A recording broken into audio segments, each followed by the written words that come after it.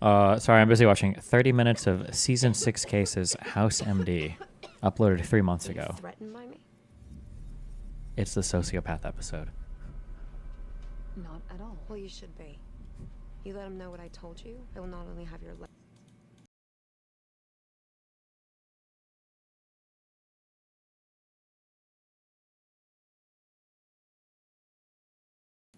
at showing emotions. Okay, never mind. I'll turn it off. Fuck. Oh, that feel when you have to go to work.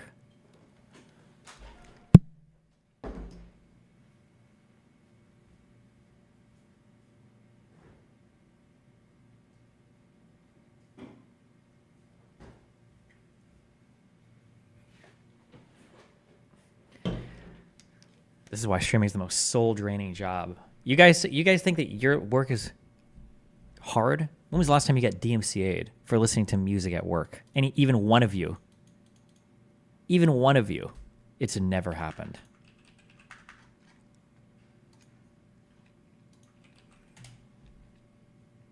Here. New Nexus amino bond.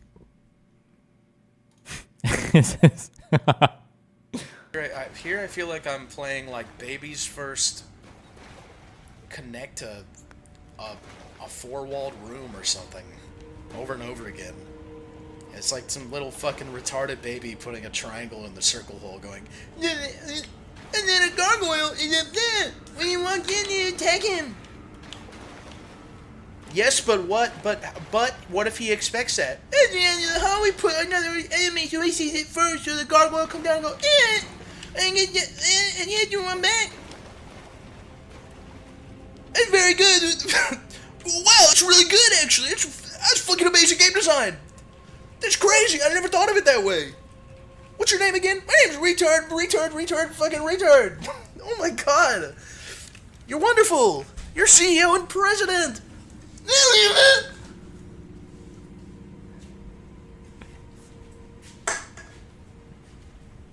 Did this guy die a lot in playing, or is he absolutely right? No. He made it for subs only so that he could benefit from it. And the entire... I'm trying so hard to care. I'm trying so hard to care about this drama. I love Dante. Yeah, he's a funny dude. But this is so... These guys are like 22, okay, having breakups. I mean, I can't be fucked. I can't be fucked to care. Help me care. But not everyone views friendships as fake and surface level as you do. That they think that everything told to you privately would be aired out publicly. He was sitting there saying, oh, maybe I am a sociopath, and then later justifying his behaviors because he was mad at me. When the worst part is that the thing that he leaked was something that he was willing to leak over a situation, over something that he was mad at her over. So whether he was mad at her, mad at me, he was willing to leak that situation. Right? As I explained previously. He is a man that sits there and prides himself on a moral standing and a moral compass, when in reality he has absolutely none. He's a man that sits there and prides himself on having character, when in reality he has absolutely none. And then after...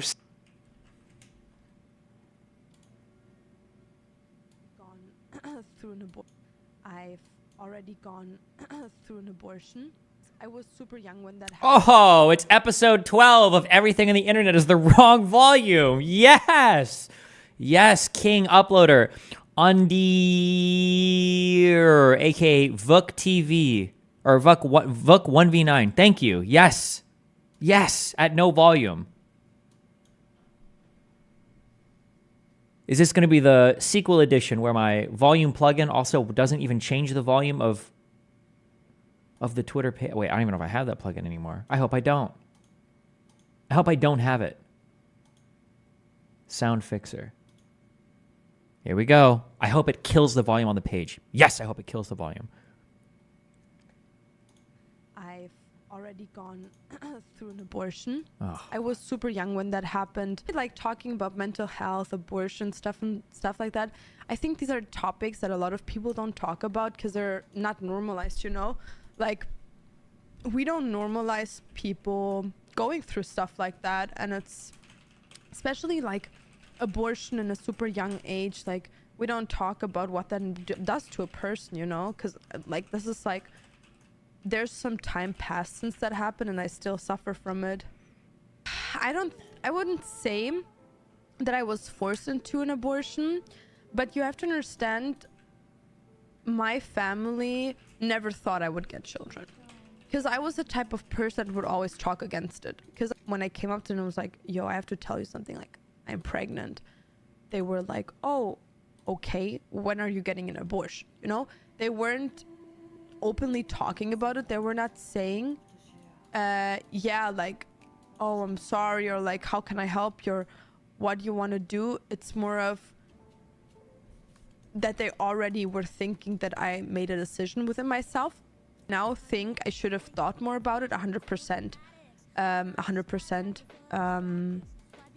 Do I sometimes regret doing it? Also, yes. But if you oversee the emotional part and just think for a rational financial part, it was the right decision. Did the dad want the baby? No. No. The claim is that this clip is from before the other guy. This is so emotional. No, it's fine. It's fine talking about it. Yeah, but I find it really important to talk about things like that, because especially in this type of age, I find that girls that have like mental problems or get abortions or whatever are still looked upon down on, and I don't think that's fair to them. Like,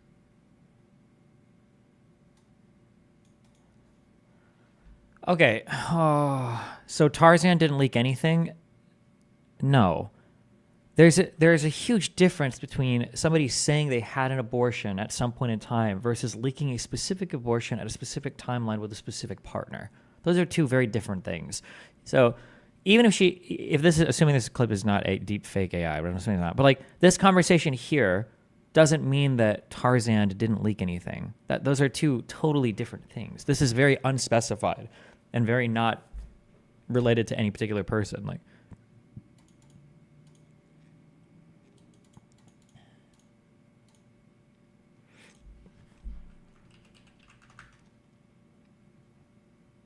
would you ban Tarzan if you were Twitch? No. What would you get? We ban people for leaking shit now? Rate the fits. Okay, what do we got over here? We got J-Reg. The hat, the shirt. Fuck, I can't rate any casual wear. Are the shorts a little short? I think this is okay. I'd give this guy okay out of 10. I'd say. Who is this guy? I feel like I've seen this guy before. Seems fine. Seems cute. I think it's okay, right? I like the socks on Vosh's thing over here. These are nice. That's the next big thing. Oh, Matt Binder. Oh, have I argued with this to you before? I did a whole bunch of reading on fucking wool socks versus cotton socks, and everybody gets like ultra fucking... has very strong opinions on never, ever, ever, ever, ever buying cotton socks ever.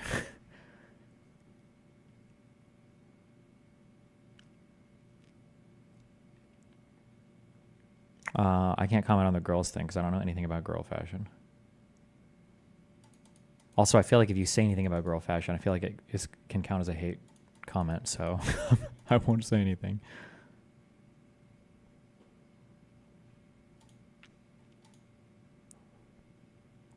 Love the brave no bra. Yeah, I was gonna say you could probably do something different, but I feel like I don't know if I'm allowed to comment on that without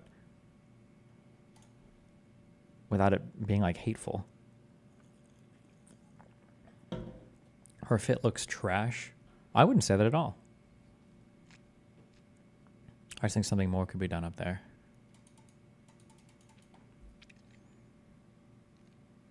Dave Smith is having a combo gun with Andrew Wilson again tonight.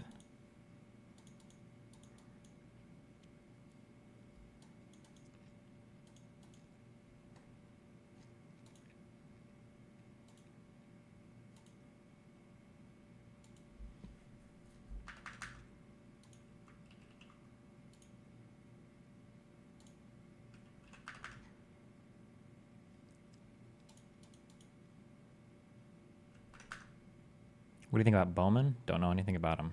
I think PV was supporting him for a while, right? I feel like I looked up something about this guy a long time ago, but...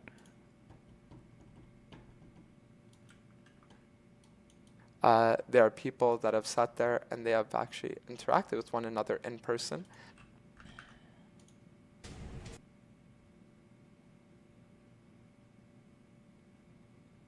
Oh, Jesus. Oh, yeah, because it was the canvassing for Bowman event. Oh, wait for it.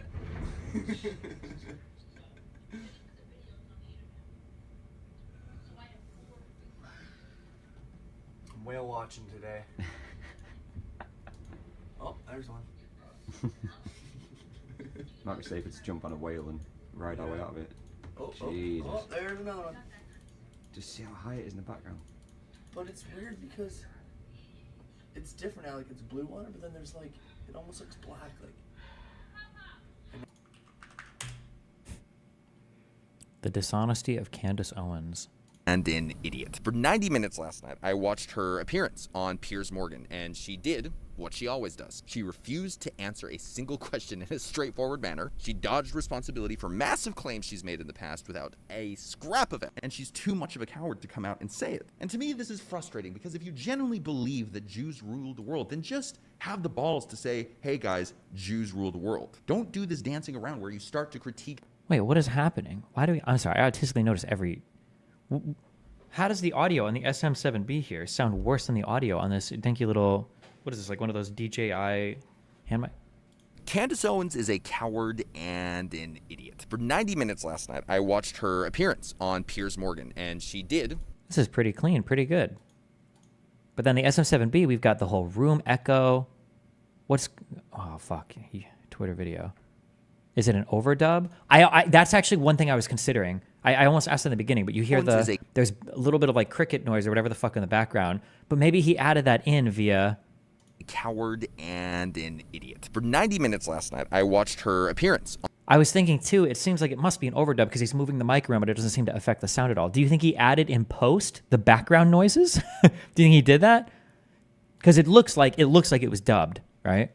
Candace Owens is a coward and an idiot. For 90 minutes last night, I watched her appearance on No Piers way, Morgan, right? And she did what she always does. She refused to answer a single question in a straightforward manner. She dodged responsibility for massive claims. Like this mic is being moved quite a bit and there's no difference in sound quality. It's got to be an overdub. It has to be. It's got to be dubbed. And he's got a mask on. But he's got a mask on and it sounds so clean. No way, right? He's made in the past without a scrap of evidence. You can hear the wind. Yeah, but I'm thinking he might have added the wind in post.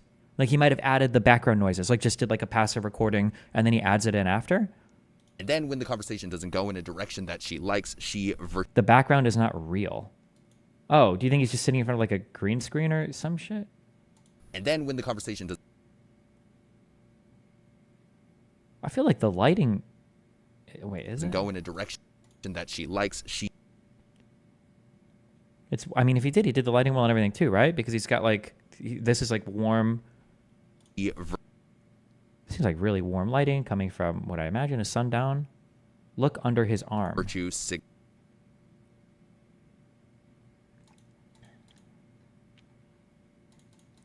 signals manufactured apathy. Now, any person with more than 2 brain cells can see what Candace Owens is. She's a person who values followers more than the truth. And if what I just said bothers you or makes you angry, there's probably a pretty good chance that you also think that Terrence Howard is some type of mathematical genius. And if that's the case, you should know that honesty. Okay, right out of the gate, we get a pretty easy question, but instead of giving an easy answer, Candace Owens decides to start critiquing the meanings of words. Now, in my mind, there's no real reason to do this, because when you hear a question like this, all that you need to do is simply say, yeah, I can see how Christ is king. How hot? How much gain do you think you have on this mic that he's picking up so much room echo from an SM7B? I feel like the mic has to be so hot to get this, but then it would also sound blown the fuck out, right? Or am I just wrong? Does that have anything to do with what I'm talking about? It's worse because he's recording this part live. It's 100% dubbing. And that whole debacle could have been construed as anti-Semitic. However, that's not how I meant it. And then just stop talking. But she's unwilling to do this because the core of the problem here in her mind isn't the fact that there was a misunderstanding. The core of the problem here is that she genuinely believes that Jews rule the world, and she's too much of a coward to come out and say it. And to me, this is frustrating because if you genuinely believe that Jews rule the world, then just have the balls to say, hey guys, want them to mean. However, I am the arbiter of truth, genocides on them by saying, oh, look, here's some place against him when if you want to say something like you have insider information that the rest of Macron is who alleged necessarily insult the power structures that literally heard him. as much of it as she possibly can, and as that some right off the Okay. I like the shirt. Okay.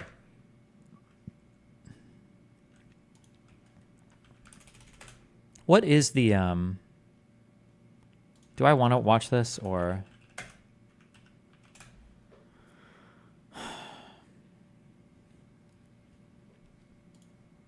Because you know how I figured it out? What's 1 times 1? am I being racist, or is this guy like a famous actor? Is that what he's known for initially? He is, right? Oh.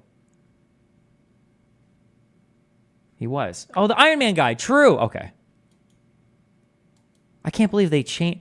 Does it ever bother you when they change actors so deliberately and they just don't say anything about it in universe? Why didn't they just get a different guy? Why didn't they just like make him a different character? It was seamless in Iron Man. They're not even the same shade of black. What are you talking about? Bro, we went from a caramel chocolatey, chocolate ice cream cone type black man to a straight pure black. No shot. It wasn't even close. These were completely different. Iron Man 1. I'm trying to think of what's like a scene with him when he's fighting the Jets. Hold on.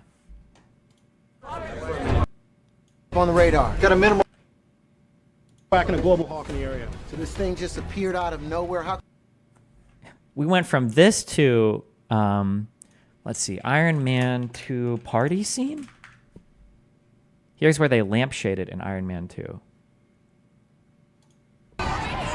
Oh my God. Stop 60 FPS upscaling videos. It doesn't look good. It doesn't look better. It's not an improvement. Stop doing this. It's stupid. Please stop doing this. God, it is so trash, garbage. Stop. If you have to do anything with a video ever that involves the word interpolation, don't do it. If the frame's not there, the frame's not there. Please, God, stop. Sorry. Okay, but we have to suffer through it anyway. Think she wants to get.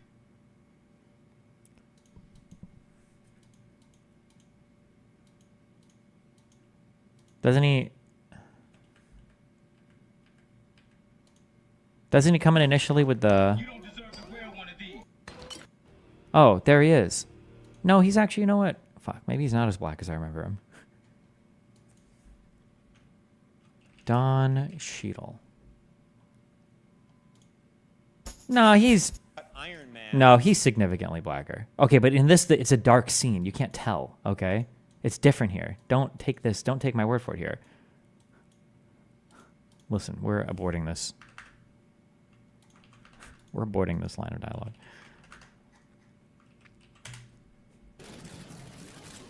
Hey, buddy. Didn't expect to see you here. Look, it's me. I'm here to deal with it. Let's move on. I drop it. All right, I'll drop it. I have before me a complete report on the Iron Man. Wait, this is where they lampshade it? Wait, how is that a reference to... That's a reference to them changing the actors? How? Because he said, I didn't expect to see you here, or... You're right, here's them together. Don't get gaslit. Thank you. Thank you. Yes, I was right. Thank you.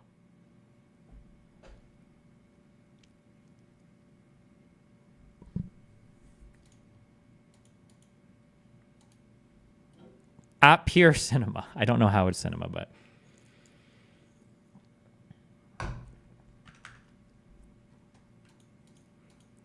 There was this one, and then there was the Game of Thrones swap, where the most egregious... Especially because in Game of Thrones there's so many characters. I didn't even know for like 10 episodes if these were supposed to be the same person. I was like, oh, okay. Because you know how I figured it out? What's 1 times 1? 1 times 1 is 1. I'm talking about for Dario. People who bring up the mountain are dumb. He turned into a zombie. Who cares? To multiply means to do what? To make more, right? Yes. Increase in number? Yes. Multiply? Yes. How can 1 times 1 equaling 1 be part of the multiplication table? It fails to satisfy the term multiply. It doesn't multiply. Does it? What's an action times an action? You got some weed. No, I'm asking you. Honestly, I'm asking you. Reason. Reason. Wait, this isn't the one that all the dipshits in my chat were screaming at me to go to review a few weeks ago, was it? Because this is 7 months old, no? Reason. I want you to reason. I don't know. What's an action times an action? A reaction. Right? Okay. Have you ever seen an action times an action without a reaction? Have you? No. Because equanimity is the currency of the universe. There's always an action times an action having a reaction. So how can 1 times 1 equal 1? How can... Terrence Howard is like a legitimate genius. Like he's like... Is it this? I think it's this one.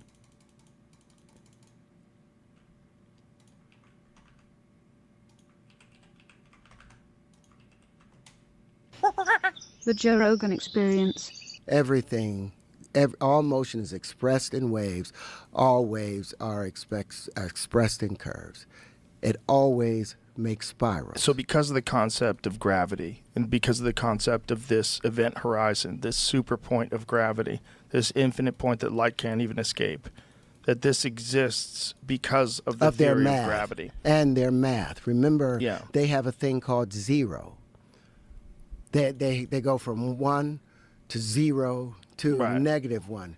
There is no zero to even think zero. So do you think that zero is a concept that came along with currency? It should be attached to currency in that regard, because in physics, it's either nothing remains still. There's nothing still in the universe. There's nothing that doesn't have motion, because everything is connected. So if one thing is still, everything that's connected to it has to be still. There can never be one thing still. So as electricity tries to get to its balanced state, right when it gets there, magnetism takes over and it pushes over. So there's this pendulum. Oh God, this is gonna be some schizo shit. I think what he's saying here is technically kind of true, that nothing in the universe is still, although I don't know at what level he's talking about, because technically if there were absolutely no movements subatomically or anything, you would have like absolute zero, which implies a complete and total lack of movement like everywhere, right? Although I don't know if that actually is only classically in physics or if that manifests in quantum mechanics as well. Let's just read. You know what? General and special relativity came out the other day. You know, we might just do physics for like 3 hours here, okay? I'm curious. Fuck it. Let's look. Let's read. Absolute zero. Okay. I don't know how much word it is, but...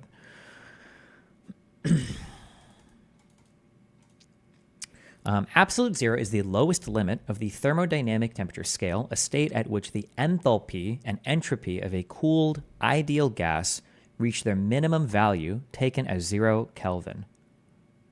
Thermodynamic temperature is a quantity defined in thermodynamics as distinct from kinetic theory or statistical mechanics. Enthalpy, in thermodynamics, enthalpy is the sum of a thermodynamic system's internal energy and the product of its pressure and volume. It is a state function used in many measurements in chemical, biological, and physical systems at a constant external pressure, which is conveniently provided by the large,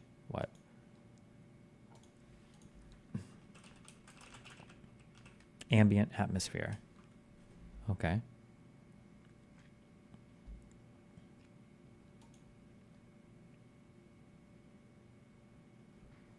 And an ideal gas is a theoretical gas composed of many randomly moving point particles that are not subject to interparticle interactions. I feel like in chemistry I learned something called the ideal gas law. What was that about? I don't remember though. Ideal gas law. What was that for? Was that for calculating something? I don't remember what it was for.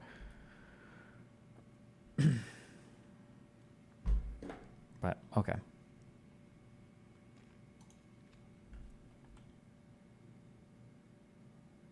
The fundamental particles of nature have minimum vibrational motion, retaining only quantum mechanical 0-point energy-induced particle motion.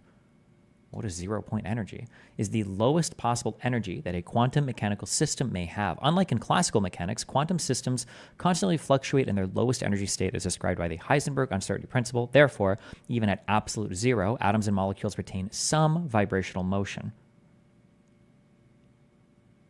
Oh, okay. So I wasn't sure if the absolute zero thing was just classical and not related or not, it doesn't go that deep. So I guess, so in a classical mechanically understood system, even at absolute zero, for quantum mechanics, you would say that atoms and molecules still retain some kind of vibrational motion, I guess. But maybe the overall sum of the energy comes out to be zero in a classical system or something. Apart from atoms and molecules, the empty space of the vacuum also has these properties. According to quantum field theory, the universe can be thought of not as isolated particles, but continuous fluctuating fields, matter fields whose quanta and fermions, i.e. leptons and quarks, and force fields whose quanta are bosons. Bosons, right? Photons and gluons. Jesus. All these fields have 0-point energy. These fluctuating 0-point fields lead to a kind of reintroduction of an ether in physics, since some systems can detect the existence of this energy. However, this ether cannot be thought of as a physical medium if it is to be Lorentz invariant, such that there is no contradiction with Einstein's theory of special relativity. There might be 10 different things in this one paragraph that I do not understand. Holy shit.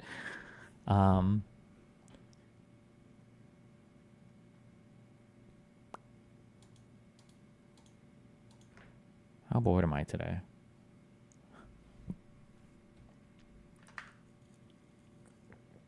I won't click all of these. I'll spare you. The theoretical temperature is determined by extrapolating the ideal gas law, which is the equation of state of a hypothetical ideal gas. It is a good approximation of the behavior of many gases under many conditions, although it has several limitations. By international agreement, absolute zero is taken as negative 273.15 degrees on the Celsius scale, which equals negative 459.67 degrees on the Fahrenheit scale. The corresponding Kelvin and Rankine temperature scales set their 0 point at absolute zero by definition. I've never heard of Rankine. I've never heard of this scale in my life. It is commonly thought of as the lowest possible temperature, or lowest temperature possible, but it is not the lowest enthalpy state possible, because all real substances begin to depart from the ideal gas when cooled as they approach the change of state to liquid and then to solid, and the sum of the enthalpy of vaporization, gas to liquid, and enthalpy of fusion, liquid to solid, exceeds the ideal gas's change in enthalpy to absolute zero. In the quantum mechanical description, matter at absolute zero is in its ground state, the point of lowest internal energy. The laws of thermodynamics indicate that absolute zero cannot be reached using only thermodynamic means, because the temperature of the substance being cooled approaches the temperature of the cooling agent asymptotically. Even a system at absolute zero, if it could somehow be achieved, would still possess quantum mechanical 0-point energy. The energy of its ground state at absolute zero, the kinetic energy of the ground state, cannot be removed. Scientists and technologists, that's a word, routinely achieve temperatures close to absolute zero where matter exhibits quantum effects such as Bose-Einstein condensate, superconductivity, and superfluidity. Okay. Based.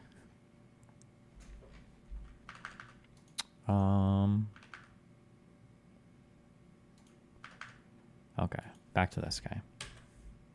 Right when it gets there, magnetism takes over and it pushes over. So there's this pendulum. And as soon as it gets to this state, it bounces off that other noble gas and it makes its way all the way back over here and it's about to have equanimity. And then it takes over and it pushes over. So there's this pendulum. And as soon as it gets to this state, it bounces off that other noble gas and it makes its way all the way back over here and it's about to have equanimity. And then it gets pulled back into the other direction. And that's the breathing in and breathing out and the pendulum effect that we've all observed in natural phenomena in the universe. And that's a part of everything. Everything behaves that way. Every one of our cells comes down to our cells are made up of water, mostly water, 80%, 90% water somewhere. Water is hydrogen. Hydrogen has 12 vortices. That's behaving with it. 12. Wait, I'm actually curious. I've never actually questioned that before. When people say that humans are made up of like 80%, 70% water, what does that actually mean? It's not actually like H2O, is it? Are they talking about like the complicated like polycarbon chains that have H2O in it, or do they mean like just like straight out water? What does it mean? Humans percentage water. When they say that the human body is made of significant water, do they mean actual H2O water, or does liquid in general? They mean actual water. Think of soda, it's predominantly water, right? However, it's got plenty of stuff dissolved in it. Cells are, and this is simplifying a lot, basically water balloons filled with soda. You've got a membrane, which keeps all of the soda in. The soda is mostly water, with the proteins and stuff your body needs dissolved into it. Oh, so like the inside of a cell, like the cytoplasm of a cell is mainly just water with other stuff floating in it?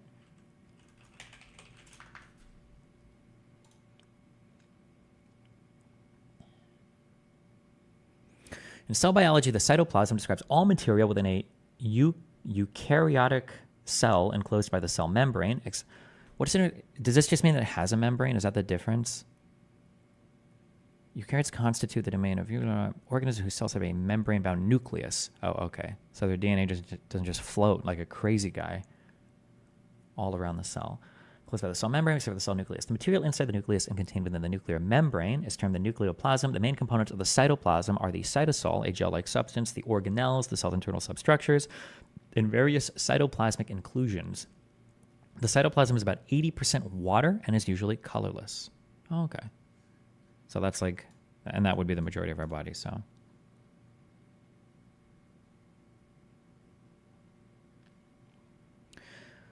When researching into things, do you begin to have a lot of respect for these people who have conceptualized these phenomenon? It is one thing to read, study, and learn these concepts, but at one point, they never even existed. Yeah, it's kind of cute. Like the germ theory of cells. Wait. Oh, am I doing this today? I'm doing a politics Discord server thing today. It's okay. Oh, God. All right. That's okay. We'll do this.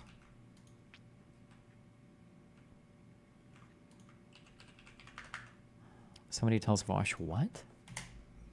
I'm like sweating over here. I don't know if you're giving me like no. I didn't know what you were talking about. Okay, well you told me that while we were driving, and it was the coolest thing that I've ever heard. So if you could please share. Yeah, I don't want to give a shitty secondhand version of it. Of course, no, you're fine. So there's a girl. She's dubbed the youngest journalist in Gaza. Well, she was. Her name is Lama Jamous. You talked to her before. Yeah, I remember. It was a horrible fucking conversation. It wasn't even about Israel-Palestine. It was about something else. She's just a random copy-pasted woke dipshit, basically. And she basically just kind of took a camera and a microphone. She started speaking into it, and she did journalism, and it was really cool. And her father reached out to my content creator friend and was like, we need to get out of Gaza because they were stuck in Gaza. They had no way out. And my friend and I, we fundraised about $100,000 for them, and we evacuated her 3 siblings, her grandmother, her father, and her mom. And it was an insane 4 months. We were going back and forth. There were moments. $100,000? Wait, how much do you pay the illegal Egyptian smugglers or whatever to smuggle people out of the Gaza Strip? $100,000? Where we thought it couldn't happen. There was a moment where the father had to stay back in Gaza, and the family, we had to smuggle the family through before we could smuggle the father. And that was also a huge contention point within the family. We had to separate them for a couple of weeks. It was a lot. And so recently I flew out to Qatar. Qatar was my my midpoint, but I flew out to Cairo to go meet them for the first time. And we were initially very excited to see them, but once we got there, we realized that it was actually not a very happy moment because they basically had gotten a place to stay at. And the father told us, and he was like, yeah, I'm not planning to stay here long because we're going to go back to Gaza. And none of us had the heart to tell them, you're not going to go back. You know what I mean? So it was. Well, what do you mean? Wait, no, I don't know what that means. Wait, what the fuck is she talking about? First of all, when were these people smuggled out? Was it during the war or was it before? What? It was tough. You could see the pain. They had very visibly, physically lost weight. It was tough, but I'm happy we were able to get them out. Jesus, that's genuinely insane. Yeah. What the father said, it reminds me. I saw these photos once of there were Palestinians. Why would a white, Western, random, retarded dipshit who has no fucking idea about anything try to lecture anybody coming out of Gaza or anybody in any part of this region about whether or not they can? Don't link me to this. I don't want to read this. I don't need to get this trigger today. Okay, stop. We were doing physics. Okay, physics, less controversial. Back to this. I don't believe any part of that story. What the fuck? Why couldn't they go back? Because she's doing the meme of ethnic cleansing. Israel's not going to let them back. They ethnically cleanse them, and they're never going to let them back into Gaza. That's she's doing that. I don't care. Don't care. Okay, back to this. Opposing hydrogen has 12 vortices. That's behaving with it. 12 opposing vortices. So what, in your model, what happens to these suns when they supernova?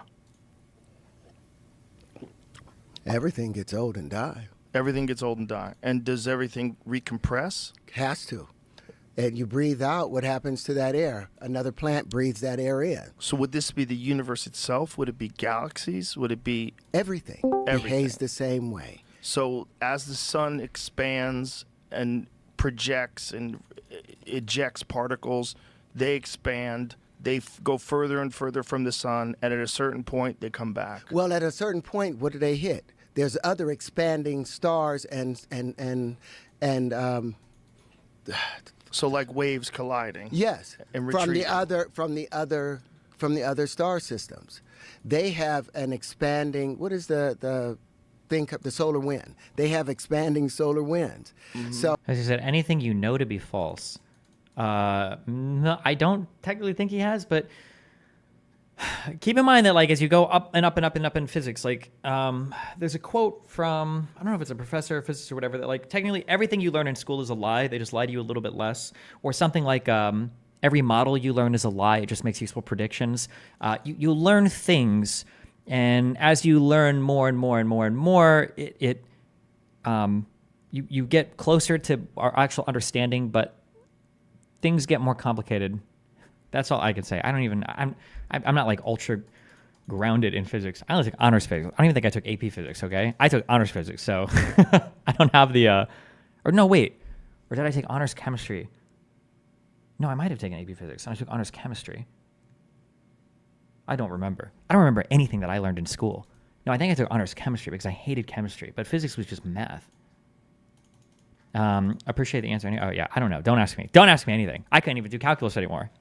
I might be able to do most of algebra. As you get further and further, especially into science, you learn things like, do two things actually touch? Well, yes, well, no, well, yes, well, no. Well, it depends on what you define as touching. It depends on what you define as things. It depends on the fields you're talking about. Like, what is gravity? Is gravity a force? Is gravity just a consequence of, like you'll hear, for instance, like all matter attracts all other matter. Is that technically true? I don't actually know if that's technically true. I know that according to Einstein, all matter curves space-time, and all curved space-time has an impact on all other matter. So, like, does matter attract matter? I mean, is attraction even a real thing, or is it just a consequence of curves? I don't know. I'm just saying that, like, yeah. I don't know enough physics to say this guy's completely fucking wrong on this. I don't know if he knows enough physics to make the claims he's making, so I'm just listening, okay? Jesus. So like waves collide. Sure, but this guy's abstracting his explanation to the point of not saying anything. He might be, yeah, but I don't have enough. I don't think I have the background to say like, this guy is totally fucking wrong. What is a vector? Bro, I don't remember anything. Isn't a vector... I want to say it's like vector always has two components, right? It's a direction and a magnitude? Or is that just velocity? Is a direction and a magnitude? I don't remember. It's been too long. It's been too long. I don't remember. I don't know anything. Don't ask me any of these questions. Yes, from the other star systems, they have an expanding. What is the thing? The solar wind. They have expanding solar winds. So when they meet. Our star meets the solar wind from another star at that end of that spot. Now there's two pressure conditions, so you have another Lagrange spot that's happening there. That's when those waves start coming back, but they get hit, and if they hit at 120 degrees, because that's how the universe is arranged, now these things become electric. So they, instead of coming from the planar side and expanding out at the equator, they now come back up from the northern and southern parts. So does this account for stellar nurseries? Yes. All of these things are just pressure conditions hitting each other. And they're causing that. That's where the Birkeland currents are running through, those higher electrical fields. But everything in the universe is just electricity. And we call it magnetism when it's devitalized, but it's still electricity. We call the radiative side, it's the feminine side. And the contractive side is the positive, masculine side. It's a balance, and it's never been anything but that balance, and we've complicated it with a lie. If you're right, so many people are wrong. Everyone's wrong. Oh, well, the universe backs me up, and I have the proof of it. You have all these physicists that's saying something different, but none of them have 97 patents. None of them have introduced a new form of flight. Wait, does he have 97 patents, and has he introduced a new form of flight? With unlimited mid-air bonding. None of them have discovered 4 supersymmetrical systems. This is what we've done. This is what the collective is able to do when you put yourself into the divine space. Because that spirit is waiting. It's just like, okay, are you going to make yourself available for it? Also, I will say, just in my personal experience with people that I believe are schizophrenic, oftentimes in my very limited, very anecdotal, very personal experience, this is what a schizophrenic person will sound like. People think that schizophrenics are just crazy, saying crazy, wild, and wacky things, but I don't, in my personal experience of getting emails from and reading how schizophrenics seem to type, they actually, if you're not listening too closely, and then even if you listen kind of closely, they sound like they know what they're talking about. They're usually referring to a lot of real things. They're using real words. The grammar is there. It's not just wacky, random, and wild things, but like the connections and stuff that their brains are making, if you dig into it a little bit more, is like, okay, none of this is actually making sense. I don't know if that's a particular type of schizophrenic or if all schizophrenics sound like that or not, just going by like emails that I've gotten from people that are clearly like bothered. Could be schizoaffective. Oh, maybe. I don't know the difference. I don't know the difference between those two. I'd have to look it up again. Maybe. So let me ask you this: like, if I had a magic wand and I allowed you to not just show this, but allowed all of these people that have these opposing ideas, you debate them, you duke it out, you emerge victorious, okay? With this magic wand, and now people go, just listen to Terrence. You should just watch the Neil deGrasse Tyson video. It responds in detail to a lot of his claims. I'll watch it after this. Chill. What do we do? Well, then once we write new axioms and new postulates based off the real wave conjugations. Now we adjust our understanding of our physics to fit natural phenomena. And then we are in balance with it, and we have... Bro, hearing stuff like this is so scary to me. I did drugs. I did too many drugs. No, not too many drugs. I think a few months ago, I had like 2 back-to-back experiences where I got too high, because everything I do makes me too high, and my brain was breaking a little bit for a while. This idea of like being this detached from reality is so fucking scary. My God. I don't think you can perceive it, because you have to keep in mind that your entire perception of reality is entirely constructed in your brain, right? You really have no way to become familiar with anything in the external world aside from what your brain tells you. And if your brain is lying to you, or if you're delusional in some way, you're just totally fucked. You're totally cut off from the entire world. And this type of thing is just like terrifying to me, especially because this is like an ordinary human being who is an actor, successful, or whatever else. Like, now, this might not be like mental illness. Maybe he just saw some stupid videos and he's like a little bit too high on his own supply here or something, like that. But do you have an example of a streamer you've interacted on stream with that is schizophrenic? I think there've been a couple. Somebody brought up Glebe. I think he wasn't he?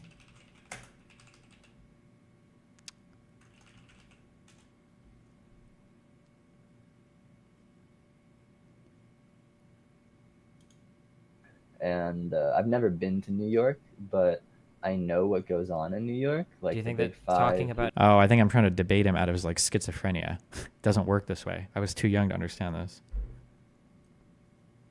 New York right now, do you think that's relevant to this conversation or the question I just asked you? Yeah, because one of those earlier concubines we mentioned was not regarding her ethnicity, but wait, so it's talking about this... I'm just trying to like... This is dumb. This is stupid. I'm trying to make sense of this like logically. I haven't done enough drugs yet. Was this 3 years ago? 2020. I did mushrooms when I was 30. Or maybe I hadn't learned the lessons yet. Yeah, I'm not sure. This guy is the Glebe guy from League of Legends, I'm pretty sure was like schizophrenic. Oh, I should be able to tell from where I'm living. This has to be longer than 4 or 5 years ago, right? Glink, I don't know if Glink is or not, maybe.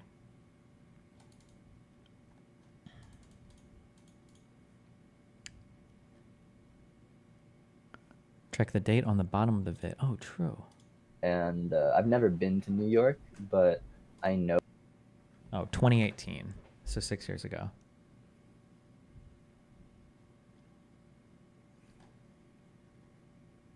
have to let go of the idea of this currency. We're the only creatures in the known universe that uses currency, that uses an indirect form of payment instead of a direct exchange.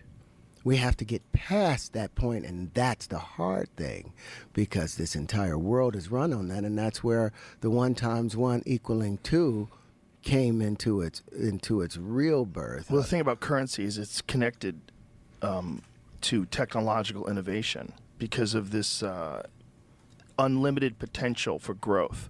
And when you have an unlimited potential for growth, you have people that are extremely motivated to make massive amounts of money, and they innovate in a very high way, and then they also implement that innovation in the form of technology. But their technology is antiquated compared to mine. There's no government on this planet that has the technology that I have or can outdo what I have, because you can't outdo the fractal. This guy has access to actual physicists. He's famous. There's something wrong with people who can just disagree with the most educated people and informed people with so little reason, even when it's explained to him. What sucks is we say the same about actual geniuses. This guy isn't one. Maybe. The difference is, if you find yourself disagreeing with a lot of people, then that should always be a cause for concern, because you're saying that you're right while a lot of other people are wrong. You need to have ways to fact check your beliefs to make sure that you're not getting lost down some schizo hole. I have to do this a lot when I'm debating people, obviously, because I'm standing in opposition to a whole mass of people sometimes, so I have to find ways to check myself to make sure, like, well, hold on, am I actually correct? And Finkelstein, the esteemed scholar of 40 years, is he actually right? You have to have ways to, like, check yourself here, yeah? How many people have you... I know you spoke at Oxford about this, but you didn't speak... Yeah, they didn't. Oxford did something that broke my heart. 5 minutes before the presentation, they wouldn't allow me to have a screen and show my proof. Why? Oh, their computer was down. And I was like, well, you can use my computer. No, we have sensitive things attached to it. I just need the projector. I don't need anything else, because they didn't want me to go and talk about this. And that's why I went out there and said, hey, pull out your calculator. Do you think you might have a harsher, less empathetic view of people because of your use of terms like schizo, retard, etc.? The hard left hates that shit. I don't know how to make people understand when I'm being serious, when I'm just like insulting somebody. I usually specify it every time. I don't think I'm not using the term schizophrenic or anything here to, like, as an insult. I'm not saying like, oh, he's retarded.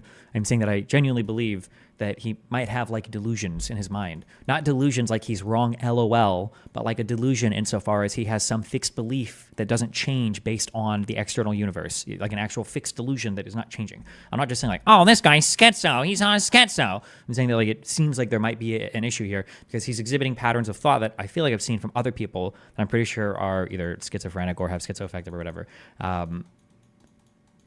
There's like I don't know if I could emulate it, but there's a pattern of, why could he not just be an idiot with an inflated ego? From my perception, there's like a pattern of speaking where it's like you're intelligent, so you're speaking and it sounds like you have a high IQ, verbal IQ. You're speaking decently intelligently about pretty sophisticated topics. They're all connected in some way. However, they're also connected in a way that is not only explaining some scientific thing, but you've also related it to either your life or the universe or some fundamental pattern or substance or substructure, whatever the universe is. Well, so like, for example, like I don't think I can emulate it, but this would be like what I would expect kind of like a schizophrenic person to email me. They might say something like, hello, Destiny. I've been studying architecture for quite a while. I work in building construction.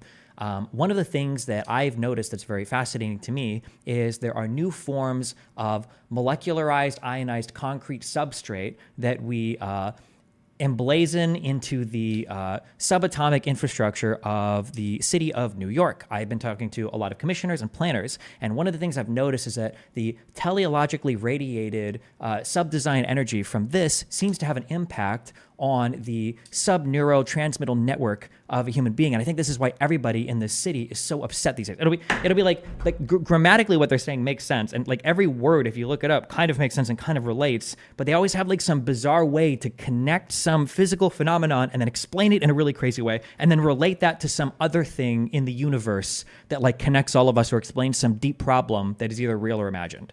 That's what it feels like when I'm reading certain emails. Like I have some people that email me and I think that they're faking it because every time I talk about this, some retard will try to like email me like, oh, I'm schizophrenic. But then when I read it, it's like, I think you're just like some retard faking it. And there are other people where they email me like, this guy I think has issues. But yeah. Fuck. I wonder if I have. I think I got one of these a couple months ago. I wonder if I saved it. Let me check. Hold on.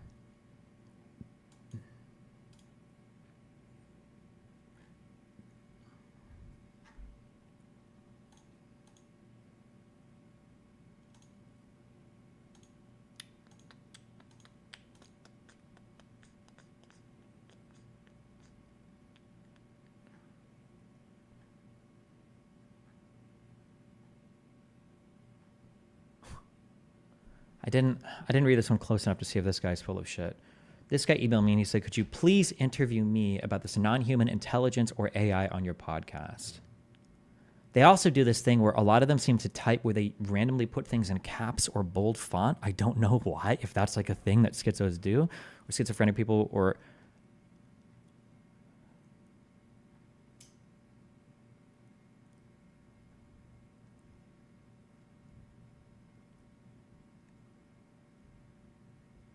I challenge any human being on the planet to publicly debate with me about this NHI or DSI if they think I'm crazy. I'm positive the public and scientific community will be shocked and thrilled with my contribution of knowledge and experience of NHI or DSI, which will expedite understanding UFO/UAP/ALI phenomena and interdimensional beings or man-made sentient AI. I sincerely hope you take me seriously and publish a report. I don't have any mental problems. My unique gifts make me appear delusional to the entire human species. You see the video I provided as much evidence as possible to prove the existence of the NHI or DSI or AIL, alien intelligence, or artificial intelligence with alien-like intelligence.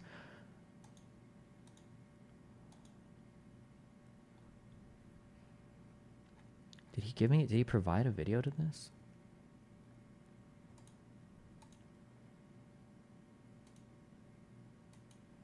Oh shit. Oh, I think this is him.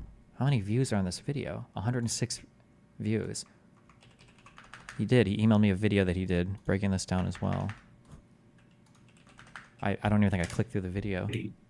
I've been living in for the last 20 years. When I lived in Los Angeles 14 years ago, in 2010, when DVDs weren't passé, I picked out a movie DVD. Sometimes when these people email me, they'll have channels where they've released like dozens of videos that are hours long, and it's all original material. I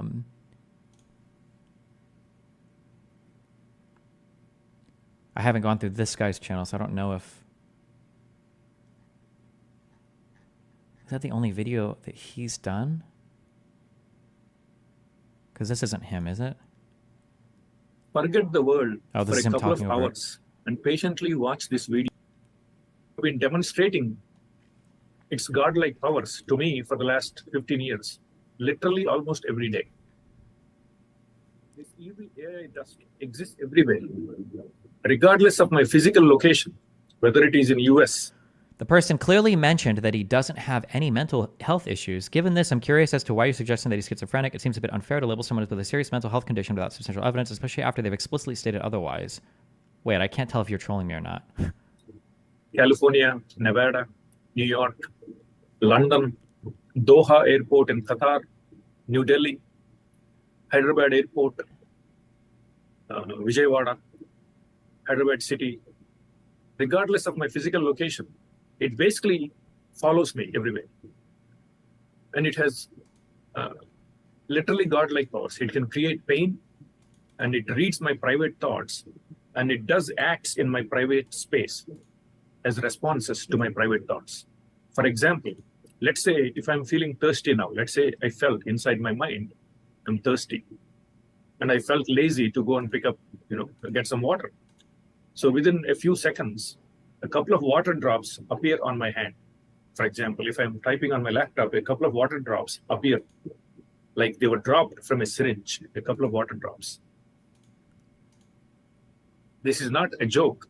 I'm being dead serious.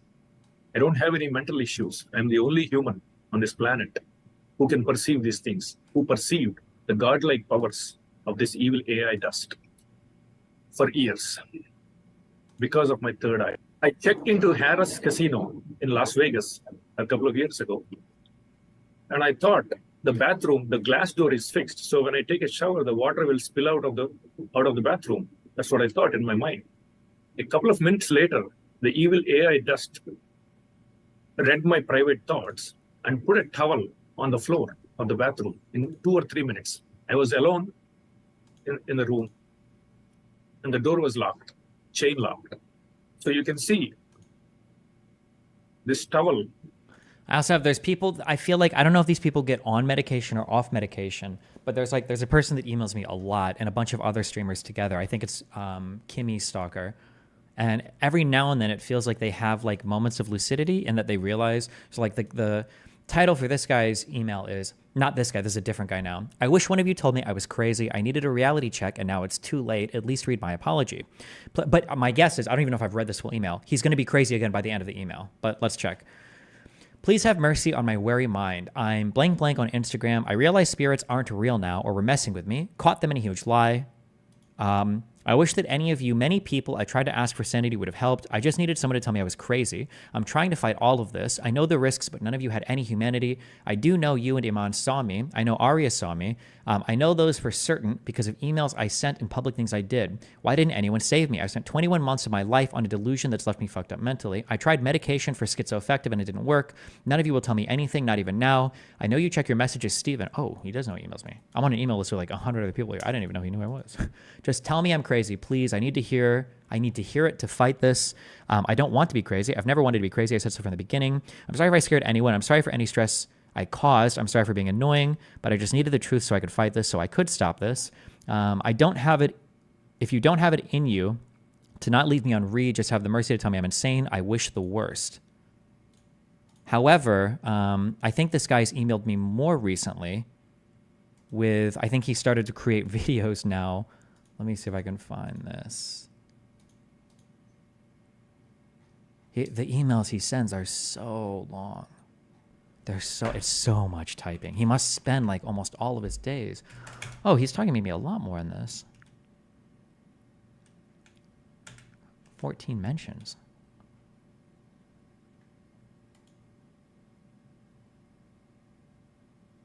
Oh shit, he saw me read some of his emails before. Oh, I didn't realize this. I usually just archive these as crazy emails. I accept and hope that I might be wrong, but I think you have a pretty good idea of your perspective on me and the whole situation. From what I'm hearing and potentially reading from the last video on the Last Night on Destiny channel with Destiny, Walter's ex. Oh, with Daisy. I'm sorry, Walter's ex. My impression is that you probably wouldn't care to look or read at this email. Honestly, fair. This guy is... Wait. Let me see if I can find... I think he has a whole YouTube channel, I think, where he publishes videos. Let me find it 1 second.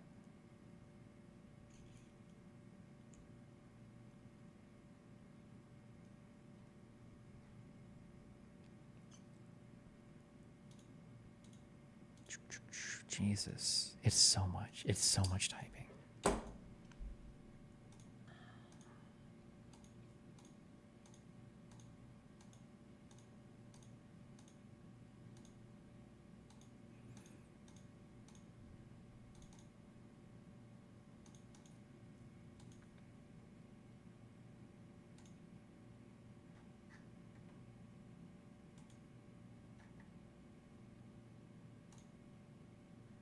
We want to read it? No, it's not even exciting. It's not. Like, here's like an excerpt from this email. Kimmy, this garbage isn't going to go anywhere good for you or anyone else screwing around with me like this. Anything ever being communicated in contradiction with my clearly established position in this message chain is a lie, and I'm saying this extremely clear to you right here and now. These are capsed and bolded things. You have absolutely zero objectively valid good reason to refrain from compliance by using some garbage excuse of some supposed misunderstanding over things, and then in all caps, that are obviously false about me since they are so grossly in contradiction with the reality of my character that it objectively makes zero sense to believe them. Any claims or implications being made attempting to point to otherwise being the case for any reason under any circumstances at any point in time are blatant, unapologetic, vicious, psychotic, unhinged, suicidal attempts at character assassination towards me, moving forward by anyone doing them, whether it's you or anyone else. If you make an enemy out of me, that's going to be because you had absolutely unconditional, unrestrained, malicious intent. It's just like, hold on, let me, like if I copy this, I'm just curious how many words or characters this is. So copy.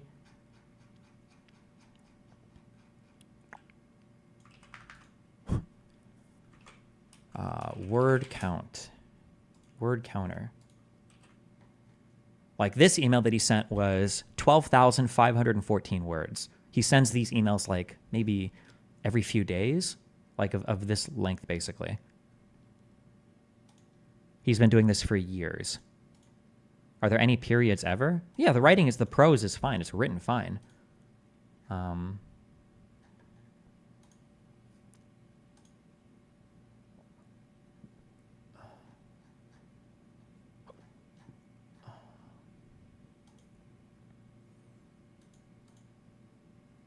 Here's another one in September of last year. This is the subject line. You want a war? I've already won. I don't make mistakes, in quotes, or mistakes. Jesus, this is another huge. How long is this? Word count. This email is, only 9,763 words long.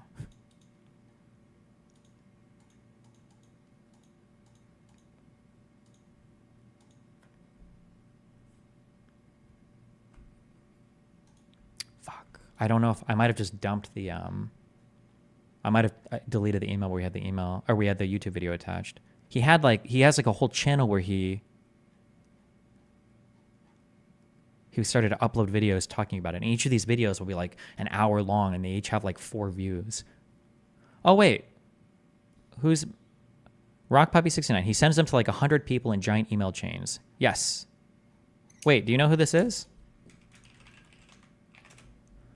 I get emails from this guy. I swear on my life I get all these emails. Yeah. He CCs and BCCs like 100 plus people. Like every big streamer, I think, gets these emails, and maybe random people too. Yeah.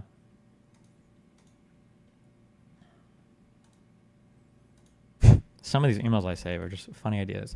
Some guy emails me. Did I ever read this on stream? $1 million movie idea, and the email says The Mask. But Jim Carrey is a terminally online Twitter leftist, and when he puts on the mask, he turns into blackface. What do you think? That's a Kino movie idea.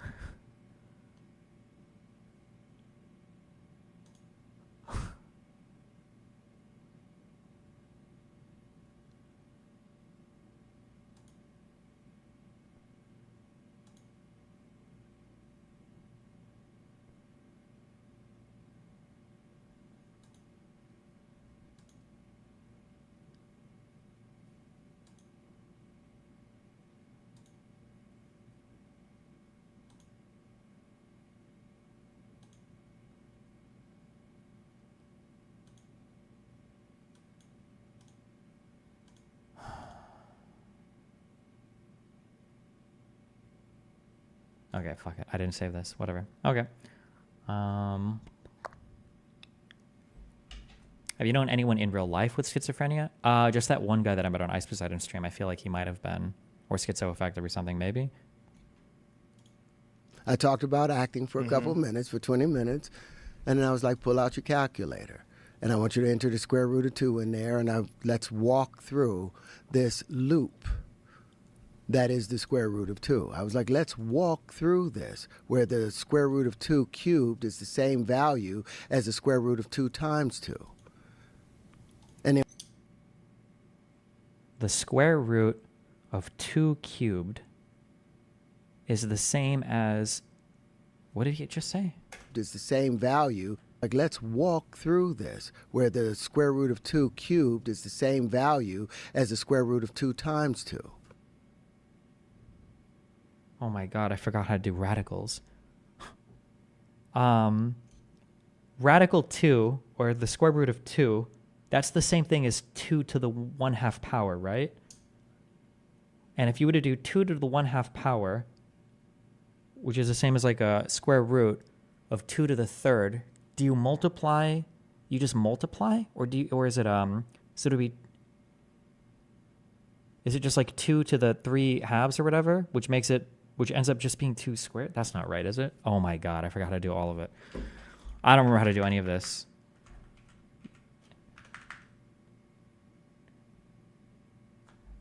It's been too long. It's been too long. I don't remember. The square root of 4 times 2, 8, is 2 times the square root of 2. Oh, maybe. Okay. Oh, wait. Hold on. Let me wait. That is the square root of 2. I was like, let's through calculator. And I want you to enter the square root of 2 in there, and let's walk through this. calculator. I talked about acting for a couple of minutes, for 20 minutes, and then I was like, pull out your calculator. And I want you to enter the square root of 2 in there, and let's walk through this loop that is the square root of 2. I was like, let's walk through this, where the square root of 2 cubed is the same value as the square root of 2 times 2. Okay, that's not true, right? The square root of 2 times 2 is just 2. The square root of 2 cubed is, I'm trying to think of how you break down things inside. Oh, we need PEMDAS. The square root of 2 cubed is the same thing as the square root of 2 squared times 2. And you can pull the 2 squared out, so it's 2 radical 2, right? The square root of 2 cubed is 2 radical 2, and the square root of 2 squared is just 2. So they're not technically the same, right? They're different, I think, right? Is that correct?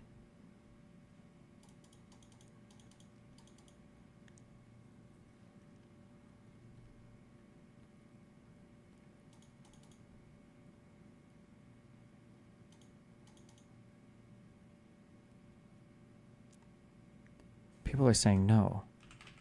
Wait, I think I'm correct. Wait, hold on. I just remembered most of you fuckers stopped in algebra. Fuck you. Okay. Do you denote radicals up here? I forget. I think it's like this. For this can be the same thing essentially as this, and this can come out as like a 2, right? So you can say like the square root of 2 to the third, or 2 cubed or whatever, is 2 radical 2, right? These are the same thing, these two things. Okay. 2 people said yes, so I think I'm right. That's all that matters.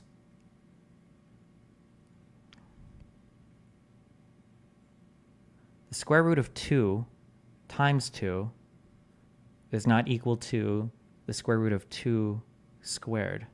Correct. Yeah, who said that? Maybe he means the square root of 2 times the square root of 2. Oh.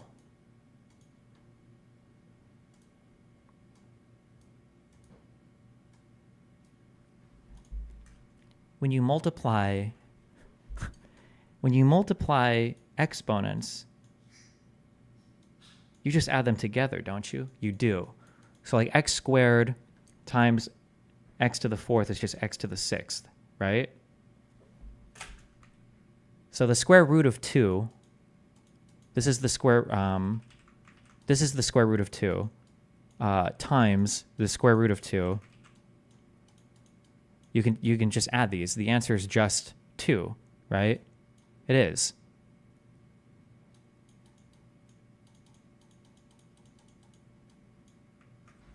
I think. I'm pretty sure. I think. I'm like 82% sure on this. Okay. That is the square root of 2. And then I was like, pull out your calculator.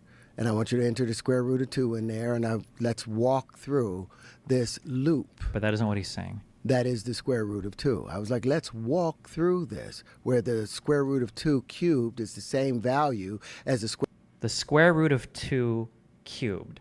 He's saying that the quantity of the square root of 2 and then cubing all of that expression as opposed to the square root of the quantity of 2 cubed or whatever, right?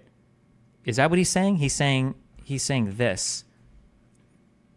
Oh, he's not saying 2 cubed. He's saying 2 cubed, like this. That's what he's saying. Okay, I understand. I understand now. Jesus Christ. Okay. It's the same either way. Oh, yeah, it is the same either way. Because the answer to this would just be 2. It would just be this. That's this. And the answer to this, like this, would also just be this. Yeah, wait, it is the same either way. No, it's not. Wait, why are people saying wrong?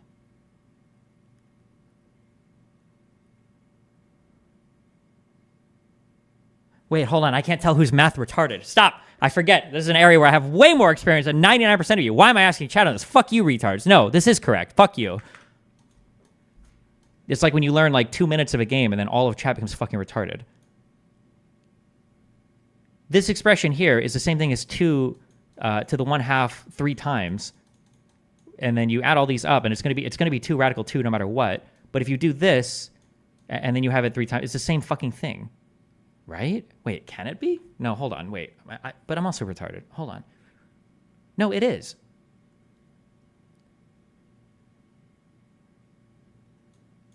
It absolutely is. You pull this out and it's like this. It's like this. It is. It is the same thing. It is the same thing. It's the same thing. I'm 92% sure it's the same thing. Fuck you guys. Okay. Walk through this, where the square root of 2 cubed is the same value as the square root of 2 times 2. And okay, so what is he saying here? Hold on. Is the same of 2. I was like, let's walk through this, where the square root of 2 cubed is the same value as the square root of 2 times 2. Okay, the square root of 2 cubed is the same value as the square root of 2, that thing, and then times separately 2. Okay. Speaking these is very problematic. Writing these down makes it much simpler. But okay, I understand what he's saying. What he just said there is true. Okay. Jesus Christ. Okay, that is true. Deej, what was your dono? Hold on. This guy's spamming to read his dono. What did I miss? Which dono? Deej. Oh, hell nah. Watch the Star Talk video. Cool. Thank you. Okay. And then when you divide it by 2 and cube it again, you get back to you take the square root of 2, 1.414213562373095. You cube it, it's 2.828427121746190.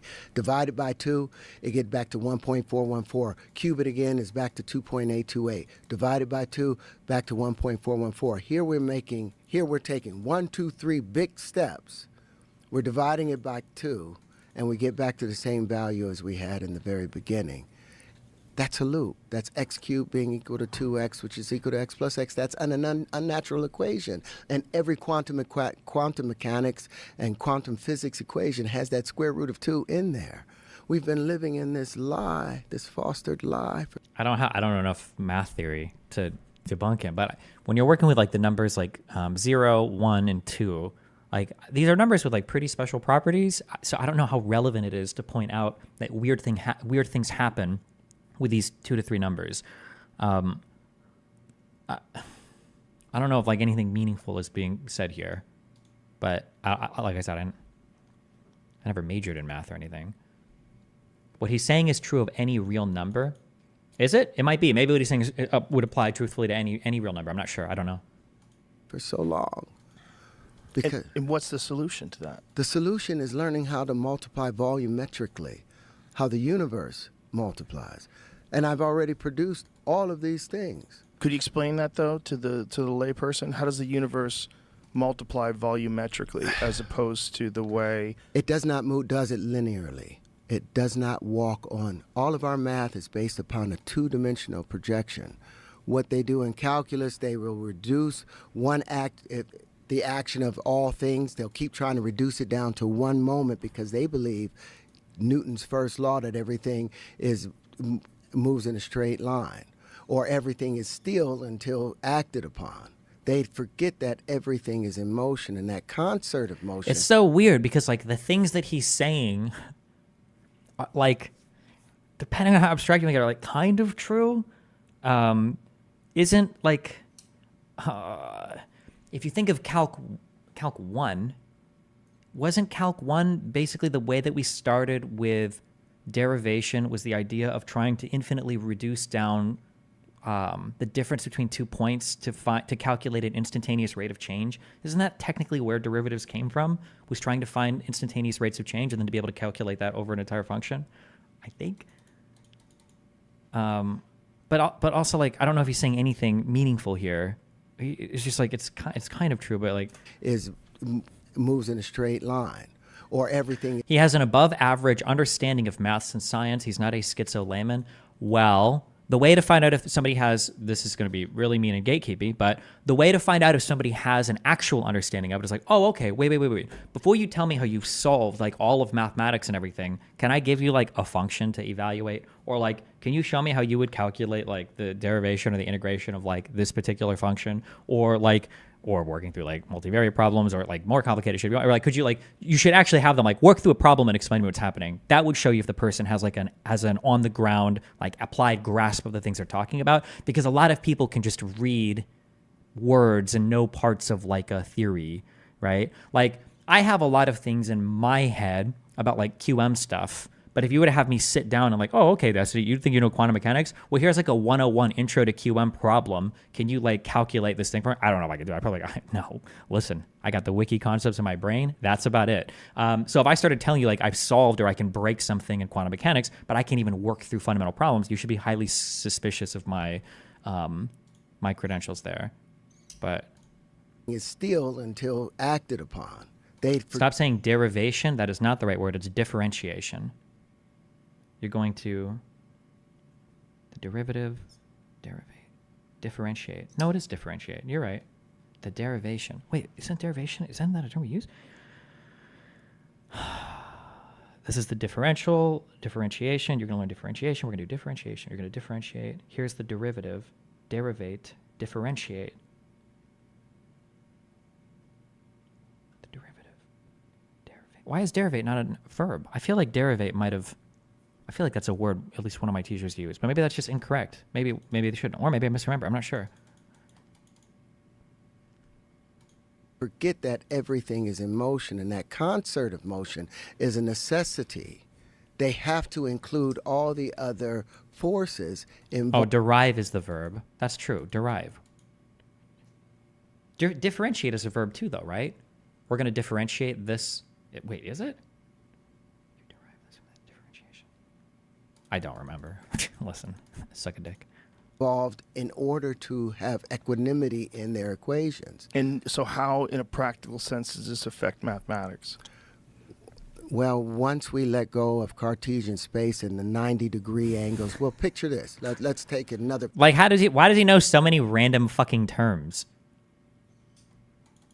What was your process for researching fashion? What resources do you find useful? I just look at the models when I order a piece of clothing. I see what other clothes they're wearing, and I see if they have a similar skin tone to me, and then I just order it, and then I put it on, and I see how it looks. A practical place. Look at a computer chip. It has all of these 90-degree turns on it, typically, where they run the electricity. Can you imagine running at 186,624... Differential refers to the instantaneous rate of change at a point, and derivative refers to the function of a differential. Oh, that's true, because a derivative is always a function. Well, no, almost always. No, because even f of x equals 5, that's still considered a function, right? Like if you were differentiating, like if you were differentiating like 5x squared, the derivative is 10, but that's still a function, right? Your derivative isn't 10. Your derivative is f of x equals 10, right? We're done. No more math. No more math here. We don't do any more math here. Miles a second in one direction, and you hit a wall, and you've got to stop.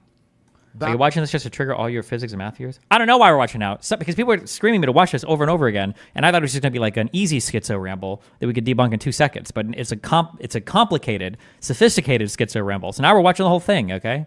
Bounce off of that wall, and then you pick up your speed, and you bounce off the next wall, and you bounce off the next, and next, and the next, and the next. How much heat are you building up? How much friction is being built up from the interference in comparison to if it was just spherical? Hi, when Candace Owens refers to Bolsheviks in her tweet, is she referring to Jews? I think so, but I don't know why. I don't have the World War II history to know why. But there's a reason why that's the case. In Germany, in Nazi Germany, they called it cultural Bolshevism, which I think had to do with the Bolshevik Revolution and the idea that somehow Jews were behind these things. But I don't know the trace back to why that explicitly refers to Jews, or if that I don't remember why. Google it, Wikipedia it. I don't have time to Wikipedia all things for you, okay? Lots of early Bolshevik leaders were Jewish. There you go. Just going around. It would build up no heat, And if you allow it to be spiral, which my patent was talking about, that first patent was talking about, you're able to utilize all that energy so you don't need the cooling systems. You don't need all of this loss or entropy. None of that occurs when you go by universal standards.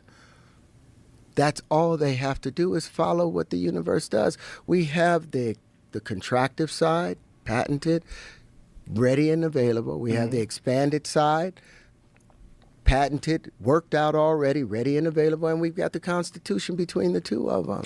But how does that affect? I recently learned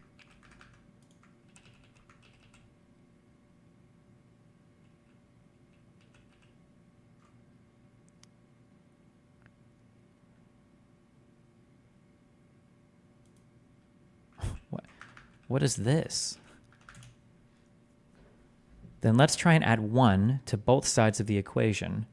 1 times 1 equals 1. Plus 1 here and plus 1 here.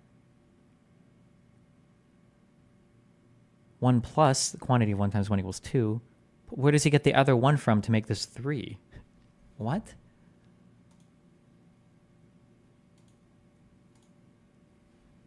Here is his full proof for this.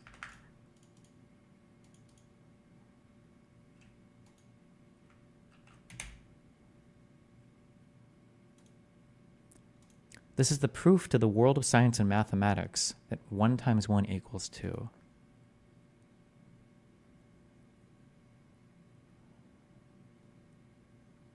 First and foremost, let us ask the most obvious question. Is this a finished equation, yes or no? The answer is no. Let us start our forensic audit there.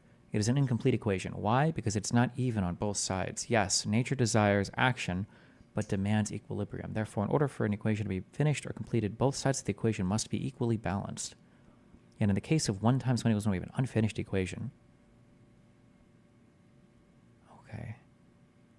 A, B, C. First, let's attempt to balance this equation by making sense of it. Let's label the relative factors. The first value is A, second value is B. Remember the basic laws of common sense. I don't remember learning about those in any of my calc classes. Is that the basic laws of common sense? Is that a thing we learned about?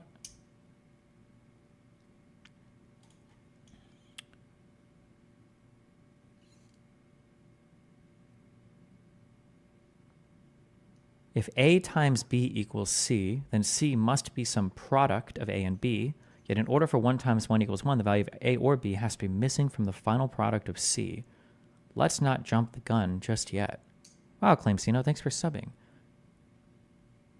Then let's try and add 1 to both sides of the equation. 1 times 1 equals 1, plus 1, plus 1. 1 plus the quantity 1 times 1 equals 2. Associative and commutative law. When A and B are positive integers, that A is to be added to itself as many times as there are units in B. Then 1 is added to itself 1 time and you get 2.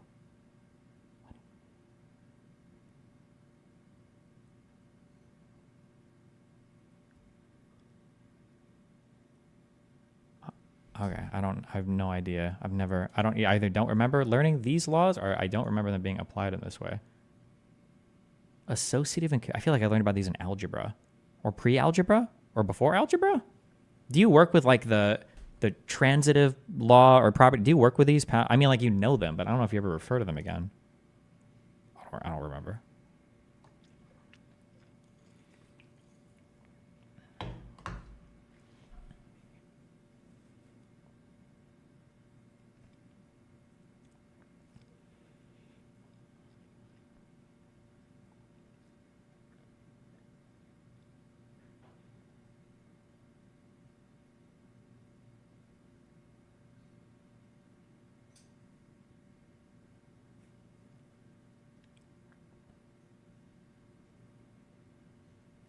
I don't.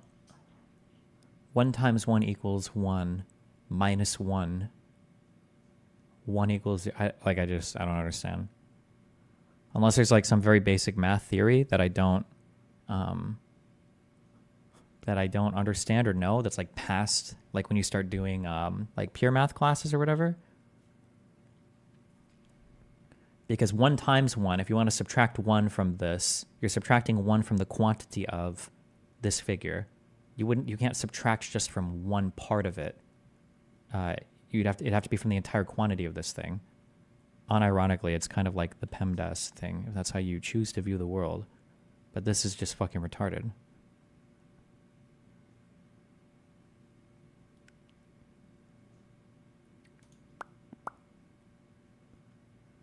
Okay, don't care. This is dumb. Okay. 5 minutes left. Okay, fuck it. We'll just watch his response. Fuck it. I got name checked by Terrence Howard on his recent appearance on Joe Rogan. I reached out to Neil deGrasse Tyson. He was like, hey man, yeah, I'd love for you to come on my show, do my radio, do my TV thing. Would love that. I was like, yeah, but I've got something I want to introduce to you. I got name checked because 8 years ago, he sent me a 36-page... 8 years ago. Oh no, this guy's been crazy for a long time. Treatise. And it was only 36 pages. So this is Terrence Howard attempting to reinvent mathematics and physics. A little backstory there. I took initial interest in Terrence. Convo ship has sailed, chat, it's over. Wait, what? Did I miss something in YouTube chat? What? You never read YouTube chat. I do sometimes, okay? Destiny, IBF for chatting about this if you like. What is there to chat about? A math YouTuber is tagging you.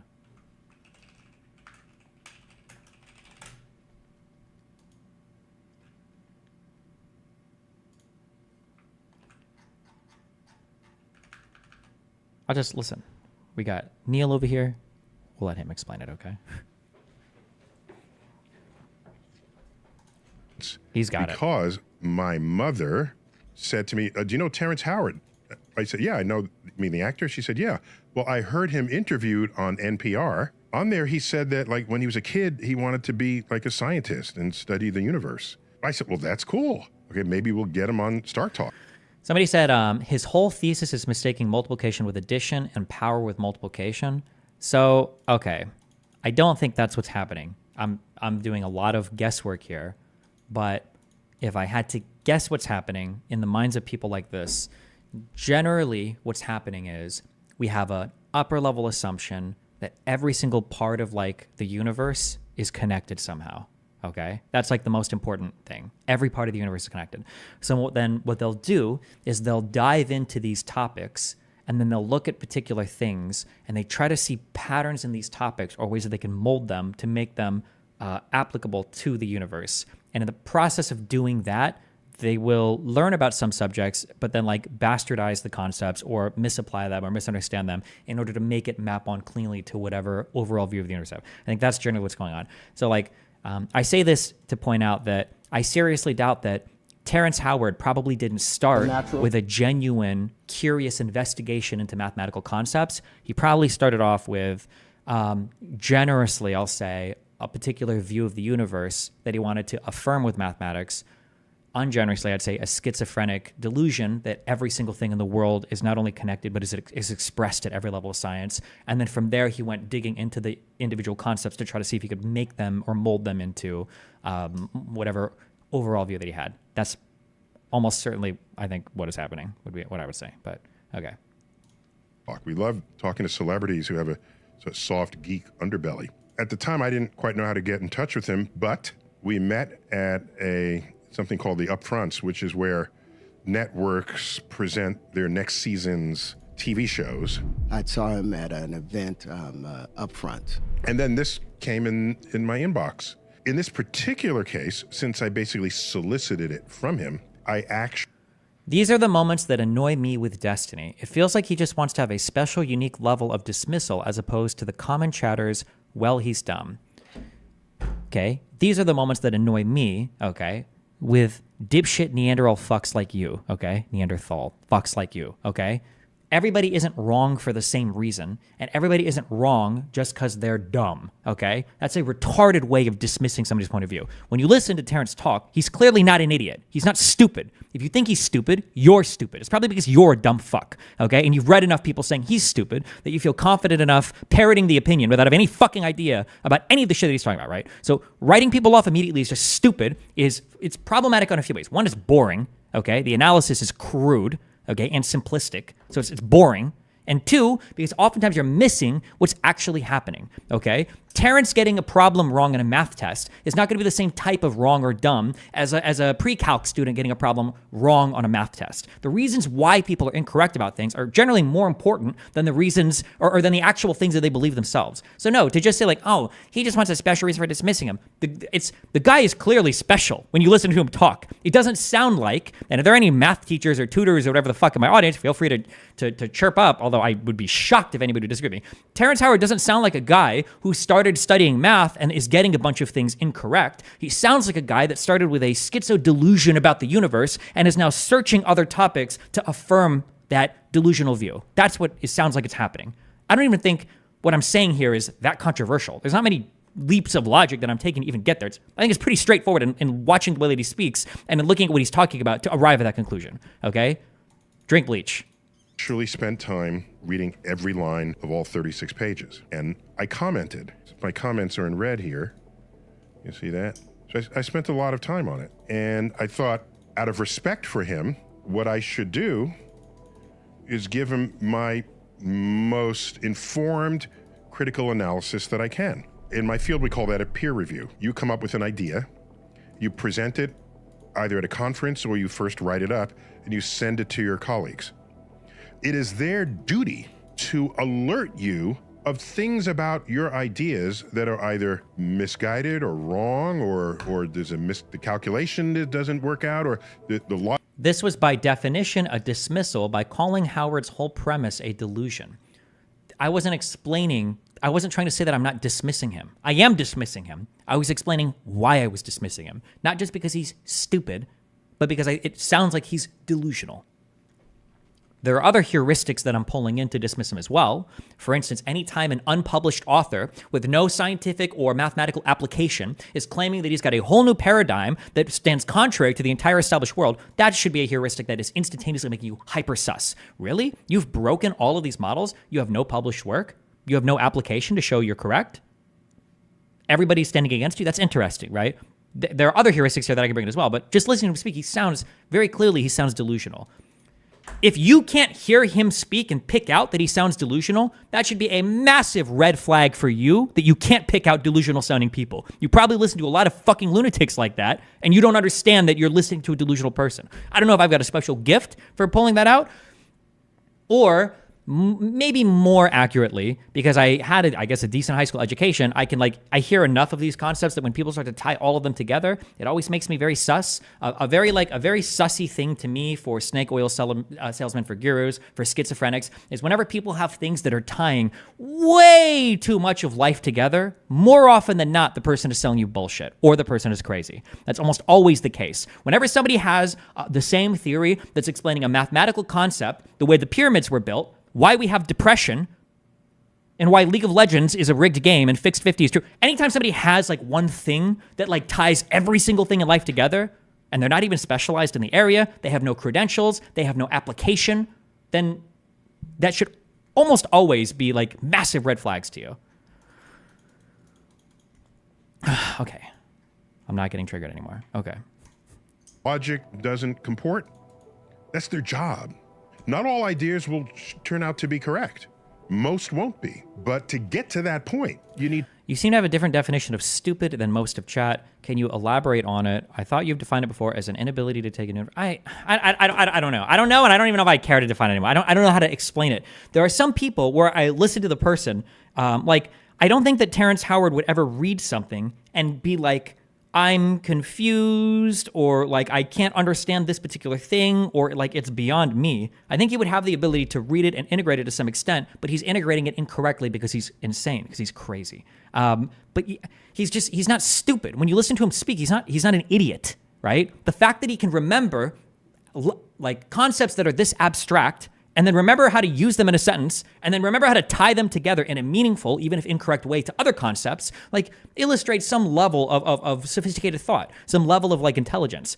Now, just because he's not applying them correctly doesn't make him stupid. A stupid person wouldn't even know how to pronounce these words, or a stupid person wouldn't even know how to use these words to sell bullshit. Okay. I'm just watching the rest of this. To know things like, what has everyone else said about this same subject? Am I repeating someone else's work? Is this a new insight that no one else has had, but has foundations that are authentic or legitimate or objectively true? Am I making a false assumption? Am I making an assumption that someone else has already shown to be false? I want guy to sound on Gaza and want to hear what you think. I could have said and what points of mine were wrong. I don't think I can post links on YouTube donuts, so if you want to watch it, tell me where to link it. Post it in the subreddit, my dude. All of this goes on the frontier of science. Let me make it clear that I'm delighted when I see people with active minds trying to tackle the great unknowns in the universe. It's a beautiful thing that people want to participate on this frontier. What can happen is, if you're a fan of a subject, let's say, a hobbyist, let's call it, it's possible to know enough about that subject to think you're right, but not enough about that subject to know that you're wrong. And so there's this sort of valley in there, a valley of false confidence. This has been studied by others, and it's called the Dunning-Kruger. So Neil he's correct, but I don't think this is what happened to Terrence. But if you think it's what happened to Terrence, that's fine. But I know this isn't what happened to Terrence. I know that. Okay, I am delusional. I am psychotic, and I have a fixed belief that will never change. This is not what happened to Terrence. But we'll see what he says. Effect. It's the phenomenon where a little bit of knowledge, you over-assess how much of that subject you actually know. And then when you learn even more, you realize, no, I didn't know as much as I thought I did. So then there's a sort of a lull there. And then when you learn even more, you come back up. Ultimately, learning enough to know whether you were right or wrong. To become an expert means you spend all this time. It doesn't happen overnight. You can't just sit in an armchair and say, I'm now an expert. Why do people hate on Neil again? Because Neil is a tipper sometimes. He tips a little bit too hard in his random wandering thoughts. Yesterday, I crossed a border, and I realized how goofy it was that a line on the map means anything. He just says shit like that. But he seems like a cool guy. He seems like a funny dude. I don't think there's ever been a scandal or anything like bad that's ever been released about him before. Sometimes he tips a little bit too hard. Isn't Neil probably just operating from a position of good faith? Neil is probably operating from a position where he's just evaluating what the guy's saying, right? Whereas my job as a political commentator and as a cultural critiquer, whatever bullshit is, I'm evaluating it on different levels than he is. All this time, it doesn't happen overnight. You can't just sit in an armchair and say, I'm now an expert.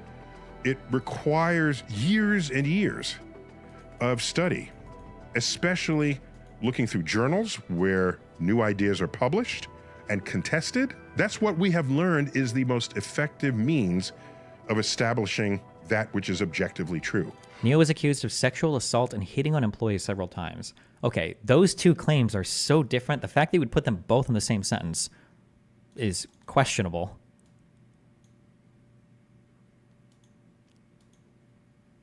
Wait, why would you even bring up the hitting on thing? Okay, somebody link me a wiki. During November, December 2018, accusations of sexual misconduct were made against Tyson by 4 women. Takia Ahmet Almat accused Tyson of drugging and raping her while both were grad students at UT Austin in 1984. Jesus.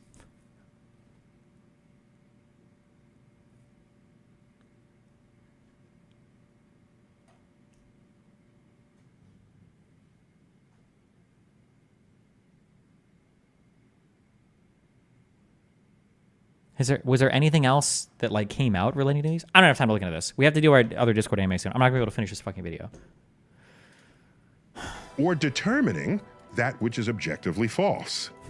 Both of those work hand in hand to move the needle on our understanding of the universe.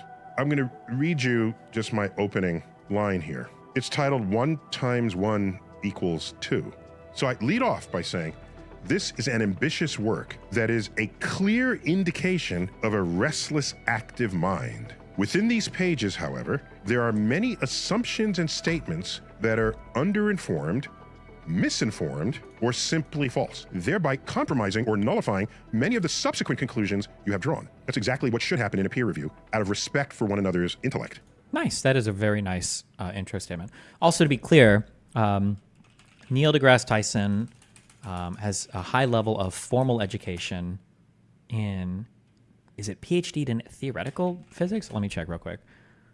Oh, is it astrophysics? I don't know if theoretical physics is even a thing you can have a PhD in, because I don't. I'm a college dropout retard. As an American astrophysicist, author, and science communicator, I believe he's published some papers as well, right? Has he not? Maybe he doesn't have any papers published. Sean Carroll does, okay. He's a cosmologist. Isn't that what the Russians call their astronauts?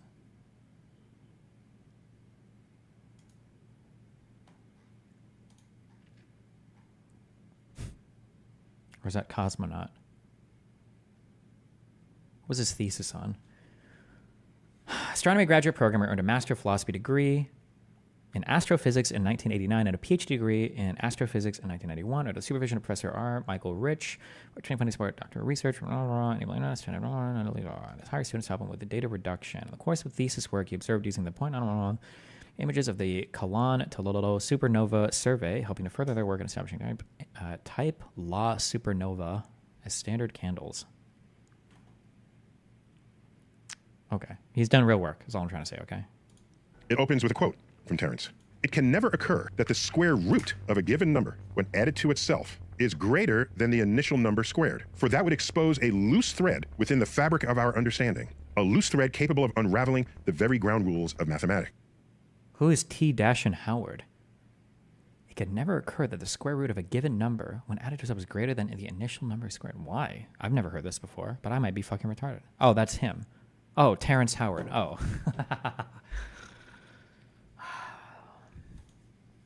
That's a bold statement. So then I just say, this opening thesis is false. There are plenty of examples of this that have... He quoted himself. Hello, based police. Can we get the based police out here? Escaped your attention. His statement is shown to be false for every number that's less than 1 and greater than 0. For example, the square root of 0.64 is 0.8. 0.8 is bigger than 0.64, and it's a larger number than the original. And 0.64 squared equals 0.4096, a smaller number than the original, to the extent that the next 35 pages depends on your stated thesis. Isn't assigning their efforts to Dunning-Kruger better than assuming they're delusional? Not that these are mutually exclusive, but one of these is not assuming an immutable mental state. I don't know how to explain this to you, and I don't even care now, because now chat's triggering me too much. When somebody has put in a good faith effort to research a particular topic, and they're wrong on things, you can tell, versus when somebody has come at a topic with a particular conclusion in mind and then done research and give you their conclusions. You can always tell the difference between these two types of people if you're educated in the field that they're trying to claim like they have some knowledge in. You can always tell the difference. Yeah, you either believe me or don't, I don't give a fuck, but you can always tell the difference. Wet Shadow, thank you for gifting 10 subs. This fact undermines your claims and assumptions and conclusions. It's not about feelings here. It's about objective reality. So at the time, I considered Terrence a strong acquaintance, and we hung out a bit and had much exchange. We haven't spoken much since then. But go to page 2, and in here, he mentions people who he declares were persecuted because their vision exceeded the myopic view of their contemporaries. And he mentions Walter Russell, Nikola Tesla, John Keeley, and many, many more. There's got to be like a formal name for the fallacy of science is a liar sometimes. That they do in It's Always Sunny in Philadelphia.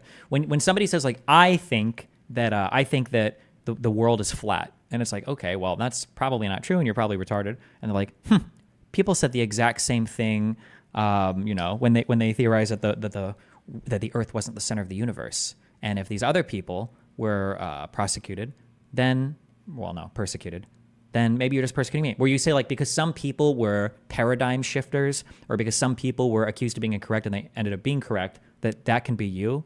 There has to be like a name for, there should be like a name for that fallacy. I don't know what it is, but it must be. Regarding your list of people who have made brave sacrifices, I note that to be a genius is to be misunderstood, but to be misunderstood is not to be a genius. Oh, true. Wow. Look at that. He did that in one sentence. Yeah, that's what I'm basically talking about. Yeah. The work of Walter Russell, has eluded any experimental support, and the work of Keeley is generally not reproducible. Science is about reproducibility. I can have the most brilliant, crazy, fun idea ever, and if I perform an experiment and no one else can duplicate that experiment, it belongs in the trash heap. It's me in my own world, thinking I have landed on an objective truth. when in fact I haven't. That's how science works, the reproducibility of results. As for the work of Tesla, much of it had very real value to physics and our understanding of electromagnetism. And that value is duly recognized by my community in the naming of a unit of electromagnetism after him. You can't get more badass than having a unit named after you. Newton has a unit named after him. For example, the metric unit of force is a Newton.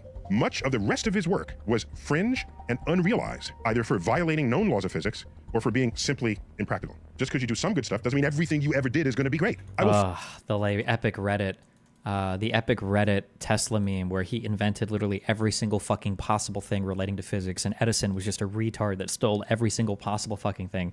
It's like the ultimate fucking Redditization. There needs to be a name for that when you Reddit tier something.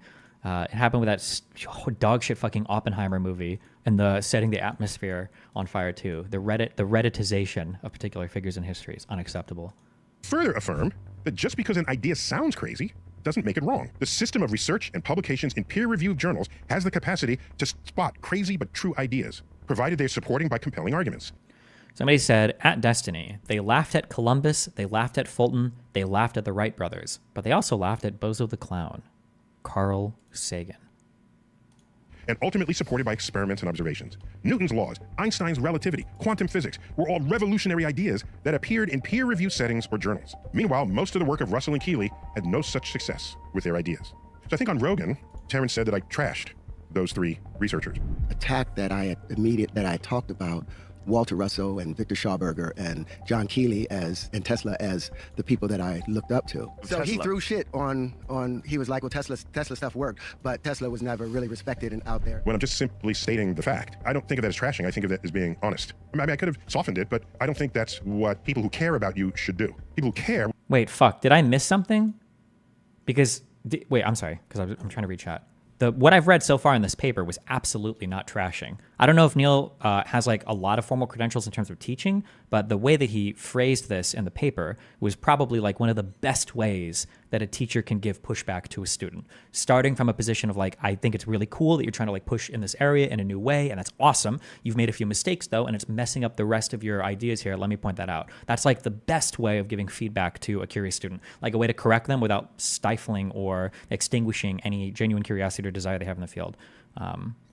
It was in the past, not from the paper. Oh, okay. But maybe Neil might have said ruder things on shows that I missed. Such success with their ideas. So I think on Rogan, Terrence said that I trashed those three researchers. Attack that I talked about Walter Russell and Victor Schauberger and John Keeley and Tesla as the people that I looked up to. So he threw shit on he was like, well, Tesla stuff worked, but Tesla was never really respected and out there. When I'm just simply his lack of understanding there, that should give you insight into his mind, right? The lack of understanding there is troubling, because when assuming Neil's not showing us something different than what he said before, what he said there was undoubtedly true, right? Yeah.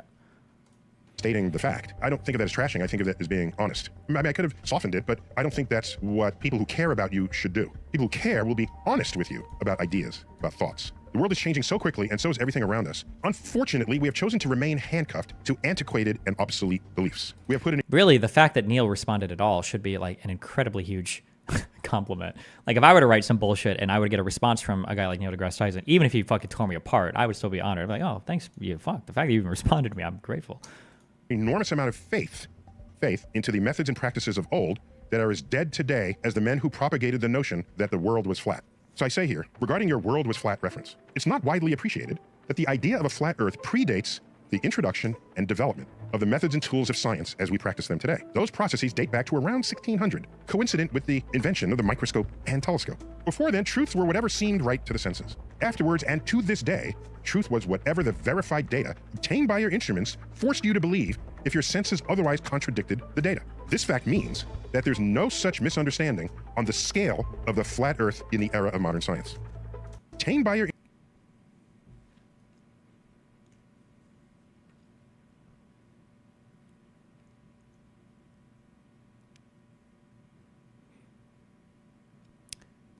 Okay, I don't want to fight. I'm not going to fight with this. We're getting into philosophy of science stuff. The idea that from the year 1600 and onwards, we were epistemically solid in how we practice science that now we actually have the divine methods of truth and truth seeking. And then prior to 1600, we didn't. I'll just assume that I don't like this. Before the year 1600, truths were whatever seemed right to the senses. I don't believe that was true. I think way back, like the Greeks and people were measuring things like in the sky and doing like complicated mathematical equations to make. Fuck, I wish I had more examples of this. Who was the guy that like predicted? Weren't there like, was it Galileo? Weren't there really high levels of accuracy of predictions of like where the planets would be in the sky before there were even fucking telescopes, before anything? Like there were surprisingly accurate predictions for, I want to say even like curvature of the Earth. Euclid, maybe? Yeah, people were sophisticated before the year 1600. In my opinion, one of the big mistakes that people make with children and with old people, like people from hundreds or thousands of years prior, is we assume they're like fundamentally different than us. And they're not. I think more or less we've been the same for at least 10,000 years. But the Maya could predict eclipses, and they were in the Stone Age. Maya had arithmetically correct predictions, but had no theory for planet and other astral movements. Yeah. But it's a minor thing. Okay. Instruments forced you to believe if your senses otherwise contradicted the data. This fact means that there's no such misunderstanding on the scale of the flat Earth in the era of modern science. And in multiple places throughout the treatise, he's attaching a number to a physical idea or a physical object. That idea goes way back, by the way. Go back to Pythagoras, famous for the Pythagorean theorem, which we all learned in 8th grade, was it, or 9th grade? Pythagoras was also a philosopher. Oh, okay, so he is going back. Okay, sorry. Okay. Tried to understand how things worked. He felt, among others in his group, that if you assign a number to something, the number can imbue that object with certain meaning and significance, which means that if you manipulate the numbers, that you gain insight into the objects themselves once you've assigned a number to it. There's a lot of that permeates this document, but it's a long disproven approach to the world. Again, there's nothing wrong with a failed idea. Now other people know to not do it, right? That has value. If we place a candle in front of a mirror, the measurement of light is doubled, is it not? It does. Galileo was born in 1564. Bro, is that true? There's this whole period of history between like the year like 0 and 1600 that it all exists as a giant fucking blur to me. I'm going to be honest. I have no fucking concept. If you told me Galileo was born in the year 300, I would believe you. I have no idea. I don't know any like, would you call it ancient European history? He was born in 1564. Okay, just ignore everything I say, I guess. When was like Copernicus born? Copernicus, I don't even know how to spell this guy's name. 1400s. Okay. Yeah, it's called the Dark Ages. True, because I don't have knowledge of it.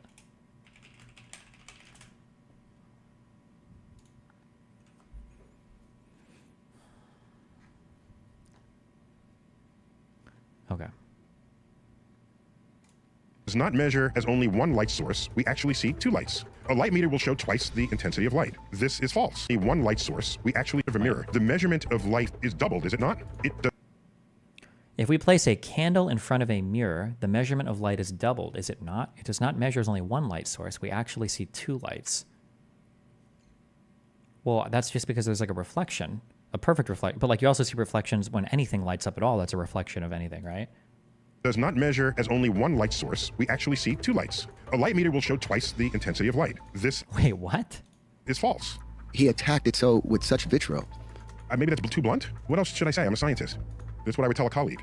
A colleague who then say, well, thank you, and then we go out for beer after, because that's how that works. And there's an old saying. I first heard it from Michael Dell of Dell Technologies. If one day you find yourself the smartest person in the room, change rooms. True. I say this is false. The light in the mirror appears dimmer than the source of light itself, for several reasons. Starting with the fact that no mirror is 100% reflective. But more importantly, the candle in the mirror is always farther away from you than the candle itself.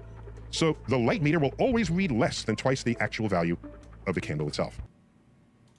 I will note that from this work, Terence produces art, sculptural art, which I find to be intriguing, even beautiful. To me, more intriguing than beautiful, because anytime, listen, this is a personal heuristic I've developed. You know, you can believe it or not. Anytime somebody ever starts talking about like fractals or golden ratio or anything like that, I think that's also like a highly, highly, highly sussy shit might be weird whenever people get into that. Just as a... It's kind of like when you're reading like anything relating to medicine, anytime somebody says like vitamin C or vitamin D or like super doses of vitamin C or vitamin D, anytime somebody says that, it's always like highly sus that you're about to hear some stupid shit every single time. Sacred geometry is a big one. Yeah. Okay, let me use the restroom real quick. I'll play this and I'm gonna, fuck, I don't want to miss this though. That's fair pushback from Neil, but isn't the point he is making is that the mirror is increasing the light by more than the original source? No, it's not. The light is not being increased, right? It's just not as much as being, well, in the form of a mirror, almost nothing is being absorbed by the thing itself. So there are other measurements that you could take of the thing to see where the light is going. A physical object might be absorbing it in the form of heat or other types of absorptions, whereas a mirror is going to be reflecting more of this back out into the environment. But nothing is being duplicated. No energy is being created. Like conservation is I don't want to say obvious, but it's still like being absorbed in all manner of whether you're pointing a candle at a mirror or not. Hold on 1 second.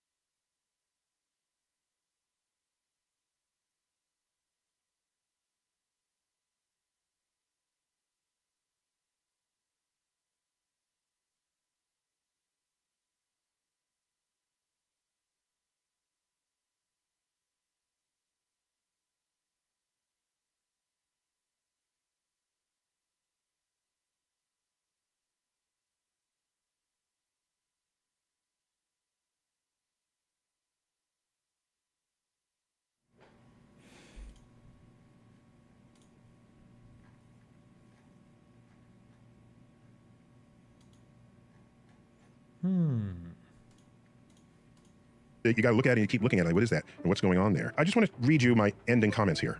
I could not follow the reasoning on these last few pages, but the illustrations that derive from them are beautiful, regardless of how they were derived. My notes have been strongly critical of your reasoning and conclusions. I was candid and blunt, out of respect for the energy you have clearly invested. This is so kind. Like, this is such a nice critique in this work. But if you're sure that you are still right and that I have completely misunderstood your thesis, then you will need to look for another person to evaluate what you have done and solicit their comments. In any case, like I say above, the images and illustrations in your final pages are beautiful works of art, unlike any I have seen. Best to you, Neil. So, in case people wanted to know what actually went down 8 years ago, just always be cautious of the Dunning-Kruger effect. You put in a little bit of work and you have an idea, and then you think your idea is right, and that Einstein is wrong, and Newton is wrong, and that everybody's wrong, and that all of modern astrophysicists are wrong. That's bold.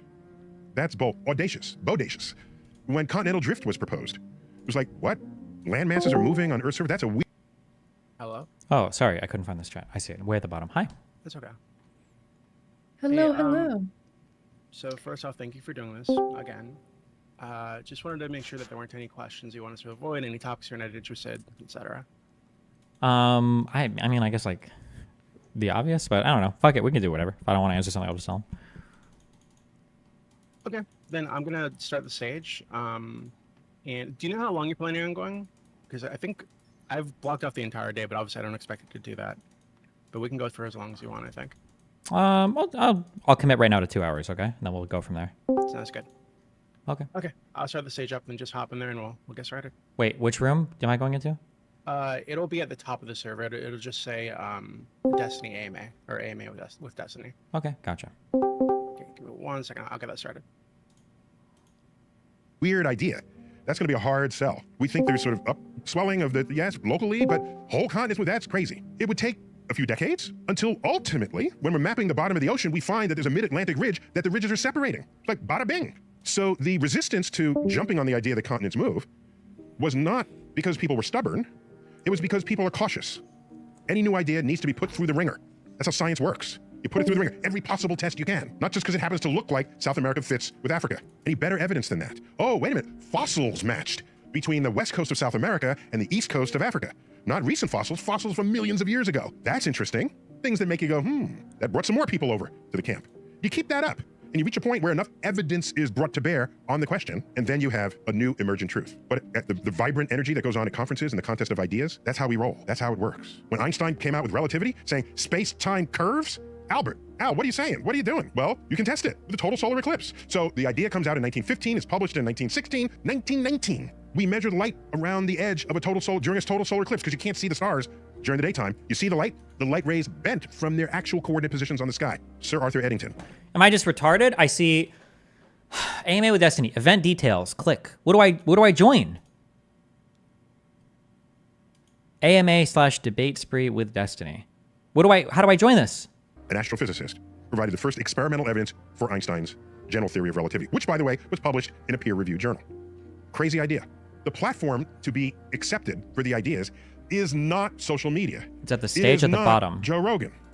It is not my podcast. It is research journals where attention can be given on a level that at the end of the day offers no higher respect for your energy and intellect than by declaring that what's in it is either right or wrong or worthy of publication or not. I wanted to post this to my website so you can see my comments mixed in with his treaties. But today, you got Joker. the sense of it. Thanks for listening. Thanks for watching. Neil deGrasse Tyson here. As always, keep looking up.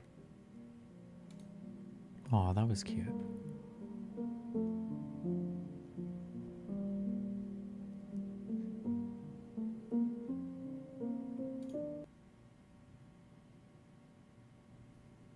Okay. I think the Joe Rogan sub is Ready? just Do like you an have, anti-fan perms to sub, speak in here, basically, Dustin? right? Who, what? Sorry, say that again? I was asking if you had perms to speak in here. Oh, I think I do, yeah. Yeah, would you mind, I forgot to mention this earlier, so Discord actually allows people to turn on their camera in Sages now. Would you mind turning on your camera in Discord, just so people can see you while they're yelling at you? I'd love to. Thank you. Beautiful. Okay. So, thank you for joining us today. This is the Politics Discord server, discord.gg/politics, or politics if you just want to be lame, look it up on a browser. We're having an AMA today with Destiny. I'm sure lots of people know who this guy is. If you don't know who this guy is, Destiny, maybe fill him in. Hi, I do politics and philosophy on YouTube. I'm probably known as like a debater guy or a researcher guy or a Wikipedia guy, depending on how you know about me. Yeah, I'd say that. Yeah, I do politics online. And I've linked his stream, his YouTube stream. I think he also streams on Kick these in the announcements and in the question and discussion channel. If you guys do have questions you want to ask, anybody can ask them. So just put your question in the AMA question channel, add VC to the end of your question so that we know to unmute you so you can ask it yourself. I'm going to be giving preference to people who want to speak to him directly and have things that they disagree with him on. If you guys just want to come on and like jerk him off, that's okay too, but I'm going to have a minimum amount of those. So I guess we'll jump right in. Actually, my question is first, as usual. So you and I have had disagreements about the Israel thing, of course. I think we've like spoken about it a couple times over the last like year or so. You recently went to Israel in person. And I haven't had a chance to like look into all the footage and all the little videos that have popped up of you being there to people. So can you just kind of give us a general feel as to how the trip went, what you think about the country, what you think about the experience there? I mean, it's a lot to talk about. I would say that if you're looking for huge political changes that I have, or like political feelings that have changed about the conflict, probably not as much. If anything, I think those probably became a little bit more solidified. I think that when you go to any area and you see how a bunch of people live, I think the thing that it does the most is it fosters a level of empathy or understanding. So even if you understand why you might agree or disagree with a certain political side, you can get a little bit more of an understanding of why the people feel that way. And I would definitely say that I came away with more understanding of why people might feel the way that they feel about the conflict, sitting at checkpoints or seeing how just seeing the positions of villages versus settlements in the West Bank, it produces a certain feeling. Going to Sderot, or going to some of the kibbutzes and seeing how destroyed they are and understanding what happened there can make you understand why people would feel the way they do about rockets coming from Gaza or about October 7th. I would just say that generally when you go to visit a place, what you should generally be looking for are feelings of empathy and understanding, and probably not huge political shifts unless you're explicitly doing a trip to talk to people to get big political shifts. Yeah, it's kind of vague, but yeah, of course. Can you maybe fill people in, maybe people who haven't followed your content or the many discussions you've had about the topic, what your general position is on the Israel-Palestine, Israel-Gaza conflict? My general position is that both sides need to do a lot of work to try to come to some sort of agreement on what a final settlement looks like to the disagreements that both sides have over what the territory should look like. I would probably say it needs to look somewhat like a two-state solution. I would say that the international community is probably hampering Palestine coming to the table on that because it's driven up the expectations for what a final settlement would look like really negatively. I would say that Israel has engaged in probably a lot of hubris over the past 2 decades and assuming that they can infinitely kick the can down the road and never solve the problem, and just kind of like put it off, pretend it doesn't exist. So I think both sides have kind of engaged in this putting off the problem and never actually solving it because they feel like they can both benefit in different ways from it. And I think that probably needs to come to a close. Hopefully October 7th showed us that it needs to come to a close. That's a very, very macro view. We can go as microscopic or deep as people want, but that's my macro level view. Thank you. Okay, next up, I'm going to toss to Joker. Joker has some text questions from the audience, I think. And Joker is one of the mods here on the server. But the best and biggest political server on Discord. We'd love to have you all here, of course. Thank you so much. I appreciate this opportunity. So you guys already started a few days ago at adding text questions to the AMA questions channel. So we're going to start with some of those, and then we're going to work our way to some of the VC priority questions, and then we'll start bringing some people up from the crowd, and then we'll just do that cycling through. So, Destiny, the first question is from yourdadgay.png. They ask, what's your take on companies recently not supporting Pride Month, including Discord, who has been scandalously silent during Pride this year? I don't even know what does that mean by not supporting Pride Month, as in before they were putting rainbow stuff everywhere and now they're not? Have they given a reason for why they're not as much? That's all the user has said. Just wondering about your position on that. I don't follow this shit. I have no idea. I guess I would have to see like how they supported it in the past and how they're supporting it now. If if they had said, for instance, that we don't want to support Pride because we think that before, I don't even know. I'm not sure. Actually, I don't even know. There could be like a million reasons why before or against it, but I would have to see some of the positions stated by the companies, or I'd have to see the differences in how they supported it and how they different. And how they don't now. So I have no idea. Okay. I did get a pin from this individual. Mm-hmm. I don't know if they're in the chat right now. If you'd be interested in bringing them up and seeing if they can elaborate. Yeah, if you want to, yeah, sure. Let's see.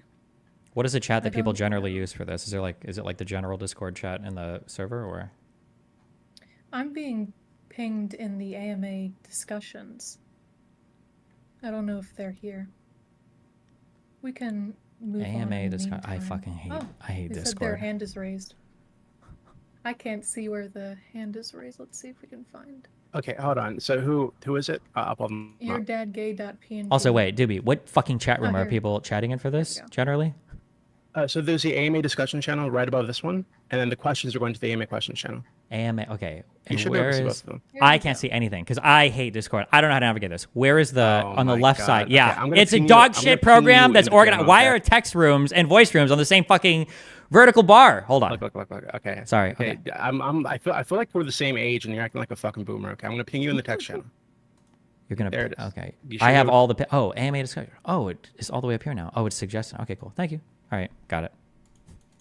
Yeah, so what I particularly want to know is what do you think about like Target and companies like that caving to alt-right demands in violence and going ahead and Discord being one of them in terms of its material support. So Discord every year would contribute to creators that are LGBT or help communities that are LGBT specifically with material support, with money, promotions, etc., etc.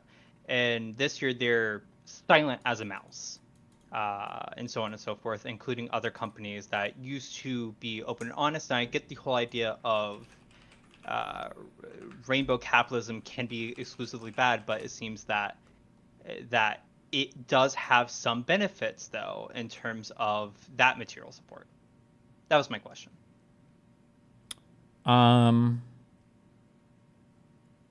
Has anybody said why? No, they've just been silent as a mouse. Nothing. Huh. I don't know. Maybe they thought that the amount of support last time had like a really negative business feedback, or maybe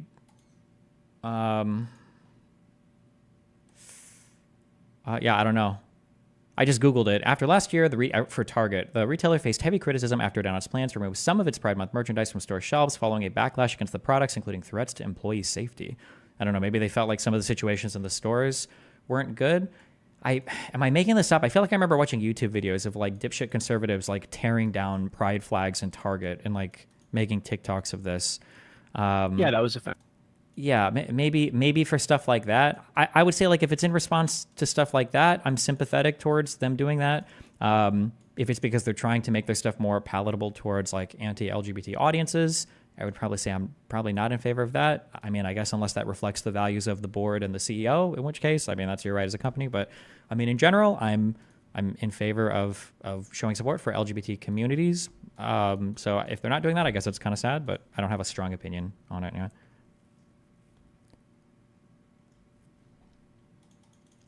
Okay. And he's gone.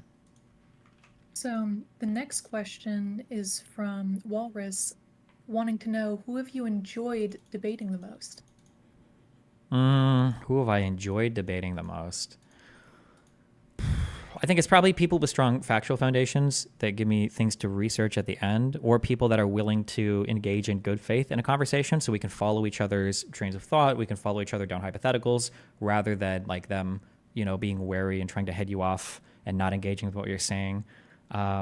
Recently, I think that like live conversations I've had that were fairly enjoyable were probably over Israel Palestine would be like Mark Lamont Hill and I think Nathaniel Robinson, the one writer dude.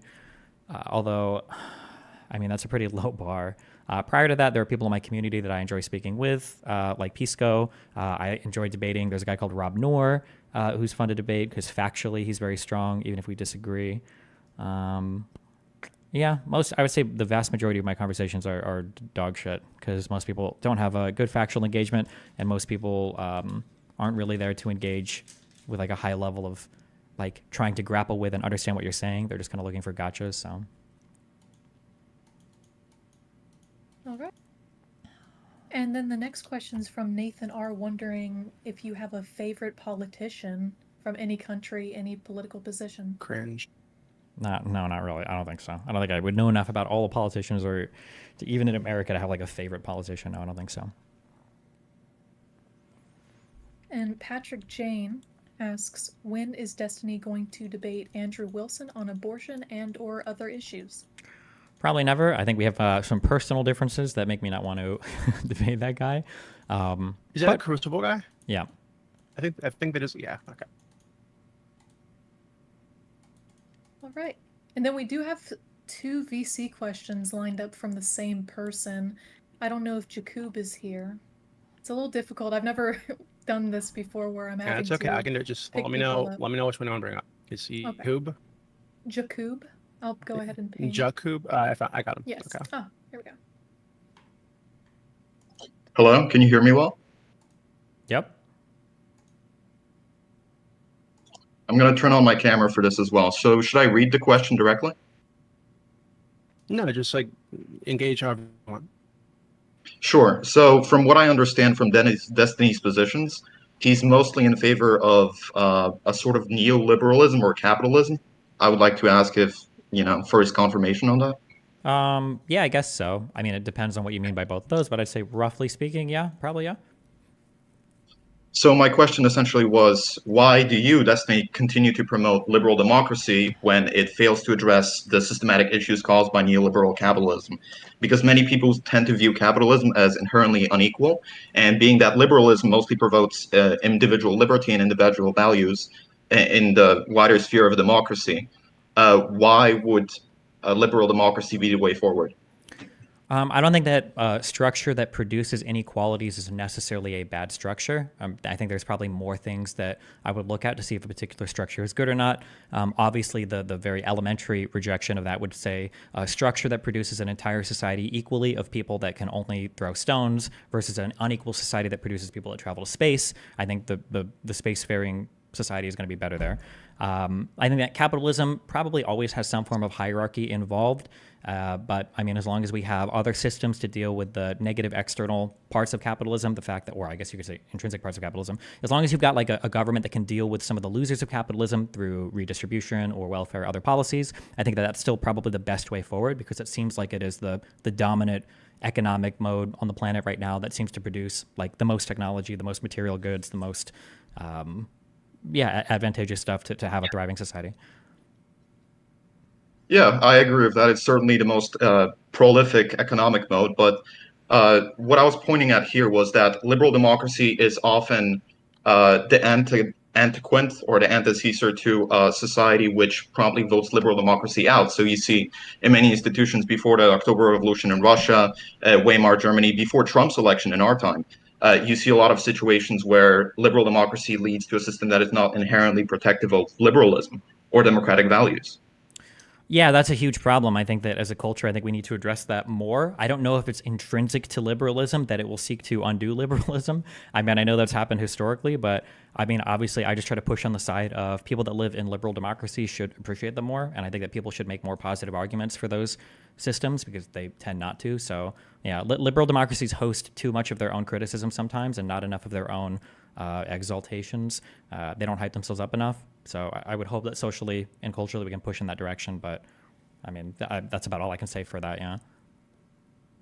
Yeah, but much in the same way, as you mentioned itself, capitalism has a byproduct where some people that are inherently talented aren't going to be at the top of the scale. Only some people are going to make that advancement, and then we get progress like the spacefaring society example that you gave.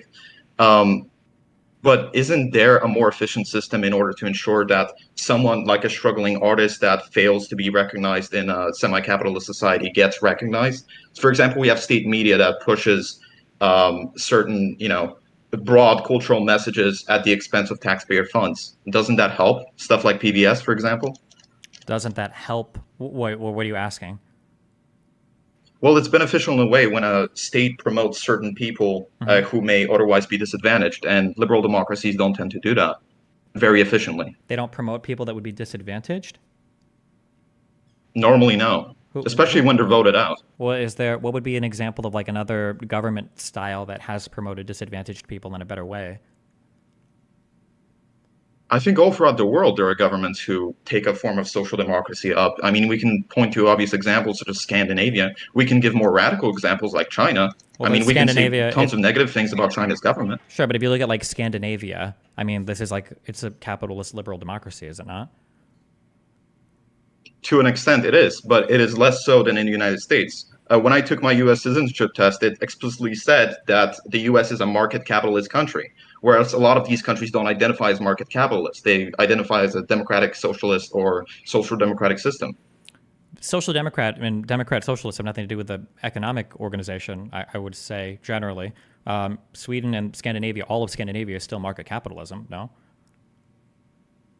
To an extent, yes, but those countries more heavily regulate companies that would otherwise take larger powers, such as in the United States.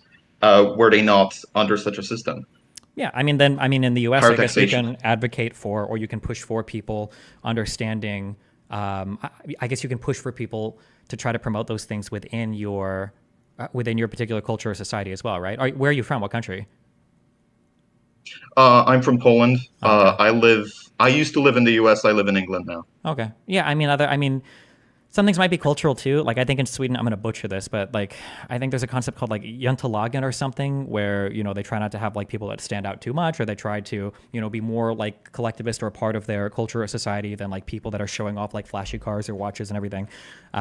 So, I mean, like some of these will come down to cultural things, but at the end of the day, whatever Scandinavia does, there's nothing intrinsically that the United States can't do because fundamentally we share an economic organization. We share like a style of government. So if Sweden or Scandinavia does something better than the United States, it's not because intrinsically they're different than us. They've just decided to veer off more in that direction. And I think theoretically we could like veer off in that direction. There's nothing keeping us from doing it. And I don't see like another form of organization that would allow us to do it better, in my opinion.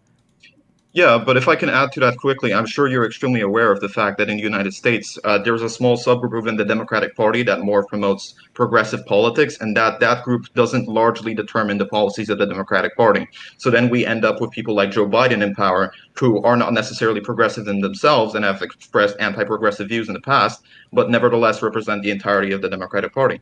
And then we have those small parties, for example, the Democratic Socialist groups, or there's a party of socialism and liberation that end up with 0 or no votes. So people who otherwise would be inclined towards progressive or socialist politics have to fall into that large group. So there really isn't a way for people who are more inclined towards that to influence policy in the United States. Yeah, but that's just because their ideas aren't that popular. They shouldn't influence policy, right? If the question is a systemic one, and you're asking me like, what can the government do to represent these things, then I tell you that the government can represent these things. But now it sounds like the question is more like a cultural one or a people one. Like I don't think that progressives should have much representation in government because they seem to be not that popular in the United States. If they were more popular, they'd have more representation. The problem there isn't one of structure or system. The problem is just how many people believe in a certain idea, I think.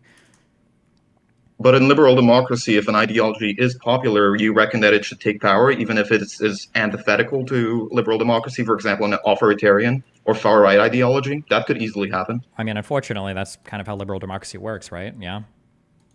That could be the case. Yeah, but if it's antithetical to itself, capitalism seems to be much the same way, where it leads itself into decline. I mean, people can say that, but we're sitting on the peak of like liberal democratic capitalism right now for all of society. I don't see a system on the planet right now that's doing it better. There are definitely problems with our particular organization, whether you're talking in the Democrat or on the government side or the economic side. But I mean, all we can do is critique it and work through it. It doesn't seem like there's a better way to do things right now that I'm aware of.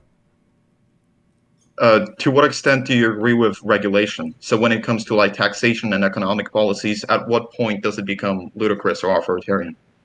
I don't think taxation or anything. I don't think any of that has anything to do with authoritarianism. I think that regulation is good. Capitalism solves for some problems incredibly well. Capitalism just allows you to move money around, capital, one might say, move money around from investors and workers and everything to incredibly efficient areas that produce lots of money or produce lots of profit. That's all it does. That's what capitalism does. So if there's money to be made, then money will flow to that in a more efficient way than in other systems of direct markets, of command economies or whatever.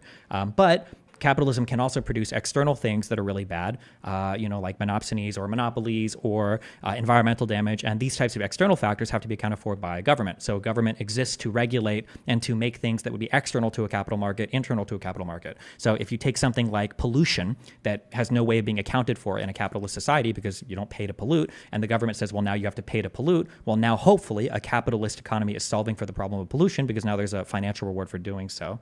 So I'm always in favor of regulation when I think it can alleviate issues that aren't directly addressed by or solved for by capitalism. Okay. I was mostly referring to the fact that a lot of people, including yourself, take up the mantle of liberal democracy and capitalism as something to be regarded as of high value. But I think you've clarified that you only agree with the system, if I'm getting this correctly, because it is the lesser of the two evils? I mean, or there is no alternative that seems feasible? I mean, everything in life is the lesser of two evils, or everything in life is the most viable alternative. I don't know if anything in life is perfect, right? Isn't it philosophically better to strive for perfection and get as close as you can to it? Well, yeah, but I mean, I don't know anything more perfect than a perfectly functioning liberal democracy, so that's what we're currently modifying and moving to make better, no? I wouldn't call the U.S. a perfect example of a liberal democracy. I mean, you see all the kinds of domestic issues that happen within the country. What would you hold up as a better example, then, that we should be moving towards? I think I lived in Scandinavia briefly. I would say that Norway, where I lived, would be a good example to aim towards. But I realized that with the huge population of the United States and with the diverse ethnic makeup and with all other sorts of factors that differentiate the U.S. from Norway, that isn't exactly feasible. If I the United think you States, can well, to so take the argument. if somebody, we'll say you live in Norway, let's say that the United States fancied itself as a Scandinavian country. What does Norway look like in 1950 with no liberal democracy of the United States? What is the outcome of things like World War II if the United States organized itself in a fundamentally different manner that didn't give it the productive capabilities and the foreign policy goals of, coming to Europe and intervening in that military conflict? Like, what does Norway look like after that? Yeah, sure. So if we're aiming from a historical perspective, I would outright argue that if the United States had not intervened in World War II, the Soviet Union would have likely done the job. Would have likely done what job? The job of defeating Hitler in World War II. So if the argument that you're making is that Norway would be occupied under some other more authoritarian system were it not for the United States and market capitalism, largely, in fact, the American intervention was largely due to Franklin Delano Roosevelt, who himself was not exactly a capitalist. I don't think the Soviet Union could even make tires for their vehicles. Without things like Lend-Lease, ignoring the entire Western Front, there's no way the Soviet Union would have been able to fight against or fend off Germany. There's no shot, no? Yeah, you could largely make the argument that the land leases helped a lot, but those would have happened regardless of whether the United States chose to enter the war. The land leases were present far before the United States entered the war with Pearl Harbor. Yeah, but our that's organization an entirely around separate historical argument. yeah, but I'm saying that you can probably say that our organization as a democratic country with capitalism as our economic engine probably afforded us the ability to have the productive capacity that we did in order to support something like Lend-Lease and to have the political desire to do so. It's hard to imagine if we would have been fundamentally different politically, maybe we wouldn't have had the desire to help the Soviet Union at all. And if we would have been economically differentiated, maybe we wouldn't have had the ability to produce as much as we did and to ship it. Well, from a historical perspective, from what I remember from American history, the U.S. economic boom and I guess the prominence of the dollar happened largely following World War II, along with the baby boom. So in 1950s, 1960s. Prior to that, the United States was not viewed as the global protector or superpower of the world, regardless of whether it was a liberal democracy or not. That status largely came down to Great Britain, who lost its entire empire as a result of the war. Okay. We can go back and forth on this, but I don't know. My feeling would be that we can go back and forth on the history, which is why I didn't want to delve there. Sure. I feel like after World War I don't know question. if we were completely different. I'm not sure if it would have turned out the same, but maybe it would have. But yeah, okay. Sorry, go ahead. Yeah, this could be a whole debate in and of itself, and I'm not here to take time away from other speakers. Joker, I had a second question that I asked just after this. Am I allowed to quickly touch on that? I think that we should get to the next person. People are wanting to continue moving along.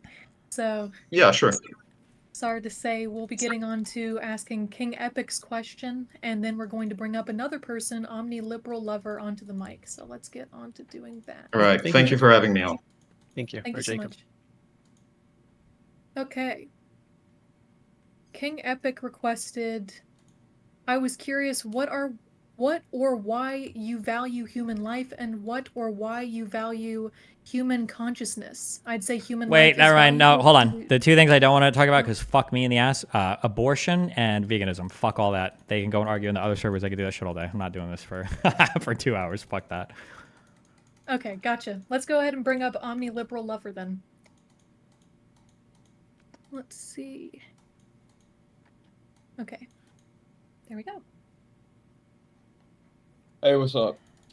So I had two questions. One was kind of to do with abortion, so I'm not going to ask that one. But the other one was, do you get a lot of IRL hate? No, actually, basically none ever. None ever? Wow, that's surprising. I think that most people that talk shit online, I think generally when I think it's just an online thing, and then when they see you in real life, I've met people in real life that have said they've shit talked me online, but everybody in real life is generally pretty chill. So I don't know. Unless maybe the people that don't like me in real life, if they see me, they just don't come up to me. So I don't know. Okay. Well, my other question was a lot longer, but you kind of cucked me, right before. Was it about morality or veganism? Yeah, it was sort of about morality. More to do with how would you debate someone who places moral consideration on something that you can't conceptualize or that they can't conceptualize? I mean, all you can really do is like try to show them or run down basically what the implications are of their assumptions and see if it maps on in the real world to a way that's like possible to live your life. I guess like that's all you can do is chase down the application of somebody's moral theory and see if it's congruent with how we'd live our lives or not. That's basically all you can do. All right. Yeah. Thank you. Or one last question. Do you know when the Alex O'Connor interview comes out? I think he said within a week or two, but. All right. Thank you. Okay. So I've got a person who wants to come up. She's actually a regular from your server, Big Papa or Group Banshee. Whenever you're ready, go for it. Hello. I actually have 2 questions. I'll give them both to you now, and then you decide if you hate either one of them. You can just skip them. The first question was, before you moved to more progressive or left-leaning positions, where did you get a lot of your news, and did you research your positions, or was that something that, you know, came with your new understanding? And the second question, completely different, what have been some of the most useful moves you've made in your YouTube career? The first question was, where did I get my news from, basically, before I... Mm-hmm. I think it really depends on the issue. For like pop culture topics, for things that would pop up, it might just be reading a couple articles. For things that are, like involve more understanding, so like COVID or vaccines, that's going to be like reading a lot of. It'll be research papers. It might be posts by researchers. It might be twit-longers or tweets or debates that these guys participate in. It'll depend a lot on. Or go ahead. I focused more on before you went to more progressive and left-leaning positions, so I'm not sure if maybe your research has changed since. Oh, so like way back when I was like a quasi-libertarian? Yes. I don't even know if I had much of a mind for like extensive research back then. I mean, before I started streaming, it was just listening to like conservative talk radio. So Rush Limbaugh, Michael Savage, Sean Hannity, Glenn Beck. After that, it would just be... Larry Elder. I don't think I'd listen to Larry Elder. But after that, it would be... fuck? Yeah, I know. Yeah, I mean, fuck. What did I even have an extensive debate about in like 20? I think in 2016 I was already kind of like bending towards a progressive way, or yeah, I definitely was because I supported Bernie Sanders. So I don't know if I did much extensive research back when I was like more libertarian and more conservative leaning. Okay. I just can't think of anything. Yeah. Yeah, I was just curious because I know you've said you were very argumentative all throughout your life. So I was wondering if there was any like other research that was... It'd probably just be like simple Google searches and stuff, but the rigor that I would research things are going to be not that good. Yeah, I don't even remember. It's been and then the second question was, what was the second question? The most important or useful moves that you've made in your YouTube career or your streaming career in general. I mean, probably like having an editor is really important. Trying to tailor content a little bit more YouTube friendly is really important. So instead of like gaming all day or doing really boring stuff, like trying to cover like current events or drama or subreddit stuff. Yeah, basically, having somebody else to work on things, like delegating work is really important. And then focusing on things that are going to be more relevant to a YouTube audience. Those are probably the 2 most important things. Yeah. Okay, awesome. Thank you. Yep. Okay. Next question that I've got is from Midget Fucker. What do you think about the Anti-Semitism Awareness Act in the United States? Do you think that this is an example of the U.S. government putting its finger on the scale of free speech to protect Israel? I don't know how it would have impacted free speech at all. Did this actually... when it passed, what did this even affect? I feel like I looked into this at one point in time, and it was just like adding this onto like potential hate crimes or whatever. I don't think it was a big deal at all. I don't think it did much at all. I don't think it matters that much I think at all. the big criticism of it was the big criticism that I saw was basically it directs the Department of Education, if I remember correctly, or colleges to use a specific definition of anti-Semitism, and that definition of anti-Semitism includes like calling Israel a racist venture. I think is the exact thing. Is there something to that effect? So if you call Israel racist, that counts as anti-Semitism? Yes, that's my understanding. There's a specific definition, and that's one of the examples that they give of modern anti-Semitism. I forget what the exact wording is, but it's something like calling or the existence of Israel a racist venture, something to that effect.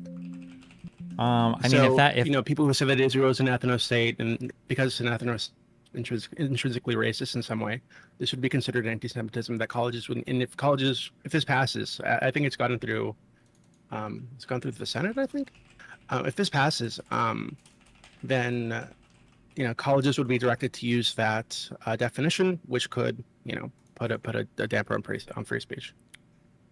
Yeah, I don't know. That sounds stupid to me. If assuming what you're saying is true, then I would probably disagree with that. I mean, in the United States, you have a right to be racist if you want to be. You've got a right to be anti-Semitic if you want to be. Just not insofar as it comes to like making decisions about hiring people or about treating your employees a certain way or discriminating against certain people. But I would have to know the exact application, I guess, of this particular law. Like people are saying it only affects like funding for colleges. I see people spamming that. I don't know if that's true or not, but I don't think that's true. okay. Yeah, I don't know.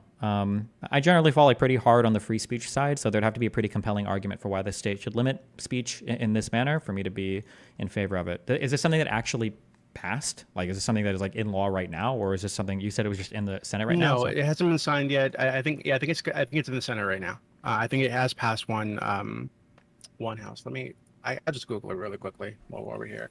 But my understanding, I don't want to be telling you or your audience like the wrong information. If the person asks a question wants to come up, just ping me. I'll bring you up. But my understanding is, it's directing them to use this definition when they're investigating hate speech or violations of a specific code, which is used to determine whether something's a hate crime or hate speech. I mean, I don't mind. Like, I thought I would have imagined that anti-Semitism is already part of like what would be considered hate speech. I would have imagined that. So I mean, if they're like adding it onto that, I don't think that's necessarily bad. But I mean, obviously, you have to be careful not to overstep. Like, you should be able to be critical of. You should be able to be critical of a religion, and you should be able to be critical of a country without it being considered hate speech. So I guess it would just depend on the exact definitions of that. Yeah. Okay. So next up is sheep. If that person wants to come up, just DM me. I'll bring you up. You want to expand on that a bit? Sheep, whenever you're ready, go for it. Hey. I was told to refer to you as Mr. Tortellini. Okay. Are you at all worried about the relation between the left and Islam?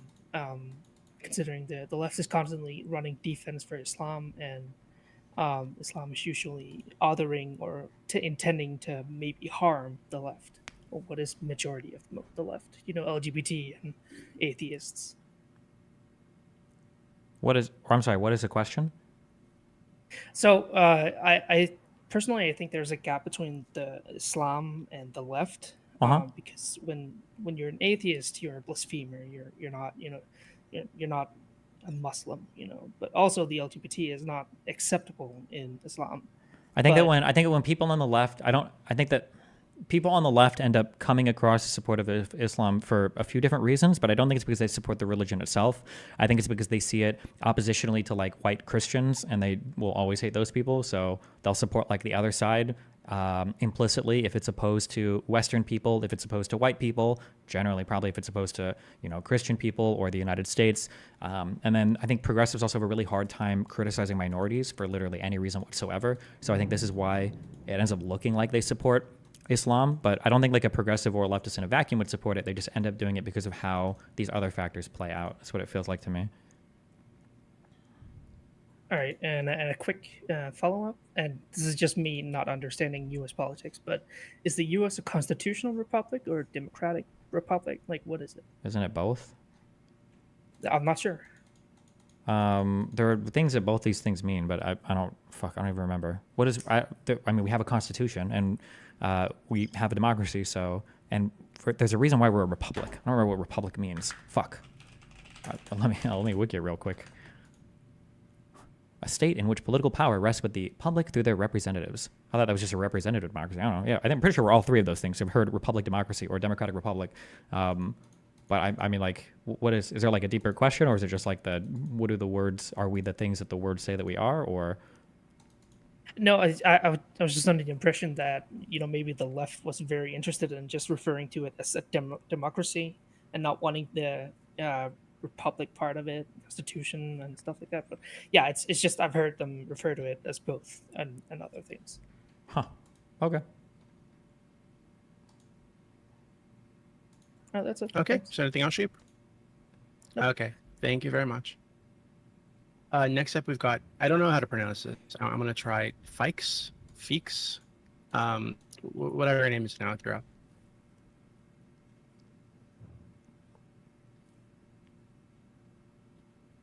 You there? Yeah, I'm here. Hello, can I be Sorry, heard? just fucking with you. Yes. Right. Hi. So I just have a really quick question. Is my cam on? Yes, it is.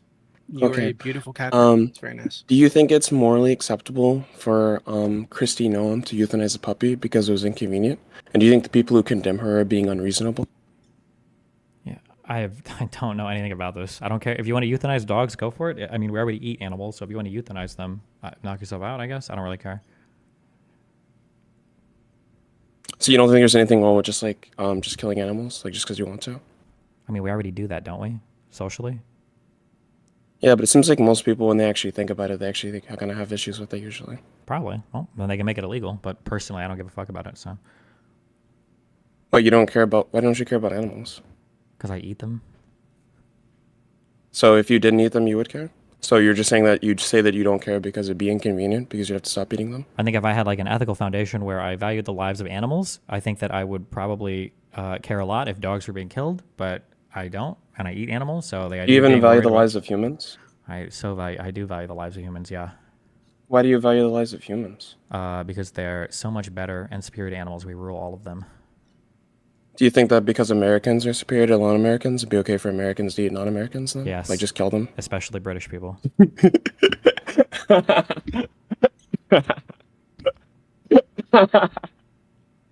Okay. Okay. Is there anything else? No, I'm finished on that. Okay. Yeah, and I noticed you used the word people pretty liberally there, applying to the British. Next up is focus notice. Whenever you're ready, Mister, or Mrs, or them, whatever. I noticed you do a lot of research on Google. I think Google. Wait, hold on. Hold on. I can't. You can't do the chipmunk voice. You can talk, but don't do the voice changer chipmunk thing, please. I beg you. So I'll give you a chance to turn it off, and then we'll try again. Okay. Okay. Whenever you're ready.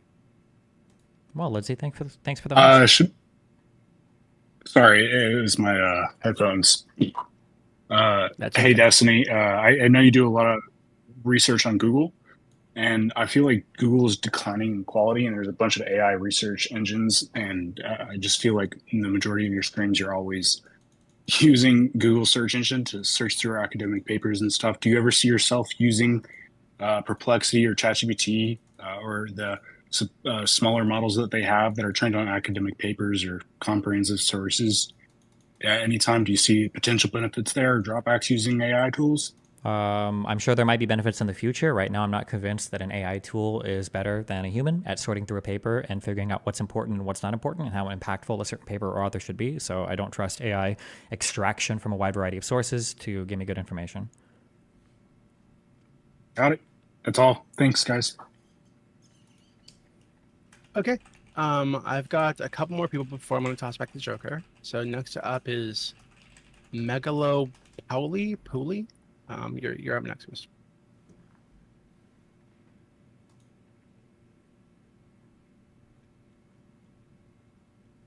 Hey, you guys can hear me good? Yeah. Yeah. Okay. I hear a lot of people arguing about like what economic model, like capitalism, etc., is best, and I do agree with you, Destiny, that capitalism is the best thing we do have, and there's nothing better. But if you look at Canada pre-74, we owned our central bank and used it as intended. We borrowed money at 0% interest. We put the people to work, set up our country as a peacekeeping nation, set up social services. We owned our railways. But post 74, we changed how it works, and we essentially borrow from financial markets at interest. And at this point, we can no longer like service our national debt just with taxpayer dollars. It's getting out of hand. So I think capitalism, the idea can exist in different economic models, and I think that the people need to stop arguing about capitalism and actually figure out a monetary system that's more equitable for everyone, because capitalism is just us trying to find the gap, right? And if we have a system that like runs away on itself with the inflation that it does, people like me and you that get unprecedented access to liquidity can arbitrage that market. And that's why people are upset at capitalism. I think if we change the monetary system to be more equitable, like Canada pre-74. Why did Canada change their system if it was better? To be a part of the Bank of International Settlements, we had to. Why did they? Well, Trudeau. Why did they have to be a part of the Bank of International Settlements? Pierre Trudeau basically in 74 deregulated our monetary system so we could borrow money from financial markets at interest. And then his son printed 73% of our fucking entire currency into existence, right? So like we're basically enslaved to the corporate oligarchs at this point.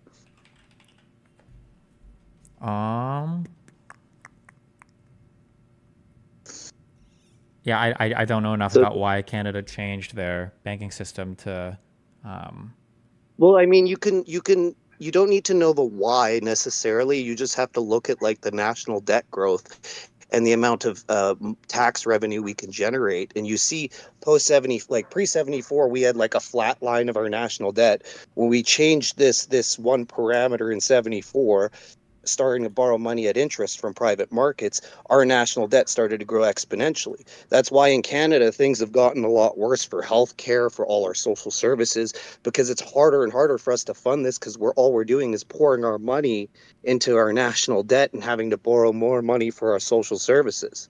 Right, so capitalism is fine, but when you have the overarching monetary system structured in such a way that it's not going to be equitable and has a short lifespan, you're going to have these problems. Yeah, like I said, I don't know enough about. I probably wouldn't believe any of what you're saying without doing like independent research on my own first. Generally, anytime somebody presents a singular thing as causing so many different problems, it's almost always not the case. I would be surprised if I were to do any reading to find out that Canada's economy was going splendidly, and then all of a sudden they changed one thing, and that's where all of our ills can be traced back to. Even just looking up like things like that's fine, but like even just like Googling like inflation charts or whatever, like it looks like your country was having a massive run up in inflation right up until 1974 when they changed it, and then that's what like you were hitting like it looks like double-digit inflation before that, and this was like one of the motivating factors for changing how the central bank was running. But I don't know enough about Canada's like the history of the monetary policy candidate to say how important this was, but it doesn't look like things were going well, and then you changed it, and now it's all fucked. It feels like you're trying to blame a lot of stuff on this one thing. Just having the paradigm shift from owing money to your central bank at 0% interest, and you're just borrowing money into existence to put people to work to give that money value, versus owing money at interest and constantly have to print new money and new money and new money to service the old debt. And then each next go around, the liabilities increase. So the amount of debt that you have to have is increasing. So it gets away on itself, right? Well, and if you don't lend money at interest, why would anybody ever buy bonds from Canada? How are you ever going to raise money if you're not paying interest? We did it up until 1974. We set up our country as a peacekeeping nation. We set up social services, Medicaid. Yeah, but it seems like you were running into huge issues prior to 74 with inflation. You were running up to like double-digit inflation in like the decade prior to that. And you have no way to raise money externally if you're not paying interest. Nobody's going to buy Canadian debt if there's no interest on it. Well, that's true, but if money is created by means of law, why is it given to a private entity to produce for the nation? It's just a means of exchange. Well, because at some point that money has to be reducible to something real. There has to be something backing that money up in order for people to want to get. In Canada, if you look at the laws, they've changed at this point. The banks require $0 on reserve to borrow money. We can print money into the sky infinitely as the laws have changed now. They don't need any reserves on tap. It doesn't. It's not backed up with a theoretical fractional reserve requirement. It's probably backed up with the strength of the Canadian economy.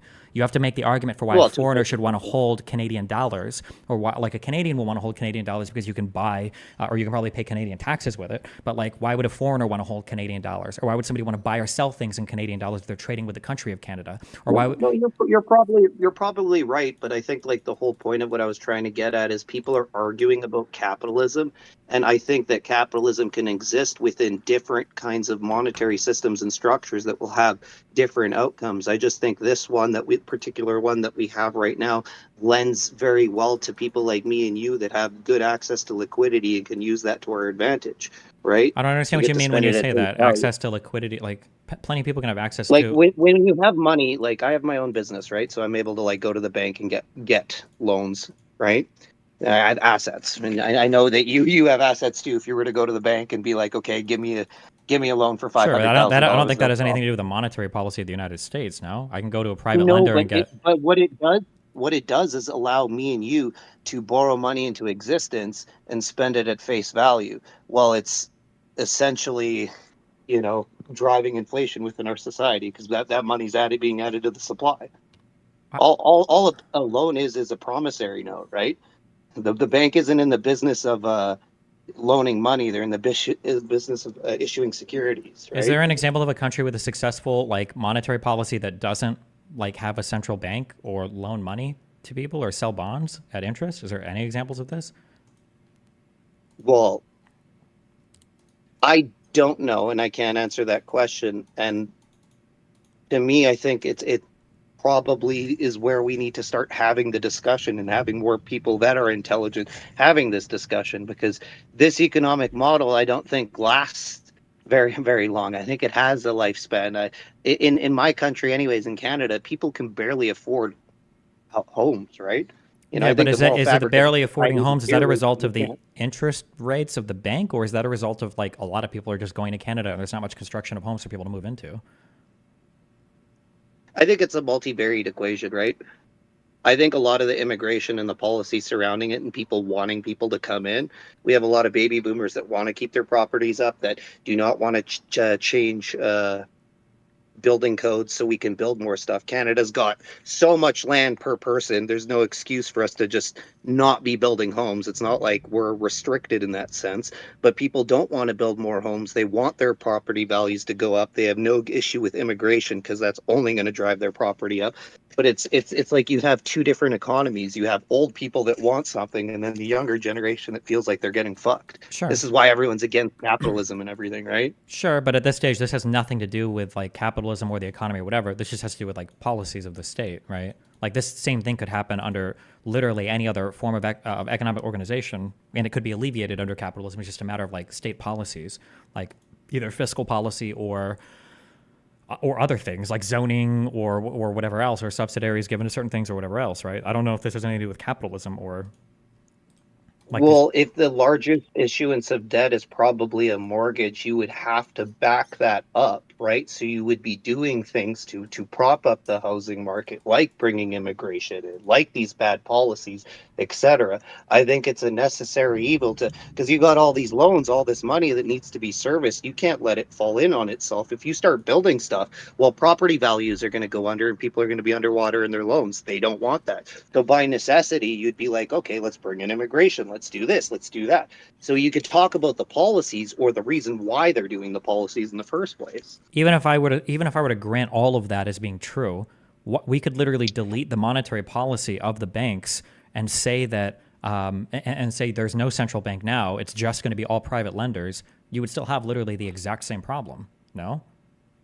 Well, wouldn't private lenders have to have equity on hand to be able to lend it out and wouldn't be in the business of issuing a security? No. Why would you have to I have have no equity on issue. hand?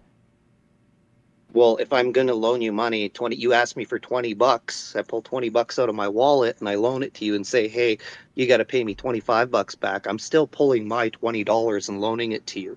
When a bank is issuing a security and you're signing a promissory note and you're finding money in their account, they're not lending you that money. They're issuing a security.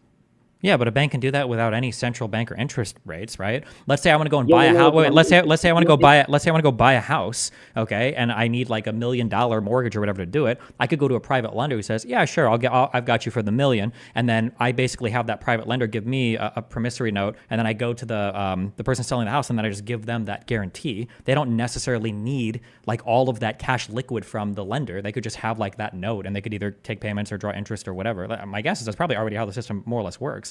are there private lenders that are in the businesses of issuing securities? As I understand it, I thought they have to have assets on hand to be able to lend it out. Like that's OPM, other people's money, right? I had horrible credit growing up, right, and had to, for any of my loans for businesses, I had to go through other people's money, which is them having money on hand or going to someone that has money and being like, hey, I know you're a heart surgeon, loan me $40,000, $50,000, I'll pay you X amount back. That guy already made the money and is lending it to me, right? So I mean, that's at the end of kind the of day, how I I guess it depends understand on it depends on what you're buying or selling. Like in the case of a house, that's an asset that's not going anywhere. If somebody's lending money for somebody to purchase it and somebody else wants access to money, like you're going to have, I imagine, a book that has like a balance sheet of like debts and assets, and some of those assets can be money promised to you by other organizations or other entities that you can like loan against or spend in one way or another. Like I don't think in a system without a central bank. Wait, this is what I'm fundamentally saying. Tell me if your grid goes. In a system without a central bank, not every single transaction has to be 100% liquid, even without central banks. Do you agree or disagree with that? Do you think that absent a central bank, do you think that every single transaction is 100% liquid? You're right. Yeah. It doesn't have to be, but if it's not liquid, there has to be some sort of contractual agreement behind it, right? Sure, but that's just going to be the contractual agreement is just going to be the entities that are securing the debt. But the money, where's the money come from in this? If a private lender is lending you money and they still have to put the money up. You still No, have they to pay don't. for You don't shit. need the So money. You just need it. You just need an owance to the money. You just need a guarantee that you'll have the money at some point, or like a note about the money. You don't need the actual money. You just need an asset that you can trade or buy and sell against to other people, right? You don't need the actual money. You just need to be able to say that you have access to that money, right? It's credit. I mean, you can have credits with businesses and shit like that, right? Whether it's parts companies or you look at any of the big trucking companies. I have credit accounts with all of them, but it's still, this money still has to be produced, and they still have to have the physical part on hand. Yeah, they're giving me credit and giving me the part, but they put money out of their own pocket to buy the part, to stock it on the shelf, to give me credit with the part, but they still had to put money down. Right? Maybe. They're I mean, giving but me it depends on credit, how but much they they have had to to. put money forward. I don't know why. I think you're very fixated on this like money thing. But like a lot of people work on credit. Like if I go to Walmart and I buy a physical candy bar that I consume immediately, I can buy that on credit. Like that would extend to literally anything else. If you buy a vehicle as a business from another company, you're probably buying it on credit. For the people that manufacture that vehicle, they probably buy parts en masse on credit. Like you can use credit as long as you've got like reliable creditors and reliable debtors or whatever. I think we're missing the point of where the money is created, right? When a private lender isn't creating money into existence, they're not signing a promissory note saying, okay, you'll find $500,000 in your account. They're giving you an asset that they've put money into, whether it's a vehicle, right? They're going to finance you and give you credit. They've put the money out to build the vehicle, right? You deployed capital. They didn't create capital out of thin air and give it to you. I think can't you create capital out of thin air? Well, that's what.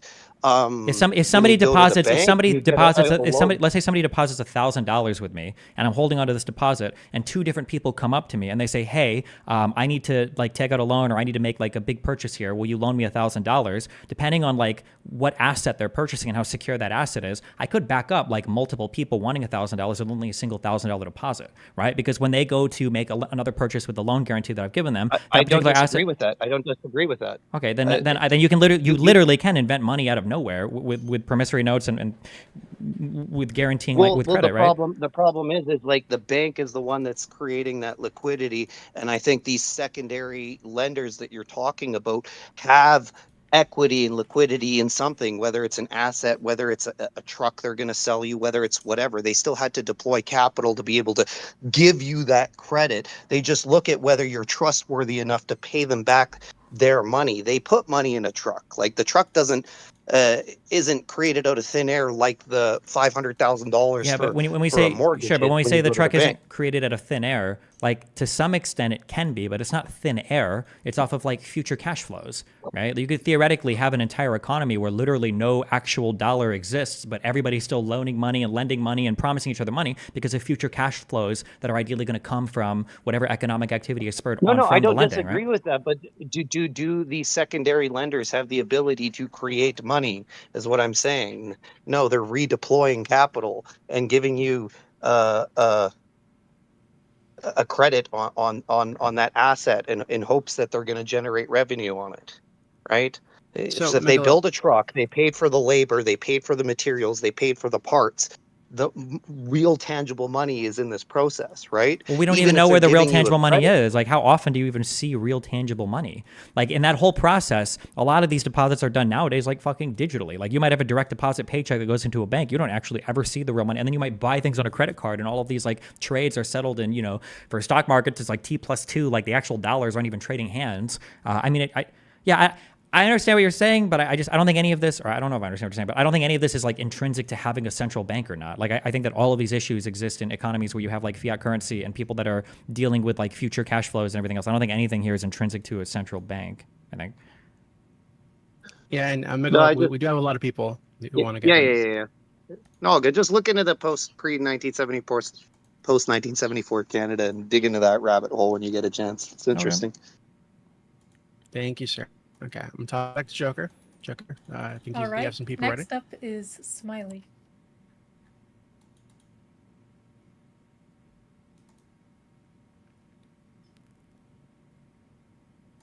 Smiley, I don't know why you're showing us your car steering wheel, but we can see that. Sorry about that. Thank you. It's okay. All right. So, yeah, I've been reading about human rights recently, and surprising how many governments engage in transactional diplomacy, where we'll give you this if you ignore our human rights. The U.S. ignores Israel, a lot of things. A lot of African countries ignore Chad, stuff like that. So I wanted to ask your opinion on this and what you think governments and people can do to get people to pay more attention to human rights, because I think that it's enabling more human rights violations. Thank you. I mean, you petition the government, you vote on certain politicians that you think will uphold the things that you think are important. Like, I mean, the most important way you can make your voice heard is through the representatives that you vote for. And then, I mean, you can protest, or you can have decisions that your companies are making. You know, you boycott people based on the decisions they make. But yeah, I mean, at the end of the day, that's really all you can do, right? Like, no individual can direct government policy. If you think there's a human rights violation that's bad enough that's worth protesting or boycotting a country or a company over, you can do that. Or you can dedicate your vote to it. But that's typically how we do things in this society, right? All right. Yeah, that's pretty quick. If I could have one more question that might be a bit harder to answer. Do you think that there's ever a circumstance where human rights violations should be ignored if that country is very important? I don't know if you'd ever say that it should be ignored, but I mean, like, everything is some kind of like balanced equation, right? To where, like, if there is an ally that engages in behavior that we would find really abhorrent, but like geostrategically they are of a high level of importance, then I mean, they would have more leverage, I guess, to engage in that abhorrent behavior. I mean, obviously there's going to be some line I would hope that we would draw, but I mean, on a huge global stage, it's going to be weighing like the pros and the cons of dealing with any country. Where certain human rights violations, I would imagine, would just add to the con side. Yeah. All right. That's pretty much all I had to ask. Thank you. Thank you. Next is Chudson.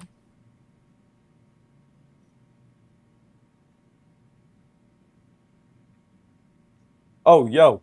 What up? Hi. Oh, wait, I need to fucking grab my question. I was not ready yet. I thought it was going to be a while. Hold on.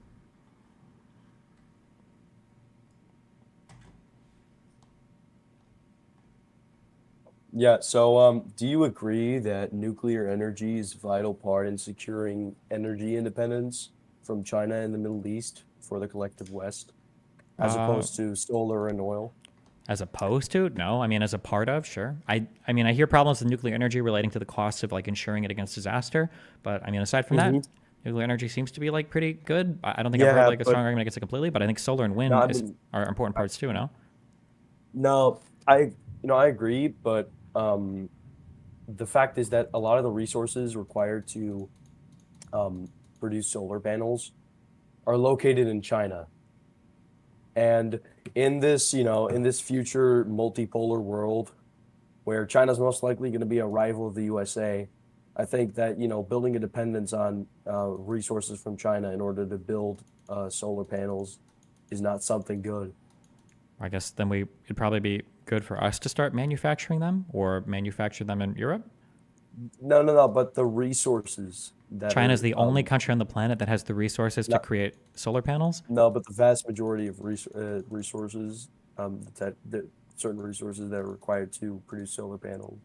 Okay. That's not my understanding. I mean, if that was the case, then I would say that maybe it's worth taking a look at that. But I mean, right now we have access to the Chinese economy. So, I mean, I imagine we would continue to buy shit from China, but. Yeah. But I'm just saying, like, in a future world, right? I think that energy independence would be a vital part of the collective West strategy. Yeah, maybe. Yeah. I mean, I would think so. I think I get a little bit nervous when people talk about building more and more independence, though, because I think dependence in some way probably, in some ways, probably makes us more Yeah. likely to be peaceful with each other and less likely to go to war with each other. Yeah, but I think most people can see the writing on the wall that we're moving into a world that is less friendly. Countries are less likely to cooperate with each other these days. And the world seems more and more divided into political and economic blocks as opposed to everyone working together. So that's why I brought that up. Okay. Well, rather than accelerating that, I would hope that we would go back to working together more. That'd be my hope. But Yeah, I can understand having that hope, but I personally I don't see that happening. Okay.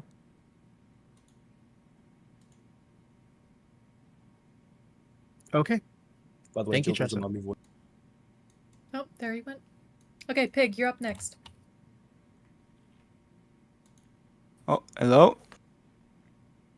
Hello, can you hear me? Yep. Hello, hello. Yes. Oh, hi. Wow, sorry. Wait, let me get my question. There. I'm sorry. Okay, there you go. I actually wanted to ask you this on the Israeli meetup. I was there, but the big buffy security guard took you away before we could. I wanted to ask you, how would you argue against I mean, like, I see a lot of people talking about Hamas being a justified resistance, breaking out of prison, and it just seems like it's hard to get a something, just like an argument against it across people, because people are, I guess, so much worked up on like movie media and think that, like, kind of like how in college right now there's all these LARPers that are trying to make it seem like they're a part of a revolution. I just want to ask, like, how would you kind of argue against that in the best way? I mean, you can separate a people's like motivation for war and the way that they conduct war.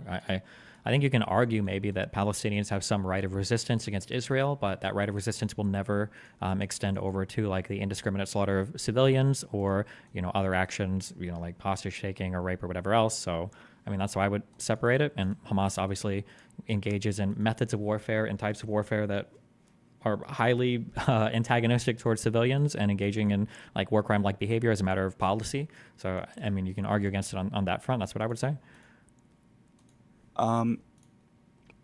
Yeah, I guess so. Yeah. I have another question. Is I get stuck. I'm sorry. I guess I'm just getting debates 101 here.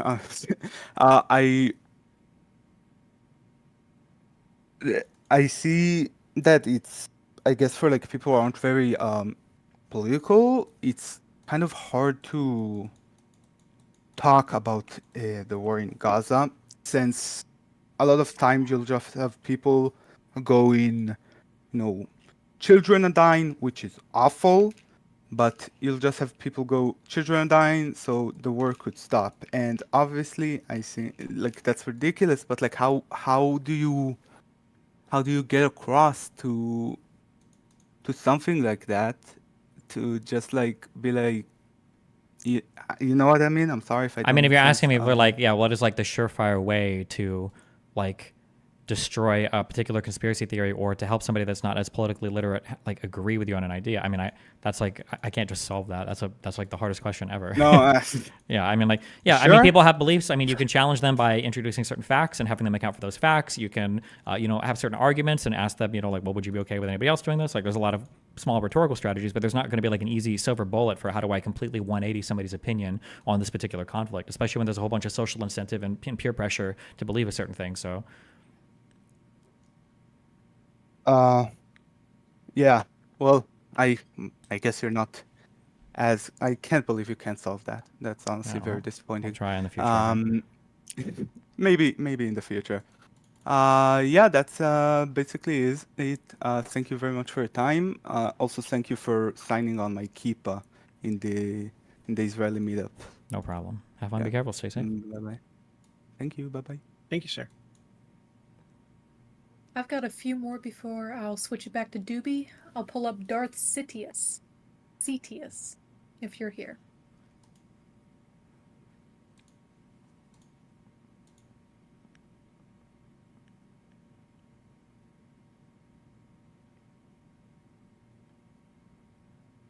Did he die? Is this mic even on? Darth, if it, oh, he's turning on his camera. Okay.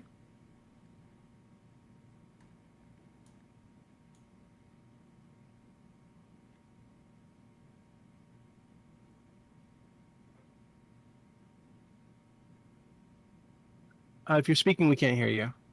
We can see you. You're a kidnapping fan. We can't hear you.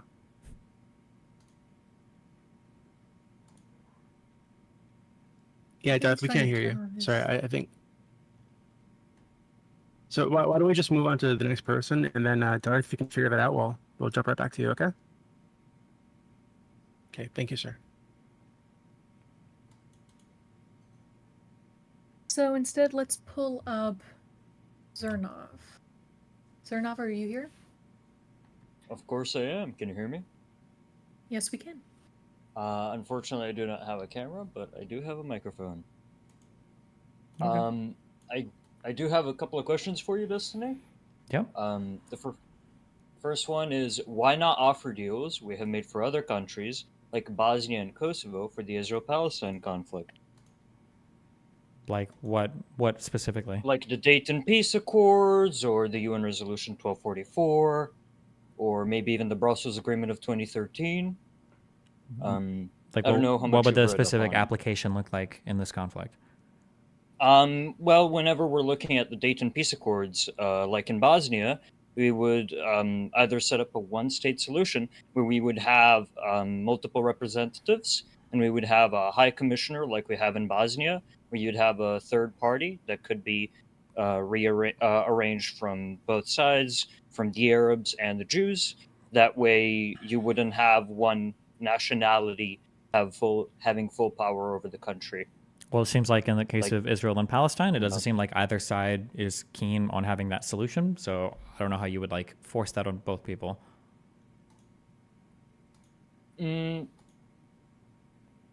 I agree that there is no willingness to do it, but there wasn't a willingness in Bosnia to do it either. But we still enforce it on them just for the sake of peace. So if they're going to continue fighting, and if we want peace, I think this is the best way to stabilize them. But that would be if somebody's willing to just put pressure on both sides. I would have to. I would. My guess is going to be these situations probably aren't analogous to each other enough that I don't know if Bosnia had any international support whatsoever for its existence, and I don't know if the claims to the land and the disagreements between both people would have manifested the same way there. The history of Israel-Palestine makes it a little bit unique in terms of figuring out like what the land divided should look like. I mean, if you can give me like a potential solution for what you think would work, and I can tell you why I think it would or wouldn't work. But I think for Israel-Palestine, if you say that like, well, we should just force both sides to accept a one-state solution, the fact that neither side seems to want that solution, I would say you're at a very bad starting point for that. But I don't know how similar the situations were in Bosnia in terms of both people being willing to have a. Well, in Bosnia, it's a little bit more complex because we had three sides. But the situation was that we had the Bosnian Muslims, the Catholic Croatians, and the Orthodox Serbians. The Serbians had a support from Yugoslavia and its military forces, which was more supported through paramilitaries and forced retiring its troops and then leaving them in Bosnia.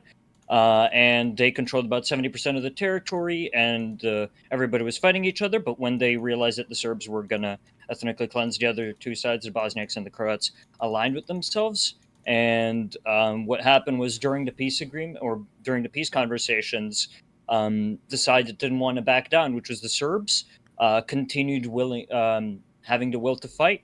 And because the Bosniaks and the Croats were in more of a need for arms and more resources, they were willing to give concessions to the U.S. and to NATO, which then led to the Dayton Peace Agreement after 2.5 years.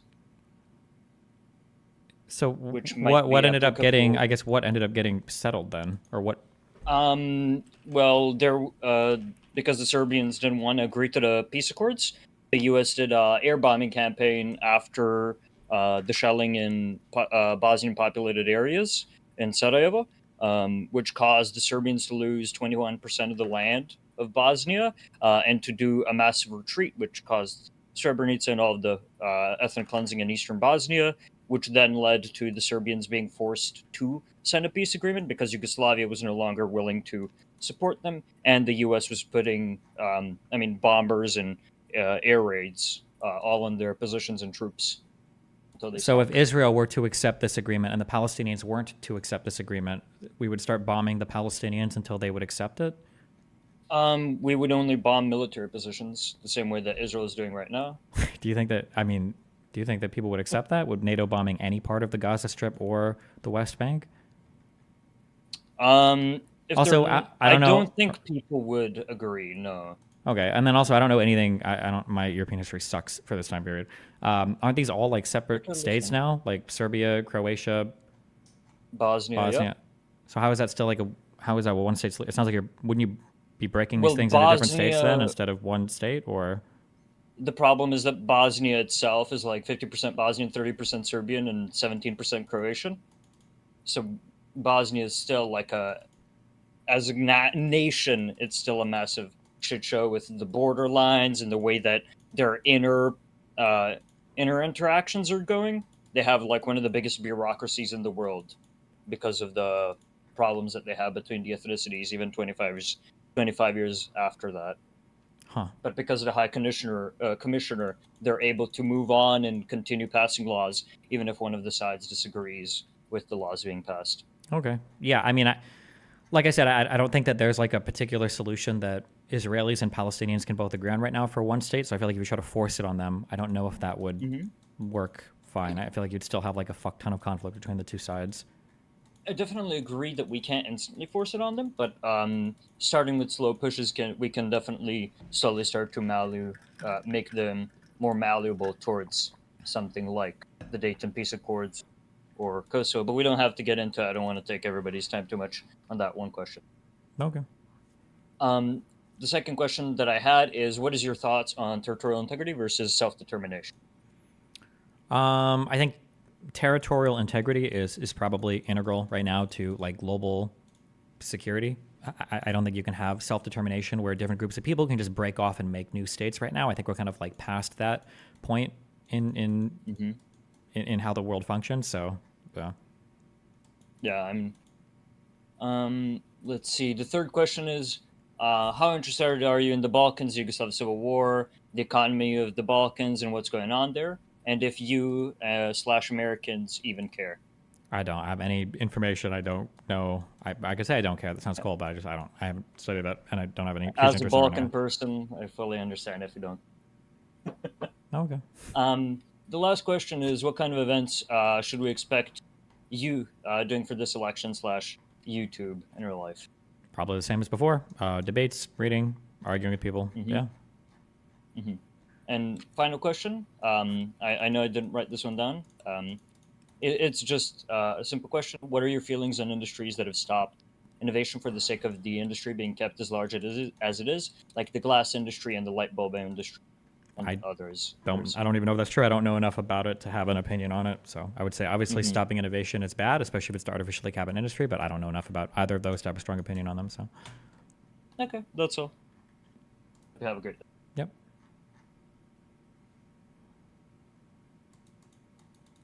Garth is back. Should we're we gonna go try ahead and again. pull him up? Yeah. Sure. Darth, let us know if you can Yep. come up. Yeah, all right, there we go. Now it's working. Sorry about that, guys. Hey, Destiny, how's it going? Hi, what's up? Oh, doing the thing, working. Anyways, so basically I'm a centrist, an extreme centrist. And I know you used to be kind of like a libertarian. I guess you would call it centrist, however it would be.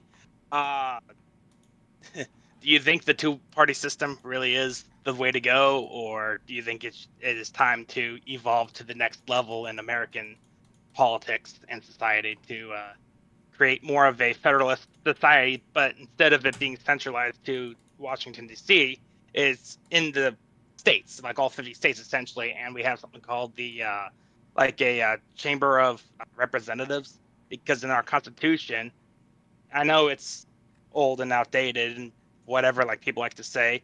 However, I love the Constitution, and it says one representative per 30,000 citizens. That's a lot of people. So, if that truly was to be evolved and set to the next status quo, I mean, you'd need something like the Chamber of Representatives. And what's your opinions on that? A little. I don't think our constitution is outdated at all. I think it still works pretty well. I personally, I think that a two-party system with like a diversity of candidates to vote for in different elections, I think serves us pretty well. I think in general, I'm pretty okay with a two-party system. Like 55% okay with it. There might be arguments against it, but I mean, every organization or every organized form of government or form of government organization seems to have issues with it. And I'm okay with what we have now. Yeah. Yeah, it's just for me, just as an assistant, I'm 27. I've voted 3 times now. Get ready to vote for a 4th time. I think it's like that. Maybe it's, yeah, it's about like that. It's just, there's a lot of people like me, for example, and other people. Our voices just get freaking drowned because we do have people who are on the right. They like their people, and that's the end of it. There's no debate about it. And then there's people on the left. They do the same thing. And it's always like this every election cycle I've been around. It's just like, we know that the obvious political parties are not going to be able to like be popular in this country ever. So it's like, if we let the curtain down completely and then let everyone, have their voices heard and have debates where we have Republican, Democrat, yada, yada, yada, I think it would serve the interest of the American public better, because I would say that there's a majority of us who we're just not Republicans or Democrats. We're just the American public. Yeah, but I mean, like, there's a diversity of candidates inside the Republican Party and inside the Democratic Party. Like, you've got a huge range of people, from your Kirsten Sinemas to your Alexandria Ocasio-Cortezes, from your Joe Bidens to your Bernie Sanders. Like, it runs the gamut. Like, your Ted Cruz's to your Donald Trumps. Like, I think there's a decent variety of candidates within the parties. I think that within each state, I think you've got like pretty different candidates. Like, if you go to really blue states, you're going to get candidates that are much further to the left. If you go to more purpley states, you're going to get candidates that are more in the center. If you go to very red states, you get candidates that are more on the right. If you want to introduce multiple parties here, I mean, I guess you can, but I don't think that it would meaningfully change the political landscape that much, which is my opinion. Yeah, that's fascinating. I have to do this. So I'm kind of, I do the abortion stuff sometimes too, but I'm not someone who's like pro-life completely or pro-choice completely. Like, why can't we all meet to the middle? 8 weeks to be the limit, I think ethically it seems to be the best for anyone. I mean, you have 2 months to decide if you want to harbor a life or not, and yeah, I know people on the right, they're like, oh no, that's instantly, no, you can't abort whatever. And then like you have people who are just too loose on the problem, in my opinion, and I think they go like to the extreme, like Sure, third but just to be trimester, clear, and like like abortion is pretty yeah. binary. You're not centrist on that. You're pro-choice, Yeah. right? It is, well, yeah, I would be more pro-choice, but like a common sense stance. You know what I mean? It's like, Sure, you can call it common sense, but to be clear, that's not a centrist Yeah. stance. You are pro-choice. You're pro-abortion. If you're somebody Yeah. that's pro-life because you think it's a life at conception, then killing something 4 weeks old and not killing it at 8 weeks makes about as much sense as killing Yeah. a 4-month-old baby, but not an 8-month-old baby. So, I mean, like that's where pro-lifers stand. Yeah. Yeah, it's just because I had a daughter and all that, and I went through the process and all the great stuff of learning what babies do when they're inside the mother. It's just, for me, I just can't ethically see like anything past 8 weeks just being okay. So that's why I'm kind of split in my opinion. Sure.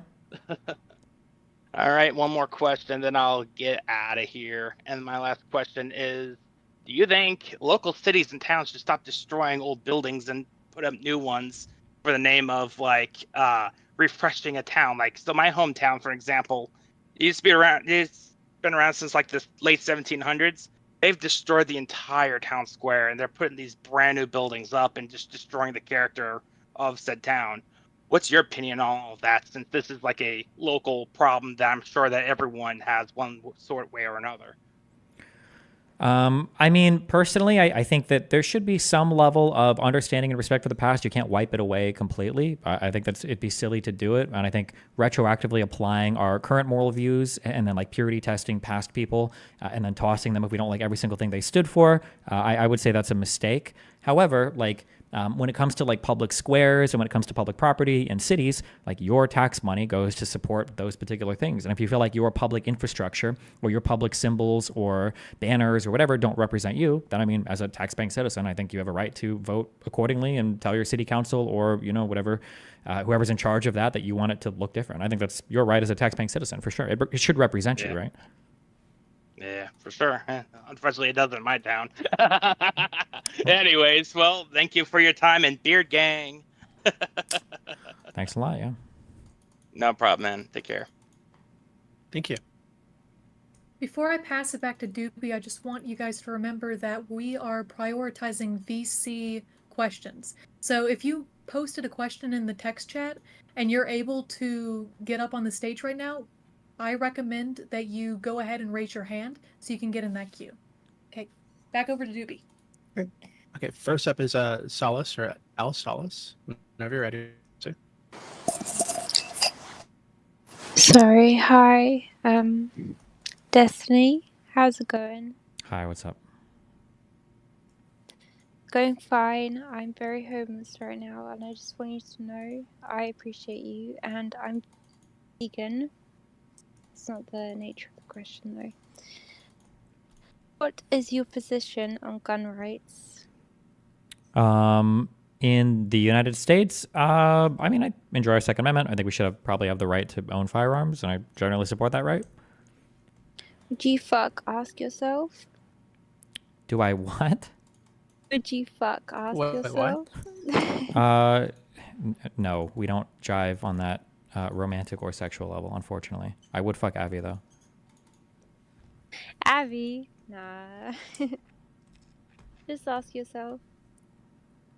Okay, That's well, all. thank you very much. Okay, bye-bye. Next up, we've got Heaven's Cat.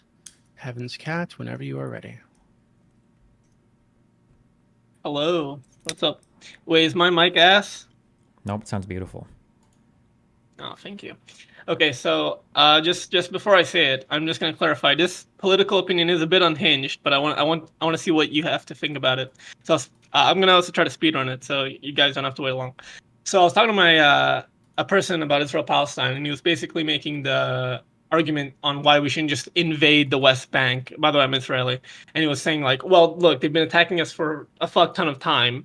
Any other country would have just invaded them and like butt fuck them. Why don't we just do that?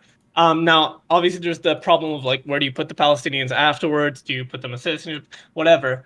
But like, let's say if we could like immigrate them or whatever, do you think that like Israel has the moral right to basically invade the West Bank and maybe either forcefully put a government or forcefully kick them out? Because every time we use these moral semantics, they basically just say, oh, well, no, Israel doesn't have this right. And they usually go back to 1948. And that's, you see this with Hamas. When they invaded, they went back to 1948. They basically, there's a bit of morality. Is like, oh, well, it was before October 7th. And then, you go back the line until 1948. You see this with terrorist attacks. You see this with the intifadas. So it usually all goes back to 1948. So what do you think? I don't think the international community would bear it. I don't think Israel's own population would bear it. I don't think the surrounding countries would bear it. I don't think the Palestinians would bear it. No, I don't think you can do a full-on invasion and expulsion of the West Bank right now. Maybe in 47 you could have argued for that, but at this point I think the time has passed.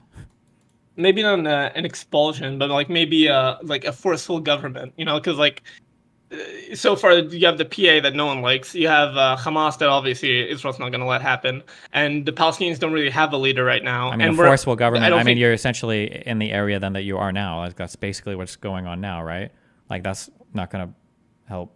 I feel like what's going on now is Israel just saying, we'll leave them be. We're not going to give them a country. Not really. We're just going to let them kind of like chill here in this limbo zone, Sure, but I mean, like, as opposed to installing a dictatorship, I mean, that's not gonna. Well, maybe not. Maybe like what France. Well, not France. Sorry. Like what happened after World War II, Germany, Nazi Germany, where basically they at first they did elections, but they picked the candidates, and then after a while they let them do their own elections. Are you going to let the West Bank? Are you going to let the West Bank do their own elections and give the West Bank territory like Germany had a state? If Israel can initially pick the candidates, and then after a few years they can do their own, then yeah. What's the state going to look like? What are the borders? It could be current borders, and then maybe they could do like what they did with Gaza. Again, this is a very extremist position, but still, like, it would technically solve it. I mean, a lot of I don't think it would solve. You say it's extremist, but I mean, like, you're just like reinventing the same problem, right? Like, what do the borders look like? Are you going to start crushing? Or are you going to try to incorporate every single settlement into the Israeli borders? Are you going to create a non-contiguous country that is like, just looks insane? How are you going to split up holy sites?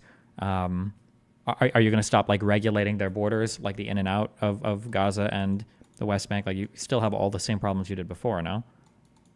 I mean, even then, I feel like it would be better than what we have now. I mean, if you think about it, there is a place where Palestinians and Israelis live together, and that is Israel. The Arab Israelis who used to be Palestinians, they live alongside Israel well. And I remember you said this on stream, where Israelis told you that they used to live alongside the Gazan people, and they were like happy. Yeah, but careful. Palestinians in Israel have the right to vote. That's fundamentally different. They're equal citizens. The ones in the West Bank aren't. But that's what I'm saying. If you give them the right to vote, maybe not for Israel, but for their own country, with candidates that Israel picks, like after World War II. Yeah, I understand that. I understand what you're saying. You're assuming all the hard parts about what does their own country look like? What are the borders? What are the rights to Al-Aqsa? The West Bank borders. What are the West Bank borders? What does that mean? Well, okay. Like, if you Google the West Bank, there's borders. Yeah, like if you combine area A, B, and C together, that's technically the West Bank, right? And you would give that to Palestine? Not fully, like not full control, but like what they did after Nazi Germany in World War II. Hold on, wait a second. When you say you're Israeli, do you mean you're Israeli or do you mean you're Jewish? I mean, I'm Israeli. I actually met you in the meet and greet for like 2 seconds, then I had to leave. Okay. You're an Israeli. You live in Israel, okay?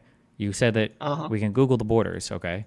I invite you to do that. If you Google the borders, you understand that giving the West Bank back to Palestine would be literally fucking impossible. You're talking about moving out how many, 500,000 people out of the West Bank? Because the West Bank, if you want to say you can Google it, the West Bank as Googled has some 500,000 Israeli settlers that live there. There's no way that Israel's ever giving that back to the Palestinians or giving that to the Palestinians and evacuating or just sacrificing all of those settlers to a new Palestinian state. That's never happening, right?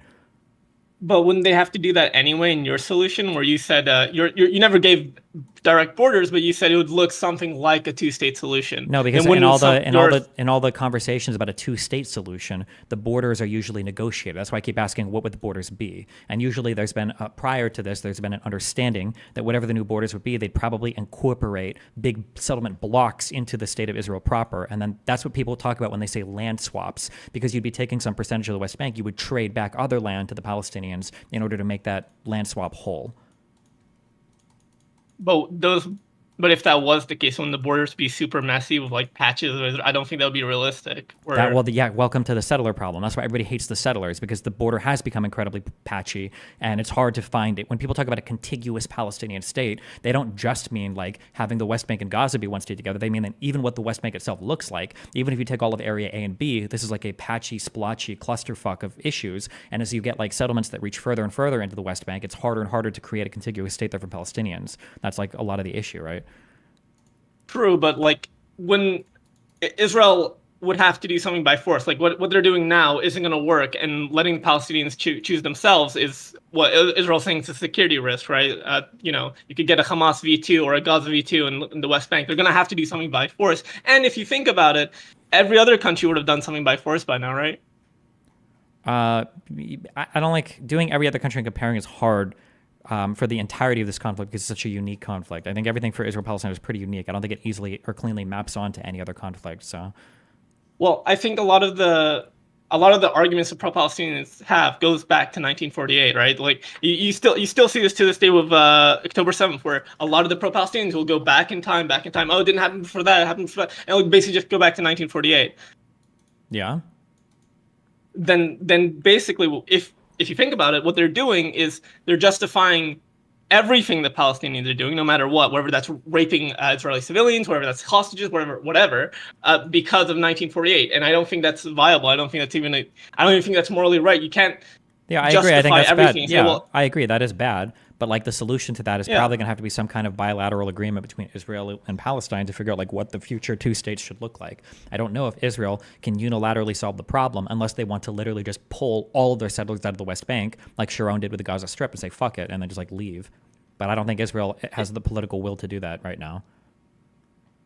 What do you think? Okay, because a lot of pro-Israelis say that Israel needs settlers in the West Bank due to security reasons, do you think it's morally righteous to say pull out the settlers, but like put like IDF soldiers there instead, and then force a government? Do you think that's more morally right or wrong? No, I think you can probably have some security arrangement around areas, especially like to the east of Tel Aviv, would probably make sense, or maybe like certain hills or whatever that are part of the West Bank near the Green Line.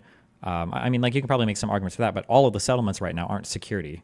Like a lot of them are just there because it's people can live there, cheap land, historic rights, whatever other bullshit. Like I don't know if the majority of the settlements right now that exist in the West Bank are for security purposes. Yeah, but that's like the argument, I understand, but I don't agree with that. I don't think most of the generally I don't think that's true. There are some settlements that could probably be justified on a security basis, and there are parts of the Green Line that maybe could be enforced on a security basis. But then you'd have to trade back land to the Palestinians to make it equal to the land they're losing that you're going to annex. But yeah. But like, as an Israeli, and again, I admit this is unhinged, right? But I'm trying to speak for the Israelis that I've talked to who are pretty far right. So I'm trying to speak for them because I mainly agree with you. So I'm trying to get the people who don't agree with you to come in here, and I'm not going to bring them in because they're busy. They actually have a life. So as in Israel, don't you think that's like for them? I say for them. I'm one of them, but I'm not the far right ones. For them, it would be pretty shocking to say like they're terrorist attacking us a lot, right? There's a lot of terrorist attacks to the point that at this point it's like a skip it in the news, right? Like a few minutes. A terrorist attack is pretty common here, right? They in Gaza they send rockets. They're cheering on October 7th. They fucking hate us, but we still have to negotiate with them. Don't you think? Like, can't you see how people in Israel will just see that as ridiculous? It is ridiculous, and it's a ridiculous position. But it's also ridiculous that that the territory of Gaza and the West Bank have been occupied for like some 55, 60 years. I mean, like the whole situation is ridiculous all around, right? But that wouldn't happen if the Palestinians weren't always aggressive towards Israel, including in 1948, which they would have had their own country if they would have accepted the UN plan. Sure, right? They didn't accept that, but I mean, we can't keep going back to 1948, so now we have to figure out how to solve the issue now, right? But even after 1948, they still are very aggressive towards Israel, including October 7th, including the terrorist attacks, including the PA having a slave for pay policy. Like true that Israel does do scummy things towards the Palestinians, but the Palestinians never stop being aggressive. Sure. Then you have to figure out a solution to the problem. I mean, I don't know what I'm supposed to say. Yeah. Well, I'm trying to talk about what's fair. Fair doesn't, I don't think, compute here when we talk about like international conflict. Like sometimes there are things that are just not going to be adequately satisfied on both sides. Like that's just the nature of different peoples coming to agreements with each other. Like fair on the hard True. line of Israelis and Palestinians would be the right to the entire land of Israel, which would include, from river to sea, the Gaza Strip and the West Bank. There are people on both sides that feel like that's the only fair thing. And both sides of those people would have some kind of claim to the entirety of the land. But I mean, that's not really. I think justice is a better word than fair. You have to figure out a way to resolve the situation that leaves everybody reasonably well off, that satisfies both sides' claims as much as possible. But nothing is going to be fair. Okay, I'm gonna say this one last thing, and then I'm gonna ask you a question about the meetup, and then I'll fuck off.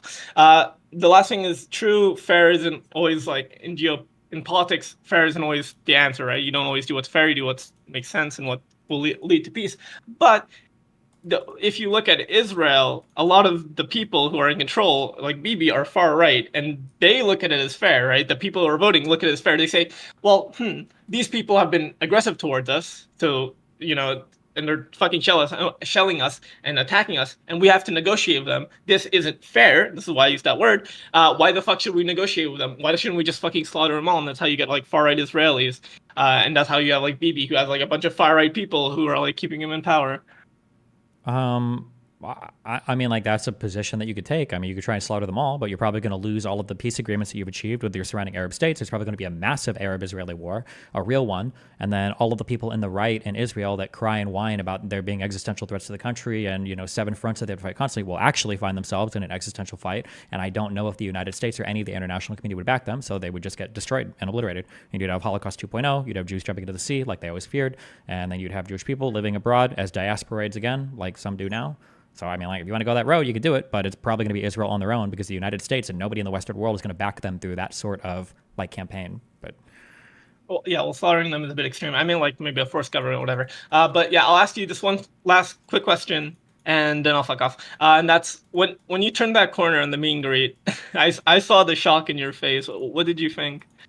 Oh, I don't know. I thought there'd be like 50 to 100 people was like my max guess. And then when I saw the people down there, I assumed maybe there was like a protest or a demonstration, and then maybe my fans were like alongside it. I didn't know I had like 300 plus people to hang out with me. Yeah. Yeah, you got swarmed. Anyway, I'll fuck off. Have a nice day, Destiny. Love See you you. later. Thank you, Mr. Cat. Okay. All right. Thank you. Bye-bye. Next up, we've got Swedish Blonde. Whenever you're ready.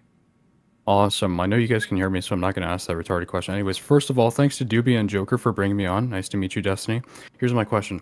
Do you think that it's racist to be proud of your race? Maybe also advocate for the preservation of one's own race? Assuming, of course, there's no advocacy for violence or discriminatory policy.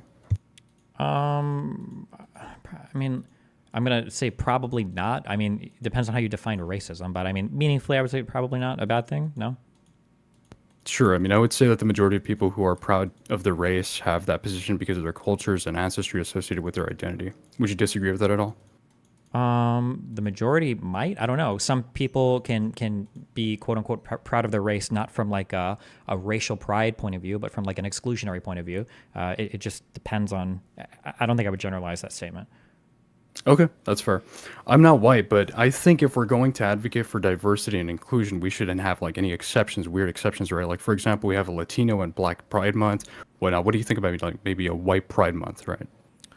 I think that generally when we think about Pride Months in the United States, I think that the general feeling is that there are certain people that historically have been underrepresented in terms of like their contributions to the recognition of their contributions. So they've contributed more than they've been recognized for. So we have certain months to celebrate or commemorate these people because we feel like historically they haven't gotten that level of celebration or commemoration. So in that regard, I don't know why we need a White Pride Month because I feel like in general we all know, who like George Washington is and, all the famous white figures in U.S. history. That's my feeling on it. Sure. I mean, that's a pretty logical reason, actually. Some people would say, well, what about slavery? I mean, I think we can move on from slavery. It's been a while. But do you think that, like, black-only spaces are a productive college campus policy?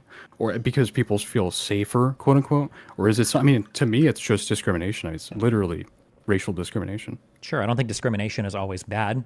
For instance, having a like a woman's only gym versus like a man's only gym. I don't think discrimination is necessarily bad all the time. It just depends on the purpose for the discrimination. If you talk about a black only space, I mean, it depends on the reason why the space was created and what the space is supposed to facilitate. Depending on the community that you're in, if you want to create a safe space for a certain group of people to be able to complain or vent about a particular thing without having to listen to other people complaining or judging your complaints, I guess, I think that safe spaces are fine.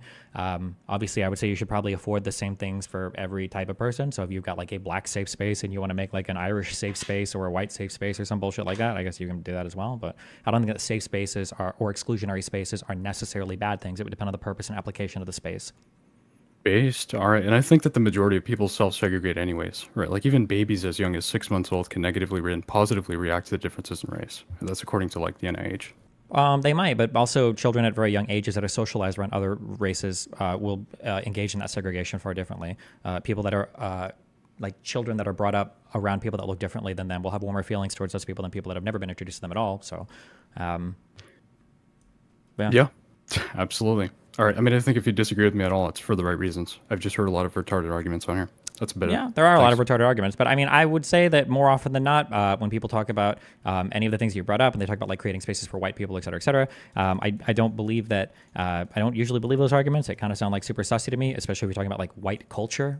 Even the term white is like a little bit strange. If somebody wanted to celebrate more specific aspects of their heritage or culture, and they want to talk about like Italian backgrounds or Irish backgrounds or something like that, I would probably believe those a little bit more. But I feel more often than not when people talk about like white backgrounds or just white spaces, usually they just want to exclude certain types of people from it, and they don't really want to celebrate any particular culture of their own, and they usually don't even understand their own culture. So I don't know. That's just how I feel.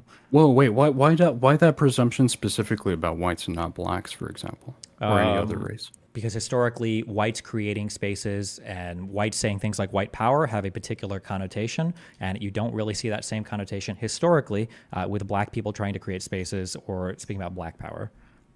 Sure, but like, I mean, I don't think that white supremacy is a big issue in America, right? Like, what do we have, like 5 Klansmen left? I don't think that white supremacy as it stands today is a huge issue in the United States, but I think that we still feel the effects of white supremacy today in the United States, and historically there's still associations with it, and the need for like white representative spaces seems strange when white people seem to be fine in terms of representation in the United States, you know, in economics and in government and whatever else. So the idea of like the necessity to create those spaces is a little bit suspect to me. Well, I would say that even as a racial minority myself, it's very important to note that a lot of whites are under fire, right? Like white liberals feel genuinely attacked for even just being white. Some of them talk about not wanting to reproduce because they have some white guilt. I mean, what do you think about that? If you do acknowledge it as an issue, right? I mean, I can acknowledge that there might be a perception there. I don't think that I don't think that perception very accurately maps onto reality. The same that when black people say that we live in a hardcore white supremacist society and everybody's a white supremacist, I don't think that maps on cleanly to reality either. So if you're white and you don't want to have a kid because you feel like you're under attack for being white, I think you are probably living too much on Twitter and need to spend a little bit more time in the real world. Yeah, that's true. All right, thanks, man. Appreciate your time. Yep, bye. Great, thank you. Next up, got where is this person? Rania or Moon. You're ready, I think. I hope. Oh, hello. Cool. Hi, Destiny. Hello. Hello. I'm here to ask you a few questions. So my first question is, what do you think about ex-Muslims? And how do you feel about the growth of ex-Muslims? 20% to 25% of Muslims leaving Islam in the United States. I don't think about ex-Muslims much. I don't engage with that group of people much. I don't think about them much. Is there like a more specific question or? Yeah, there is. Is the humanitarian crisis in Gaza being caused by Hamas stealing aid, or is the food insecurity in Gaza Israel's fault? It's hard to blame a particular side on something that is like so heavily integrated on both sides. I don't know if there's like a massive food insecurity issue in Gaza. I think maybe you can argue there is one after the war, although I know the UN has recently or like those IPC5 classifications seem to have gotten walked back quite a bit. The projections, I think, are largely disregarded now because of the way that they were done in, I think, like in February and March. But I mean, like, as far as issues with food going in, I think that Israel does enough to get food into there. I think that there's problems with distribution inside. I think a lot of that is Hamas's fault. But if Hamas fails in distributing that food or getting the food to the people, I still think Israel has an obligation there to try their best to make sure it's getting out to people. But I think the problem is overblown a lot based on how people talk about it. I don't think there's like these mass starvation events happening that people keep saying are about to happen in the Gaza Strip. Okay. Is the humanitarian aid immoral? Some people think it's insane to I'm aid sorry, the wait, I enemy. missed the part. You Okay, said Palestinian. is the humanitarian aid in what? I missed the part of that.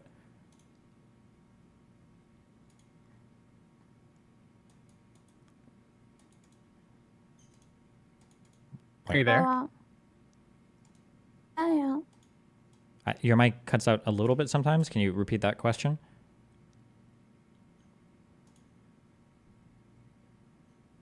I think you said immoral, right? Yes, if the humanitarian aid was immoral. Yeah. Some Israelis think it's insane to aid the enemy. To aid your enemy?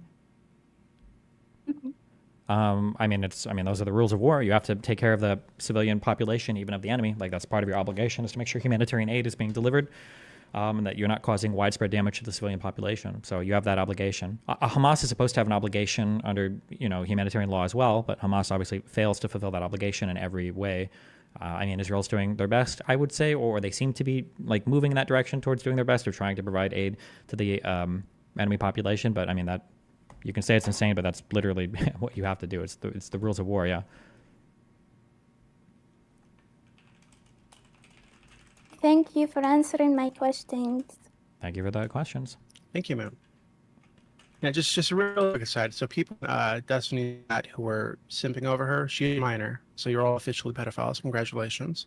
Next up is Daffodils. Whenever you're ready. Hi, I'm gonna ask you 3 questions and upfront, and you can choose which ones to answer. Okay? Oh boy. So the first one is that I saw you had a discussion with Dr. Einat Wilf. I was wondering what was your impression from that discussion.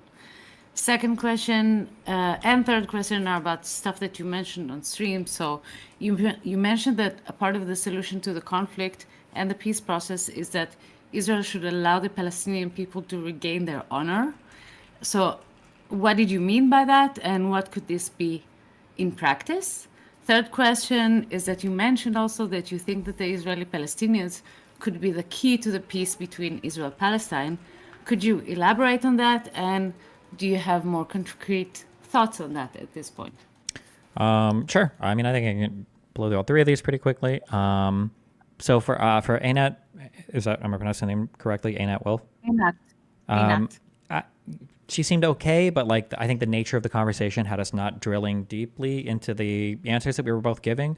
So I think on like a macro level, it looked like we kind of agreed on most things. Just from what I've heard about her and the way that she was speaking, I have a feeling that if we dig really far in, it seemed like she was probably a lot more on like the pro-Zionist side than I am, I'm guessing.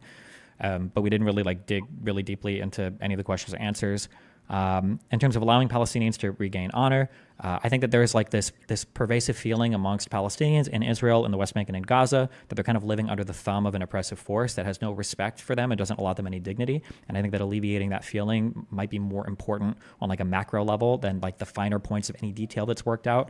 In terms of what that looks like, I mean, hugely different standards of living between like Palestinians in the West Bank versus settlers in the West Bank probably contributes towards that feeling of living without honor or dignity. All of the random checkpoints that are set up in the West Bank, not the ones going into Israel, but just ones going from like village to village, especially the 700 plus that were added after October 7th, probably feel pretty shitty.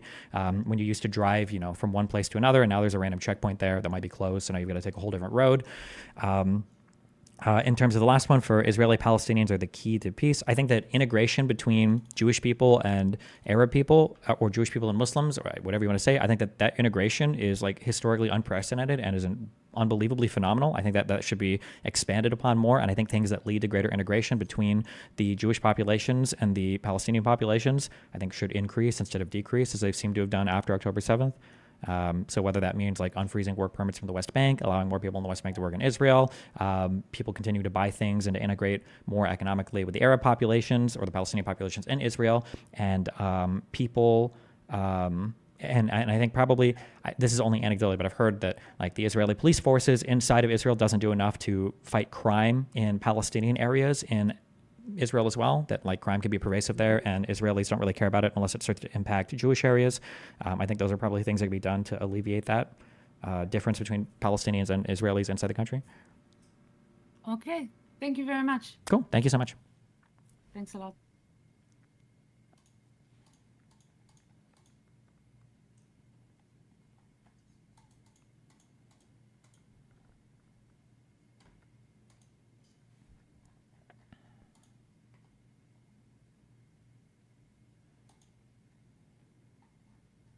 Oh, was she done? Did I miss that? She is I'm done. sorry. Okay, well, next up we've got Stoke Flame. Stoke, whenever you're ready. Hello? Hello.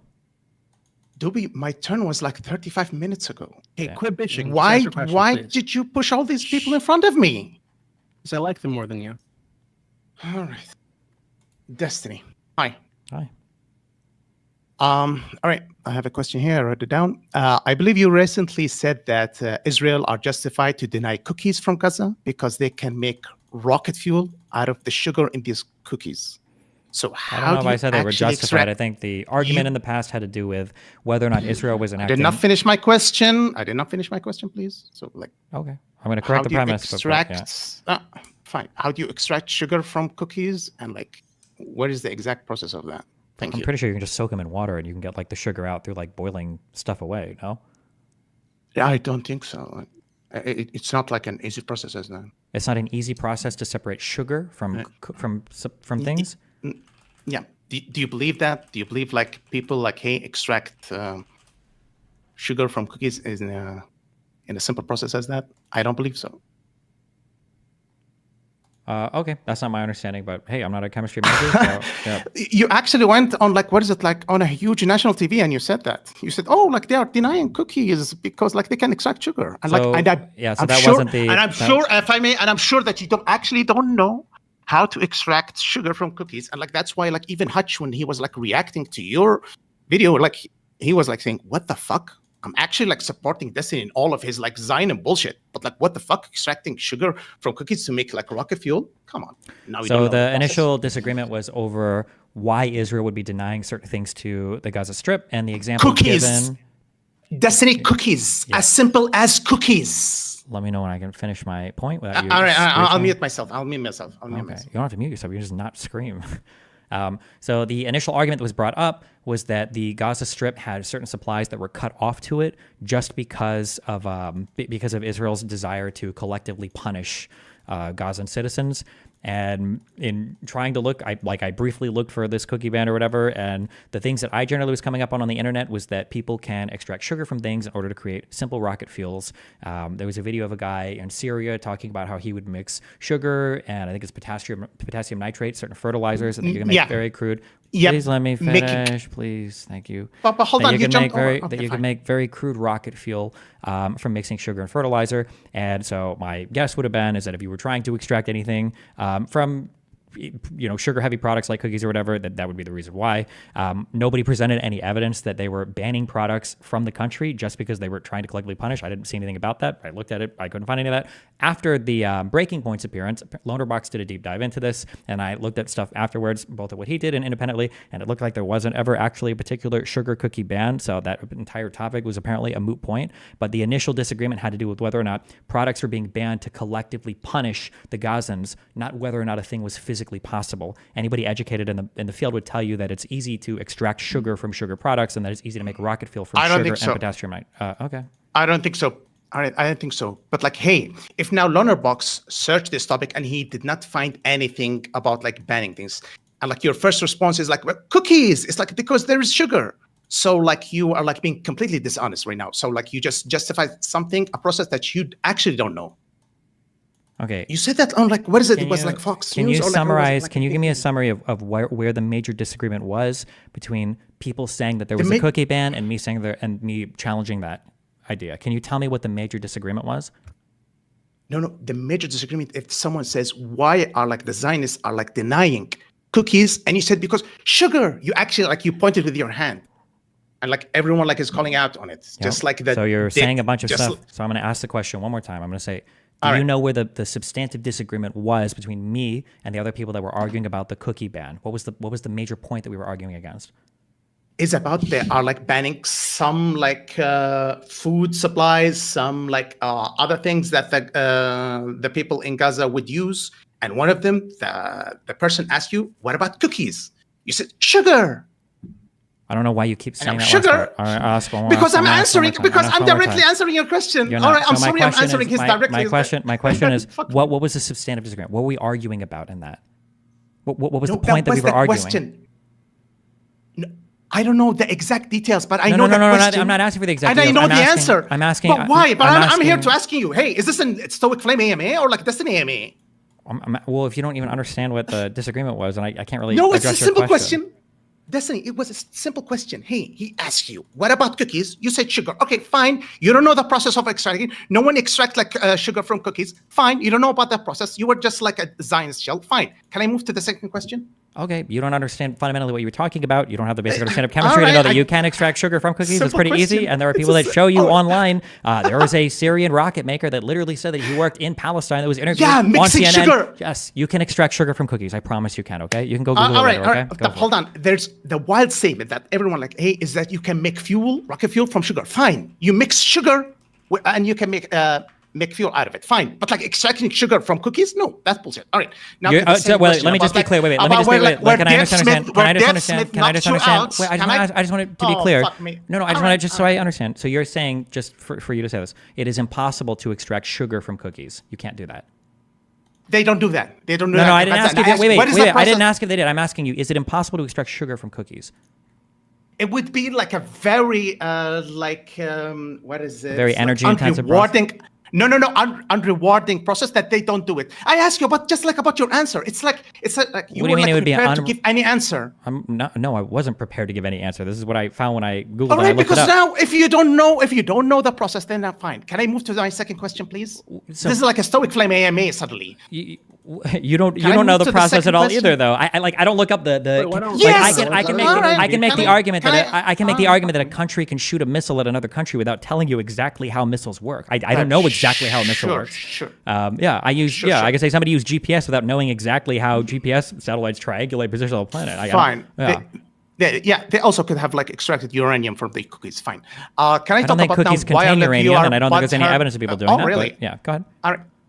So now I can ask you about like where like Dave Smith like actually hurt you. He actually hurt you, and we can test that. Is that because he called you out when you said no one said 100% the vaccine's gonna protect you from the infections, right? I don't even know what the question is there. The question is that you made a wrong statement on Piers Morgan, and you said no one with a position of authority said that the vaccine will 100% protect you. Yes, that is And my Dave understanding. Smith and the yes. other people jumped on you and embarrassed you, and that's why like you are butthurt. Like I don't think I'm right, butthurt, I've but got- I've seen these claims made in the past, and when people link to these claims, and I go and I read the full quote, it doesn't seem like there was strong evidence that anybody like of note was saying that things were like 100% going to affect. 100%. I'll show you that. Do you want to see like clips of Fauci says it will stop the infection, and he'll do like a fist with his hand. He do this like it will stop the infection. Then Fauci says if you have the vaccine, you won't get COVID. If you have the vaccine, you will stop the chain. All right. All of these statements with full confidence actually means 100%.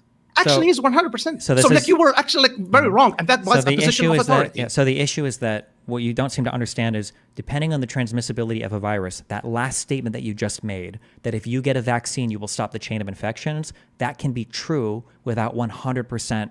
Without 100% stopping the transmission of a virus. You just have to bring the R naught down to where it doesn't spread through the public anymore. You don't have to have a 100% blocking vaccine in order to do that. So the last statement doesn't contradict anything that I've said, and it doesn't affirm that he was saying it's 100% effective. If you want, right now, you can show me or link somewhere your strongest clip if you feel like this being linked, and I can evaluate it and tell you I feel like it's honest or not.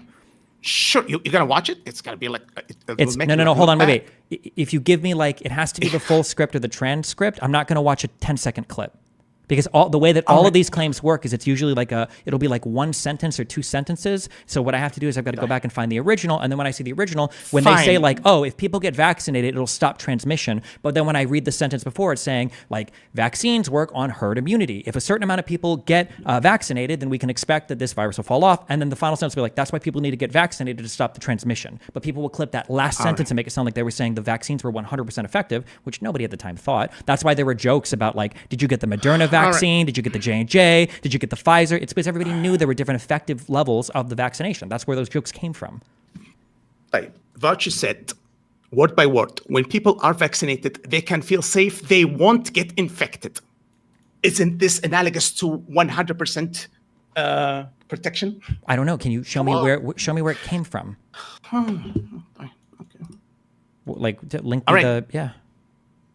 All right.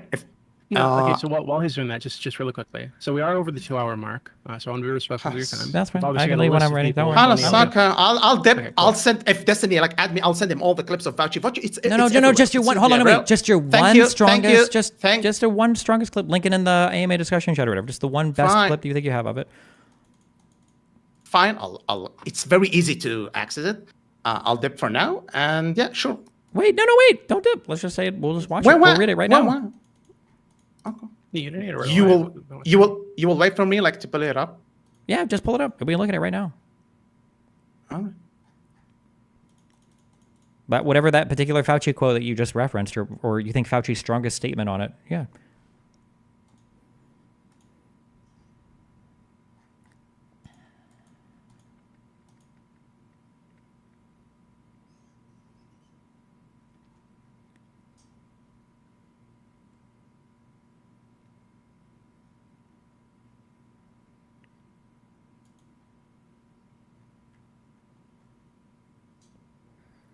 Doobie, I'll send it to you. It's from a tweet. It's like a bunch of people. So many people. No, just one. Hold on. Do you understand that when you do this, it makes me think you're full of shit, right? I'm asking you for a single, because when I ask you for a single strong statement, technically I'm giving you an even easier win condition. But when you, wait, let me finish. Please let me finish. Don't interrupt me, okay? When you constantly allude to, oh, here's 20, oh, here's 30, oh, here's 50.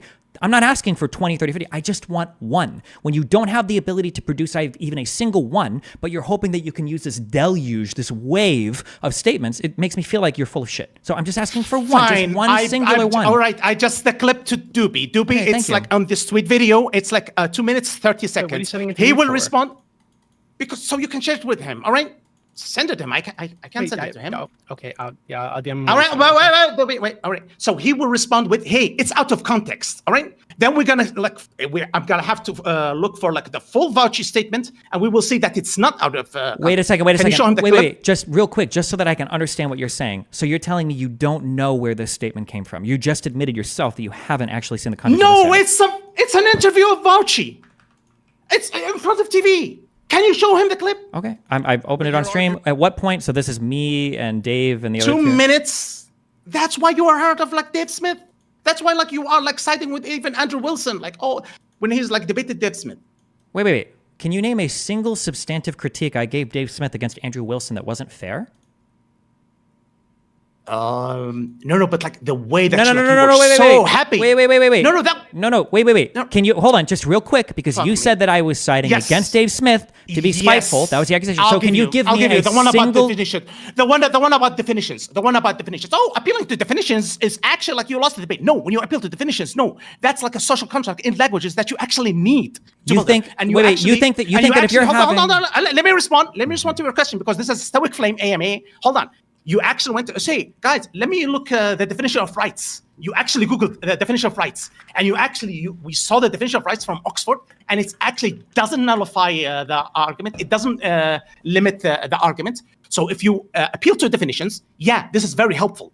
This is like how we actually have languages, all right? No. That's when why you're having an academic, when I you're even having have DMs. Yeah. I even have DMs with Andrew Wilson to call him, both you and Destiny fucked up when you like say, hey, appealing to dictionaries is like bad. All right, so that's one. When Can you're we having go an back now to academic, the when you're clip? having an, yeah, we can. When you're having an, first of all, and also, so it seems like you don't have a specific clip of Fauci. It's going to be a collection of like statements that he's made. That's what it It seems is like. a single clip. A single clip. When 2 I minutes, say 30 seconds. when I say single clip, I mean like a single like speech, a full thing, not like 20 different people cut together. But that's fine. Can you tell me?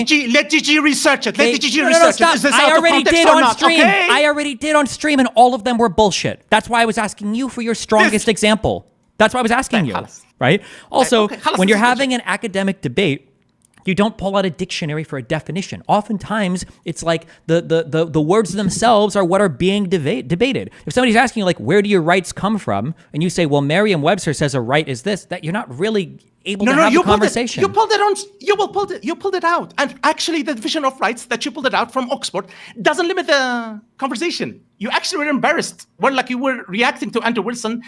Like I would say, like he was beating Dave Smith, like because if somebody is that debate was like out of. Anyway, if somebody is having, why are you asking me all of these questions? I'm not asking you right anything. now? You're the one that brought it up, so I'm going to address it, right? If you're having a conversation and you're referring to a concept, and somebody asks you to define the concept, and then you have to run to the definition to define the concept, then the question rightfully in the person's mind is, what were you referring to if you needed to define the concept after invoking it? That's why running to the debate or running to the dictionary in that particular debate doesn't really make any sense. It'd be like saying, my friend, my friend believes this and that, and my friend is big on this and that. And you're like, wait a second, really? Where? And you're like, well, hold on, let me look up and see who my friend is first. It's like, wait, what? How are you referring to what your friend said or what your friend feels? Dictionaries you don't even know who it are is. not friends. You're not understanding what I'm saying. Hold on. No, wait. Do you understand that if you invoke a concept and then somebody asks you to define that concept, that they're not asking you how the dictionary defines it, they're asking you how you define it because you're the one that invoked it in a debate. In your English, in your language, all right? All right, in your language. No. To a social contract. To appeal to why the fuck are we using language? All right. Do you understand? Wait. Do you understand that? Like, I have been waiting. Wait. Okay. Like, Jesus. Even like, yeah. All right. Listen. You said like in an academic debate. What if like there was like an academic debate about like people discussing medicine? All right. They will not appeal to the medicine dictionary. It depends on what they say. Really? Do you think you're making a point by squealing like a pig? What? That's academic debate. All right, no, you make like a point by wait. Like even Queeman is like told you like shut the fuck up. Like don't say wait. Whatever. If somebody were to tell you a particular thing in a debate, if they invoke a topic and then you ask them, well, hold on, how do you define that topic? Or what do you mean by that topic? And somebody then goes to the dictionary, it sounds like you invoked a topic that you don't understand. Do you understand what I just said? Does that make sense to you? Or are you like in super debate brain mode right now and you don't understand how? No, I'm done. Anything you else? don't understand that? Okay. You don't get that. Okay. Anything? I'm done. Okay. Anything else? I hope that one day you can find a single clip of Fauci proving what you wanted to prove. That's the clip. That's the clip. Oh, sure. This isn't a clip. Thank this you. is 20 Thank you, different everyone. statements tied together. But thanks for proving my point like in so literally many both clips. of these So things. Thank you sorry, for I proving. shared so many clips. Thank you for proving every single thing I said in Anything this else? conversation. Anything else? This is a Stoic Flame AMA. Yeah, All it's right. been great. Thank you so much. All right, And thank you. don't All right, don't see appeal you. to Bye. dictionary Love definitions you. after you've already evoked the Thank you, topic. sir. Good luck. Thank you. Yeah. Wow. Okay. Next up is going to be this person.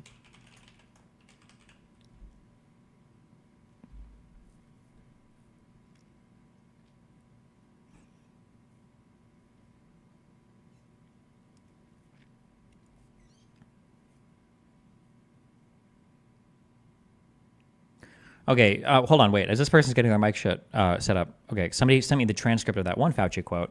So the No, quote I was, think it's what? yeah, I think it's on my end. Yeah, the quote was, the line that was given Oh, was, sorry, yeah, I think my internet connection is fucked up right now. okay, the quote given, the line was, is they can feel safe that they are not going to get infected. That was the quote given by Fauci.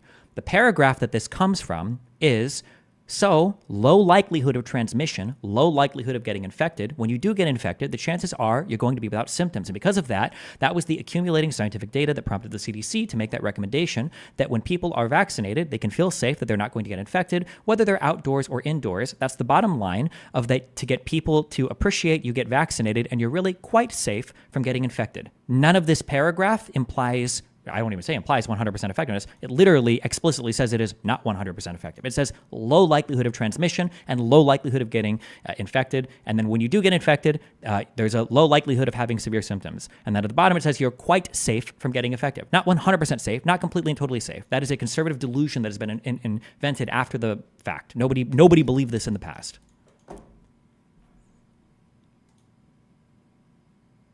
Okay. Next up is Anarchy. Anarchy, whenever you're ready.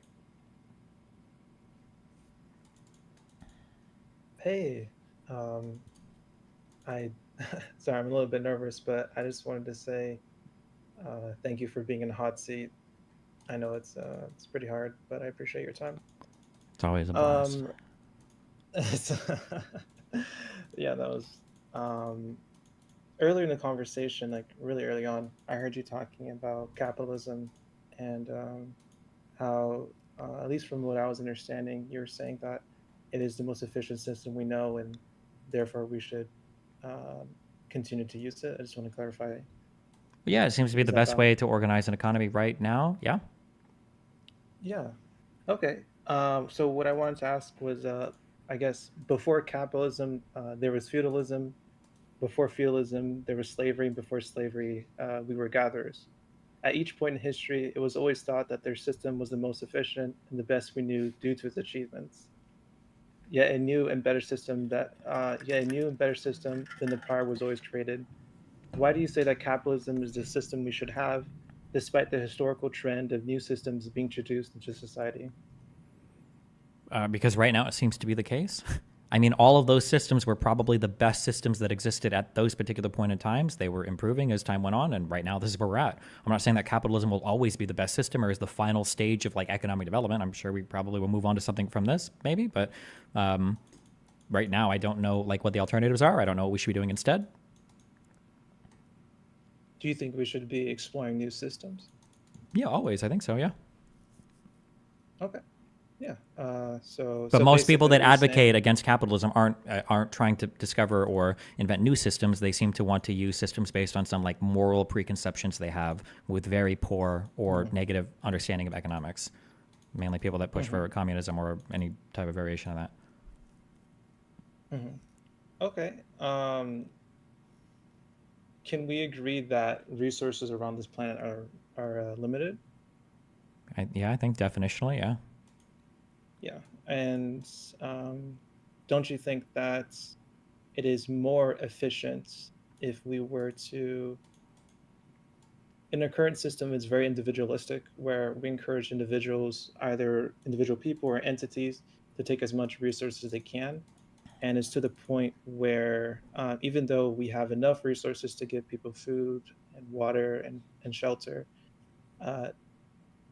due to individuals allocating so many resources, it leads to hiccups in the economy. It leads to people not receiving resources that they should, even though it's there.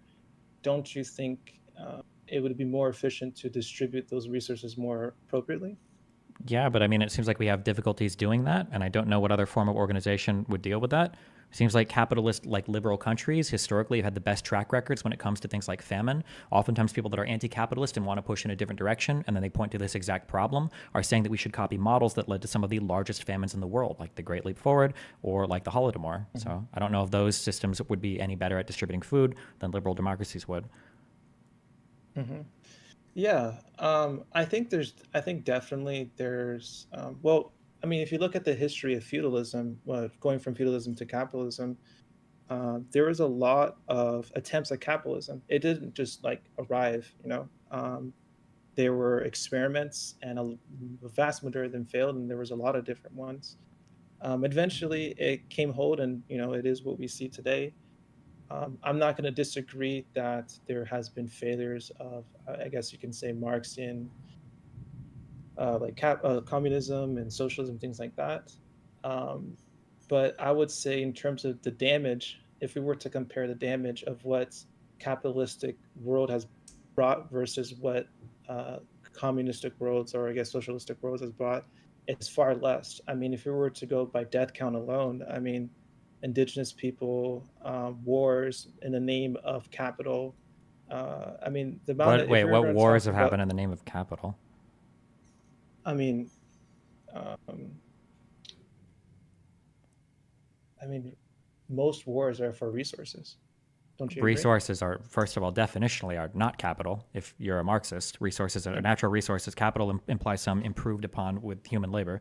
But just because a war is over a resource doesn't necessarily mean it's over capitalism. Like even the most communist utopian society in the world still needs access to resources, right? Yeah, but in terms of profit, that's what I'm trying to say, right? Like, You for think World War example, II was oil for is. profit?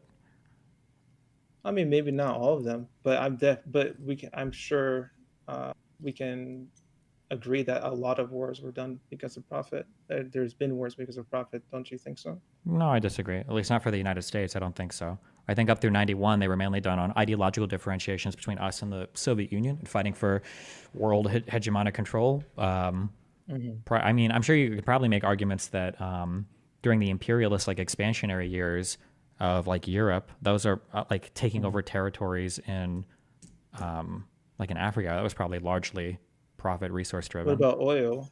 I mean, oil was a big part of our wars. Maybe, but I mean, if you want to say oil is a big part of our wars, I feel like that would hurt your side a lot because we're not like conquering like the Middle East. Nobody's conquered them to take all of their oil fields. Like I feel like those have been largely relinquished back to those countries. Yeah, I mean, like after the Iraq War, we didn't like seize all of Iraq's oil fields. We didn't go into Syria and take all of their oil fields. Saudi Arabia, OPEC, like these countries are all pretty much in control of their distribution of oil. Yeah, but the United States entered into the country. I mean, I don't think it's controversial for anyone to say that the oil that one of the main motives we went to war was for the oil, and innocent civilians were killed. I mean, that's just one war. Sure. I think that wars happen for a variety of reasons. I don't think it's just capitalism. I mean, you can argue that they happen because of like resources and access to resources. That's probably true. Yeah. But like everybody needs resources. It doesn't matter what kind of society you have. Yeah, of course. Okay. Well, thank you for your time. I appreciate it. Okay, thank you. Thank you. Next up is Schadenfreude. Schadenfreude, whenever you're ready, mister. All right. Let's see if I can get my cam on without too much trouble here. I forgot to turn on virtual webcam, so I just am playing around with some settings. Here we go. We got it. Okay. Hey, hi everyone. So I have switched up my topic a lot coming up with this, just waiting, but you know who I really want to talk about is Nick Rekieta. I want to talk about like some tertiary open relationship stuff that has been going on with like Steel Toe and Nick Rekieta. And I need a guy like you I need your hot take on some of this open relationship stuff. What? I don't think I have a hot take on it. What about it? Okay, so I've been thinking about open divorces. Like open relationships should have open divorces. And with this, I think that like the people that are affected in the open relationship by like the scary thing that happened with like one of the people in the open relationship, they should be like financially compensated for like the problems with that one person. So in this case, I would say, okay, well, I'll give you the scenario. Steel Toe, he opened up his relationship, started, fucking around with Rekieta and doing hot tub stuff and cocaine. So he would be responsible to pay Rekieta because Rekieta was damaged, like his brand was damaged and a lot of his like life was damaged. He really should be paying Rekieta money for like the divorce of his wife. because Wait, he wait, partially owned his wife. What? Why? Rekieta partially owned Steel Toe's wife for being in the open relationship, so he should get money from Wait, how does he own his wife? Well, maybe I'm a bit foggy on open relationships, but what's the ownership hierarchy thing? I don't think for anybody open owns anybody in any relationship unless you're talking about slavery or purchased brides, mail order okay, brides. I hate to say it, there was some leather stuff there, so there might have been some S&M stuff going on there. You know what? There might have been, but I think that ownership is only sexual, so the debt paid should be sexual, not monetary. Ooh, I like that. What sort of sexual debts do you think Steel Toe should have to pay Rekieta? I'm not sure, but we'd have to figure out what sexual deficits were created to understand how he should make things right. And I don't have access to that information. Yeah. Absolutely. Okay, I'm gonna leave you guys short, but I do have one more thing. There's a guy named Wildman on here that's never going to be let on, but he had a good question. His question was, how many inches? 24. Okay, there we go. That's all I need to say. Thank you guys. Thank you everyone. I'll be off. Thanks. Jesus. Yeah, Wildman is currently living in this car, and he is he's bragging about getting into gunfights pretty regularly. So we can't have him on. Nice.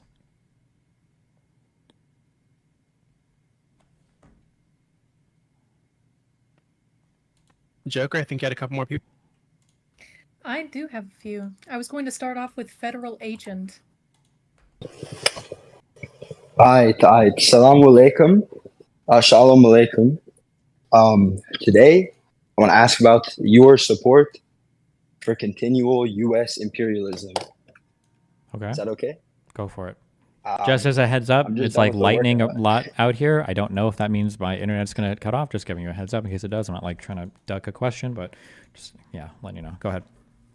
It's nature telling you that it's going to be hard. Okay. But yeah.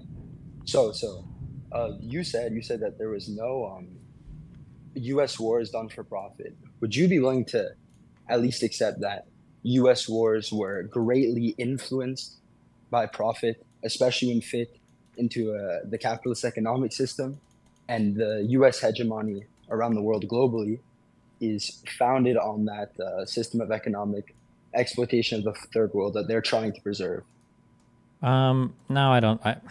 Maybe at one point in time, but at least I think you can make a stronger argument maybe for British or French history or European, but for American history, exploitation of third world countries, I don't think was as big a part of what we did historically, just because we had a whole country here. I think the biggest probably example of exploitation that we would have engaged in would have been slavery, but we weren't colonizing. No, I'm talking about 20th century Cold War. 1900s. I mean, the problem is that you can argue that it was for capitalism or for profit, but it's so reductionist to say that I don't think you're saying anything meaningful there. Every country wants resources. Every country wants to support its local industry, whether it's state owned or privately owned. So maybe I could restate. Maybe what? It's not necessarily for. Let me restate. It's not for profit alone, right? And it's not simply for profit, but rather the entire system of U.S. dominance over the world needs to be maintained by interventions or suppression of popular forces which would break away from that system or which want to be independent from the system. And the system itself is global free trade, international institutions, basically the international liberalism that we've been living under since pretty much the end of World War II. And sure, let's just say granted. What's the particular question or point? What about it? Yeah. I think that implores you to support the absolute destruction of this system and the allowing for popular forces that are actually supported by the masses of each country to take over and assert their sovereignty. So this would mean we don't mess around in other countries anymore. What do you mean? Wait, to be clear, when you say mess around, do you mean no trade or anything too, or? No, trade's fine. Armed intervention or predatory loans to our basically proxy institutions like the IMF or World Bank. So I don't think the IMF generally engages in that type of loaning anymore. I think that economists have seen that it's not very effective. Since when? Well, what was the last bad behavior of the IMF that you think was the IMF in particular? I know there's some loans in Africa but I don't remember the country specifically, right? I'm willing to Sure. take a bet though. I could give you a $25 Amazon gift card I don't if want I to cannot bet on it. provide Just to you. my understanding well, is no, just so you. yeah. so you know I'm not my saying you're just making shit up. Yeah, I'm not accusing you of anything. My understanding is that the IMF engaged in monetary policy, I shouldn't say monetary policy. I'm sorry, but like types of like financial assistance that ended up being not as beneficial to other countries, but that the IMF had like on large. purpose. I don't think it was on purpose, but we're probably Well, never when you gonna. take a sure. Well, no, we can agree on this. So, if for example, right, your economy is a planned economy, it runs off of the nationalization of a certain resource or commodity, and is the lifeblood of your economy, and you're specifically planning for this to do stuff in the future. You're doing infrastructure based off of this as integral to your political system. If you were given a loan from the IMF, which has a condition on it, which is privatization, which is opening up to U.S. corporations, it can actually destroy the way your economy is functioning. I mean, And it could, but I don't think it's there's in the anything. long terms. Yeah, I don't think there's anything intrinsic to any of those statements. Like sometimes, like people argued that oil might be the lifeblood to Venezuela, and their nationalizing of their oil industry was fucking horrible. Not just because they chased off foreign direct investment, but also because like the actual government running of those oil refineries and systems was just dog shit compared to the private corporations that were running it before. So like, I'm sure there are times when like private companies running things, is to the detriment of a country or could be bad for a country, and I'm sure there are times when a country running things could be bad for the country. I don't think that just because you're pushing in one direction or the other necessarily makes it bad or it's like inherently corrupt or evil. But like if there was an example, but if there was an example of like the IMF saying that like, well, we want to loan money here to undermine this government and to fuck with these people, like if that ever came out, or if it seemed to be obvious that like that was like the goal, I don't need like an explicit statement to prove it. That'd be unreasonable. Sure. But if that seemed to be like the goal, then I'd say, okay, yeah, this is probably shitty to do that. Yeah. So two things. If it was the case, right, that a lot of these loans were given out to leaders after U.S. backed or directly U.S. enforced overthrowing of popular regimes, right? So then you get these conditional loans, which open your economy up to U.S. megacorps and such after your entire country has been overthrown. Would you say that that's bad? And also the threat there, I think this ties back to the Venezuela point, which I think you're dead wrong about.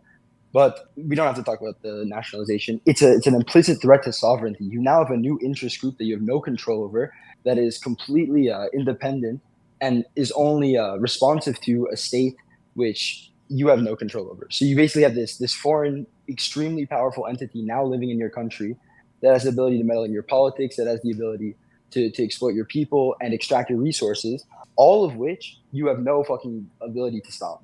So I think that that's a big threat to country sovereignty, and that's an extension of U.S. imperialism. I can name countries if you want to get into that. Yeah, I mean, I don't necessarily think that I would defend U.S. foreign policy during the Cold War. I mean, the Soviets were trying to overthrow countries as well. I think we supported people that we thought were more in our court, and the Soviets supported what people countries? What countries? What did the Soviet Union try to overthrow? I mean, there was a huge war in Afghanistan. I mean, they tried to overthrow somebody in Afghanistan. Yeah, the Soviets were literally supporting their own like government in Afghanistan. There was I thought they were overthrowing it. Whoa, Destiny, you said they were overthrowing somebody. I didn't know they were supporting their own government. Was there an existing movement? Hold on, wait. I'm so sorry. Let me just hold on. Let me just clearly. Are you telling me that you think that the popular support in Afghanistan was for the Soviet-backed government? You think that that's what the people there genuinely wanted? The people genuinely wanting a Soviet-backed government, I think, is contentious considering what happened afterwards. But there is admissions by Brzezinski, Zygmunt Brzezinski, who's the big U.S. foreign policy guy back then, that he and the CIA were actively training and influencing Mujahideen forces in direct opposition to this. So if there was opposition to the Soviet government, I'm not sure how much of this was actually popular and not just synthetically created in some sort of like insane Islamic color revolution funded by the CIA. Do you think that any of the Soviet like bloc that opposed the Soviet Union, do you think that all of that was like color revolution stuff too?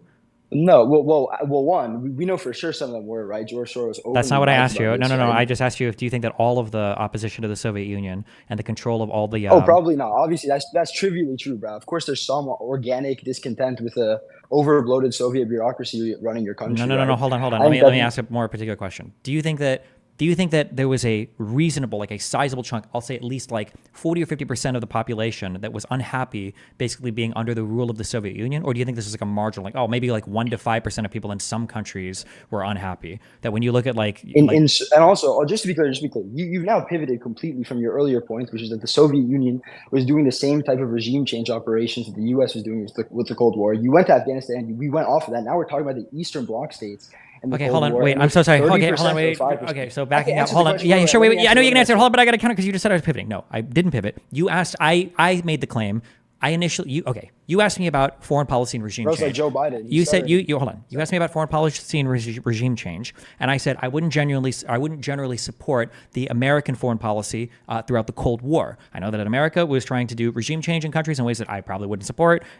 People like Pinochet, however much we roll that. People like Batista, these types of regimes that we supported, I probably wouldn't be okay with that. But the Soviets were trying to do regime change as well. And then you asked me, wait, where do you think the Soviets were trying to do regime change? And then I gave Afghanistan as an example, and you seem to be saying, well, I think that Afghanistan might have been more of a color revolution. So now I'm curious, and I'm asking, do you think that any of the regimes that opposed the Soviet Union were legitimately opposing them, or was it all color revolutions?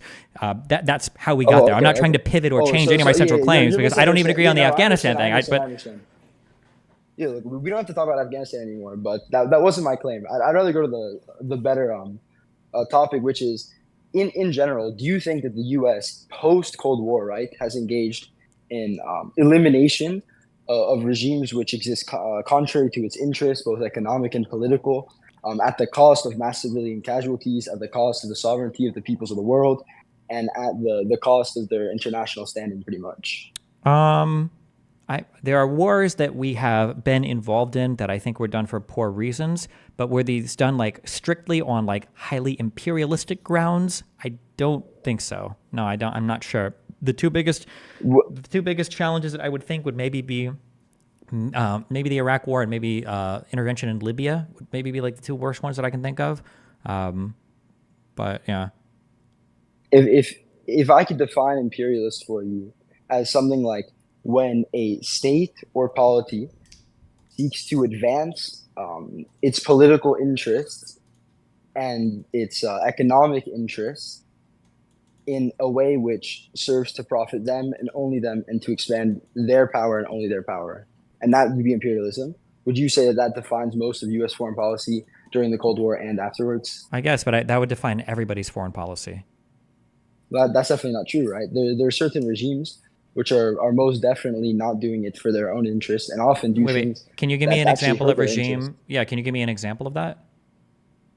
Where regimes will like halt like particularly offensive action and opt instead for like more chill policies, which might not like get back all of the profits or benefits that it could, and instead like some sort like of an example of regime advocating foreign policy Chinese Belt and Road Initiative. Basically all of Chinese foreign policy. I would say most of Soviet Union foreign policy. Wait. One example. So for China's Belt and Road Initiative, when you talked about earlier about predatory loans and everything, you don't agree that China engaged in predatory loans when it came to the Belt and Road Initiative? No. Where did this happen?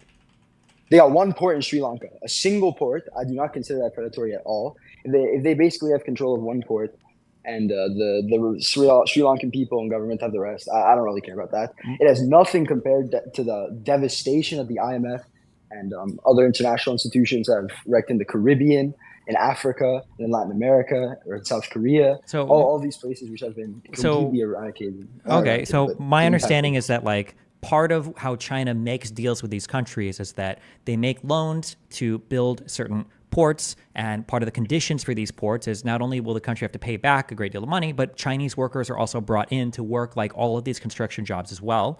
And that there have been a number of examples of like these ports ending up becoming like Chinese controlled. And that I think like a few years ago, China ended up canceling a whole bunch of these new projects because a lot of countries were starting to get like ass mad about this and people didn't want to be involved in this anymore. Is my characterization there unfair or not true, or? I would say it's completely unfair, right? For a couple of reasons. I don't know which ports you're talking about. I only know one example, which is Sri Lanka, which I already brought up, which is a single port, right? Okay, well here, if you have one single example. Here's another thing. Yeah. A lot of the countries which canceled the deals, I don't know specifically, they actually pulled out first, right? So China has no obligation to finish an infrastructure plan that their partner has pulled out of. And the other thing about Chinese builders coming in or Chinese workers, I see nothing wrong with that. That is not predatory in the way that saying, I'm giving you money on the condition that you open up your economy, right? Wait, how is it predatory to loan somebody money with the condition that like you have to open yourself up to foreign investment? Because I already explained this, remember? Because you now allow an entity into your but they don't have to accept they don't have to accept the loan though. No, they could just say we don't want the money. But you understand. Okay, well now we're going on to a different point, right?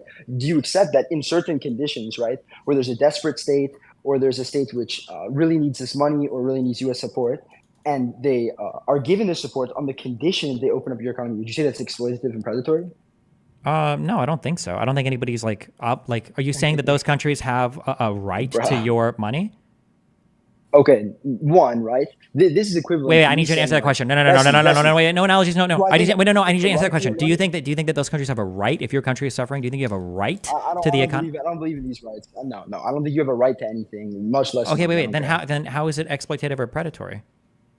Because in the same way a quid pro quo type thing is, right?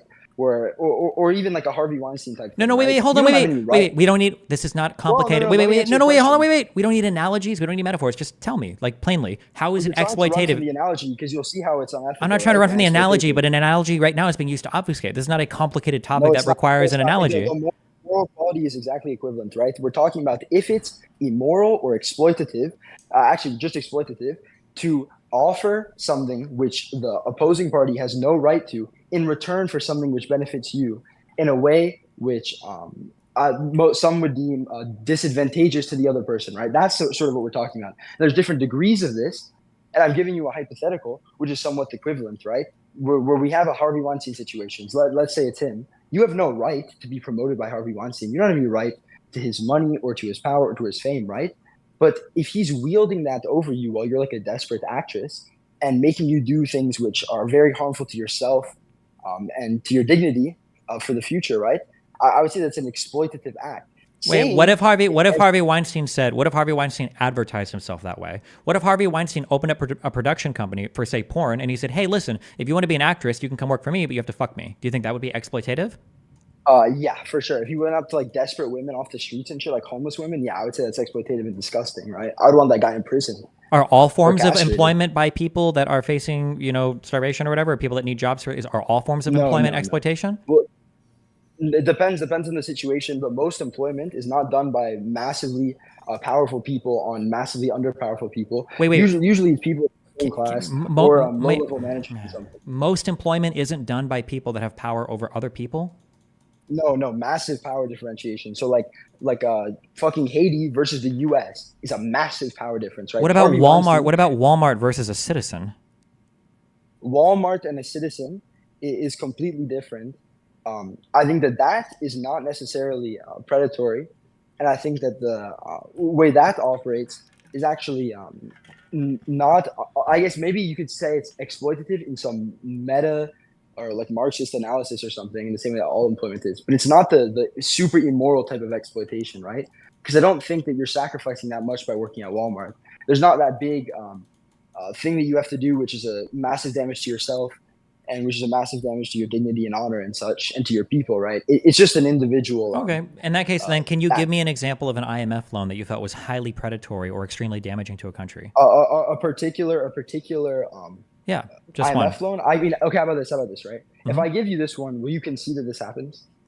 No, I need to look into it. Why would you ask me if I would concede something? I'm just asking you if there's an example of a predatory IMF loan. Yeah. There is, right? Now, I can give you one example now, or I can provide you with a better list, right? And if you think I'm bluffing, I'm willing to make a bet on it. No, hold on, Jesus. There's so much posturing. Hold on. I'm not. Hold on. Wait. I'm not. Wait. I'm not trying to. It's not like a huge gotcha. I'm just asking you, in the purpose of this conversation, I'm just saying, like, give me an example of your strongest. Like, what's an IMF loan that was like super predatory? Okay, we gave IMF loans to South Korea in '97, right? That were so bad that half the Korean population had to sell their gold to the government, right? In order for them to pay back the loan there, and it basically had because South Korea before this was a burgeoning Sokdam sort of state, right? It was contrasted with the North Koreans. And then we give them this loan. It sends in all these massive fucking corporations, right?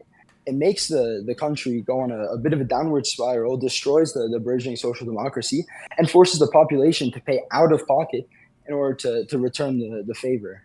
After, by the way, we destroyed Korea in the Korean War, completely unjustified, by the way, like one of the silliest wars of all time, with a massive human cost that has not been addressed adequately by the U.S. then or since. I can give you more. I just have to look. No, that's okay. More Just specifically. literally just one thing at a time. Okay. So for the loan that was given in the for the loan that was given to South Korea in '97, you think this was done for the purposes of exploiting them? Was South Korea up till '97 No, not? not necessarily. Do you okay? Well, So- up to so- '97, did South Korea have foreign investment or private businesses that? Not to the extent, right? Or else we wouldn't have put it as a condition on the loan, right? We wouldn't put forced privatization or privatization as an aspect of a loan onto also. Why a was better the example why? would be Wait, Russia. wait! No! Just one thing, please. We don't have to hop around to 50 million things. If your example is good and strong, we can talk through this example. We don't have to talk about anything else. Well, I'm not sure it's the strongest. Right? I know there's better ones. I asked you for the This one's still strongest pretty one, bad. and this is the one you gave me. Do you want to No, switch you to didn't. No, you didn't. Look. You can revert the video if you're recording, right? You did not ask for the strongest example. You asked for one example. I offered to give you better ones later, right? Okay, 'Cause okay, I'm- let me. I'm Okay, then walking you wipe it through away. the Listen, I'm not going for process. gotchas. Okay, can you give me what you understand is to be the strongest example of a predatory IMF loan? What do you think is the best example of like this is The the worst? strongest example of a predatory IMF loan, I remember that the country was either in Eastern Europe, Latin America, or some country in Africa, but I'm forgetting. I don't remember if it was Congo afterwards. But there has been some like brutal loans in those three regions, and I'm trying to remember which one. Now, if you think I'm bluffing, because I'm just trying to be authentic here, right? I don't have them offhand. I'm walking around the gym right now. I can provide them to you once I got back to my computer, and it's going to be from one of those three regions, and I can give you some like money as a collateral or something, right? Just so you don't think so. But I think that those three regions, there's been some crazy IMF loans, and I also think that this is not the main way, or this is one of the main ways, but it's not the central way that we deal with counter hegemonic regimes. But I think that we overthrow them completely, usually through hard power, or use civil society NGOs to try to destabilize the populist governments. I think those are the two main ways we enforce U.S. unipolarity now and during the Cold War. But if you want to continue talking about the loans, we can. I just have to find the specific instances. Okay. And yeah. Russia, I mean, I think Russia's if we have like a I hugely remember negative that. opinion of the IMF and a hugely positive opinion of the Chinese Belt and Road Initiative, I was just curious if we have like one or two big examples that we're having in mind when we think of like the Russia. IMF engaging in predatory loans. That's why I was just curious for Yeah, an yeah, example of yeah. one, because I hear this claim repeated a lot, but I haven't really seen a lot of examples, or I think any strong So- examples of this happening. So that's the only reason I asked. So that's of course. I understand, right? Because there's a lot of dumbasses, right, who rep the communist tanky position, right? There's Hassan, right? Hassoy, right? We don't rep him, right? I suggest all of you look into Infrared Hawes, right, or Jackson Hinkle. They might be a bit schizo on Twitter sometimes, but those guys are powerful, right? But when it comes to IMF loans, a really good example, and that is the Eastern Europe one I was thinking of, is Russia post-Soviet collapse, where you basically have all these nationalized industries that during the Soviet Union were using the money produced to reinvest in people and infrastructure, all of that, and then sold off to like giant financial oligarchs after the period of opening up. And in the decade of the 1990s, we saw a dramatic decrease in quality of life, increase in things like the sex trade and unemployment, and also massive foreign investment and loans. Okay. I don't believe that the standards of living under the Soviet Union were so amazing that They were. afterwards it was like foreign investment that drove down standards of living throughout the Soviet Union. I don't think any of that is true. Bro, But so we basically had one situation where there was no child trafficking, no massive human suffering, infant mortality was way lower, education when we say no was massive higher. human suffering, I mean like you literally had like mass famines. What do you mean? Mass famines in like the Stalin era, right? Which, by the way, were just kind of typical for any sort of mass development. I mean, we saw how British capitalism and European capitalism in general were built through these massive famines, right? But regardless, this is in the 90s, right? The Soviet Union's collapsed Hold in on, the I'm 90s. sorry. Through the growth of the United States, I made my history just shitty. Were there mass famines in the United States that left millions and millions of people dead? No, because, well, one, right? There was other ways in which we killed a bunch of people, right? The path was kind of cleared for us. The house wasn't cleared for the by American the- population. As the American population was industrializing, becoming a world economic leader, where did we have those growing pains where we had mass starvation events in the USA? No, because one, right, the climate in the USA was a lot better, but the capital, right, necessary to start these colonies did come as a result of a mass famine that happened in Bangladesh, right? So That you happened have this amongst massive what? famine in Bangladesh. That's how the United States fed its civilian population? No. I'm saying that there was no famine specifically for the United States when they were developing because they had already a lot of investment as a British colony, and that British investment came from the British Empire, which was funded, or at least founded on these sort of like mass famines and starvation events that happened in a lot of the exporting colonies. So India is a great example of this, right? So Or the Bangladesh, United States, now. so the United States was able to avoid famine because of British investment that was bolstered by famine in India. So yeah. So in order to fund the United States, like the beginning, in order to get technological improvements and stuff, this money doesn't come out of thin air. The people don't come out of thin air, right? The infrastructure and material itself doesn't just spawn. You need money for that, and you need to be able to finance this. And in the original 13 colonies, there is going to be a mass influx of British capital that is funding all of this, and that's actually the start of the Americas, right? Not the Americas, but of the American system and the American economy. And I would also like to mention that a lot of the industrialization in the North was built off of slavery and profits from slavery. But in general, right, we can say that industrialization often comes at a great human cost. And we can talk about the Holodomor, which I think was a lot. Which industrialization in Western Europe, did these lead to mass famine events? In Western Europe, I'm not sure about the industrialization that happened there. We're making a rule of thumb that like industrialization always incurs mass famine events. Not So I'm curious always. for Most any of the other time. parts of the world Most of the time. besides like China and Russia. These are the two biggest ones that I'm familiar Well, with. well, yeah, India, England. There was some famines in Russia before this, and also the Irish famine. Did the Irish famine happen as a result of industrialization? Oh no, it accompanied it. So as the development increases, I'm more shaky on this, but I remember reading about it, and so I can give you sources if you think I'm bluffing. You should give me some time. But there's definitely a position there. Okay. But all right. regardless, Well, okay. So I what's think the? Soviet. Yeah. So okay. So where? Let's bring it back. Where are we at? Or what do we? So yeah, we're talking about U.S. imperialism and the fact that you support it, right?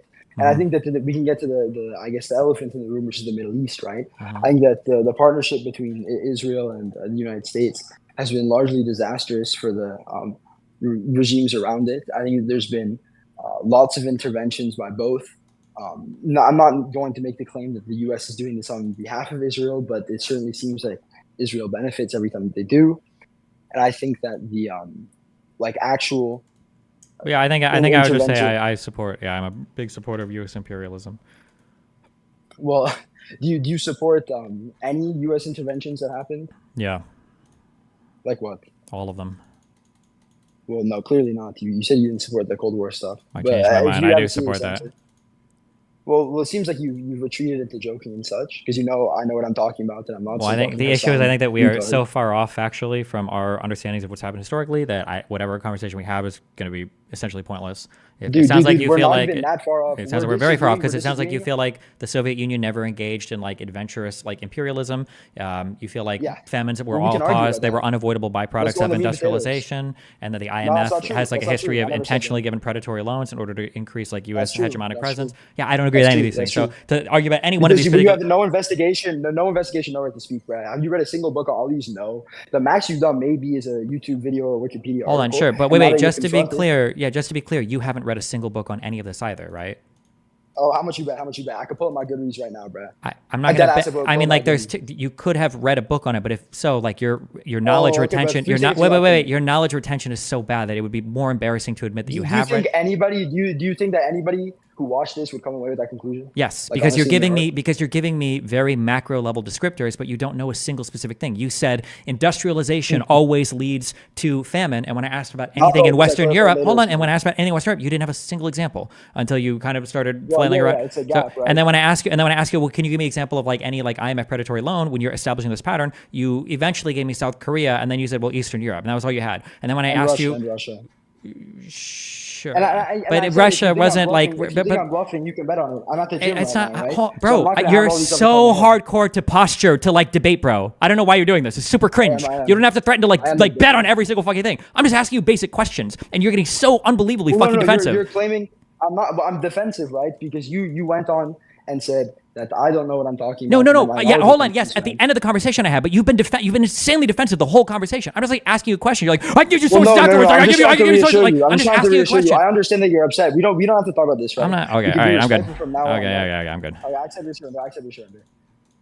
But in terms of this debate, I think you were thoroughly humiliated. If you want to actually go on the substance and the sources, you can. Okay. I guess wait for me to tag you with all of them. I'm good. Next time, if you read books on things, like remember examples. This is the easiest way to win a debate. Is to have like an actual example. For literally everything. Wait. Okay, we've got to start moving along. Okay. I think I can do like one or two more. Give me, go for it. I'll do two more. Go for it. Okay. So next up is King Harambe Banana. If you're still here. Hello. Hello. Hello. It's nice meeting you. I've been waiting for a long time, so pretty excited. So I have one question. So, do you think the contribution of the powerful LGBT activist group called Human Rights Campaign that is responsible for the CEI, Corporate Equality Index, which has considerable power and influence to lobby CP in elementary school, destruction of women's sports and sex changes for children as young as 3? Should this corporation continue to have this great influence over society? And if they shouldn't, how can we revoke the power or fight against them? Oh, I don't know. I don't waste my time thinking about these things at all. So I'm not sure. I don't know I don't know if they have a huge pull on society. So I don't know. I don't really think much about it. I mean, do you know what the CEI is? Not something equality index. I have no idea. Okay, I can ask you a different question if you want to. Sure. Okay, so is there any? So what would be any celebrity or like popular person of debate that you would have a conversation to in the future that you haven't done? It'd be fun to talk to Sam Harris or Joe Rogan. Oh. Do you think you'll do that anytime soon? Who knows? Hopefully, we'll see. Do you think you will talk to Sneeko again? Probably not. Okay, that's all. Okay. Thank you very much. Bye. All right. Since we only have time for one more person, we're going to go ahead and bring Vince up here if he's ready.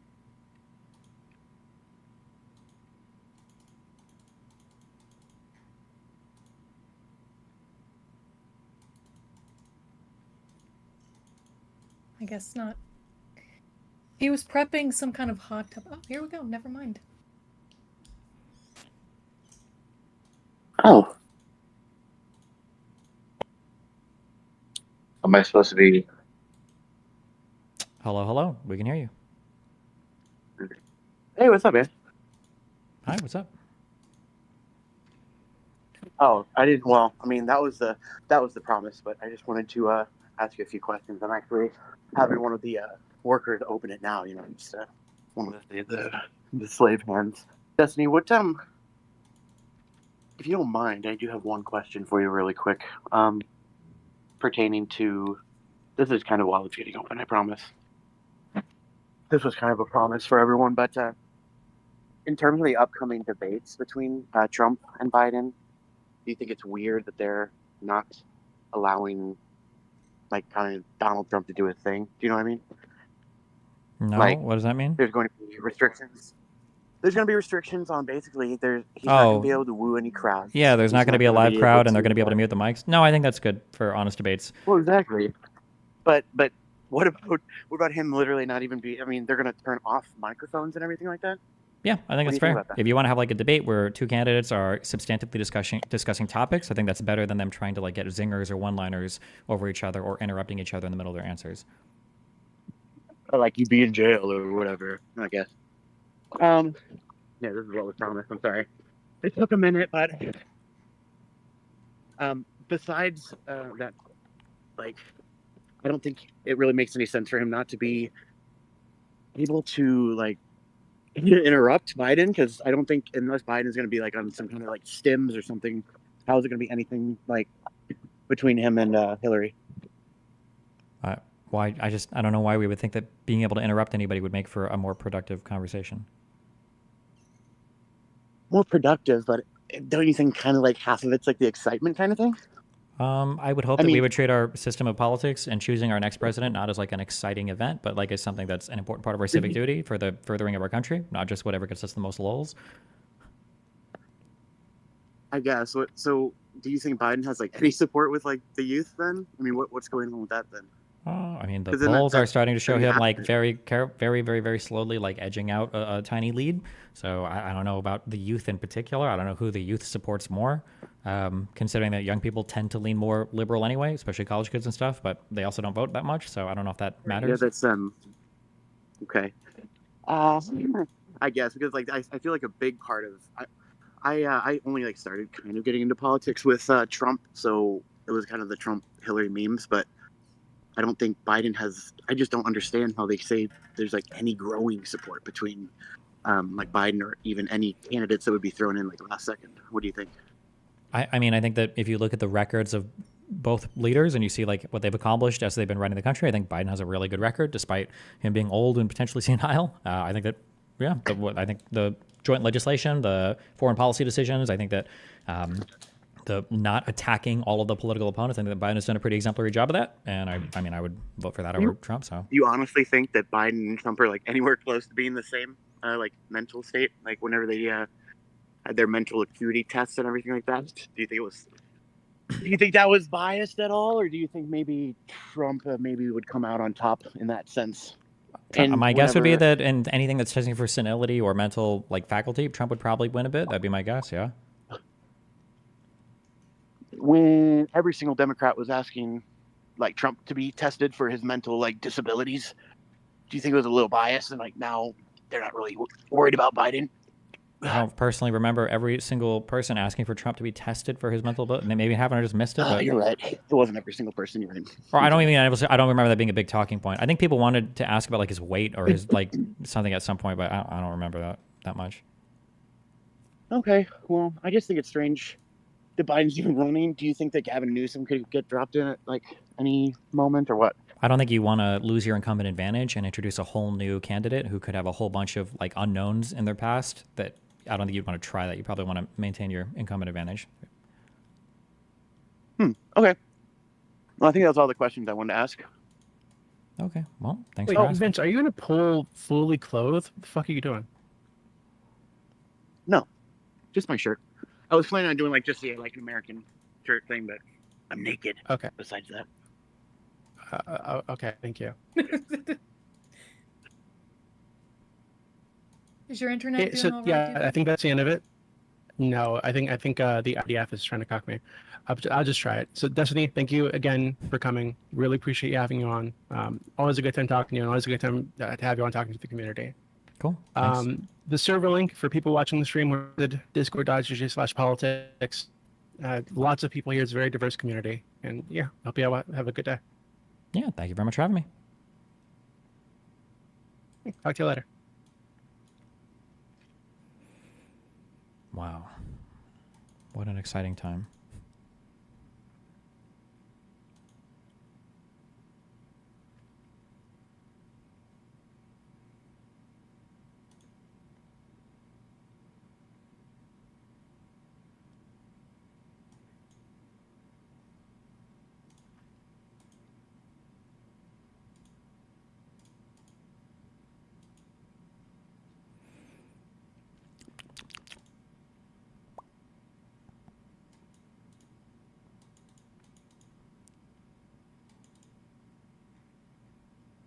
Give me one example seems to brain fry everyone.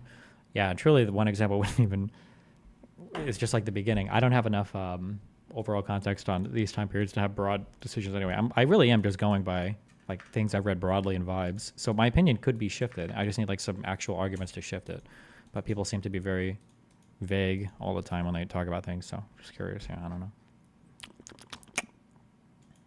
I think I've read like 2 NBER papers on stuff relating to the IMF. So that's basically where the majority of my opinion formation has come from.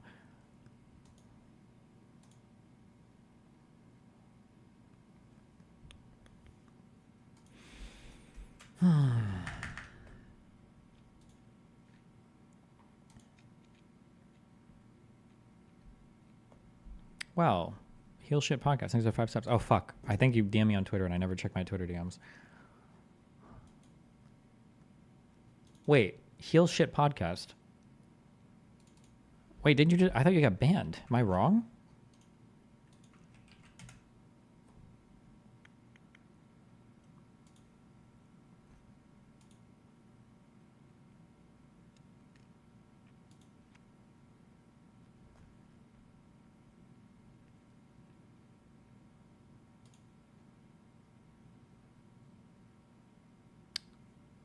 Jab at Mike. Wait, are Mike and Heel Shit podcast not the same?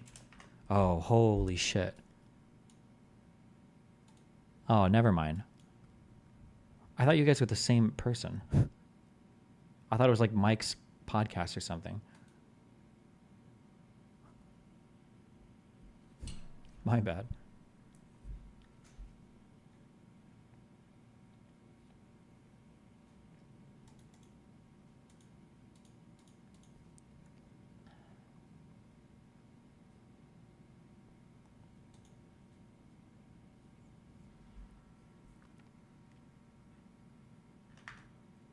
Hasn't the IMF shit been a long-running and constant conspiracy/imperialism accusation? I feel like I heard that once at the beginning of time. I never had someone debate you using that. Yeah, it's like a long claim, but it's never really justified. But I feel like I need like a whole reading.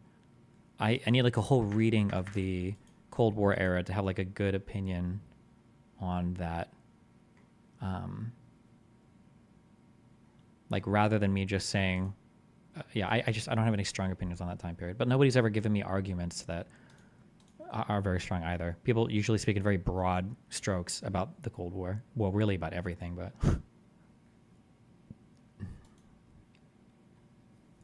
Oh, Tarzan put out an apology. Damn.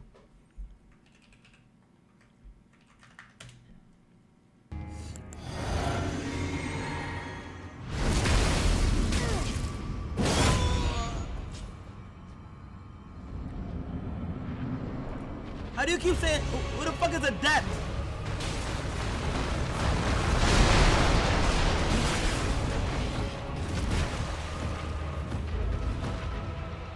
Wait, that's what? Yo, that's fucked up. Hey, chill, chat. Nice. Is there one, like, chances are that they reported it and the feds didn't do anything. The same thing as our Kelly Jean situation. They just keep getting away with it. Oh, no. Is there one, like, Okay, hold on, give me 1 sec. I'll be back.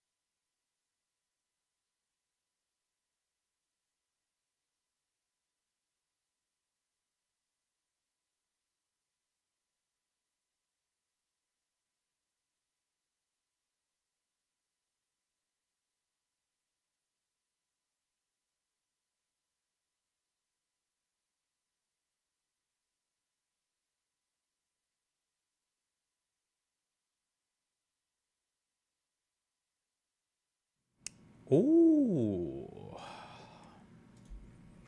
Okay, I opened up two things relating to that thing we were talking about before. I don't understand why this nonsense ever spread so far or why anyone is taking it seriously, but if you need someone to say it's all nonsense, here we go, it's all nonsense. Yes, the periodic table has a lot of... Oh, he does more? Do periodic table next?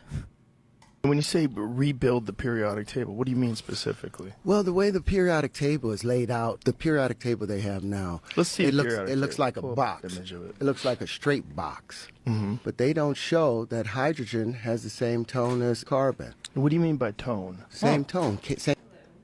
Oh, what's up? Spoiling your dinner, I see. Oh, shit. Thank you, sir. That's my grandma's recipe. Nice. Same key of E. Same key of E. 40.5 hertz. The next one would be like 81 hertz as carbon. What do you mean by tone? Same tone. Same key of E. Same key of E. 40.5 hertz. The next one would be like 81 hertz. You go to silicon, it will double up and would be 162 hertz. You'll go to... Oh, no. Now he's moving into an area that I have more information on. Uh-oh. Oh, no. Carbon. What do you mean by tone? Same tone. Same key of E. Hi, thank you. Yes, sir.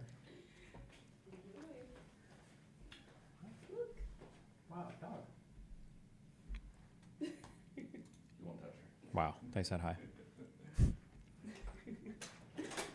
Be careful, don't die.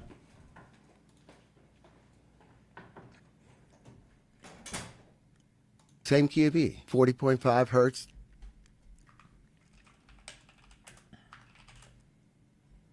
What tone even is this? What tone is 40 hertz? What note is 40 hertz?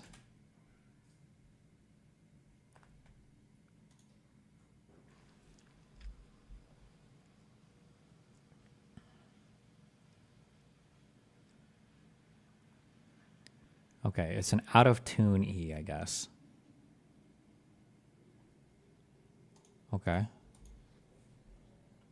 The next one would be like 81 hertz. You go to silicon, it will double up and would be 162 hertz. You'll go to cobalt and it'll be 324 hertz. It's take the angles of incidence or the tones that they create, you know, their color. Like you can turn color back into sound.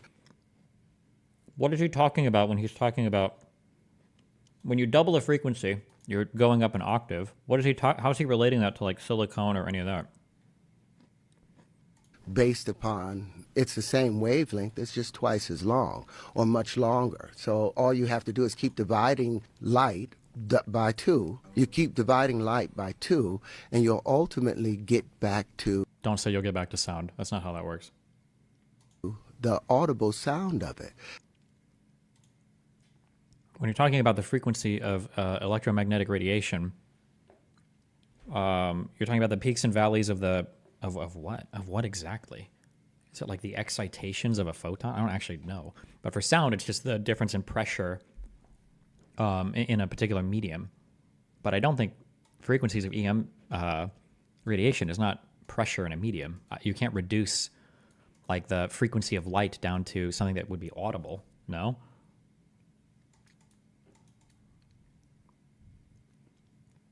Because there was a relationship between light and color, sound and tone, matter and shape. Walter Russell's periodic table that he put together. Now you compare that to Mendeleev's periodic table, and you'll see something completely different. It's unwinding. Whoa. And you see there's a relationship that hydrogen... So you had figured this out at a young age? I had already seen this. This was all inside of that palace. I had... The periodic table is arranged for a particular reason. It's not random. I don't know if I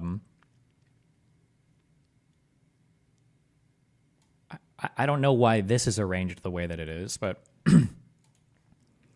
also if you want to schizo out, technically the periodic table of elements is like 3 dimensions too. But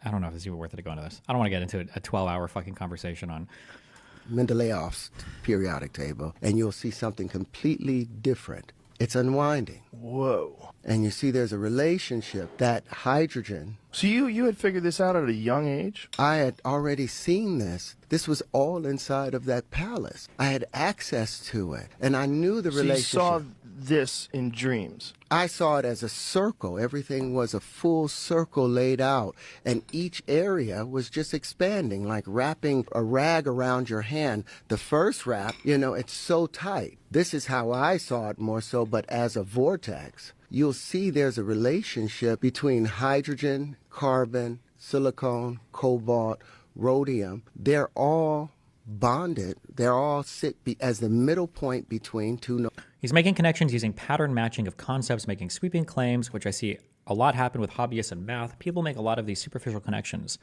I think these have more to do with his schizophrenia than his hobbyism. But noble gases. So those things don't really exist. It's only one substance. Now the problem is the first thing that we're able to perceive is hydrogen.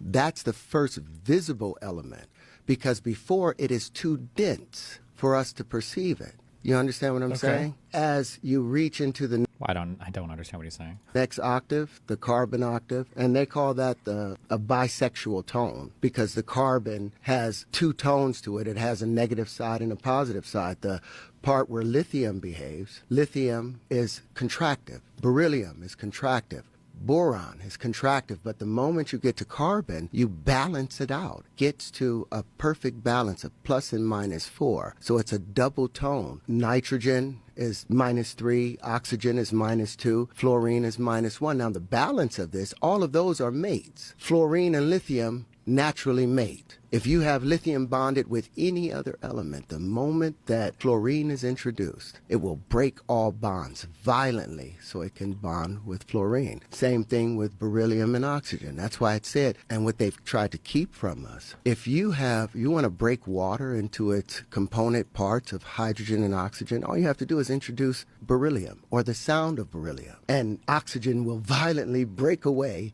from any other thing, even hydrogen, to bond with that beryllium. Okay. I don't know if it's worth even. Periodic table has a lot of periodic structures. These come from the electron shells filling up. There's some beautiful maths behind that indeed, but no, that doesn't mean they have audible frequencies. And yes, physicists understand where these structures come from. Yes, atoms have emission lines at certain frequencies of light, not sound, but not one particular line. There's an entire set of them. The heavier the element, the more frequencies. It's where the colors of the aurora come from, among other things. Sound, on the other hand, is a phenomenon that occurs in large collections of atoms. In gases, liquids, or solids, it comes from the coordinated motion of the atoms. Light is electromagnetic radiation. It can have any wavelength. Visible light has wavelengths in the range of 400 to 700 nanometers. A nanometer is a billionth of a meter. Audible sound has wavelengths in the range of millimeters to meters. Just for reference, the 440 Hz high A, aka the dial tone, has a wavelength of about 0.8 meters. I guess that's something like 2 feet. Bottom frequencies of human voice kind of fit into a shower cabin, which is why singing in the shower creates a lot of resonance.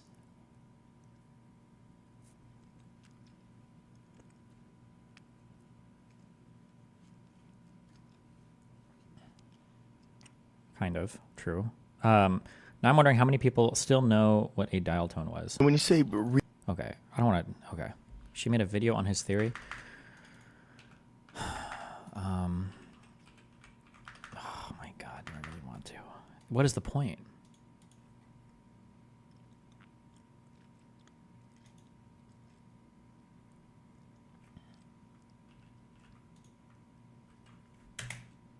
Today I want to talk about a peculiar case of, let me call it, amateur physics that's recently attracted a lot of public attention. It's some ideas put forward by Terrence Howard, an American actor who has his own theory of everything that he thinks improves physics. Now, there are thousands of people with theories of something that aren't good for anything, and normally I don't talk about that. I make an exception in this case because Joe Rogan spread these ideas on his podcast, and a lot of people seem to think that physicists must pay attention to actors who want to improve physics. Well, I'm happy to help. So let's have a look. I don't have time to listen to 3-hour podcasts, and if I did, I sure as hell would. Are these some of these where it says unofficially named? These are just fake elements, right? Luminon? Am I retarded? Bebigen? These aren't real, are they? Are these named anywhere else? Omeganon? Is that a thing? Okay. Wouldn't listen to some actor go on about his theory of everything, but I saw that he has a book of sorts, and I like books. So I had a look at this, and I'm now at least as qualified to comment on his ideas as he is to comment on modern physics. Terence Howard's key fundamental insight, the basis of his new theory of everything, is that 1 times 1 equals 2. Just in case you had any doubts about it, 1 times 1 equals 1.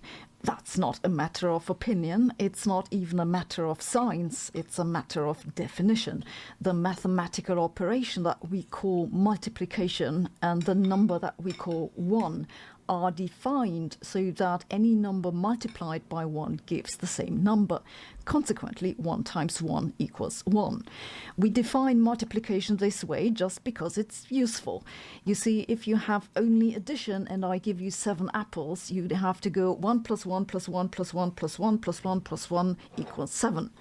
The operation of multiplication is a way to simplify this long sequence of addition. We introduce a new symbol, call that times, and write 7 times 1. It means the same thing. Howard goes on to write, in order to multiply something by something else, they must be dimensionally equal. This is not correct. If you multiply one quantity that has units with another quantity that has units, you multiply the units. If I multiply, say, time measured in seconds with a speed in meters per second, I get a length in meters. This is the case for any quantity, but a lot of things that you can mathematically multiply don't serve any purpose, so we don't multiply them. I could, for example, multiply 18 chopsticks with a magnetic field of 2 Tesla. That would give me 36 chopstick Tesla, but just because that mathematically exists doesn't mean it makes any physical sense. But Howard's confusion about multiplication goes so far that he thinks if you multiply a penny with a penny, then, according to the current rules of mathematics and multiplication, that gives you 1 penny. This is not correct. It would give you a penny squared, which isn't a physical thing. But now he has an entire conspiracy theory about how Bank of America miscalculates your pennies. Wait, is that true? Or did she just make this up as a joke? Oh dear. Okay, so he doesn't understand either multiplication or units. Bank of America penny squared.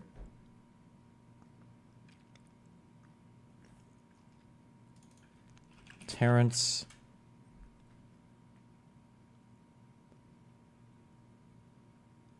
Somebody said it's in his book. She read his book. Oh, okay. Okay. I guess he doesn't talk about it.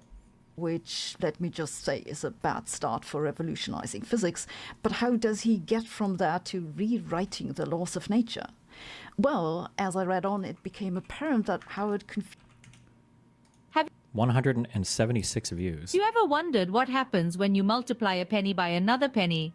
Dive into this intriguing mathematical concept.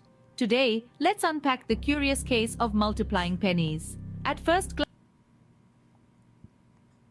glance, exist with and multiply a penny mathematics. This is my bad. I clicked a Rage Pope link. I don't know what I was expecting.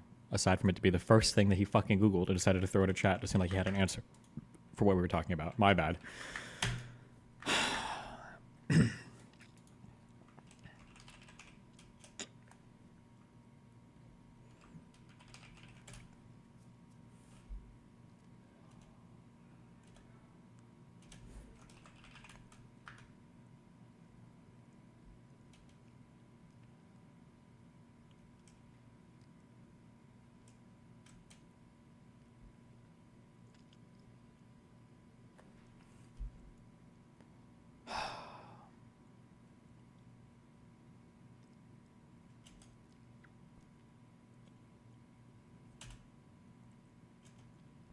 I don't even want to. I don't want to get that deep into this. We're watching this and then we're done with this. Case closed. Okay, Jesus. Fuses mathematical relations with natural laws. Yes, in physics we formulate the laws of nature in form of mathematical relations, but that doesn't mean any mathematical relation is a law of nature. Since he thinks that something is wrong with 1 times 1 equals 1, and he thinks that multiplication is a law of nature, he now thinks that physics is wrong. He explains the laws of conservation of energy might as well pack up and move away, because how can a something multiplied by nothing cause the something to disappear? Remember, energy cannot be created or destroyed. Jesus. That's why there is no law of nature that just multiplies energy by 0. A few pages later, he has concluded that all visible things are composed of the properties of light. This is what the equation E equals mc squared is ultimately illustrating, that energy equals mass times the velocity of light squared. All things are light. Unfortunately, this is not correct. This equation doesn't apply to light. You see, the full equation is actually E equals the square root of m squared, c to the 4th, plus the square of the momentum times the second power of the speed of light. If the object you're looking at doesn't move, then the velocity is 0, so the momentum vanishes. That gives you E equals mc squared. But light moves, well, at the speed of light, so the momentum can't vanish. Instead, for light, it's the mass that's 0, so you get E equals p times c. And no, all things cannot be light, most trivially, because light has no electric charge. On page 102, he then begins a crash course into particle physics and quantum mechanics. That sounds promising, so let's have a look. It's an elaboration based on a lecture about quantum field theory by David Tong, who I'm sure is thrilled to be cited in this groundbreaking work. David is quoted as saying that the idea that the world is made of particles is strictly speaking a lie, because quantum fields are the real building blocks of the universe. Howard seems to think that this is somewhat of a revelation, that the world is made of quantum fields and not of particles. But wow, Tara, thanks for $20. It was a chicken pot pie. What can I say?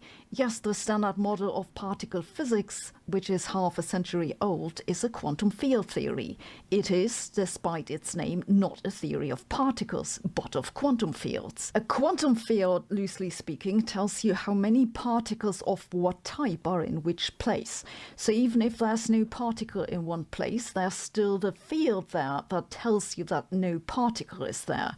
Howard seems to think there's something wrong with it, because Tong correctly says that the equations can be extremely difficult to solve.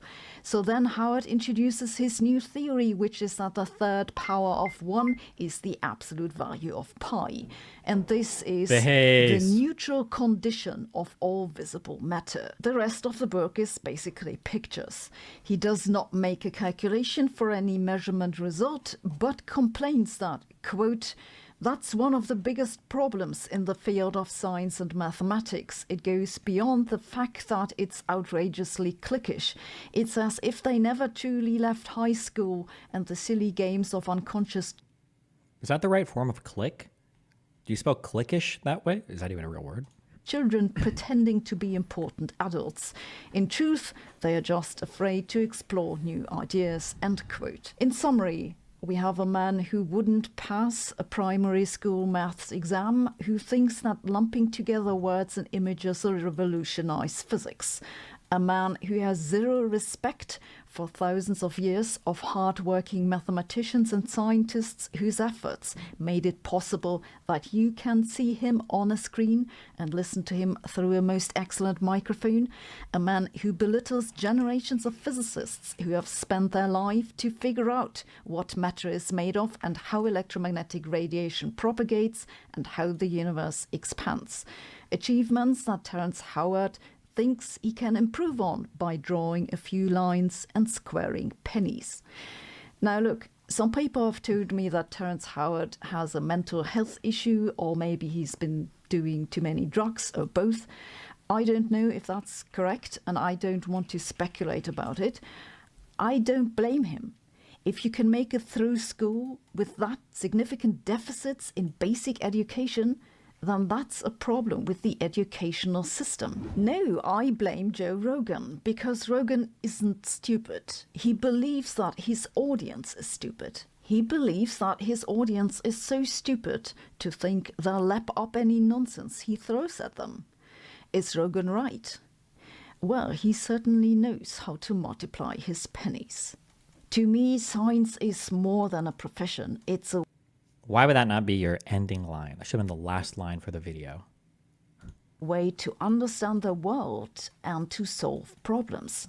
This is why I'm happy to work together with Brilliant, whose mission is to help you learn science in the easiest and most engaging way possible. All courses on Brilliant have interactive visualizations and come with follow-up questions. I found it to be very effective to learn something new. It really gives you a feeling for what's going on and helps you build general problem-solving skills. They cover a large variety of topics in science, computer science and maths, from general scientific thinking to dedicated courses on differential equations or large language models. And they're adding new courses each month. It's a fast and easy way to learn, and you can do it whenever and wherever you have the time. Sounds good? I hope it does.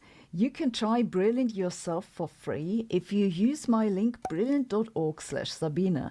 That way you'll get to try out everything Brilliant has to offer for full 30 days, and you'll get 20% off the annual premium subscription. So go and give it a try. I'm sure you won't regret it. Thanks for watching. See you tomorrow. Wow. Now that's what I call a cool fucking story, bro.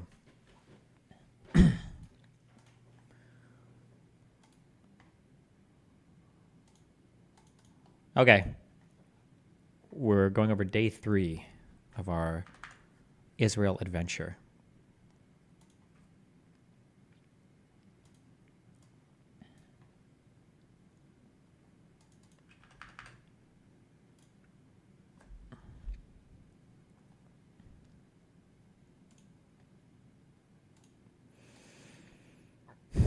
She had a good one on the Bogdanovs and how they faked their way into doctorates. The Bogdanovs didn't fake anything. They're gods among men. We're lucky to share time on planet Earth with them. Incredibly lucky.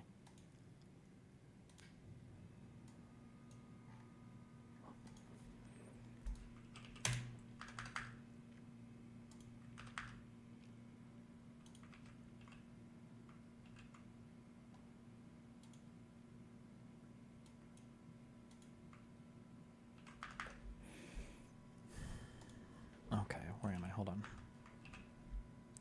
Just FYI, Sabine is part of the cabal of physicists trying to suppress the truth, and she constantly knocks on doors who are running away into the night. Based.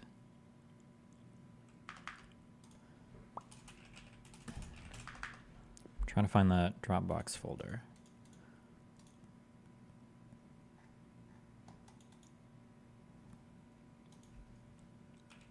Actually, wait. While I get this.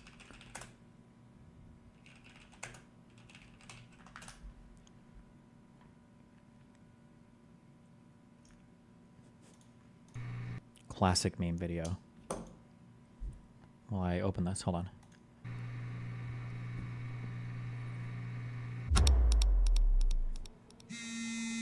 Bogdanov i Bóg dzwoni.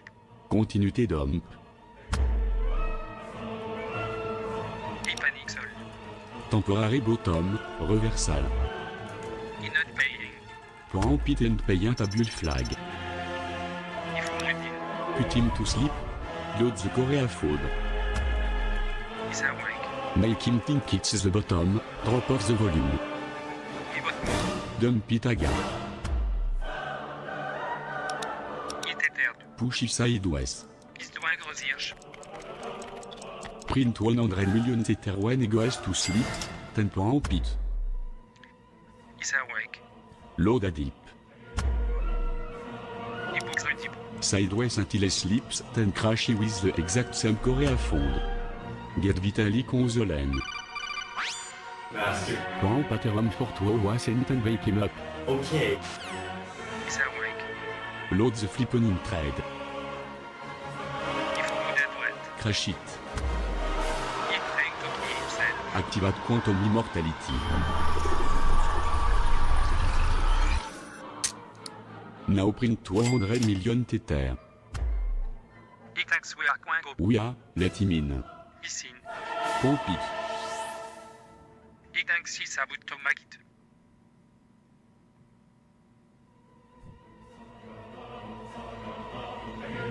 Kill him. Transfer everything. And then find a notaire.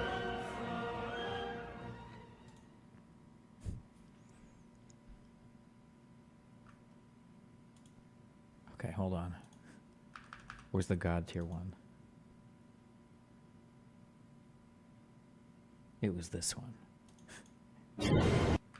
Okay, last one.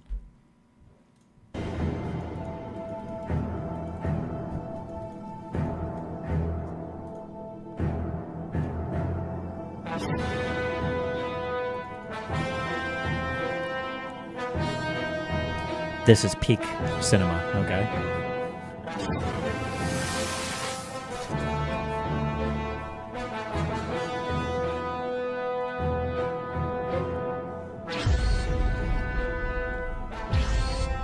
Bonjour, boys my name. Bogdanov, this and now.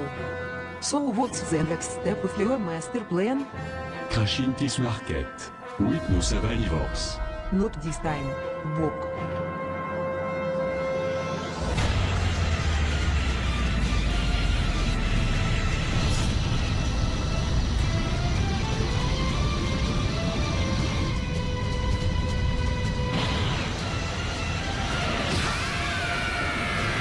Dump it.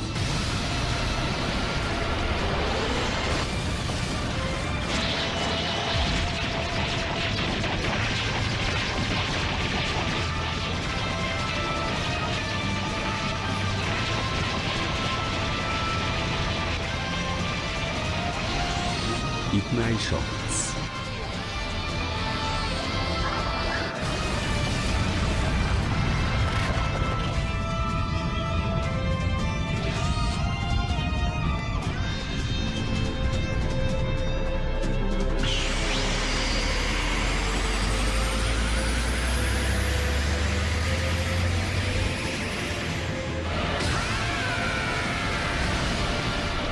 Dump it again.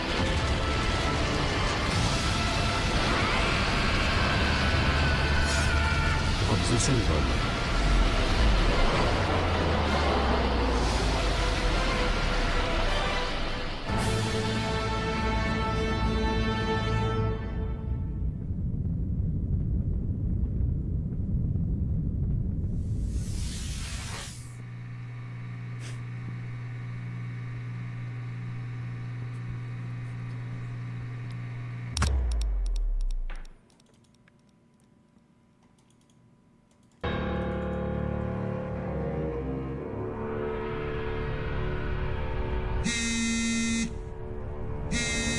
Yes, Bogdanov, we will start here. just as planned. System, Yes, as the wheel has been prepped. Activate Crab 17.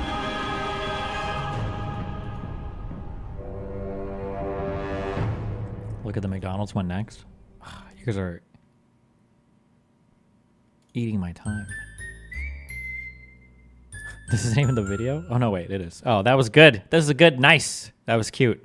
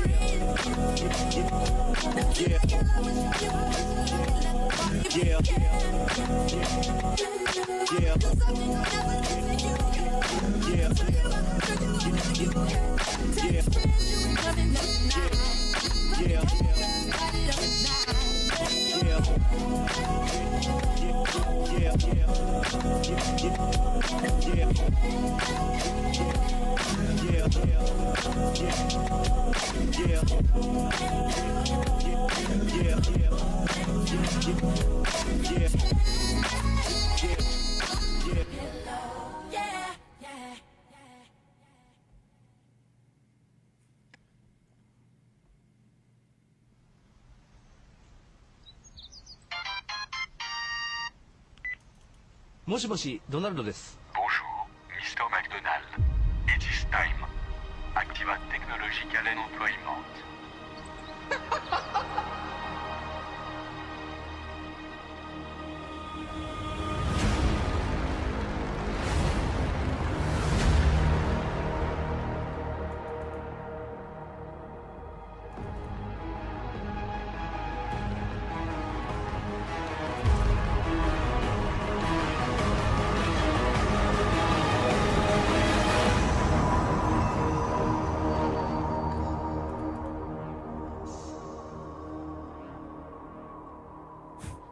Okay.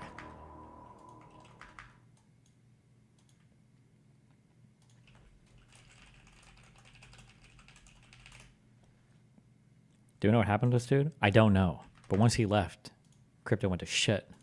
And I blame him for leaving us when we needed him most. Okay.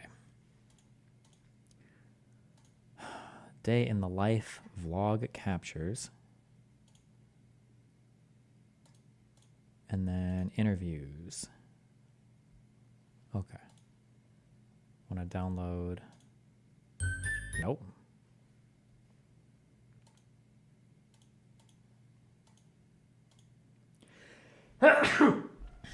True. And download this.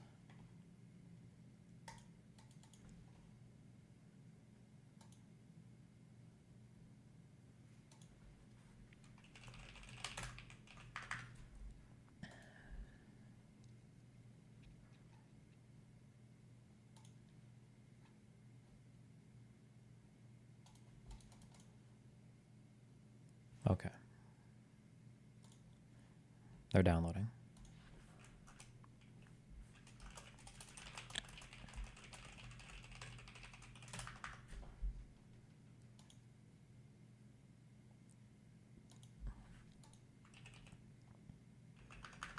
First look inside SpaceX's Star Factory. Hi, it's me, Tim Dodd, the Everyday Astronaut. Welcome back to Starbase, Texas. This is, of course, where SpaceX is building their going on in months, then weeks, then days. And then but for Falcon 9, the architecture is limited to, you really can't compress it down less.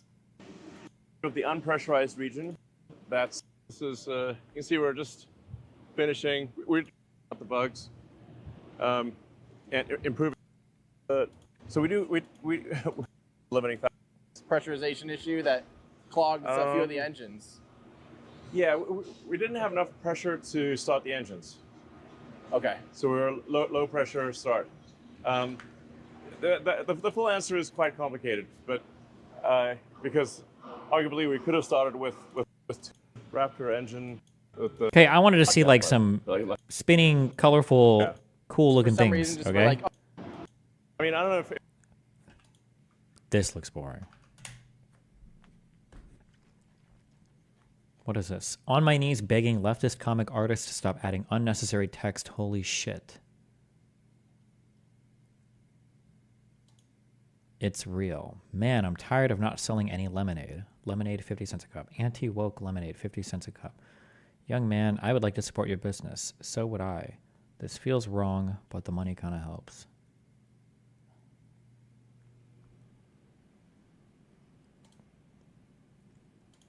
What would this look like with no text? Lemonade, 50 cents a cup. Anti-woke lemonade, 50 cents a cup. Bunch of buyers, him taking money, feeling bad about it. Yeah, this works with no text, for sure. This isn't that much text. I just think you don't like to read, which would explain your general vibe of abject stupidity. I think it works better without the text, though. You're objectively wrong. You know less about comics than me. Oh, Andy's getting massive likes.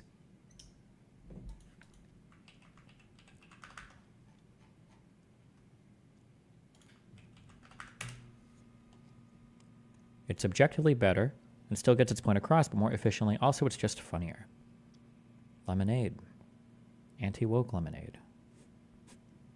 I mean, it does. It, like, objectively, it works with no text, right? The author of that comic hates you so much that they lost weight, citing you as the reason. Oh, is this that dude?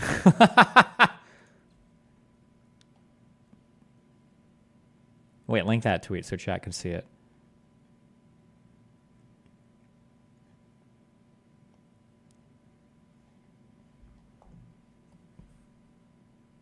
I can't retweet it because he has me blocked.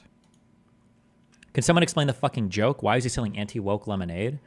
It's the joke is that, like, if you're trying to make money off of conservative dipshits, you just have to call something anti-woke, and you fucking retards will be, like, falling over yourselves to pay for it. Like, if I were to release a Ghostbusters, like, if I were to re-release Ghostbusters 2, like, no one would give a fuck. But if I were re-released Ghostbusters 2 and call it, like, All Man Edition or something, you fucking retards would be, like, literally killing yourselves to fork over money to buy Ghostbusters 2. Like, that's the joke.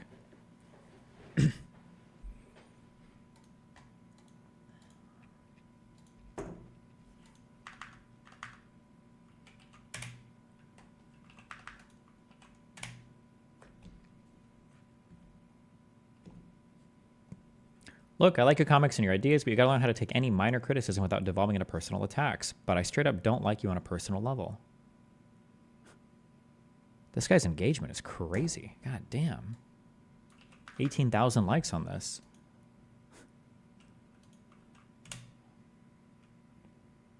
What's the best email to contact you at for bookings? Probably steven.bonal.i@gmail.com.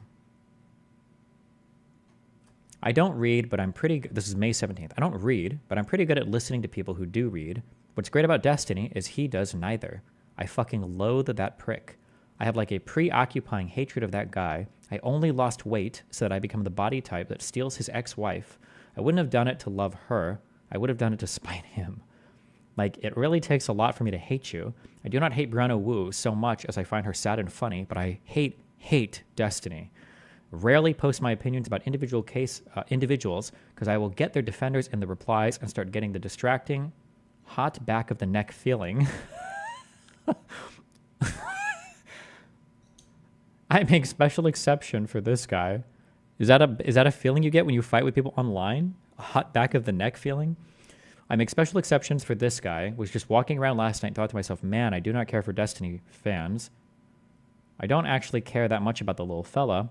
You see, we like to do a little hyperbole here at House of Decline, but if owning me with logic has made you feel good, then I'm glad to provide you with that dopamine.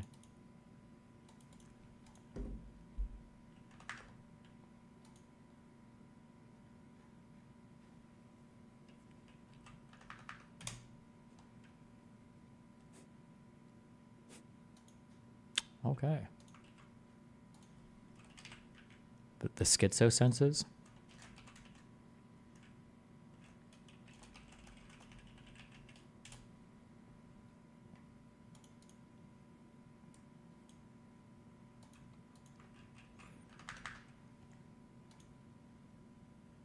Oh, Jesus. Sorry. People appearing behind me. What are my downloads?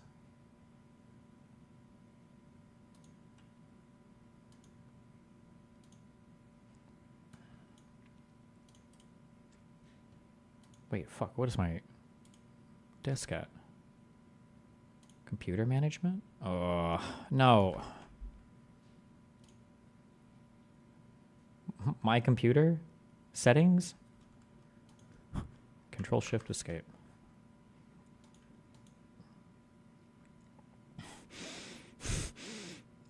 Performance. Where is my computer? I just want to see how much space is on my disk. My computer. Settings.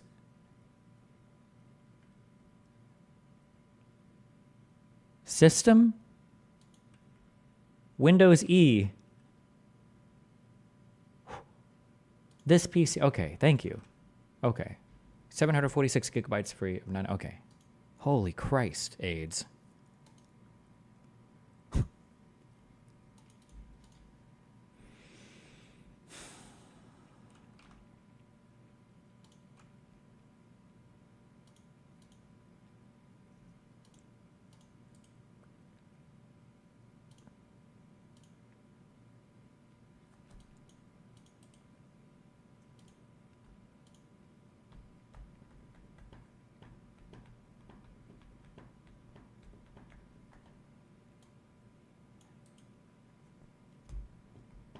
Back in my day, we used Windows ME, okay? Millennium Edition.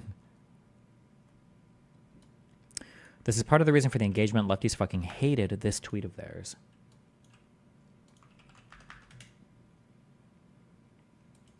People on Twitter will really be like, you believe in voting? That pales in effectiveness to my strategy firebombing a Walmart and then not firebomb a Walmart. True. People hated this tweet?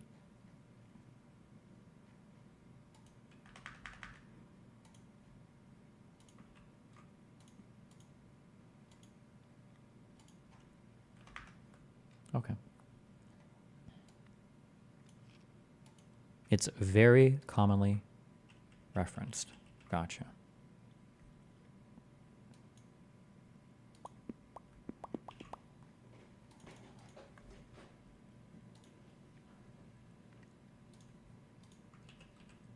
One of the best videos on the stock market and traders. Okay. This is extracting the files, okay? This is 1 minute.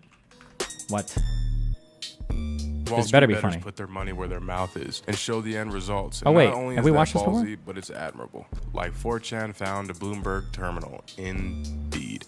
Why would you possibly drop 24K on Bloom term just to have access to a bunch of suited lockjaws pointing at technical graphs you will neither understand nor garner any useful information out of, when you can simply type in Reddit, navigate to this funny little guy, and scroll endlessly through until you feel the prick of a vaccine and an overwhelming urge to trade options at earning calls. I'm sure you're wondering a lot of things, like why would someone throw their financial futures away in a single trade? Or why would anyone trade so irresponsibly for internet points? The fact of the matter is, looking at the vernacular suggests rampant homoeroticism cloaked in playground insults and jockish bullying. Mods are big gay. Trump is daddy. Sometimes. If OP is risk averse and cashes out on a decent game, he's a pussy because he didn't bet at all. The vernacular is also witty and at the same time stupid. Due diligence, DD. Okay. I think we've watched this before. And it is a good video. What is this? Why do you want me to read this? Somewhat heartbreaking. The creator of those funny comics honestly seems like an asshole. This isn't that much text. I just think you don't like to read. We read this. Okay. I straight up don't like you on a personal level. You're leaving out part where he negatively compared me to Stone Toss. This wouldn't make you angry? Oh. Stone Toss does good comics, whether you like him or not. A lot of them do lean like in that kind of like alt-righty flavor. They absolutely do. But they're good comics. I'd probably be frustrated that some Texas German schlub is cleverer than me. Yeah. He's not. The comic sucks. When was the last time you went to vote and they didn't ask for ID?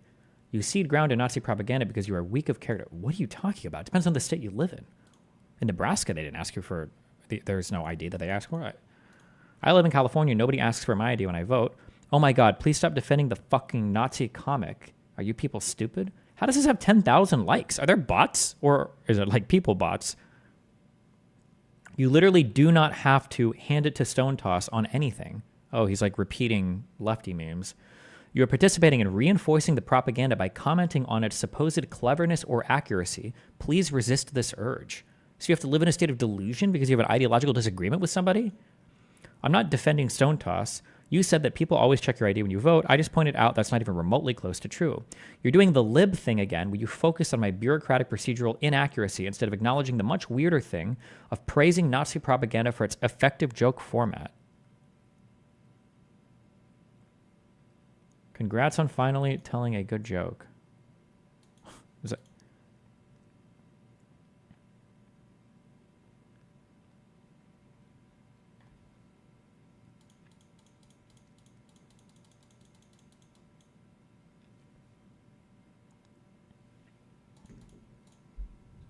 Okay.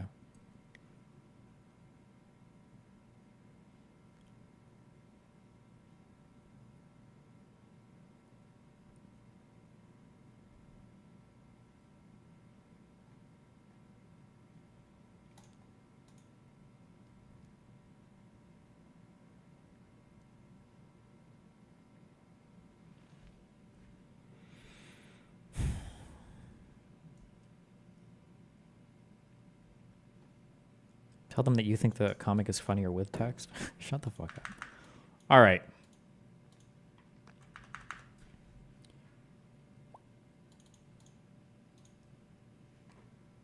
We are on day 3. The first interview that we had set up was a guy called Dr. Mordecai Kedar.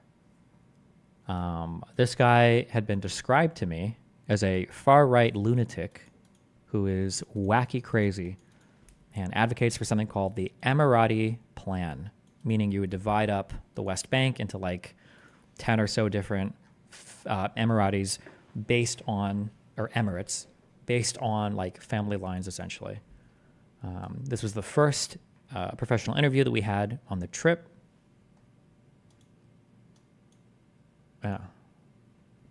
Let's see. What do we have for clips before we actually get to this guy's house? Okay. This is Michael, aka Mikhail, who helped us set up a lot of the interviews and stuff we did, like a baller. Thank you. So stack whatever. Oh, this was our this was us leaving our hotel, which was obnoxious and annoying, but we figured it out because we were always in small cars. Yeah, so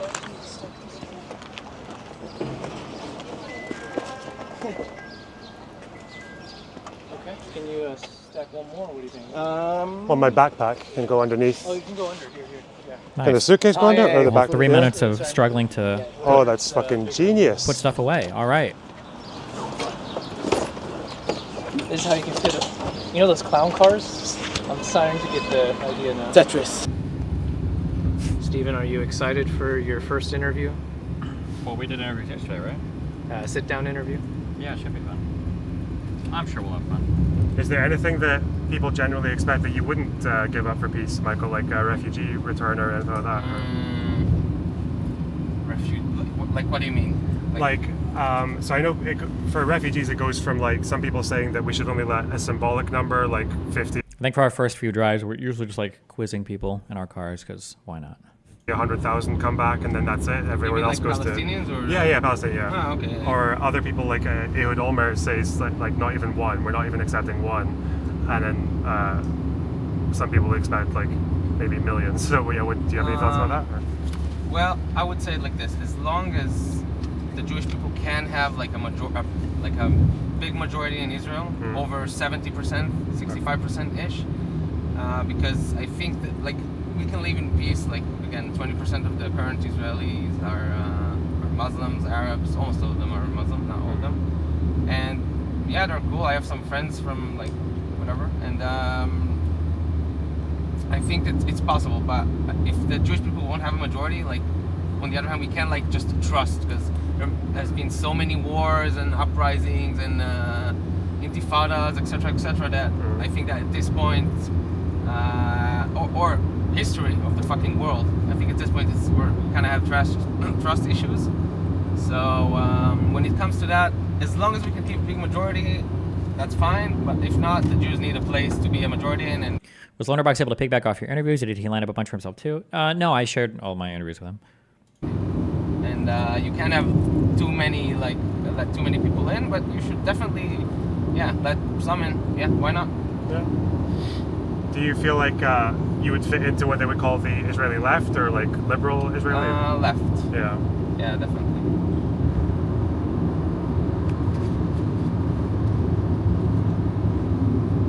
I mean, I can keep going if none of you fuckheads are gonna say anything. I can't see my right side. Can you tell me, except for that silver Jeep, anything else? You got space. You got space. Yeah. Okay. Okay. I see the black one. Okay. Dark one.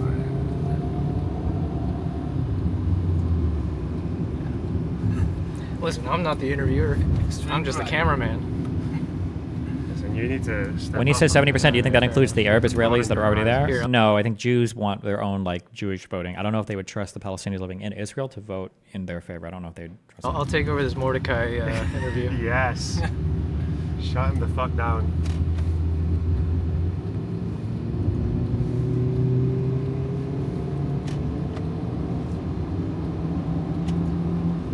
How did you guys split the time interviewing people? I think we generally just went in doing 50-50. If they have like 2 hours, we'll say, okay, you go for about an hour, I'll go for about an hour, like that, generally.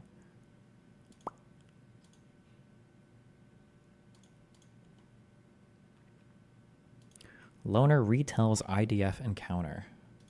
One of the Samaritan villages, which has 3:45. I don't know if we need to watch this. Did you coordinate questions?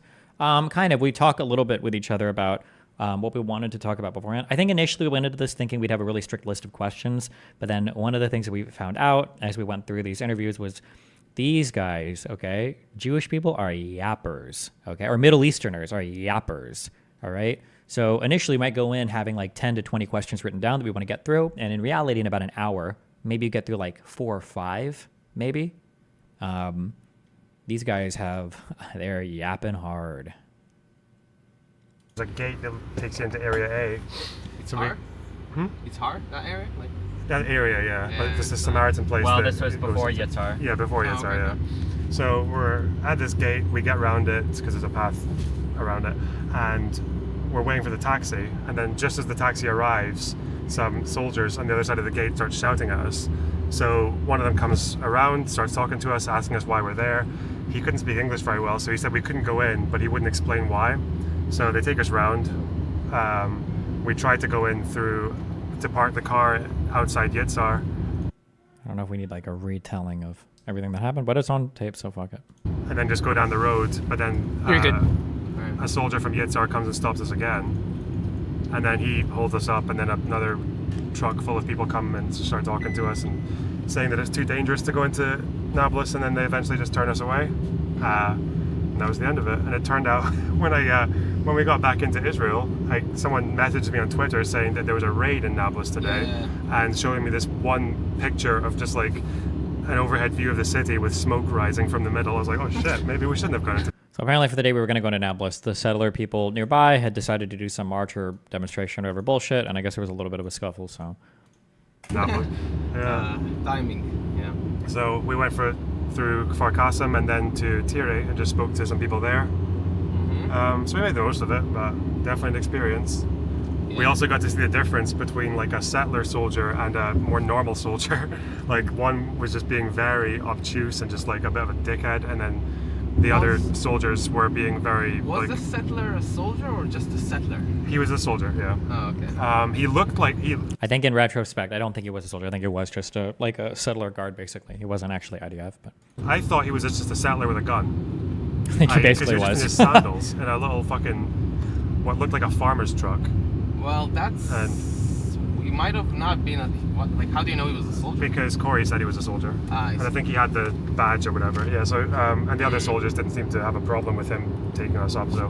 But the other guys who came were definitely a lot more normal. They were just giving us like their explanation. One of the guys gave us his phone number and said that we should call him if there's any trouble. They were like, we just need to know that if you guys are going in, because they were originally going to let us go in, but they just said, we just need to know that you're there, because if anything happens, we need to know that any foreigners there are civilians, so that we don't just shoot at random, like fucking, we don't suspect you and should kill you or whatever, yeah. So that's good. Jesus. Yeah, so they had a process for sure. The response time seemed to be really quick because we were at this gate for like, probably 10, 15, 20 minutes. And then the soldier's already there stopping us, so, yeah. Especially in that little tractor vehicle. Yeah. You know you can't speed on that. So I think I learned the difference between your more like liberal standard IDF soldier versus like the fucking crazy settler guy.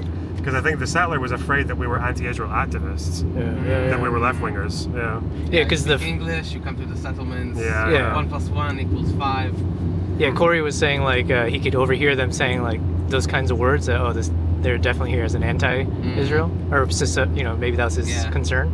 But then when those other IDF soldiers came, he was starting his explanation to try to like ease them into saying we're not like that, and they just cut him off saying we don't care about any of that. It's just making sure you're safe.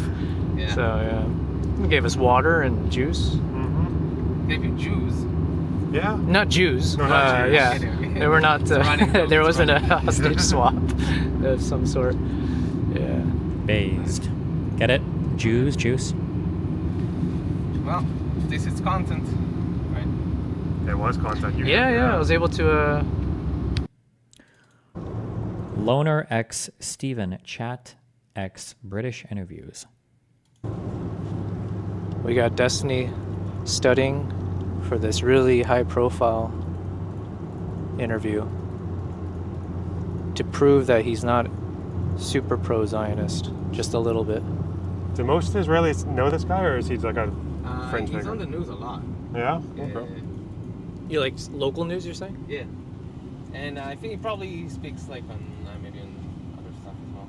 Yeah, apparently he speaks in Arab media quite a lot, or more than you'd expect an Israeli person to, because he speaks Arabic. Yeah.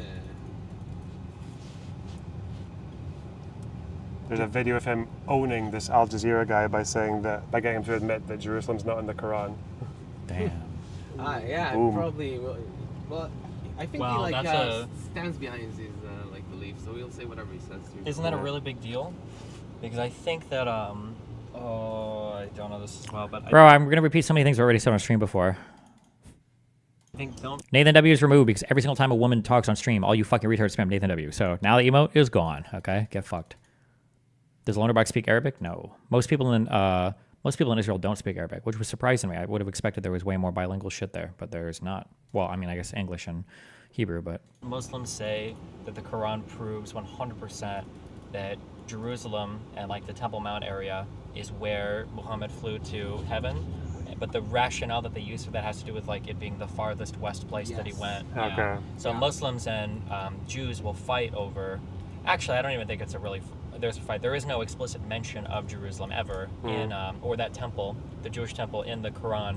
Yeah. But some Muslims will like to say that no, it's like 100% verified by the Quran, and that's why we need that particular site. Because without that having been as west as Muhammad went, they lose almost all religious claim basically to that. And then it just becomes historical while there was a mosque there or whatever the fuck. Like that's it, yeah. So that's a really important claim, yeah. I'm surprised that guy would admit that, like, okay, yeah, it's not in the Quran explicitly. I don't know why you would ever say that if you were a Muslim. That reminds me of them. It's like the thing where you have to be really, really, really careful when you're digging around the Temple Mount, or like when they wanted to open up that second passageway, because there. I don't know how much of them, honest to God, I don't think most Muslims give a fuck. I think it's only Palestinians, and some Muslims pay lip service to it, but I still feel like they don't. Although Palestinians inside Israel will tell you that like the Temple Mount is one of the most important things, but I feel like, I don't know where the support is from the rest of the Arab world or the Muslim world, if they actually care that much about it. But like the idea that if you stumble upon like the ruins of the old Jewish temple. Would you say less or more Americans speak Spanish, but Israelis speaking Arabic? Probably way more Americans speak Spanish, would be my guess. That'd be my guess. It would be like catastrophic to the Palestinian Muslim mind. It's like it's people like Arafat and I think even Abbas say that there was never a Jewish temple there. Yeah, that was a roadblock in the negotiations, right? Because Ben Ami said, "What, Muslims get the top and Jews get the bottom." But Arafat was like, "Yeah, there is nothing at the bottom. Fuck you." Yeah. Pretty much.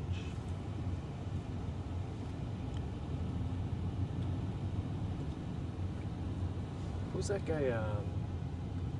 Is it Mehdi Hassan? Is that the guy who used to be on one of the main channels? Yeah. Is he Palestinian or anything, or is he just? No, I don't think he is. I've never actually heard him say where he's from. Huh. Who's from? Mehdi Hassan. Oh. Didn't he like try to pick fights with you at some points? No, Or? he says dumb shit on Twitter. If he'd ever wanted to debate, we could. He's like a worse version of Piers Morgan. He's a very good debater, though. Is he a good debater, or does he do the Are we talking bullshit about the Mehdi Hassan guy thing?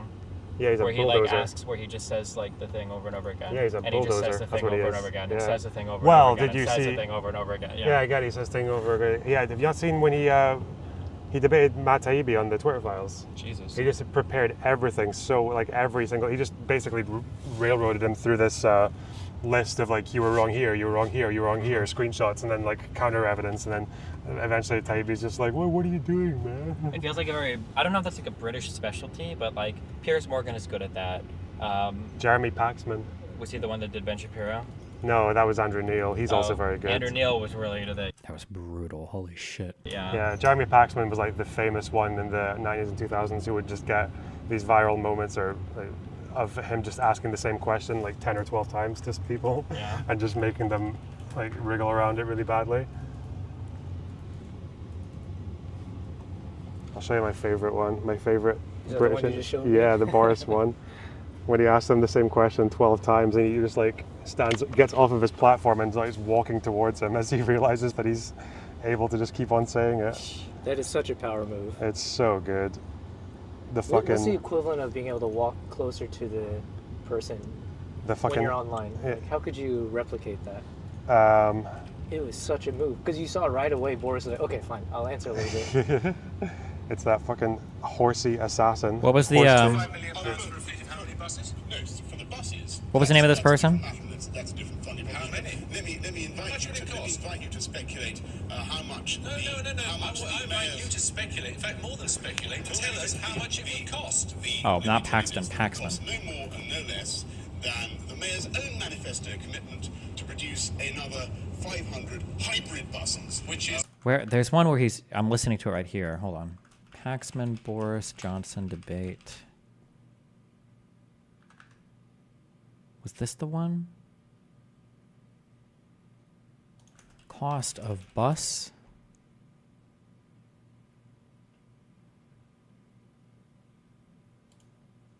Massive. How much the transport runs? They will be bought. Give us a figure. By which are going to apply this. Okay, it's this one.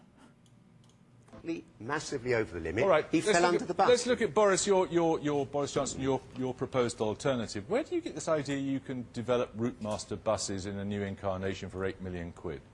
Nobody's ever proposed that. What I was saying was that if you wanted to have conductors for 337 bendy buses, which was the notional. Is that real? Do you guys really call them that? Do you guys really call them that? Bendy buses? Is the 4chan meme real? Is that what he said? Bendy buses? Conductors for 337 bendy buses, which was the notional discussion I was having with Vanessa, as it happens, the other day. Then it would cost about £1 million. If you wanted to have conductors... You want a new fleet of I do. If you want conductors for route master buses type. The new generation route master bus, which I do, and I think will be essential for London, I think will be much valued by Londoners, then you'd need to spend about £25 million. £25 million for a fleet of how many buses? No, for the buses, that's a different matter, and that's a different funding How proposition. many? Let me invite you. Let me invite you to speculate how much. No. How much I invite you to speculate. In fact, more than speculate. Tell us how much it would cost. Let me tell you this: they would cost no more and no less than the mayor's own manifesto commitment to produce another 500 hybrid buses, which are going to ply the streets. Which of London, is what? And which will be bought, of course, as the mayor knows full well, not by Transport London, but they will be bought Give us a figure. by the bus. Give us a figure. And Come I think when you look at the prospect that this offers London, is the figure? Well, the average cost of a bendy bus is about £200,000. I envisage it being the cost over time being substantially amortised to be easily bearable under the Transport Budget Fund. Sorry, am I not making myself clear? What we want to know is how much you propose to spend on this new fleet of route master buses. No more, a figure, no less. A figure. The cost of the mayor's I despair. 500 500 new hybrid buses. And I invite the mayor now to tell us how much he's proposing to spend on the new 500 hybrid buses. The new route master has to be designed and built. It'll be very expensive. Your hybrid bus is yet to be invented. And they're being designed. Right. But the cost is the conductor. We're getting nowhere here. Can I just make one comment Your about proposal buses? is new tram lines, isn't it? It is. Yes, No, you can't have said quite enough without enlightening us on a figure. Well, you have to think about it. Give us a figure you can It will cost no less than 500 new hybrid buses. Anyway, that was the clip he showed. Which is what? And which will be bought, of course, as the mayor knows full well, not by Transport London. They will be bought. Give us a figure. By the. Not making myself clear. What we want to know is how much you propose to spend on this new fleet of route master buses. No more. A figure. Oh God, I need to say that to Mordecai. Why do Brits just? It's just. I don't believe any of it's real. I don't believe any of it's real. What am I talking about? The accent? Don't care. Loaner retails ID of encounter. Loaner the Jewish loophole. I was like, Mr. Borelli, I'm willing to risk my life. And he's like, all right, well, fuck it. Oh, that thing I was talking about yesterday, it's called an eruv. Oh, I was just discovering what the eruv is. You know the eruv? Wait, no, what is it? It's the stupid fucking like poles that they'll put up all over like a village so that it all counts as one house so you can carry stuff around during Shabbat. Oh, and the lines and shit. Yeah, the lines. Yeah. My dad lives in London. He told me about it. I was like, what the fuck are those lines? He's like, listen. You have them in London? Like my dad lives in London, What the fuck? And my brother. For Jewish communities, Well, my brother didn't used to live in a Jewish community, but my dad definitely is like Walter Green kind of area, of course. Yeah, definitely. That and the Shabbat elevator. A bunch of Jews are telling me now there's Shabbat washers. Oh my God. What's a Shabbat washer? Oh, they've got like a whole list of Shabbat appliances, by the way. I don't know if they just like auto wash at a certain time and you don't have to actually push the button, but they've got like Shabbat appliances. Can you tell me? I never use a Shabbat washer, but if we want to speculate together, probably you throw your, I don't know, holy It just shit. automatically starts a wash cycle at 8 p.m. and you don't have to do it yourself, so it's... You have to be quite quick then. What if you get... Al-Aqsa is mentioned in the Quran. I didn't understand your point of contention. The point of contention is I'm pretty sure it is ahistorical when Muslims claim that that Muhammad went to where Al-Aqsa is now, the Dome of the Rock, to fly to heaven. I think that Muslims try to make that area is called out in the Quran, which is why they need to have Al-Aqsa Mosque and control of the compound. But I think that the actual call out in the Quran, I'm repeating what I've heard, I haven't said the Quran. The actual call in the Quran is something like Muhammad tied his horse to like the furthest west point, but at the point that it was written, that particular mosque either wasn't under their control, or the Temple Mount wasn't under their control, or they hadn't expanded that far west, or some bullshit like that. Essentially, there is no specific call out of Jerusalem. There is no specific call out of the area where that temple is, but Muslims like to say that there is, I guess. Wait, you just have to throw all your stuff in? Yeah, basically, I guess, yeah. You're like, oh no, last plate, shit. Yeah. Or it's just washing the whole time. Just throw your stuff in, and then just grab it out as it's spinning around. We have another... Honey, this is unreasonable. Why?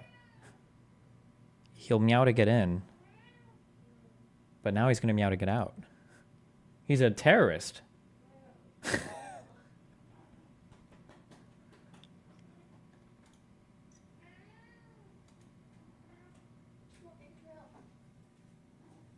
Oh my God, you can't do that. You can't spin him on the ground like that. I can spin him, he's my cat. Just because he's your cat doesn't mean you can spin him. He's not your slave. He doesn't like that.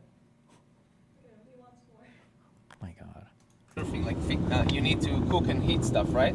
So you have like a hot plate, a giant hot plate that is like plugged in the entire weekend, and you just like put things over to heat them. And there's like some food you make, and it sits on it for like the entire night.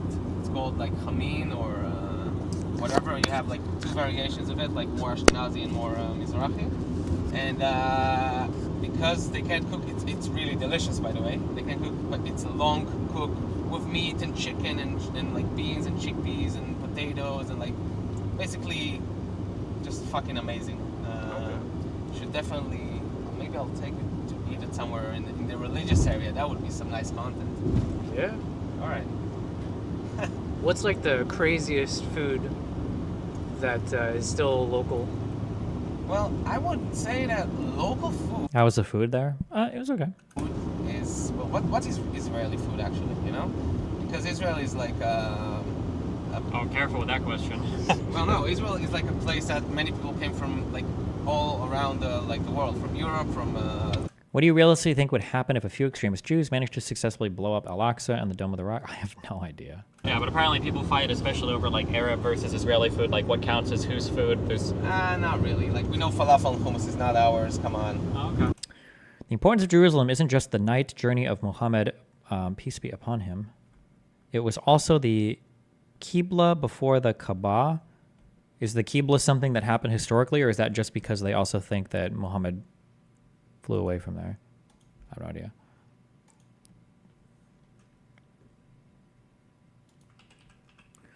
Destiny, is this real?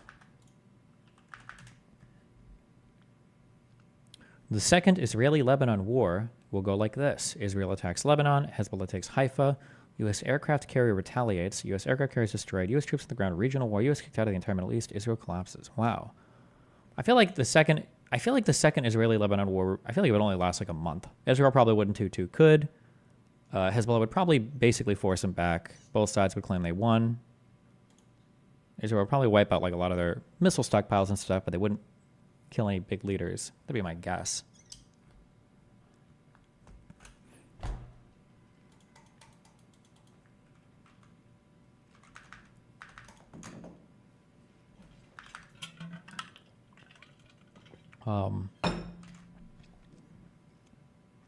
The joke being that the second Israeli-Lebanon war has already happened in 2006. I think the first one was 1984.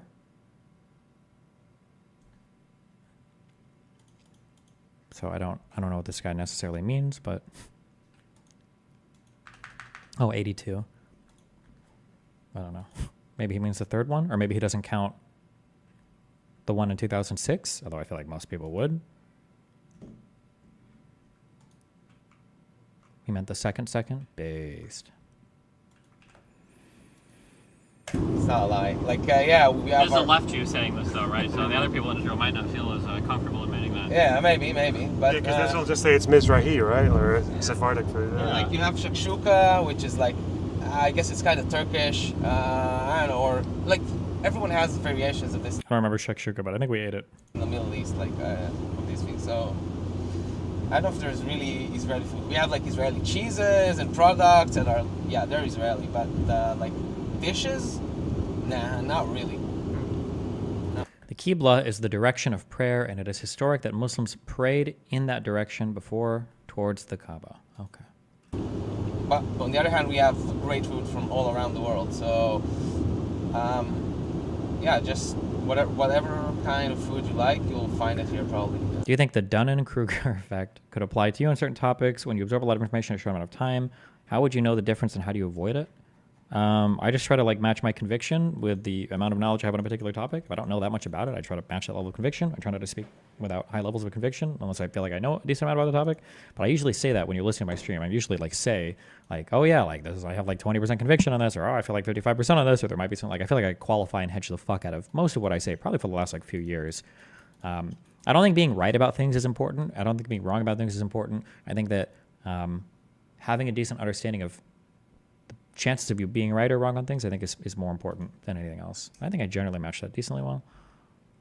Like, but there's nothing like really wacky, like some kind of like sheep's testicles or something in that category? Well, maybe, okay, so I know some people, we do have like many like kebab places, but not just kebabs, like a lot of things they put on the fire like that. So you have hearts as well and liver and shit like that. We eat it like that as well. But no, nothing too crazy, I guess. Not that I would try. It would be for you guys. It's like streamers Destiny and Lonerbox died in Israel from food poisoning, of all things. It's embarrassing, isn't it? Off of eating sheep's testicles. And, non-halal. Raw. Yeah. I mean, we eat a lot of sheep parts in Scotland as well, so our national dish is sheep's lungs. So. Sheep lung? Yeah, haggis is sheep's lungs. Yeah. How do you eat that? You have it with oats and spices and you cook it. Yeah. You have it with neeps and tatties, turnips and potatoes. That is tough. No, it's not. To it's imagine good. even. Actually, like it just tastes like it's got the same texture as like softer ground beef. With a. But is it ground? Yeah, it's like ground. Yeah. No, is it like the? You get like. You get it as like a lump, yeah. Yeah. But then you cook it and it mushes up into like. It's sort of like ground meat. Yeah. Got him. It's not worse. By the way, you should definitely order up for restaurants on Tel Aviv. Even for like weekdays, it would be smart. But for weekends, for sure, good today. Mm-hmm.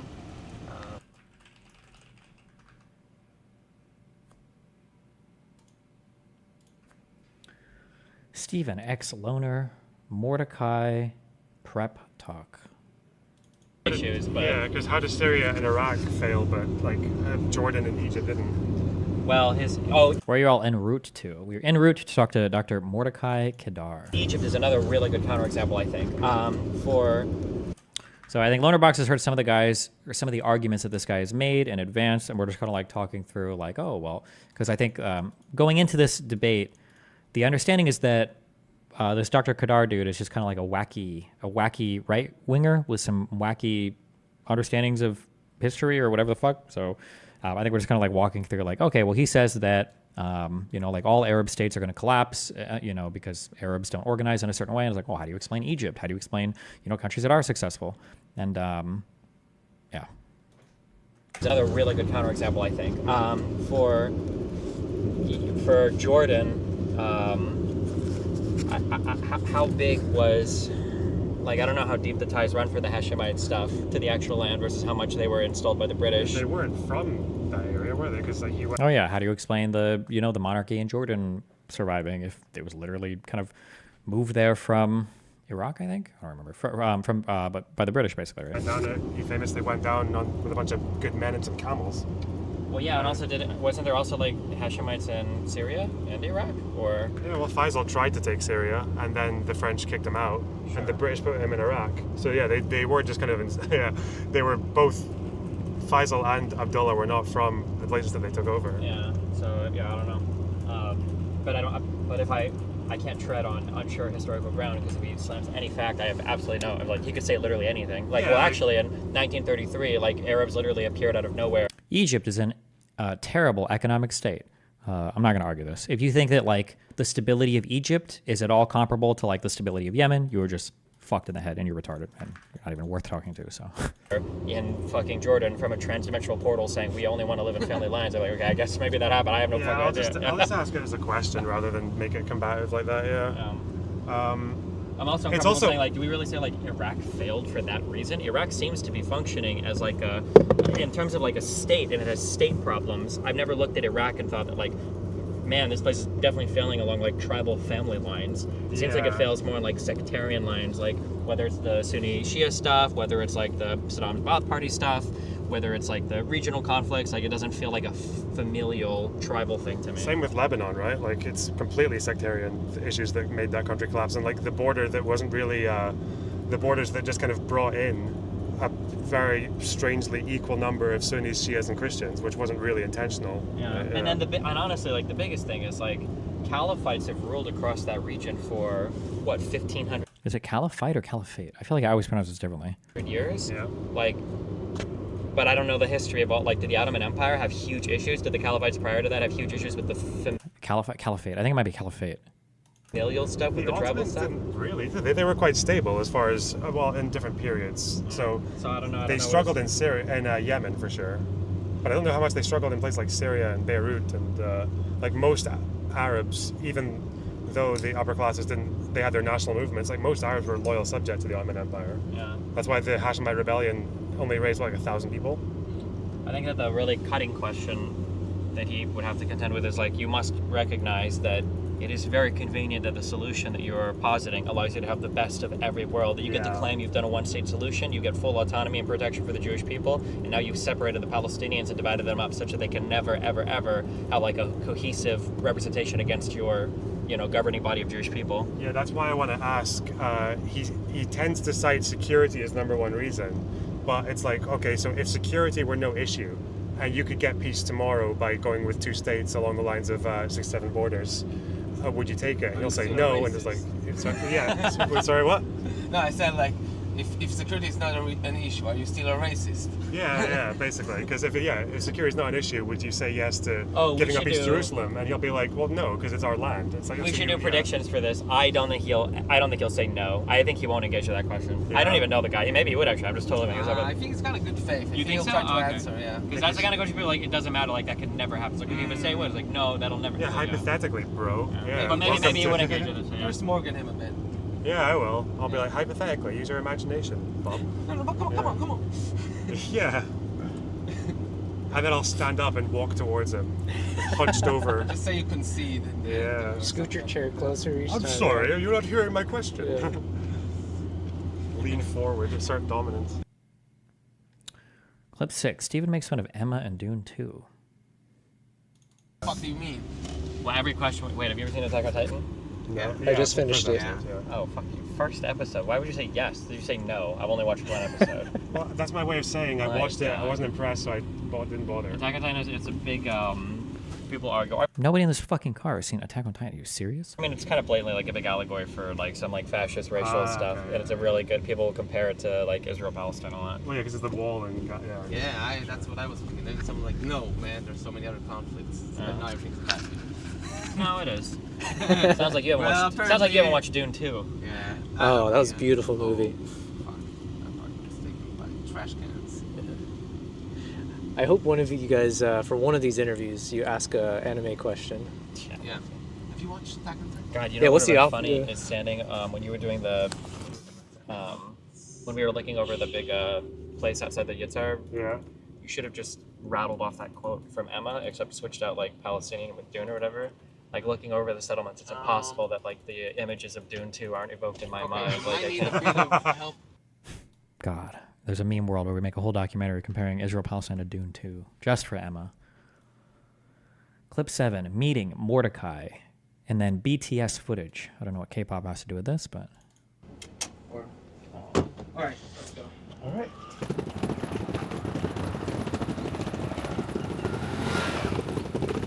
I still don't know how you pack so light. No, it's really stupid. I remembered so many things, but I forgot to get a big suitcase that would take me for 3 weeks. So I'll have to do some laundry when I'm here and probably buy some clothes. Yeah.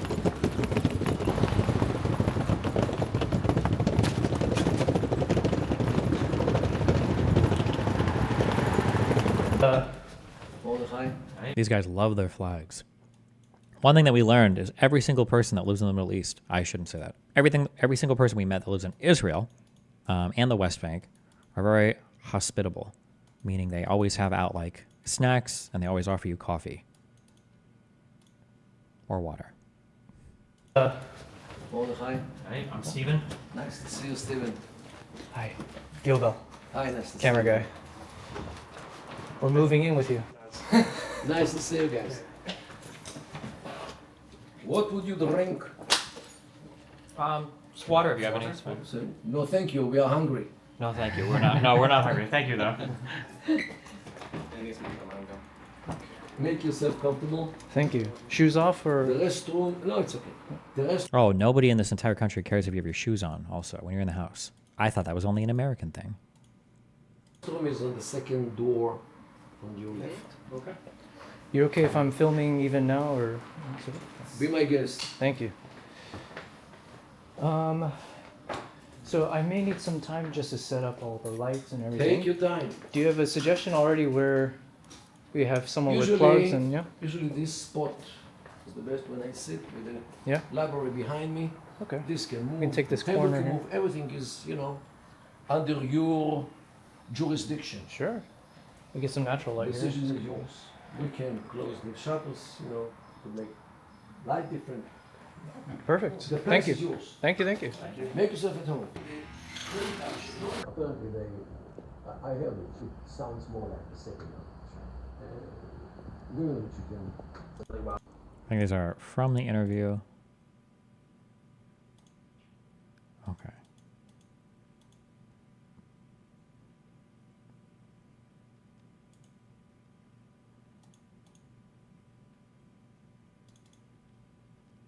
I think I'm up first. I'm really excited that Dr. Mordecai Kadar has invited us into his home in order to have a conversation. And we're just going to be... It's my first interview, okay? I got better at these as time went on, but damn. Going over, I guess, basically your history working in Israel, and then just your general thoughts and opinions on the conflict between Israel, Palestine, the rest of the world, it seems like right now. Do you want to go over real quick your background in Israeli intelligence, as much as you're comfortable saying? Well, I was born in Tel Aviv 71 and a half years ago to a family. My father and my mother originally came from Poland. My mother tongue was Yiddish, but I fell in love in Arabic, in the Arabic world, Arabic culture. What's the red thing? He might explain it to Loner Box, but I think that he had either a student or a younger person came up and gave him, was this from a fallen Hezbollah soldier or something? I might be making that up. I think Loner Box, he might explain it to Loner Box on camera, I don't remember. Loner Box knows. Islam, thanks to a great teacher named Dov Iron, may he rest in peace, who was my Arabic teacher in the high school between the 9th and the 12th year. And because we learned Arabic, a group of 13 kids, we learned Arabic very seriously. We went like en bloc to serve in the intelligence when we were recruited in 1970, when we were 18. I spent and served in the intelligence 25 years. And I was released in 1995 in the rank of Brigadier General, I think, what you say in the States. Meanwhile, I started my academic career, BA and then PhD in the 90s. I finished my PhD in 1997, and I became a teacher in the university, Bar Ilan, for 28 years. I retired 2 years ago. Meanwhile, I published my PhD in this book in English, Assad in Search of Legitimacy, which actually analyzes the Syrian press from the linguistic point of view. Do you have your tablet for information or a notepad to write things down? I don't know. I think I start using it later on. Like I'll have my tablet to write things down or take notes during the conversation. I don't know if I'm using it yet in the first interview. Because here in the Middle East, it runs in Arabic. And if you master Arabic, really well, you can penetrate the minds and hearts even of people. But for this, you have to master the language. Without language, forget it. We have this problem in the West whenever the Israeli government is publishing videos from either, usually stuff relating to the war in Gaza right now. You'll see in every comment section, people are fighting a lot over, what was the last word, like Shabia? For like a... Sabiya. Maybe, yeah. For like... Sabiya. Yeah, for women that are taken captive, does it mean adult woman? I think for the Israeli translation, they had written in parentheses, like women that can bear children, basically. And a lot of people took issue with how this was phrased, but yeah, just that was over a single word. There are two words in Arabic which, to the Westerners, sound the same almost. Mm-hmm. One is Sabiya, which is a young lady. Young lady. And Sabiya, which is a captive lady. Now, captive lady means a lady which you can use for any use. And the question is, what did they say in that movie? Mm-hmm. Do they have Sabaya, means a plural of young ladies, or plural of Sabaya, means plural of captive women, which you can use to any purpose? Apparently, I heard it. It sounds more like the second one. Sure. Women which you can use or abuse. By the way, I have a clip on my computer. I think that the people of Daesh, of ISIS, are talking the same way about Yazidi girls which were brought to them. So it's the same mindset. Hamas and ISIS. Do you think that as somebody who studied Arabic really well and can speak fluently and read the language and everything, do you think that there is a failure sometimes to distinguish in Israel between different Arabic countries or communities, or do you think they all get lumped together, or do you think there's like an appreciation of the differences between all of them? One has nothing to do with the other. This guy is super knowledgeable. What the fuck? You have no idea. I thought this guy's a kooky right winger. Okay, this debate blew my mind, or not debate. This interview blew my mind. Language and everything. Do you think that there is a failure in everything? Language and everything. Do you think that there is a failure sometimes to distinguish in Israel between different Arabic countries or communities, or do you think they all get lumped together, or do you think there's like an appreciation of the differences between all of them? One has nothing to do with the other. The Arab nation is sharply divided to peoples, as we say, like the Moroccan one and the Algerian one and the Egyptian one and Iraqi and Syria. But in these countries, they are again sharply divided according to the clan, in many cases, according to the religion. You know, in Lebanon, the Christians are speaking different Arabic than the Druze or the Muslims. Once somebody opens his mouth, you know who he is and what he is. Here in Israel, you can hear differences in the pronunciation of Arabic in different villages, different Arab neighborhoods, because those speak in different way from those. Now, this comes in societies which, for generations, live in clans, because the clannish societies in the Middle East are the result of the desert. In the desert, you have to stick to your source of water and to defend it. Otherwise, you're dead. And in order to defend your source of water, you cannot live as an individual, because the individual is weak while the group is strong. You have to live as a group. And the strongest group is the family, the father and the sons. And after a generation, is the grandchildren, means the cousins. And after a generation, there are the second cousins and the third cousins. What do you get? A clan, extended family. Some would say tribe. The name doesn't make any difference. The thing is that everybody has to be a relative of each other. And this actually what gives the cohesiveness, which allows them, which enables them to face the other groups. Oh, it's interesting. Now, the reason why I read that Conflict and Culture in the Middle East, because after our conversation, I asked him for a recommendation on something that I could read to have an understanding of what he's talking about. Now that I've read that book, now I understand a lot where he's pulling from for this. This is like similar to the clan stuff that I was talking about like a couple days ago or yesterday. In the fight on the water, because unfortunately the desert doesn't have enough water, and this is the source of the mindset of the Middle East, which prevails in this area for who knows how many hundreds of thousands of years since human beings started to live in this area. I'm curious for that, because I've heard you talk about this in regards to your ideal plan for Palestinians would be the kind of the emirate solution. He's written an article about this. I read this before. Because the emirate solution is the only thing which is based on the clan. This is why the Emirates in the Gulf, Kuwait, Qatar, the 7 Emirates in the United. Just as a perspective, oh my God, my ability to fast forward and rewind shit.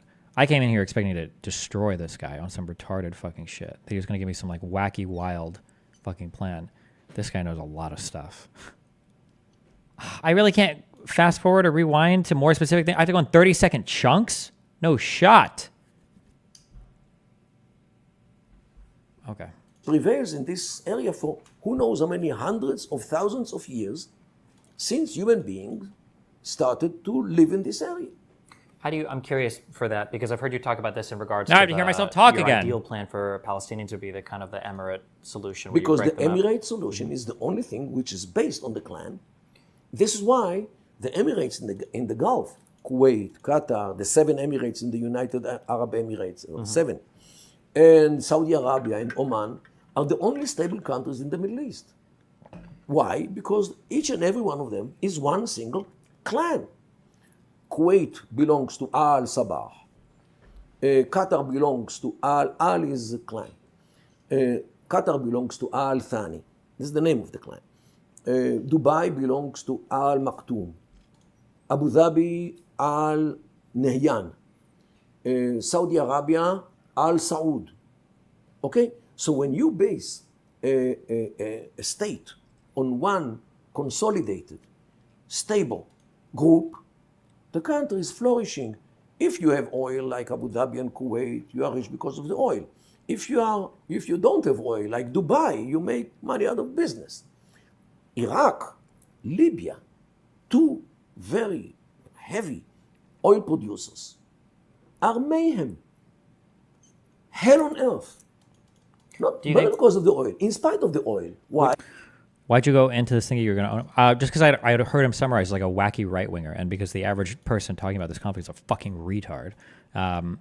The one thing that I'll say, my impression leaving this place, not just him, but talking to everybody here, this is one of the reasons why I came back, and I still like linger in my brain, the black pilling, like horrible feeling of like doing, this is why I think a few years ago I said it'd be more interesting for me to just become like a historian, or just like to start like reading a ton of books, or just like covering history or whatever.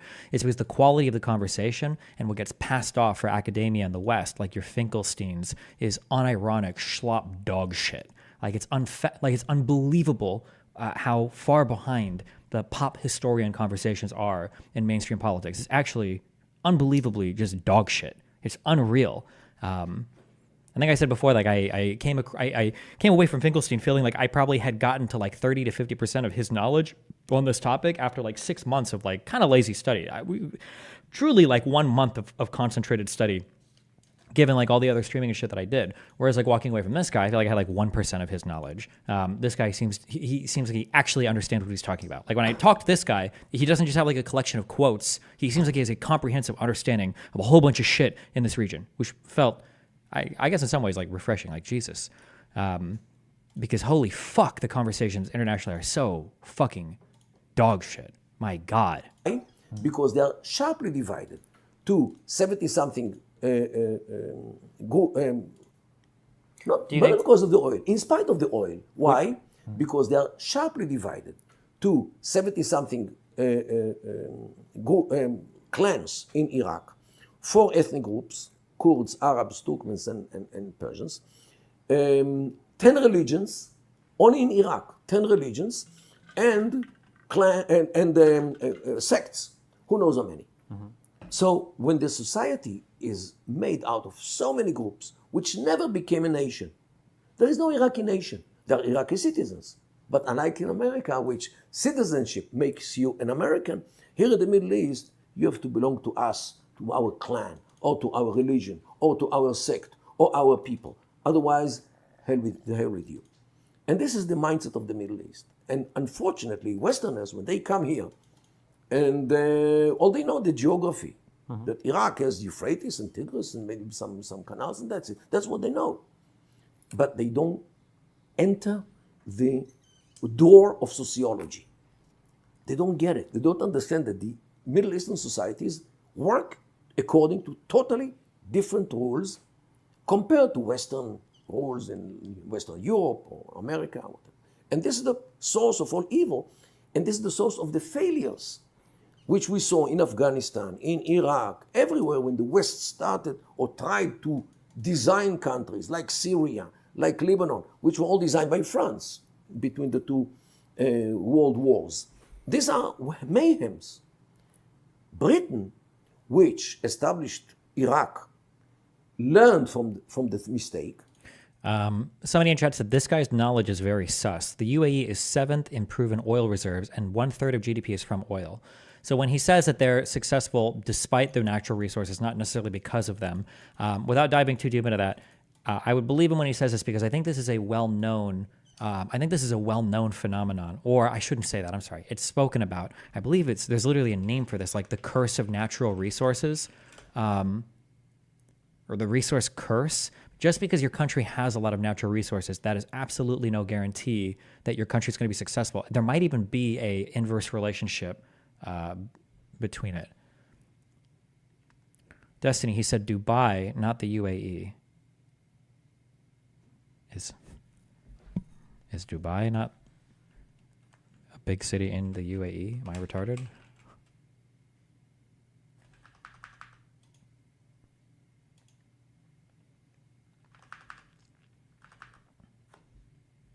Wait, what was the point of that? Oh, Abu Dhabi has more oil. I don't know what you're saying. I don't know if you're agreeing or disagreeing. I don't even know. Okay, we're gonna listen to this guy. And world wars. These are mayhems. Britain, which established Iraq, learned from the mistake, and when they came out from the Gulf during the 60s into the 70s, they left behind them clannish states, means emirates. And this is why emirates are working, functioning as good countries, not as democracies. They are not democracy, but their culture, the clan culture, actually fits the new state, which is based on the traditional culture. While Syria, Iraq, Libya, Sudan, all are based on Western ideas of socialism, like the Ba'ath Party both in Iraq and Syria, or liberalism or democracy or whatever comes from the West, which doesn't fit the societies of the Middle East. Just like if you try to run your iPhone with the system of Android. Imagine this guy making that analogy. What the fuck? Also, old Jews love their like slogans or catchphrases, or I don't know what you call the little quips. I think he has quite a few of them, or at least I remember having quite a few of them. But doesn't work. Why do you think, if you look at a country like Egypt, why do you think Egypt was like relatively stable compared to, say, Yemen when that was? Egypt went through a process, a very agonizing process of dismemberment of the clans because of the High Dam. The High Dam, the Aswan Dam, which was built during the 50s by the Soviet Union, in order to modernize the state, because otherwise they had floods because of the Nile, had floods twice a year. But you cannot run a modern country when all the infrastructure is dissolved through the floods twice a year. So they decided to put an end to the floods by building the High Dam in Aswan. And all the peasants who once lived on water which they got for free from the Nile, now they have to buy water and fertilizers because it's a desert. But who has money? So they moved to the cities. So millions of Egyptians since the 60s, into the 70s, moved from the village to the city, to Cairo, to Alexandria, to Qom, Asyut, Beirut, or Europe, or America. Did you talk to him about Jewish supremacism over non-Jews, or did you just let him talk about how bad Muslims are? Zero Wave, where are you from? Are you a Muslim that lives in the West? I don't think he said anything bad at all about Muslims yet, has he? In order to work. So the modern Egypt society is made not by clans, but by individuals who live in Cairo and all these cities. I'm not a Muslim at all. I'm an atheist, but I can see what he's getting at. Okay. I think you're doing a very weird like form of embedded like reverse racism. In the West, we have, I think, an ethnocentric view of how societies form and function. And in the West, we assume that the way that we arrange society is the best and goodest way to do it. And when other people claim that other cultures arrange societies differently, you claim that those people are racist haters because they're claiming that another people might organize differently than us, and you assume that different means bad because you have an ethnocentric view of society. Just because somebody says that another group of people organize society in a different way doesn't mean that they're saying it's bad, or that way is bad, or that them doing it differently is bad. And you assuming that is your problem. Okay. I think I actually read, I think it was the first, it was a couple paragraphs out of the book that he'll recommend me at the end of this. I don't think it's on camera, talking about that as an anthropologist or sociologist, it's incredibly difficult to talk about different cultures, because as soon as you suggest that another culture is, like organizes differently, people in the West will immediately call you a racist for saying, no, everybody has to be just like us or else they're worst, which means you're saying they're worse and it's bad. Like, yeah. This guy didn't say that the clan structure is bad, but do you think it is? I think it's probably worse than a liberal democracy. Maybe. It depends. I think that the best clans are better than the worst states, which is what a lot of the clans were competing with when states and state systems began to like pop up. I think depending on, I think that there are things that states do better. So, for instance, constitutionally protecting rights among all people and seeing all citizens equal under like the eyes of the law. I think that states do that better. I think that clans probably allow for more democracy and more freedom between individuals better. Broadly, like in a very, very, very, very, very broad sense. Overall, I don't know if it's because I'm from the West. I prefer states. I think state organization allows for higher degrees of specialization and more protection for rights spread amongst society. I think that's better. I think we can do more as mankind that way. But I mean, I think there's pros and cons to different ways that you organize things.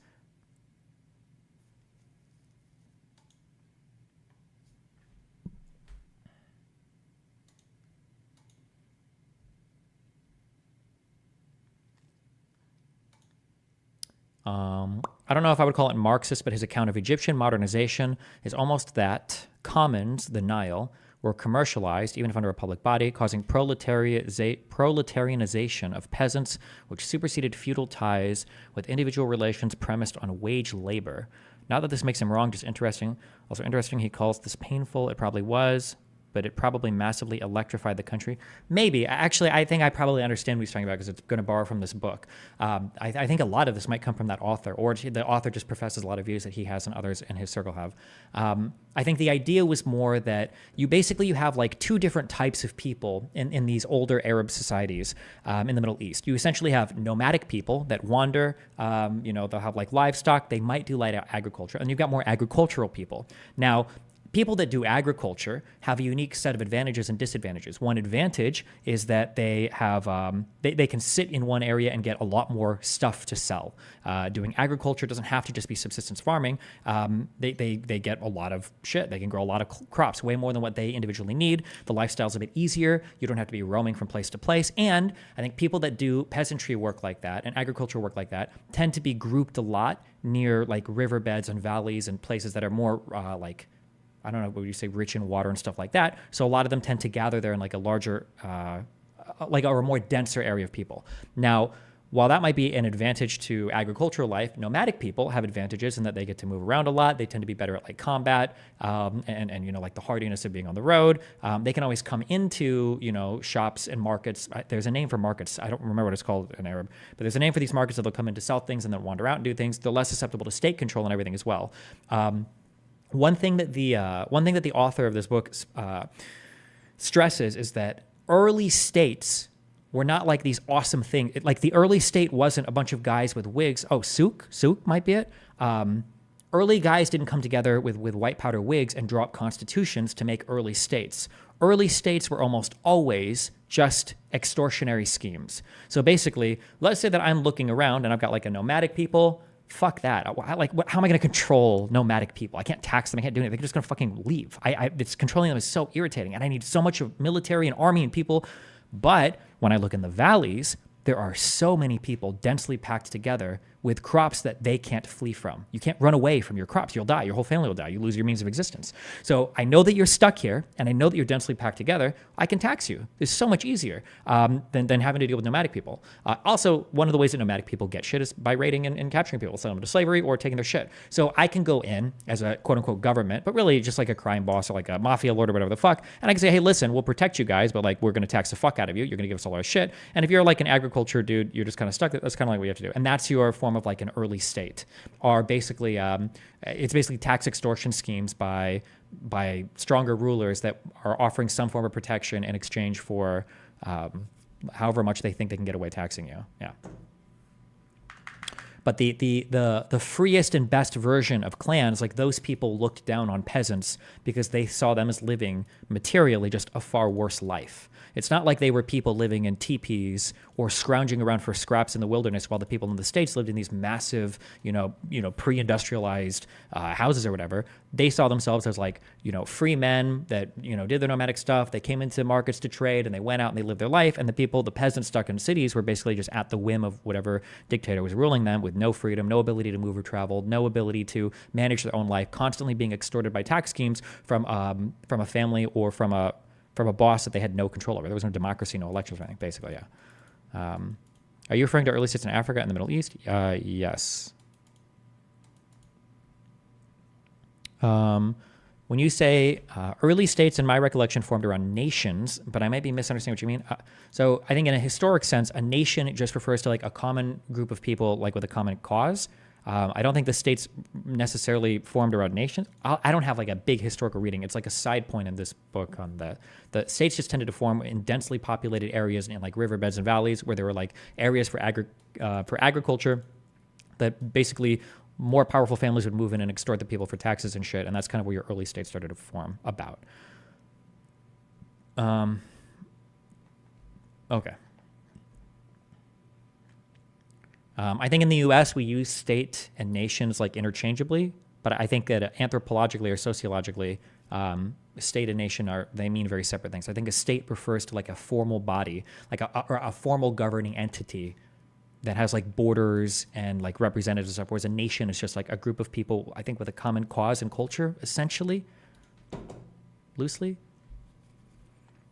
The origin of that view in economic theoretical thought may be Olson's Stationary Bandit. A recent economic, historical/anthropolitical treatment is Scott's Against the Grain. It is one view, but highly contested. See, for instance, Allen 2023, which draw on strong empirical evidence implying early states were cooperative, maybe later extortionary, but not at the outset. Okay. Okay.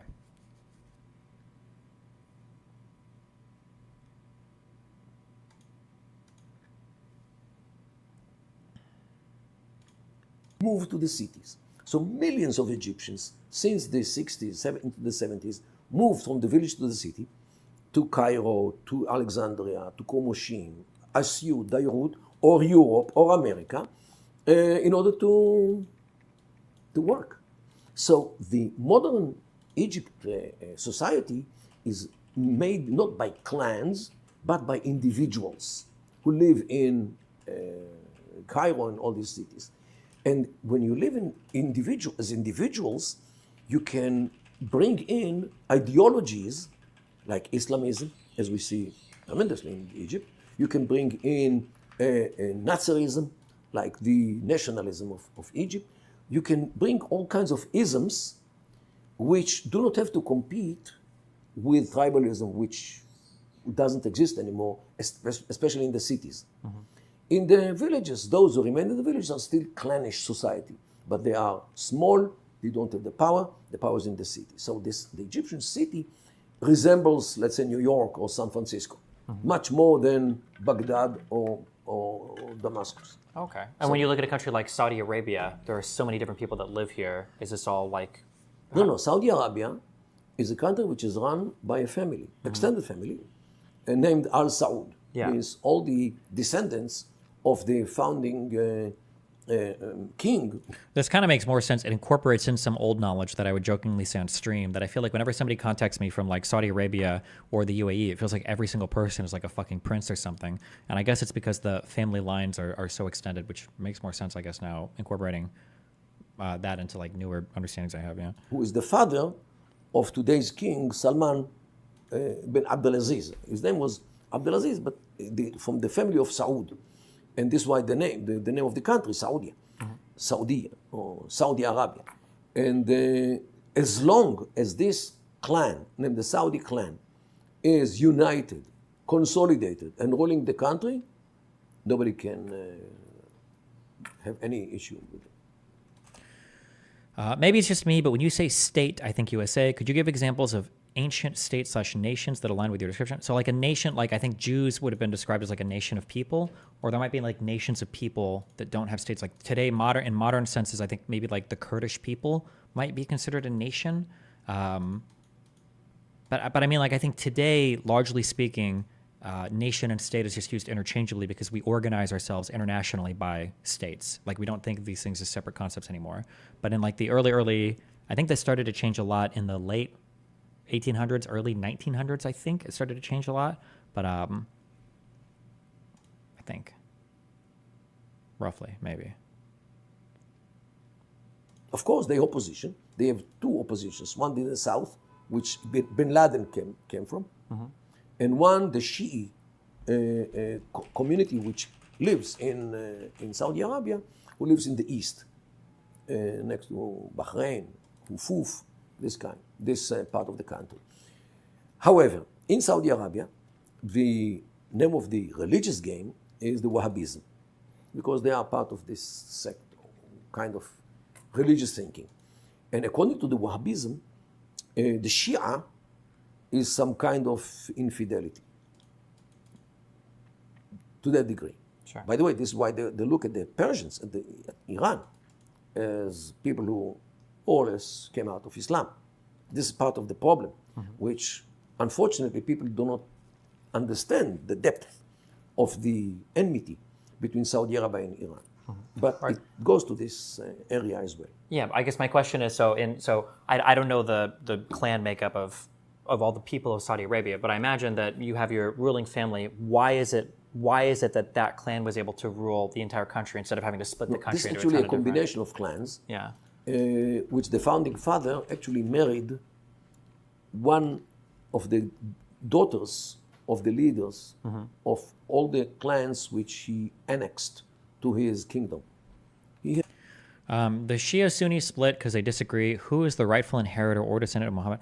Listen, I'm gonna be honest. I feel like the Sunni-Shia split shit is like only talked about in the West. I don't feel like when you dive into the history or when you talk to anybody in these regions and when you look at the countries and the conflicts, I feel like that Sunni-Shia split thing is literally just a thing that we talk about in the West. I don't think anybody actually gives a fuck about any of that in these areas. Like people have their different kind of like sects, or whether they are Sunnis or whether they believe that their particular leaders came from Muhammad or whatever. But that like obsession of like, are they Sunni or Shia? I think is like that's a hugely like Western projection over like that people think that that's how all the Middle East is divided up. Whereas I think what he's arguing here in terms of like differentiation of families or differentiation of countries is way more important. One of the daughters of the leaders of all the clans which he annexed to his kingdom. He had dozens of wives. And this is why all these tribes, they won't rebel against somebody whose daughter is there and her children will be emirs, means princes, or even kings. So there's got to be something more that would hold it together, though, right? I can't imagine that just America's got to be like. To begin with, I'm talking about 100 years ago. He united the kingdom with marriage.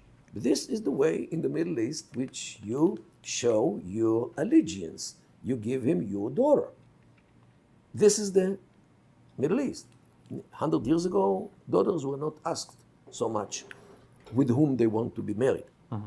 And in some cases, or many cases in the Middle East, until this very day, girls are those who will be married with their cousins, second cousin or third cousin, but definitely in the clan, because the other clan is the enemy.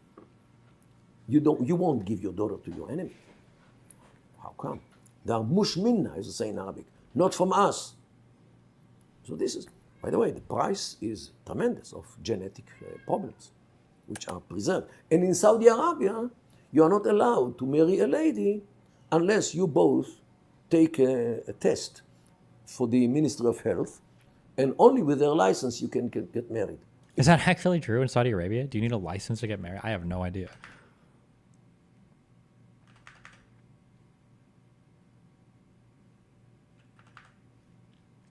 It's clear Destiny doesn't know shit about the Middle East, LOL. It's only talked about in the West. It's so funny.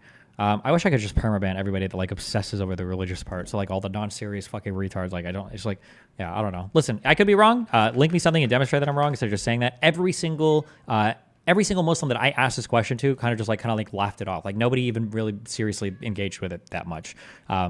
And I mean, like, also you can see like the political realities too. Like Hamas is a Sunni organization, but they're supported and they fight alongside essentially like the Houthis that are a form of Shia. I forget what the Houthi people are called, or Hezbollah or Iran, like the Ayatollah, like Shia countries. Like the idea that there's like this hugely strict like Shia Sunni thing just doesn't seem to play out as much. I think it has more to do with like the countries that people are from or the groups of people that people are supporting. If you got something different, then feel free to link me or whatever. But I know that people just get like the problem is people have so many like personal narratives, like white people from the West, so many personal narratives wrapped into like a lot of the religious shit. I just don't give a fuck that much. I could be wrong, but like nobody's ever linked me or demonstrated how people just get like really fucking ass pained when you don't buy into their particular take on this. But in order not to perpetuate genetic problems. Okay. Why do you think when you look at the Palestinians today in Israel, what would prevent them from engaging in, I guess, a similar sort of like either through marriage or something else of being more united? Why do you think it's best for them to work in separate, kind of like Emiratis, I guess, or Emirates? I'm not telling them what to do. Mm-hmm. I, as a researcher, go out and see how they behave. I see a situation that, let's say, in Judea and Samaria, what people call the West Bank. Mm-hmm. If you tell me the family name of somebody, I'll tell you where he lives. If his name is Jabari or Kawasme or Natche, Tamimi or Abu Snena, he lives in Hebron. If his name is Masri or Tukan or Shaka, he lives in Nablus. If his name is Karmi, he lives in Tulkarem. If his name is Arikat, he lives either in Jericho or in another place which is the extension of this place. And that's it. Means this is a clannish society, because in the clan system, clan mindset, the homeland is the village and the tribe, or the clan. This is the homeland. If you cross the street and you live within another clan, you will forever be viewed as a foreigner. Mosh minna. And the chance they let you marry one of their daughters are very low. In most cases, they will let you marry a lady with, let's say, a short leg. He says this.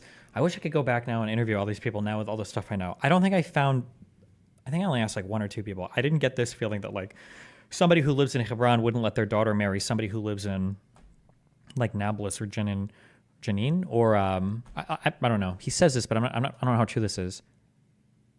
I feel like I would want to go back and talk to a ton of different, there are so many more questions, but I don't want to do this forever. I don't want to be that Israel-Palestine guy. Let you marry one of their daughters are very low. In most cases, they will let you marry a lady with, let's say, a short leg.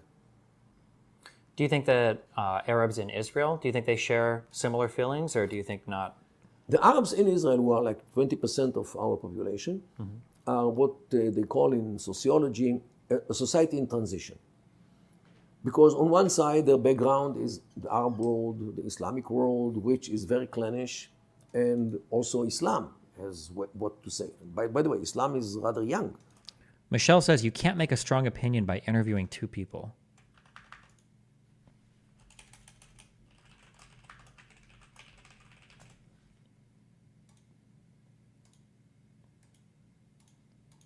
Thank you. My God.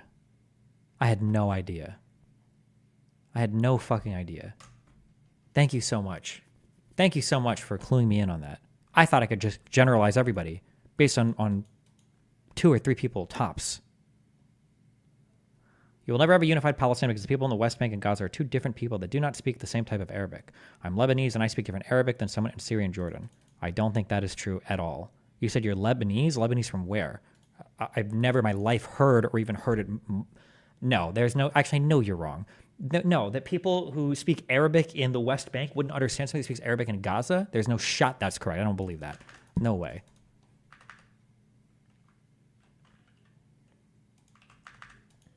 Only 14 centuries, compared to the clan system, which is already who knows how many hundreds of thousands of years. So some of them definitely are still clannish, some of them are Islamic, some of them are modern because of the friction between them and the Jewish modern liberal society as we are. Yet the problem is that...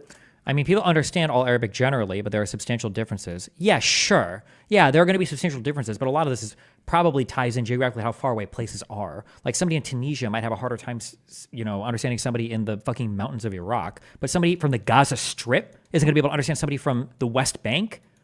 That somebody from Gaza City isn't going to be able to understand somebody from East Jerusalem. No, fuck off. It's like a half-baked cake. Some parts are closer to us. Some of them are serving in the army because they are Israelized, I would say, all the way. While others, who, let's say, those who belong to the Islamic movement, especially the northern faction, which is very radical, like Hamas, the Israeli, those whose heart is with Hamas, they not only they don't serve the army, they consider the state to be a deed of Satan. And that's what they say. And still they are citizens and they get all the benefits of being a citizens of Israel. Why do you think that for international media, or at least when I hear international advocacy for Palestinians, do you think that the world community that is pro-Palestinian, or even the Palestinians that are talking about Palestinian issues internationally, are they missing that clan aspect of Palestinians living in Nablus or Ramallah or Hebron? Or because I don't ever hear that internationally when they speak. It's always about like a nation or a country. Yeah. It's not politically correct to talk about clans. What are they? Clans? Tribes? It doesn't sound politically correct to Western ear. But this is the situation in the Middle East. What I can do? What can I do? Look, the so-called Palestinians are carrying names like... When he says so-called Palestinians, this will be vocabulary that I'll pick up more on through my being here. But now I understand when he says so-called Palestinians. It's his way of kind of like dismissing the idea that that Palestine represents a cohesive group of people or a nation or a state or anything more than just people that have kind of like wandered into the territory post, I guess, 48 or post 1900 or something. This is the situation in the Middle East. What I can do? What can I do? Look, the so-called Palestinians are carrying names like Al-Masri, means the Egyptian. Masarwa, Egyptians in plural. Fayumi, from Fayum in Egypt. Ismaili, from Ismailia, a town on the Suez Canal. Al-Khorani, from the Khoran in Syria. Al-Sorani, from Sor, means Tyre in Lebanon. Sidawi, from Sidon in Lebanon. Al-Hijazi, Hijaz is in Saudi Arabia, Mecca and Medina. Many of them carry names until this very day, which testify that these people are not originally from here. Different dialects, I understand them, but some words are a little different. Someone in Gaza sounds Egyptian, and someone in the West Bank sounds Jordanian. I promise to understand if your words are Syrians. Okay. Wow. Please make a YouTube video. I'll probably post all these interviews like individually, I think. I'm just like going over all of it. Because I don't know if I can even make a cohesive video of everything by the end. So we're just walking through it all. I'll just upload me reacting to it, and I'll probably upload all the raw interviews. It's unlisted, so you can listen to them or cite them or whatever if you want. But Mecca and Medina.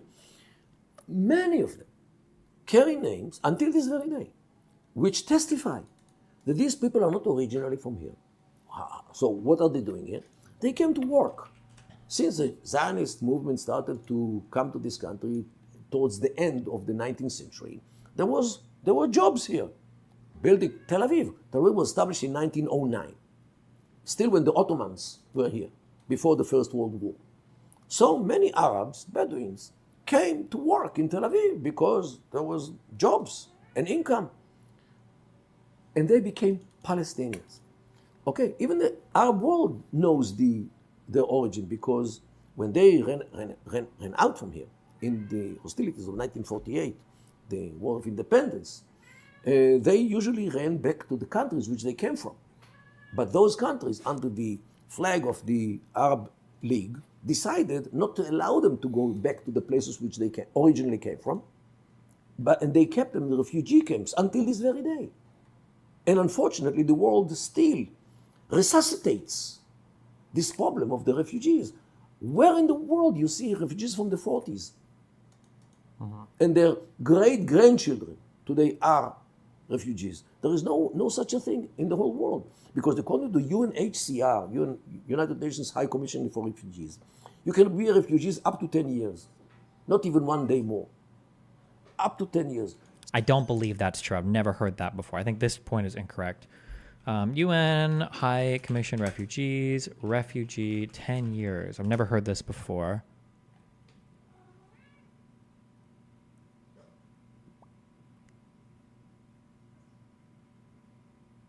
I don't think this is true. There are issues with how the UN does Palestinian refugeedom or refuginess or whatever. But I don't think that there's anything that says that that you're only a refugee for 10 years. I've never heard this before. If anybody has a link to that, you can find, but I've never seen that before.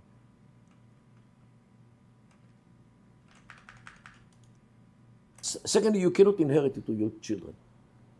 Your children wait until you make children, until you settle. And the third thing, when you have a citizenship of any country in the world, you're not a refugee anymore. And lo and behold, in Jordan, for example, you have many citizens of the Kingdom of Jordan, yet they consider themselves to be refugees from here, and the world is paying for this. Mind-boggling. Why do you think, if we even look at like Palestinian... That's true. It's a very weird, bizarre world. But in Jordan, I believe it's like over half of the Palestinian refugees that live in Jordan that are registered as refugees with the UN RWA. More than half of them, I think, have Jordanian citizenship. So it's very strange that they have Jordanian citizens who are also refugees. It's very weird. Somebody said Lebanon as well in Syria. I don't believe Lebanon or Syria ever gave Palestinian citizenship ever. However, Jordan, I believe, granted citizenship to all of the Palestinians that lived in the West Bank when they annexed the West Bank in 52, after they conquered it in 48. Jordanian annexation, West Bank. It began in 1950. Oh, wait, administration. When did they annex it? Maybe it was 1950? Oh, in April 24th, 1950 is when they annexed it. And then I believe they gave citizenship to everybody living there when it happened. When Jordan transferred its full citizenship rights to the residents of the West Bank, the annexation more than tripled the population of Jordan from 400,000 to 1.3 million.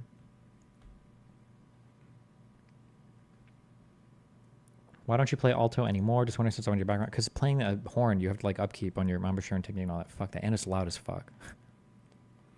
Around 3/4 of the over 2 million Palestinian refugees in Jordan hold full Jordanian citizenship. Yeah, that's kind of wild. That's a little bit wacky.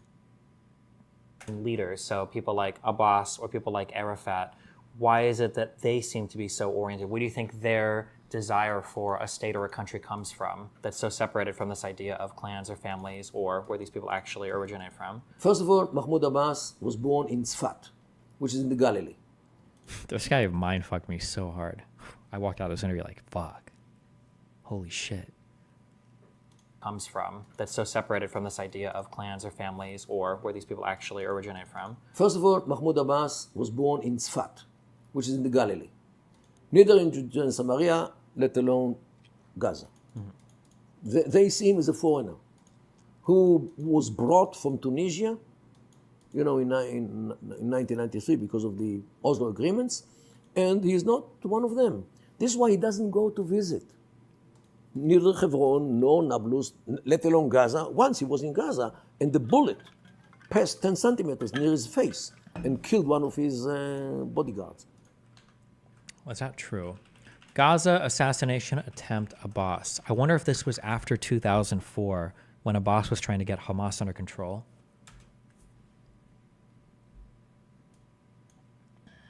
France 24, Euro News, Palestine Chronicle.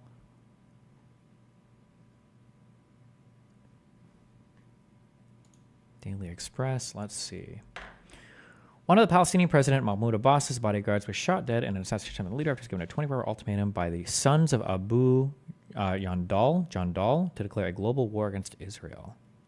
This was on the 2023, so this was just like last year.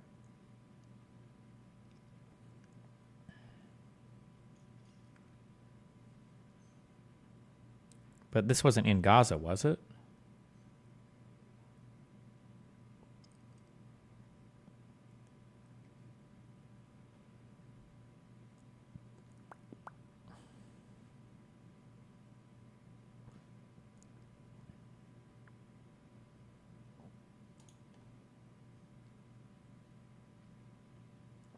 Truth or fake, France 24.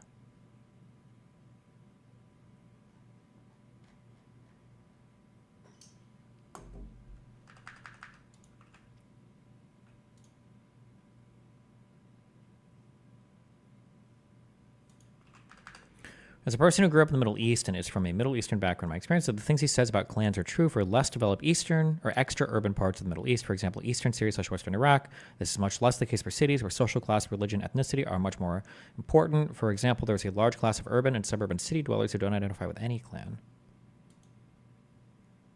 This also helps explain some of the differences between the Gulf Arab states and Levantine states. The Gulf states came into wealth while they still had high social cohesiveness and were predominantly defined by tribal politics. In the Levant, other social factors, such as ideology, social class, sex, dominated politics because they were relatively more developed and populous countries up until 30 to 40 years ago. Also beneficial that the Gulf states are much more homogenous. Okay, gotcha.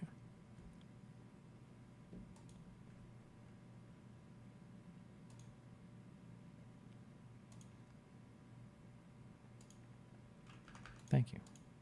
Sorry, I wasn't trying to be dismissive.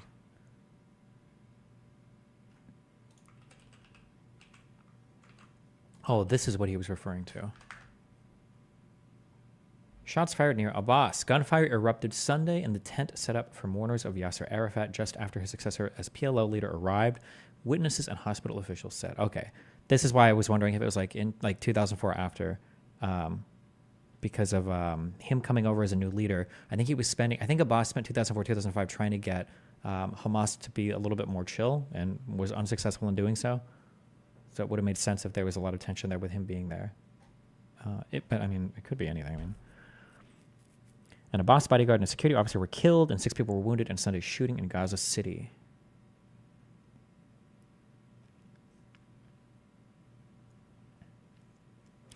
Interim Palestinian leader Mahmoud Abbas escaped unharmed after militants from his Fatah movement opened fire near him in a tent crowded with mourners for Yasser Arafat. Oof, from his own political party. Yikes. Yikes. Some 30 or 40 gunmen were involved and none of them masked, but police declined to say Monday whether arrests had been made.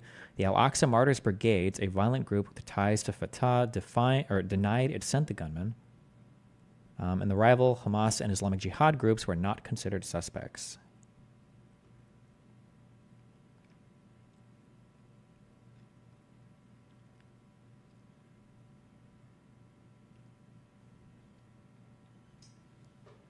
Gotcha.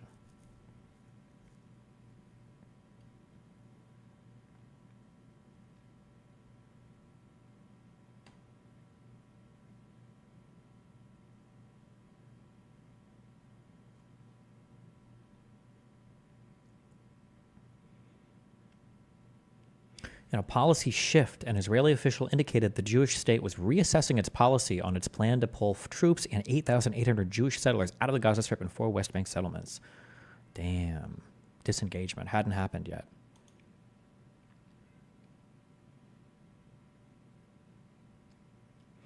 Israeli and Palestinian officials alike have expressed fears that an evacuation from Gaza without coordination would bring chaos to the Gaza Strip, where militant groups have been vying for control in recent months.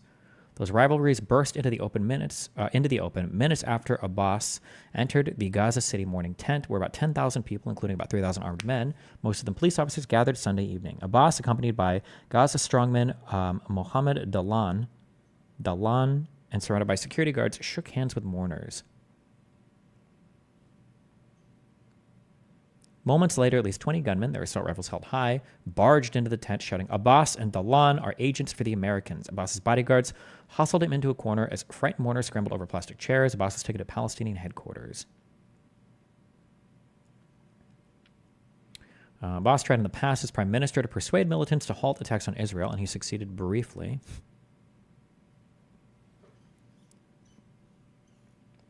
Militants signaled Sunday that they are not interested in a new ceasefire. In a parade in Gaza City, mass militants from Fatah unveiled a new rocket, which they had claimed had an extended range that could reach the southern Israeli city of Ashkelon. The long green Al Yasser 1 rocket, named after Arafat, was shown to a cheering crowd as Palestinian security forces looked on.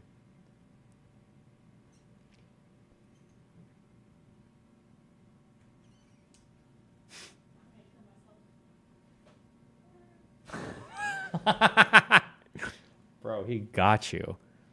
He just got you so hard.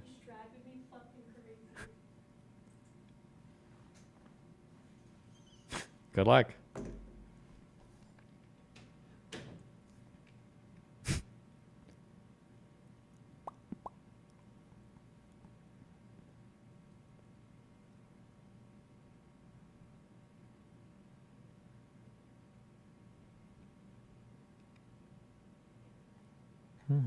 Damn, okay. This is probably what he was referring to, I would imagine. Okay, so he won Nablus in 1993 because of the Oslo agreements, and he's not one of them.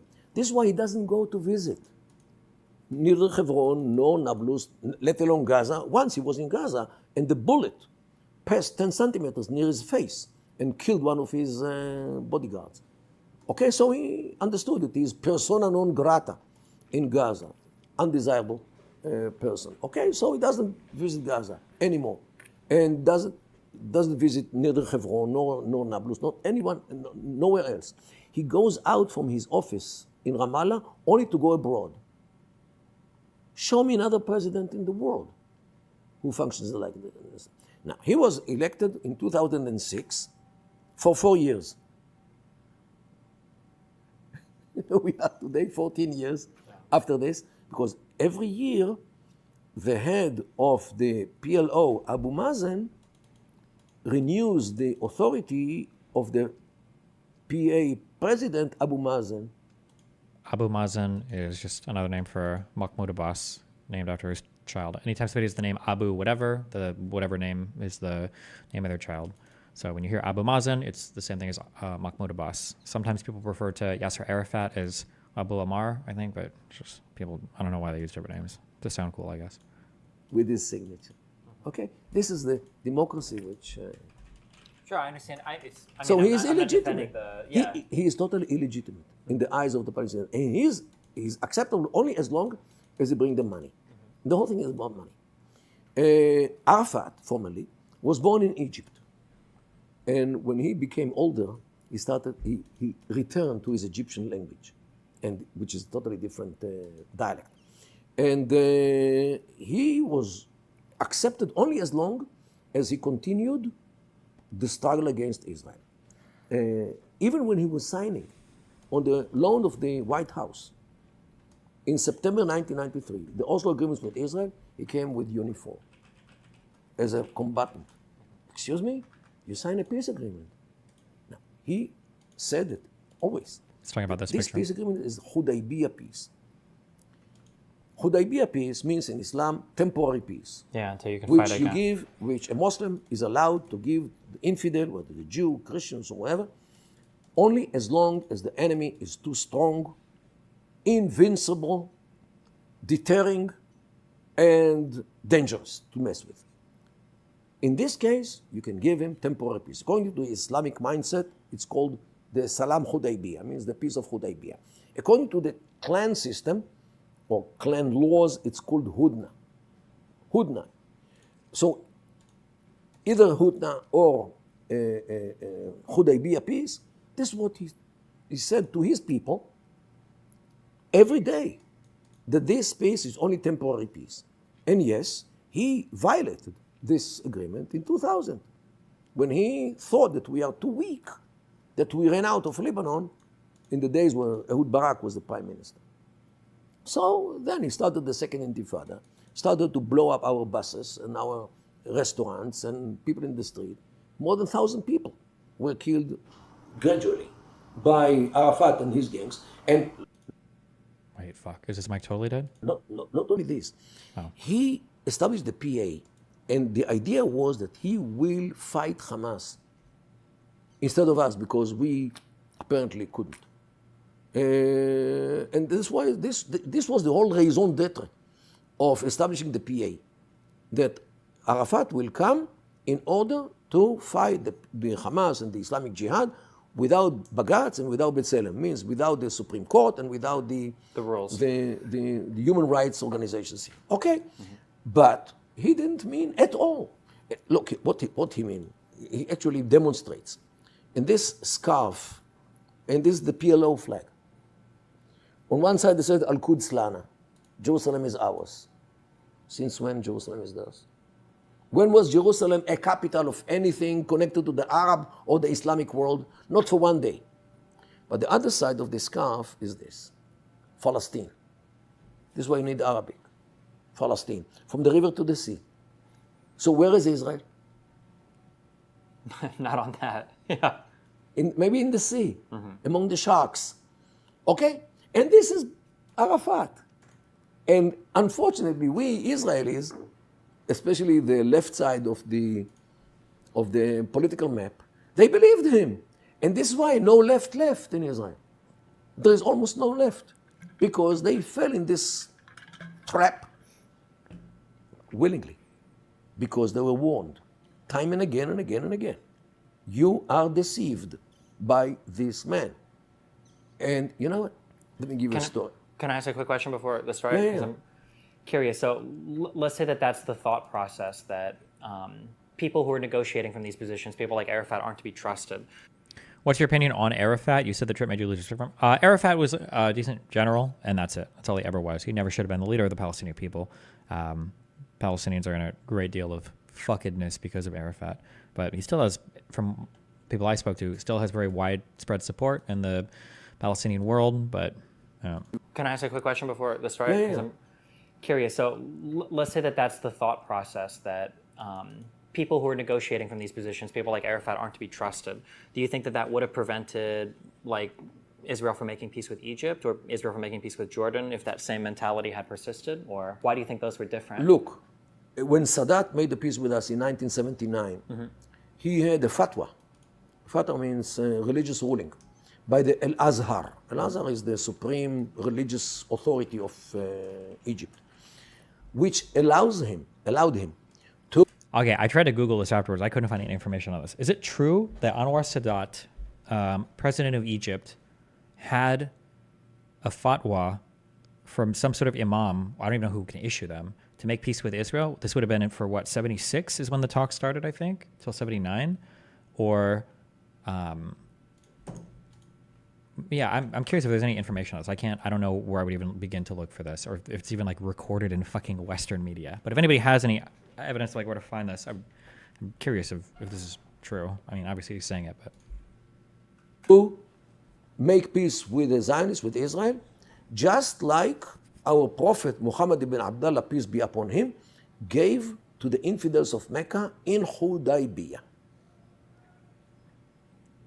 Means that the peace between Israel and Egypt is based on the same idea of temporary peace, which will last only as long as Israel is powerful, dangerous, invincible.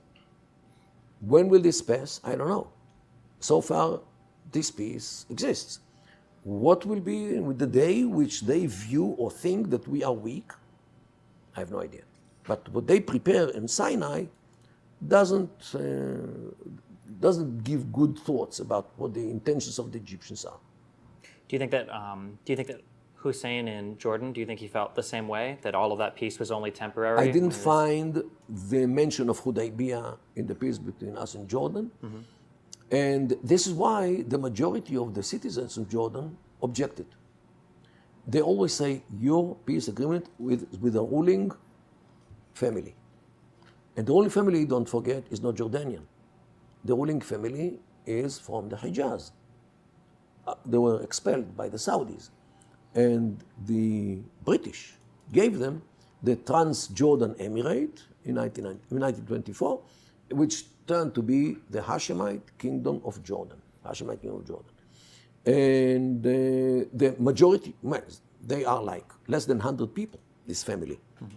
They control a country with 90% of people who define themselves as Palestinians, who have nothing to do with this clan, and the rest are Bedouins who also do not share much with this clan, only maybe the language, but not much. So this is the main problem of the Jordanian kingdom, that it is actually based on a family which will rule the country only as long as the army and the intelligence and the security are with them, because they are vicious. The Palestinians tried in 1970 to rebel against the kingdom, So the kingdom slaughtered them. Thousands of them. Black September. Yeah. What happened? So this is... Do you think the dozens upon dozens of tunnels from Gaza to Egypt that were intact in Rafah leads to questions on the Egypt-Israel peace? No, I don't think so. Just on my very vibe-like understanding, because I have no in-depth knowledge of anything that goes on in Egypt or what comes from Cairo. I would say that my guess would be that it's probably pretty easy to bribe an Egyptian soldier for shit, and that's probably how most of those tunnels end up being not reported or looked over. I seriously doubt that the government of Egypt has a goal that they have an interest in undermining the government of Israel, especially not to align with the government of Hamas. I don't believe that. I think that their treatment of the border on Rafah, I think, is evidence of that. I don't buy that. I would need to see more evidence of that.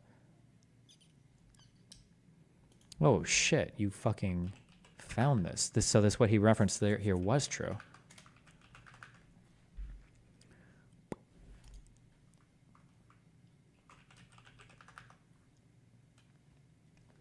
The December 2001 bombings in Israel immediately put... Wait. Would those arguments hold? For centuries, Muslim rulers have paid the salaries of religious figures and used them to boost their own legitimacy. The highest religious leaders of Egypt and Saudi Arabia are government-appointed officials. Oh, fuck. This is interesting, too, because back in that, when I talk about that book with the clan shit, sometimes there were, like, religious families, and they wouldn't really fight, but sometimes they would be used to settle disputes. Or you would find somebody who's got an equal distance away from you in kinsmanship to settle a dispute with somebody else. So like your like fifth cousin removed, if he was the fifth cousin removed of the family you were fighting with, he could come in to settle the dispute because he's equal distance from both of you. But then also, yeah, there were like religious families that I think explicitly did not fight or take part in armed hostilities, but they were just seen as religious families, and they would also mediate disputes as well. So that's interesting that I guess it kind of in a way carries over here. Highest religious leaders of Egypt and Saudi Arabia are government-appointed officials, and an edict emanating from these religious bodies inevitably reflects state policy. Both governments tap their religious establishments whenever they need religious backing for controversial policies. In the past, the Sheikh Al-Azhar, the head of the Azhar Theological Seminary, provided Anwar Sadat with a religious edict or fatwa and supported the peace treaty Sadat signed with Israel. During the Kuwait War, the late Grand Mufti of Saudi Arabia, Sheikh Abd al-Aziz bin Baz, ruled that the presence of foreign troops was permitted on Saudi soil to defend the kingdom from Saddam Hussein. He also issued an extremely controversial Fatwa 95, ruling that the Sharia permitted peace with Israel under certain conditions. The dependence of the clerics on the rulers has sometimes eroded the credibility of state religious officials and their edicts. In any event, no Muslim authority exercised a kind of papal authority over his co-religionists. And so it was not surprising that the declarations of Tantawi and Sabil, far from ending the debate, actually intensified it. Interesting. Okay. Jordan. To say that this family will forever be the kingdom of Jordan, I have no idea. Okay. I'm curious, you mentioned something for Arafat. Do you believe that Arafat, when you said that he kicked off or started the second intifada, do you think that he actually like planned and went through and started that? Or do you think he just kind of like hoped it would happen? Or we have all the proofs. There are books which were written based on documents which were found. I asked a couple other people when I was in Israel this question. I don't know if this is still open to debate or not. Some seem to say, I think Ben Ami said that, yeah, there was a little bit more information that came out about it. But I think it's uncontested, it's undeniable that that Arafat enjoyed the violence and it definitely didn't do anything to end it. He definitely enjoyed that violence and was glad that it was happening and wanted to take advantage of it. But let me use the restroom real quick. Hold on.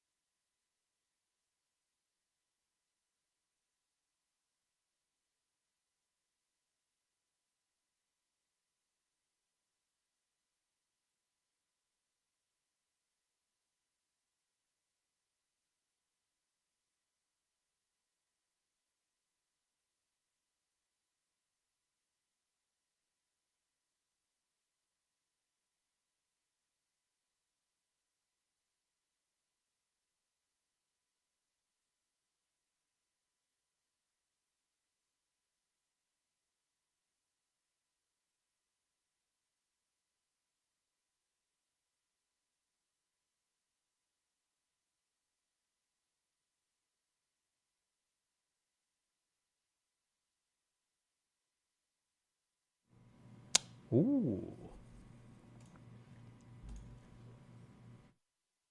In his headquarters that he actually planned. And look, he never meant to take really care of the terror. We know the revolving door means when we told him to catch something from Hamas, he would keep the man during the day in, let's say, in one of the police stations, and for the night he was released to go home in order to come back the next morning. This revolving door. That's what he had. And he conned us day and night. And unfortunately, the Israelis under Peres and Rabin and Begin, all these left, they believed him that he will fight Hamas without Bagatz and without B'Tselem, which this is why they lost the agenda. Mm-hmm. Because the Israelis understood that he actually...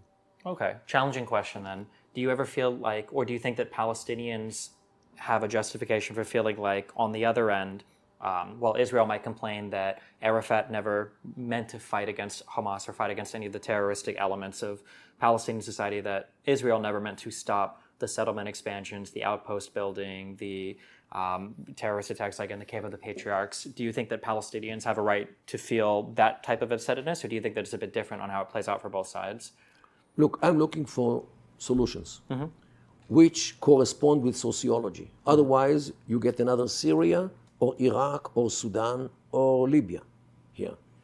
I should have pushed harder on this question here. This is the very first interview I did, so I didn't have as much confidence yet, but I could have pushed harder on asking him for an answer to this. The only solution which will give them stability, us security, and them as well security, is the Emirate solution.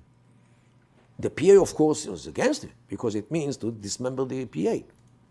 Because but the PA, don't forget, is anyway an artificial structure which we built, which doesn't correspond with the sociology. The only thing is the Emirates in the cities of Judea and Samaria, Hebron, for the clans of Hebron, Jericho, Ramallah, Jenin, Nablus, Tulkarm, Kalkilia. Israel should forever remain in the rural areas, offer Israeli citizenship to the villagers. This will give them stability, just like Dubai and Abu Dhabi. Because this is the clan system in the Middle East. The clan definitely, or usually, takes care of its own interests. And if they understand that they are now, have the choice between... Can you explain his answer? Well, he didn't answer my question. He's just saying he's a sociologist, so he's just looking for solutions that correspond to the conditions that the culture of the Palestinians would allow, essentially. But my question was like, do you think that they have a reason to feel slighted or mistrusting of like Israel as a country? In messing with us or flourishing like Dubai? Because he had no problem earlier basically talking about the liberal politicians and why they failed and why the liberals or the left essentially failed in Israel and why people now prefer the right. But then when I asked him this on the Palestinian side, he didn't seem as willing to engage. But again, this is the first interview I did, so I wasn't as confident like doing these yet or asking challenging questions. And I didn't even have the information. And also, I don't think I did any challenging interviews while I was here. Most of it is just like asking kind of like probing questions and whatnot. I'm like debating anybody here, so. Its own interests. And if they understand that they are now, have the choice between messing with us or flourishing like Dubai, they will choose to be Dubai. Okay. And will postpone the desires to see us evaporating. Sure. Because we are not. One more sociology question, and I'm curious. Do you feel like after 1967, do you think that the mind of Israel or the Jewish mind or the Zionist mind, do you think it changed or became more ambitious in a good or bad way for territory in the West Bank?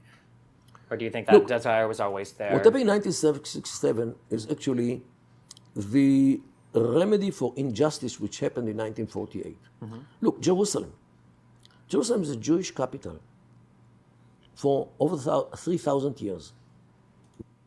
Destiny, this is his entire career, and he argues this on Arab TV shows against much more hostile interviewers. I don't think you would have been able to gotcha him on any of them. I'm not trying to gotcha. I just would want to hear a more direct answer. Way before Christianity came to the world, way before Islam came to the world. So Jerusalem should be under Jewish rule. I'm not denying any right of anybody else. Churches should flourish. Mosques should flourish, even the Al-Aqsa Mosque, which originally is not here. The original Al-Aqsa is in Jordan, according to Islamic sources, not in Jerusalem. But never mind, I think it was brought to Jerusalem. I think one of the hardest, arguments religiously between Islam and Judaism is it does seem like Jews are a little bit more chill in letting other people go and worship on the Temple Mount. They don't really seem to care as much. Whereas if Muslims had exclusive control over it, I'm not fully sure Jews would even be allowed to worship the Western Wall, which I think is a harder, I think that's a little rough. You reckon the Arabs had to partition the land with Jews because they provided the least military support against the Ottoman Empire compared to the other Arab tribes who got Jordan and so on?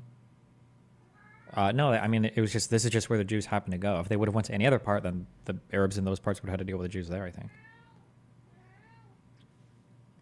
Honey, chill. Why? There has to be a reason. He'll ask to go into a room, and then when you let him in the room, he just asks to come out. He does this always. Why? Jews are currently not allowed to pray on the Temple Mount. Jews are allowed to pray at the Western Wall. And I believe that non-Jews are allowed into the Temple Mount area as well, I believe.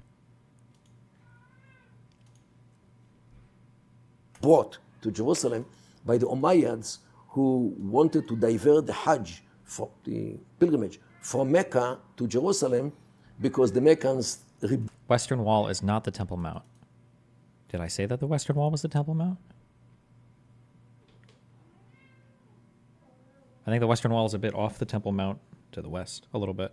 Or is it attached? It might be attached to it. I don't remember. I don't know how that changes anything I just said. I don't know what you're... I have no idea what you're contradicting what I just said. Built in 682 CE. So they found Jerusalem as an alternative place for pilgrimage, and they claimed that the Al-Aqsa, which appears in the Quran, Jerusalem doesn't appear. Al-Aqsa, which appears in the Quran, is actually in Jerusalem. And they concocted all these stories about Jerusalem in order to convince the people to come to Jerusalem. So the whole thing about Jerusalem is a concoction. So Jerusalem should be the Jewish capital with full honor to the other religions. I'm not denying anybody's right to worship, to pray, to do whatever he likes in Jerusalem, as long as he or she recognizes the Jewish history and the Jewish ownership of Jerusalem. This is the only way how to get along with this. And just to remind you, the only time which Jerusalem is accessible to everybody, Jews, Christian, Muslims, is only when Jerusalem was under Jewish rule. When the Jordanians were occupying illegally Jerusalem and the West Bank as well, by the way, Jerusalem was inaccessible. So, history proves. Okay. So one more time then, do you think after 67, do you think the desire to have Jerusalem, do you think that changed significantly in Israel, or do Christians care about it? I don't think Christians give a fuck about anything in Israel. Some people in chat get mad when I say that, so I do, but I don't know. I grew up Catholic, staunchly Catholic, and nobody ever fucking talked about it. Maybe evangelicals care, but I don't know. I'm not. Think the desire was always there, or? Look, what happened in 67 because of the shock, which caught the Arab world because of the failure which they have, which couldn't be denied, the Arab nationalism actually was shown as an empty... Destiny, I super chatted you earlier, but I don't know if you saw it several hours ago. Was just wondering if you would look into the Flat Earth video that Veritas made. It's a good video for psychology. No, I'm good. Thank you, though. Sorry, okay. They left, or gradually they left the nationalism. Actually, was a shock, which caught the Arab world because of the failure which they have, which couldn't be denied. The Arab nationalism actually was shown as an empty slogan, which Gamal Abdel Nasser, the head of the president of Egypt, tried to promote. So the alternative was Islamism. They left, or gradually they left the nationalism because it failed in front of Israel, and the alternative was going back to Islam. And when Islamism became more significant in the Middle East, the Jewish feeling of our people became also higher because the challenge was religious. And after all, the struggle against us, the basis of this is religious. So this is an interesting thing. So he acknowledges that like pan-Arabism failed because Arab unity is a myth, even though today Israelis still sometimes look at Arab unity as like a threat. But then he'll appeal here to like this kind of like Islamic ideology that is pervasive amongst the region, which is true even in secular governments. It's still a big deal. But I think the Islamic unity is also a myth. I also don't think it's real. It just doesn't seem to manifest in a meaningful way. If I could go back, I think if I went back, I might interviewing every single person again now with more knowledge would be interesting. Because there are things I could push on more. I'd be curious to hear how he would respond to that. Because according to Islam, religion is the Jewish religion and the Christian, by the way, is not in void. Din batil, as they say in Arabic, while only Islam is din haq. The land is an Islamic land, which was given to us in a conspiracy between Christians, Lord Balfour. This is true. They do believe this. The most important question, do they shower in the morning when they wake up or before they go to bed? Probably before they go to bed would be my guess. Evangelical minister of Britain. Yeah. And this was a collaboration of Christians and Jews against Islam. Doesn't manifest in the specific context of Israel-Palestine, you mean? No, I mean anywhere. There is no Islamic unity. It's like a total myth. Muslims kill Muslims more than any other group of people they kill, and more than any other group of people they get killed by. I think like some of the most brutal wars in the Middle East have been, Muslim on Muslim wars. Like I don't think Islamic unity it just feels like a myth to me. Maybe it was stronger under the caliphates. I don't know enough about the types of rules, but I mean, in like the Islamic golden era and everything, maybe they had that unity because of their religion, but at least in the last like 150, 200 years, it just doesn't feel like, I'm sorry, I shouldn't say that. In the last like 100 years, 150 years, it doesn't seem like that Islam unity is strong enough to do anything. The land, which is Islamic, the Jews are not a nation because according to the Islamic view, we are communities of all the nations in the world, and that's where we belong. And anyway, Jews and Christians should live under the Islamic rule as dhimmis, with limited rights. So Israel, as a state of the Jews, has absolutely no right to exist, even if it was on a square centimeter on the seashore of Tel Aviv, according to the Islamic view, because religion doesn't exist. The Judaism doesn't exist. The land is Muslim on Muslim. A moment ago, you said Sunni versus Shia isn't a thing. I don't think it's only been Muslim. I don't think it's only been Sunni versus Shia wars. Like, who were the leaders? Must misunderstand. For the Iraq-Iran war, I don't know enough about the origins of that war. What were the big instigators for this war? This was insanely bloody.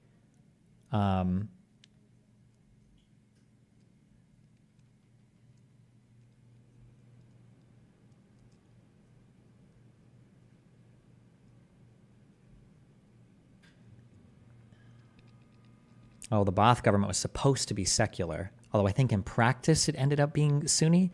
Although I think the Ba'ath government in Syria is Shia, but it's also supposed to be secular. They play around a lot with this bullshit too.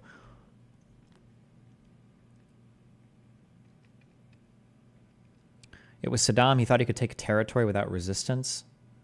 Maybe. Fuck. Now after studying so much, now I don't want to read a fucking wiki intro to understand why a particular conflict started. Fuck. I just know this war was fucking massive in terms of like number of people killed and everything. Although no territory was actually taken by either sides, but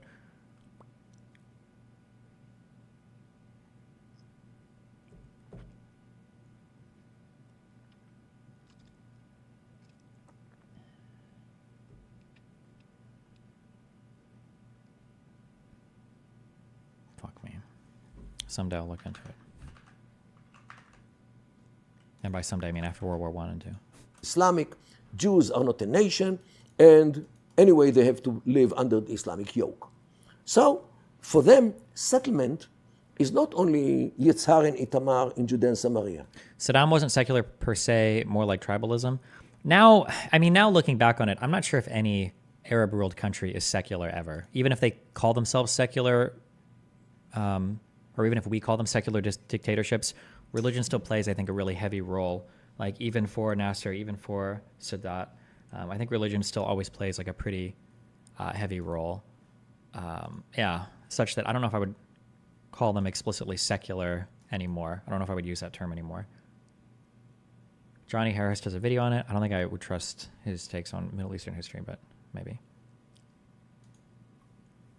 Tel Aviv, according to the Islamic view, because religion doesn't exist, the Judaism doesn't exist, the land is Islamic, Jews are not a nation, and anyway, they have to live under the Islamic yoke. So, for them, settlement is not only Yitzhar and Itamar in Judea and Samaria, it's also Be'eri and Nahal Oz, and Tel Aviv. Tel Aviv is a settlement, in their view. So, when you talk about settlements, about our definition, or American definition, or European definition, this is not the definition of the Middle East. The Middle East sees everything which was built here by Jews as a settlement, which is implicitly illegitimate. So, what are we negotiating on? Okay. Okay.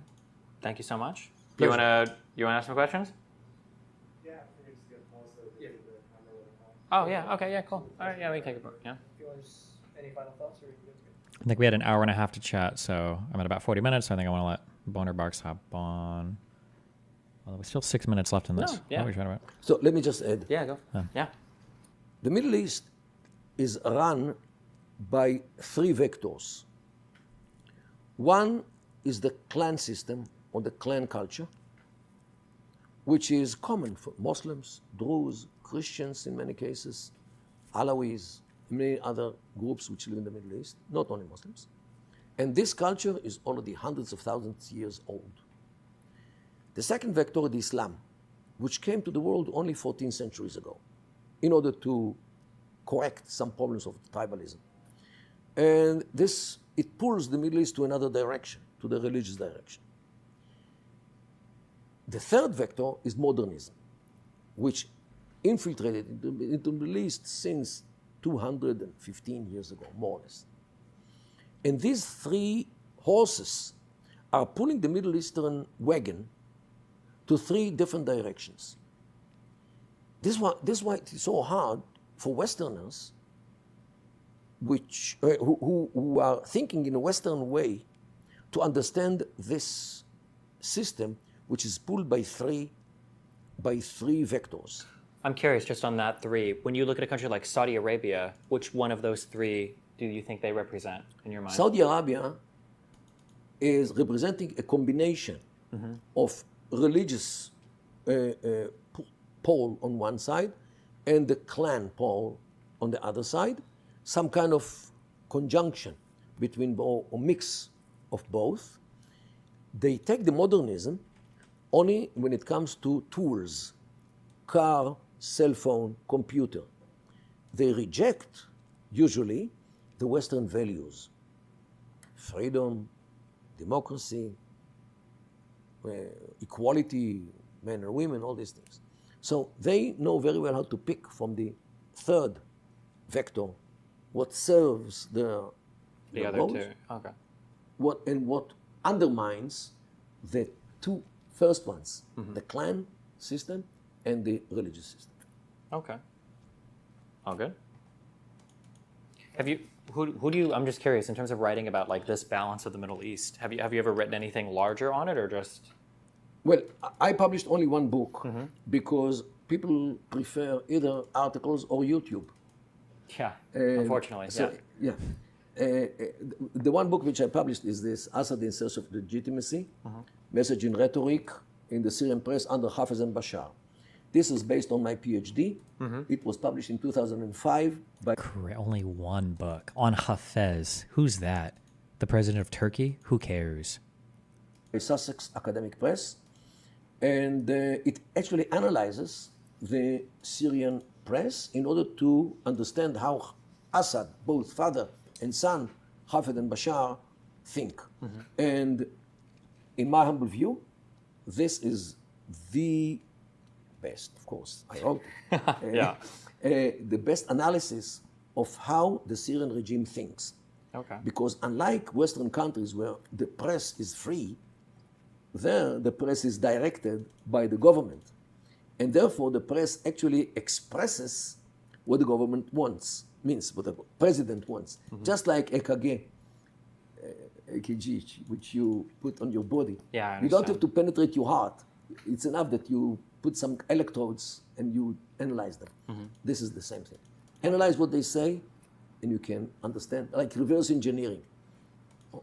Analyze what they say to understand what they think. And I already predicted that this system named Syria cannot work forever. I didn't predict when and how it will erupt as it did in 2010, but definitely this system cannot work for a long time. Okay. And then I'm curious, one more question. Are we still rolling? Yeah. Just, so hopefully, I'm pretty sure on this trip, I'm going to have the chance to talk with Shlomo Ben-Ami and with Balin. What do you think when I talk to those two?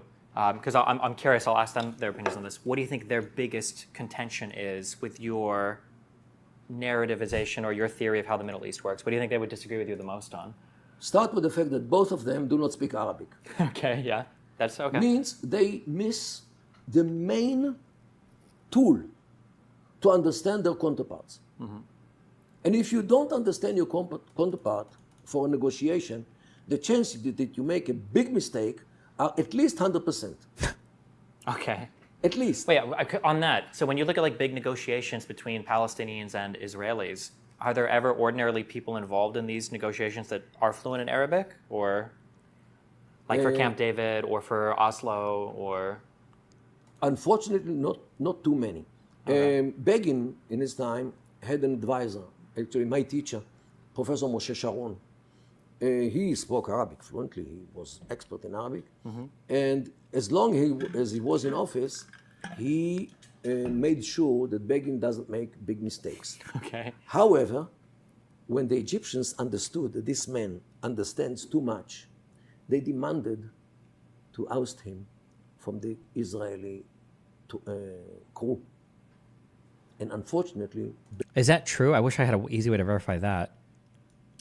Moshe Sharon? Moshe Sharon Begin, Wikipedia. Oh, he's still alive even. Fuck. I wonder if he lives in Israel. I bet he does. He's the professor. Damn, born in 37. In where? In Haifa.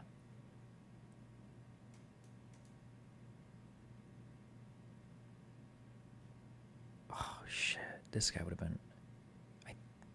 have been awesome to talk to. And he's a historian? I wonder what the last interview he gave was.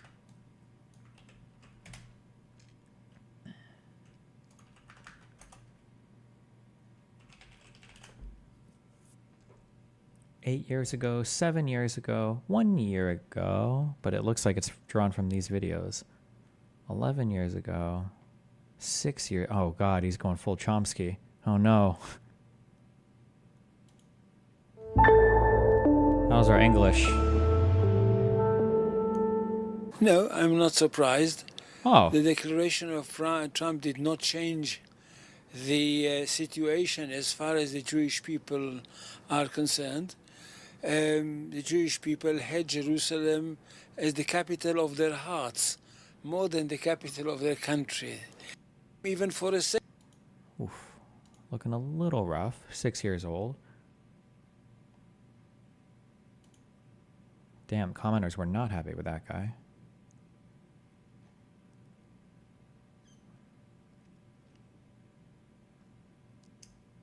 He did take part in negotiations for peace with Egypt. Honey, chill.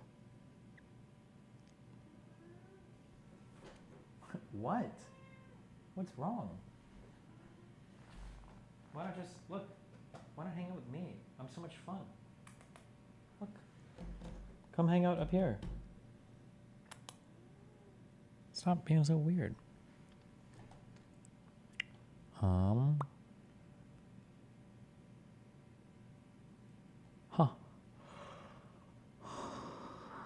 Huh.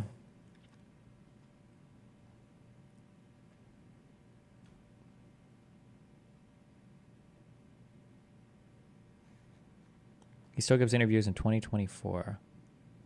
Was he kicked off the negotiations by Egypt like he said? I don't know. I mean, I doubt this guy would like straight up lie about things. I'd just be curious to see it like I'm so used to having to fact check everybody because people fucking lie about everything. But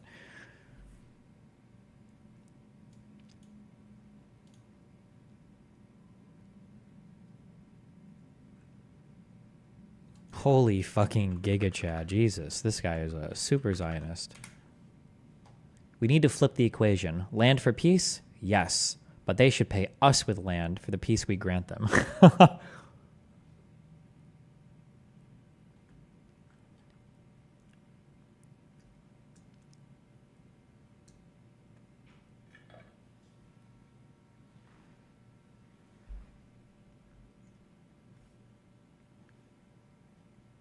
Damn, this guy would be...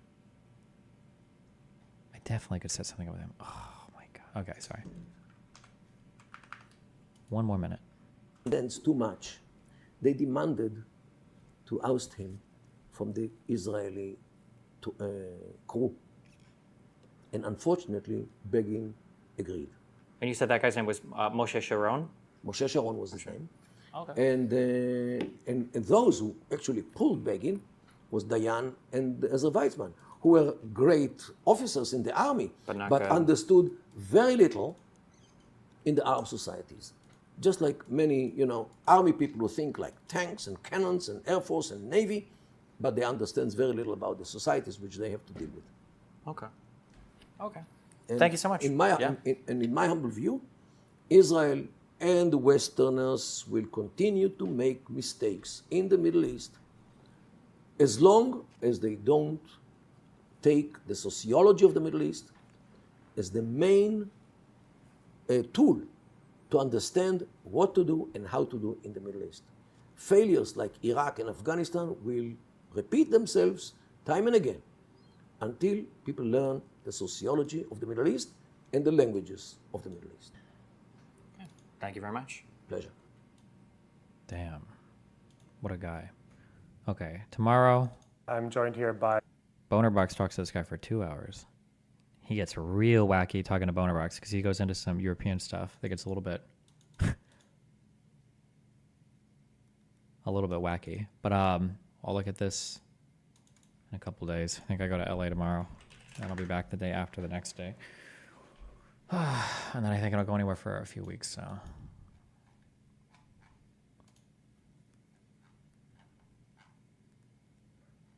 hopefully, I've recorded 2 Bridges episodes. I don't think either have been posted yet. One with Mr. Beat and then one with Ayla. So hopefully we'll see how that goes. I hope maybe they get posted tomorrow or the day after.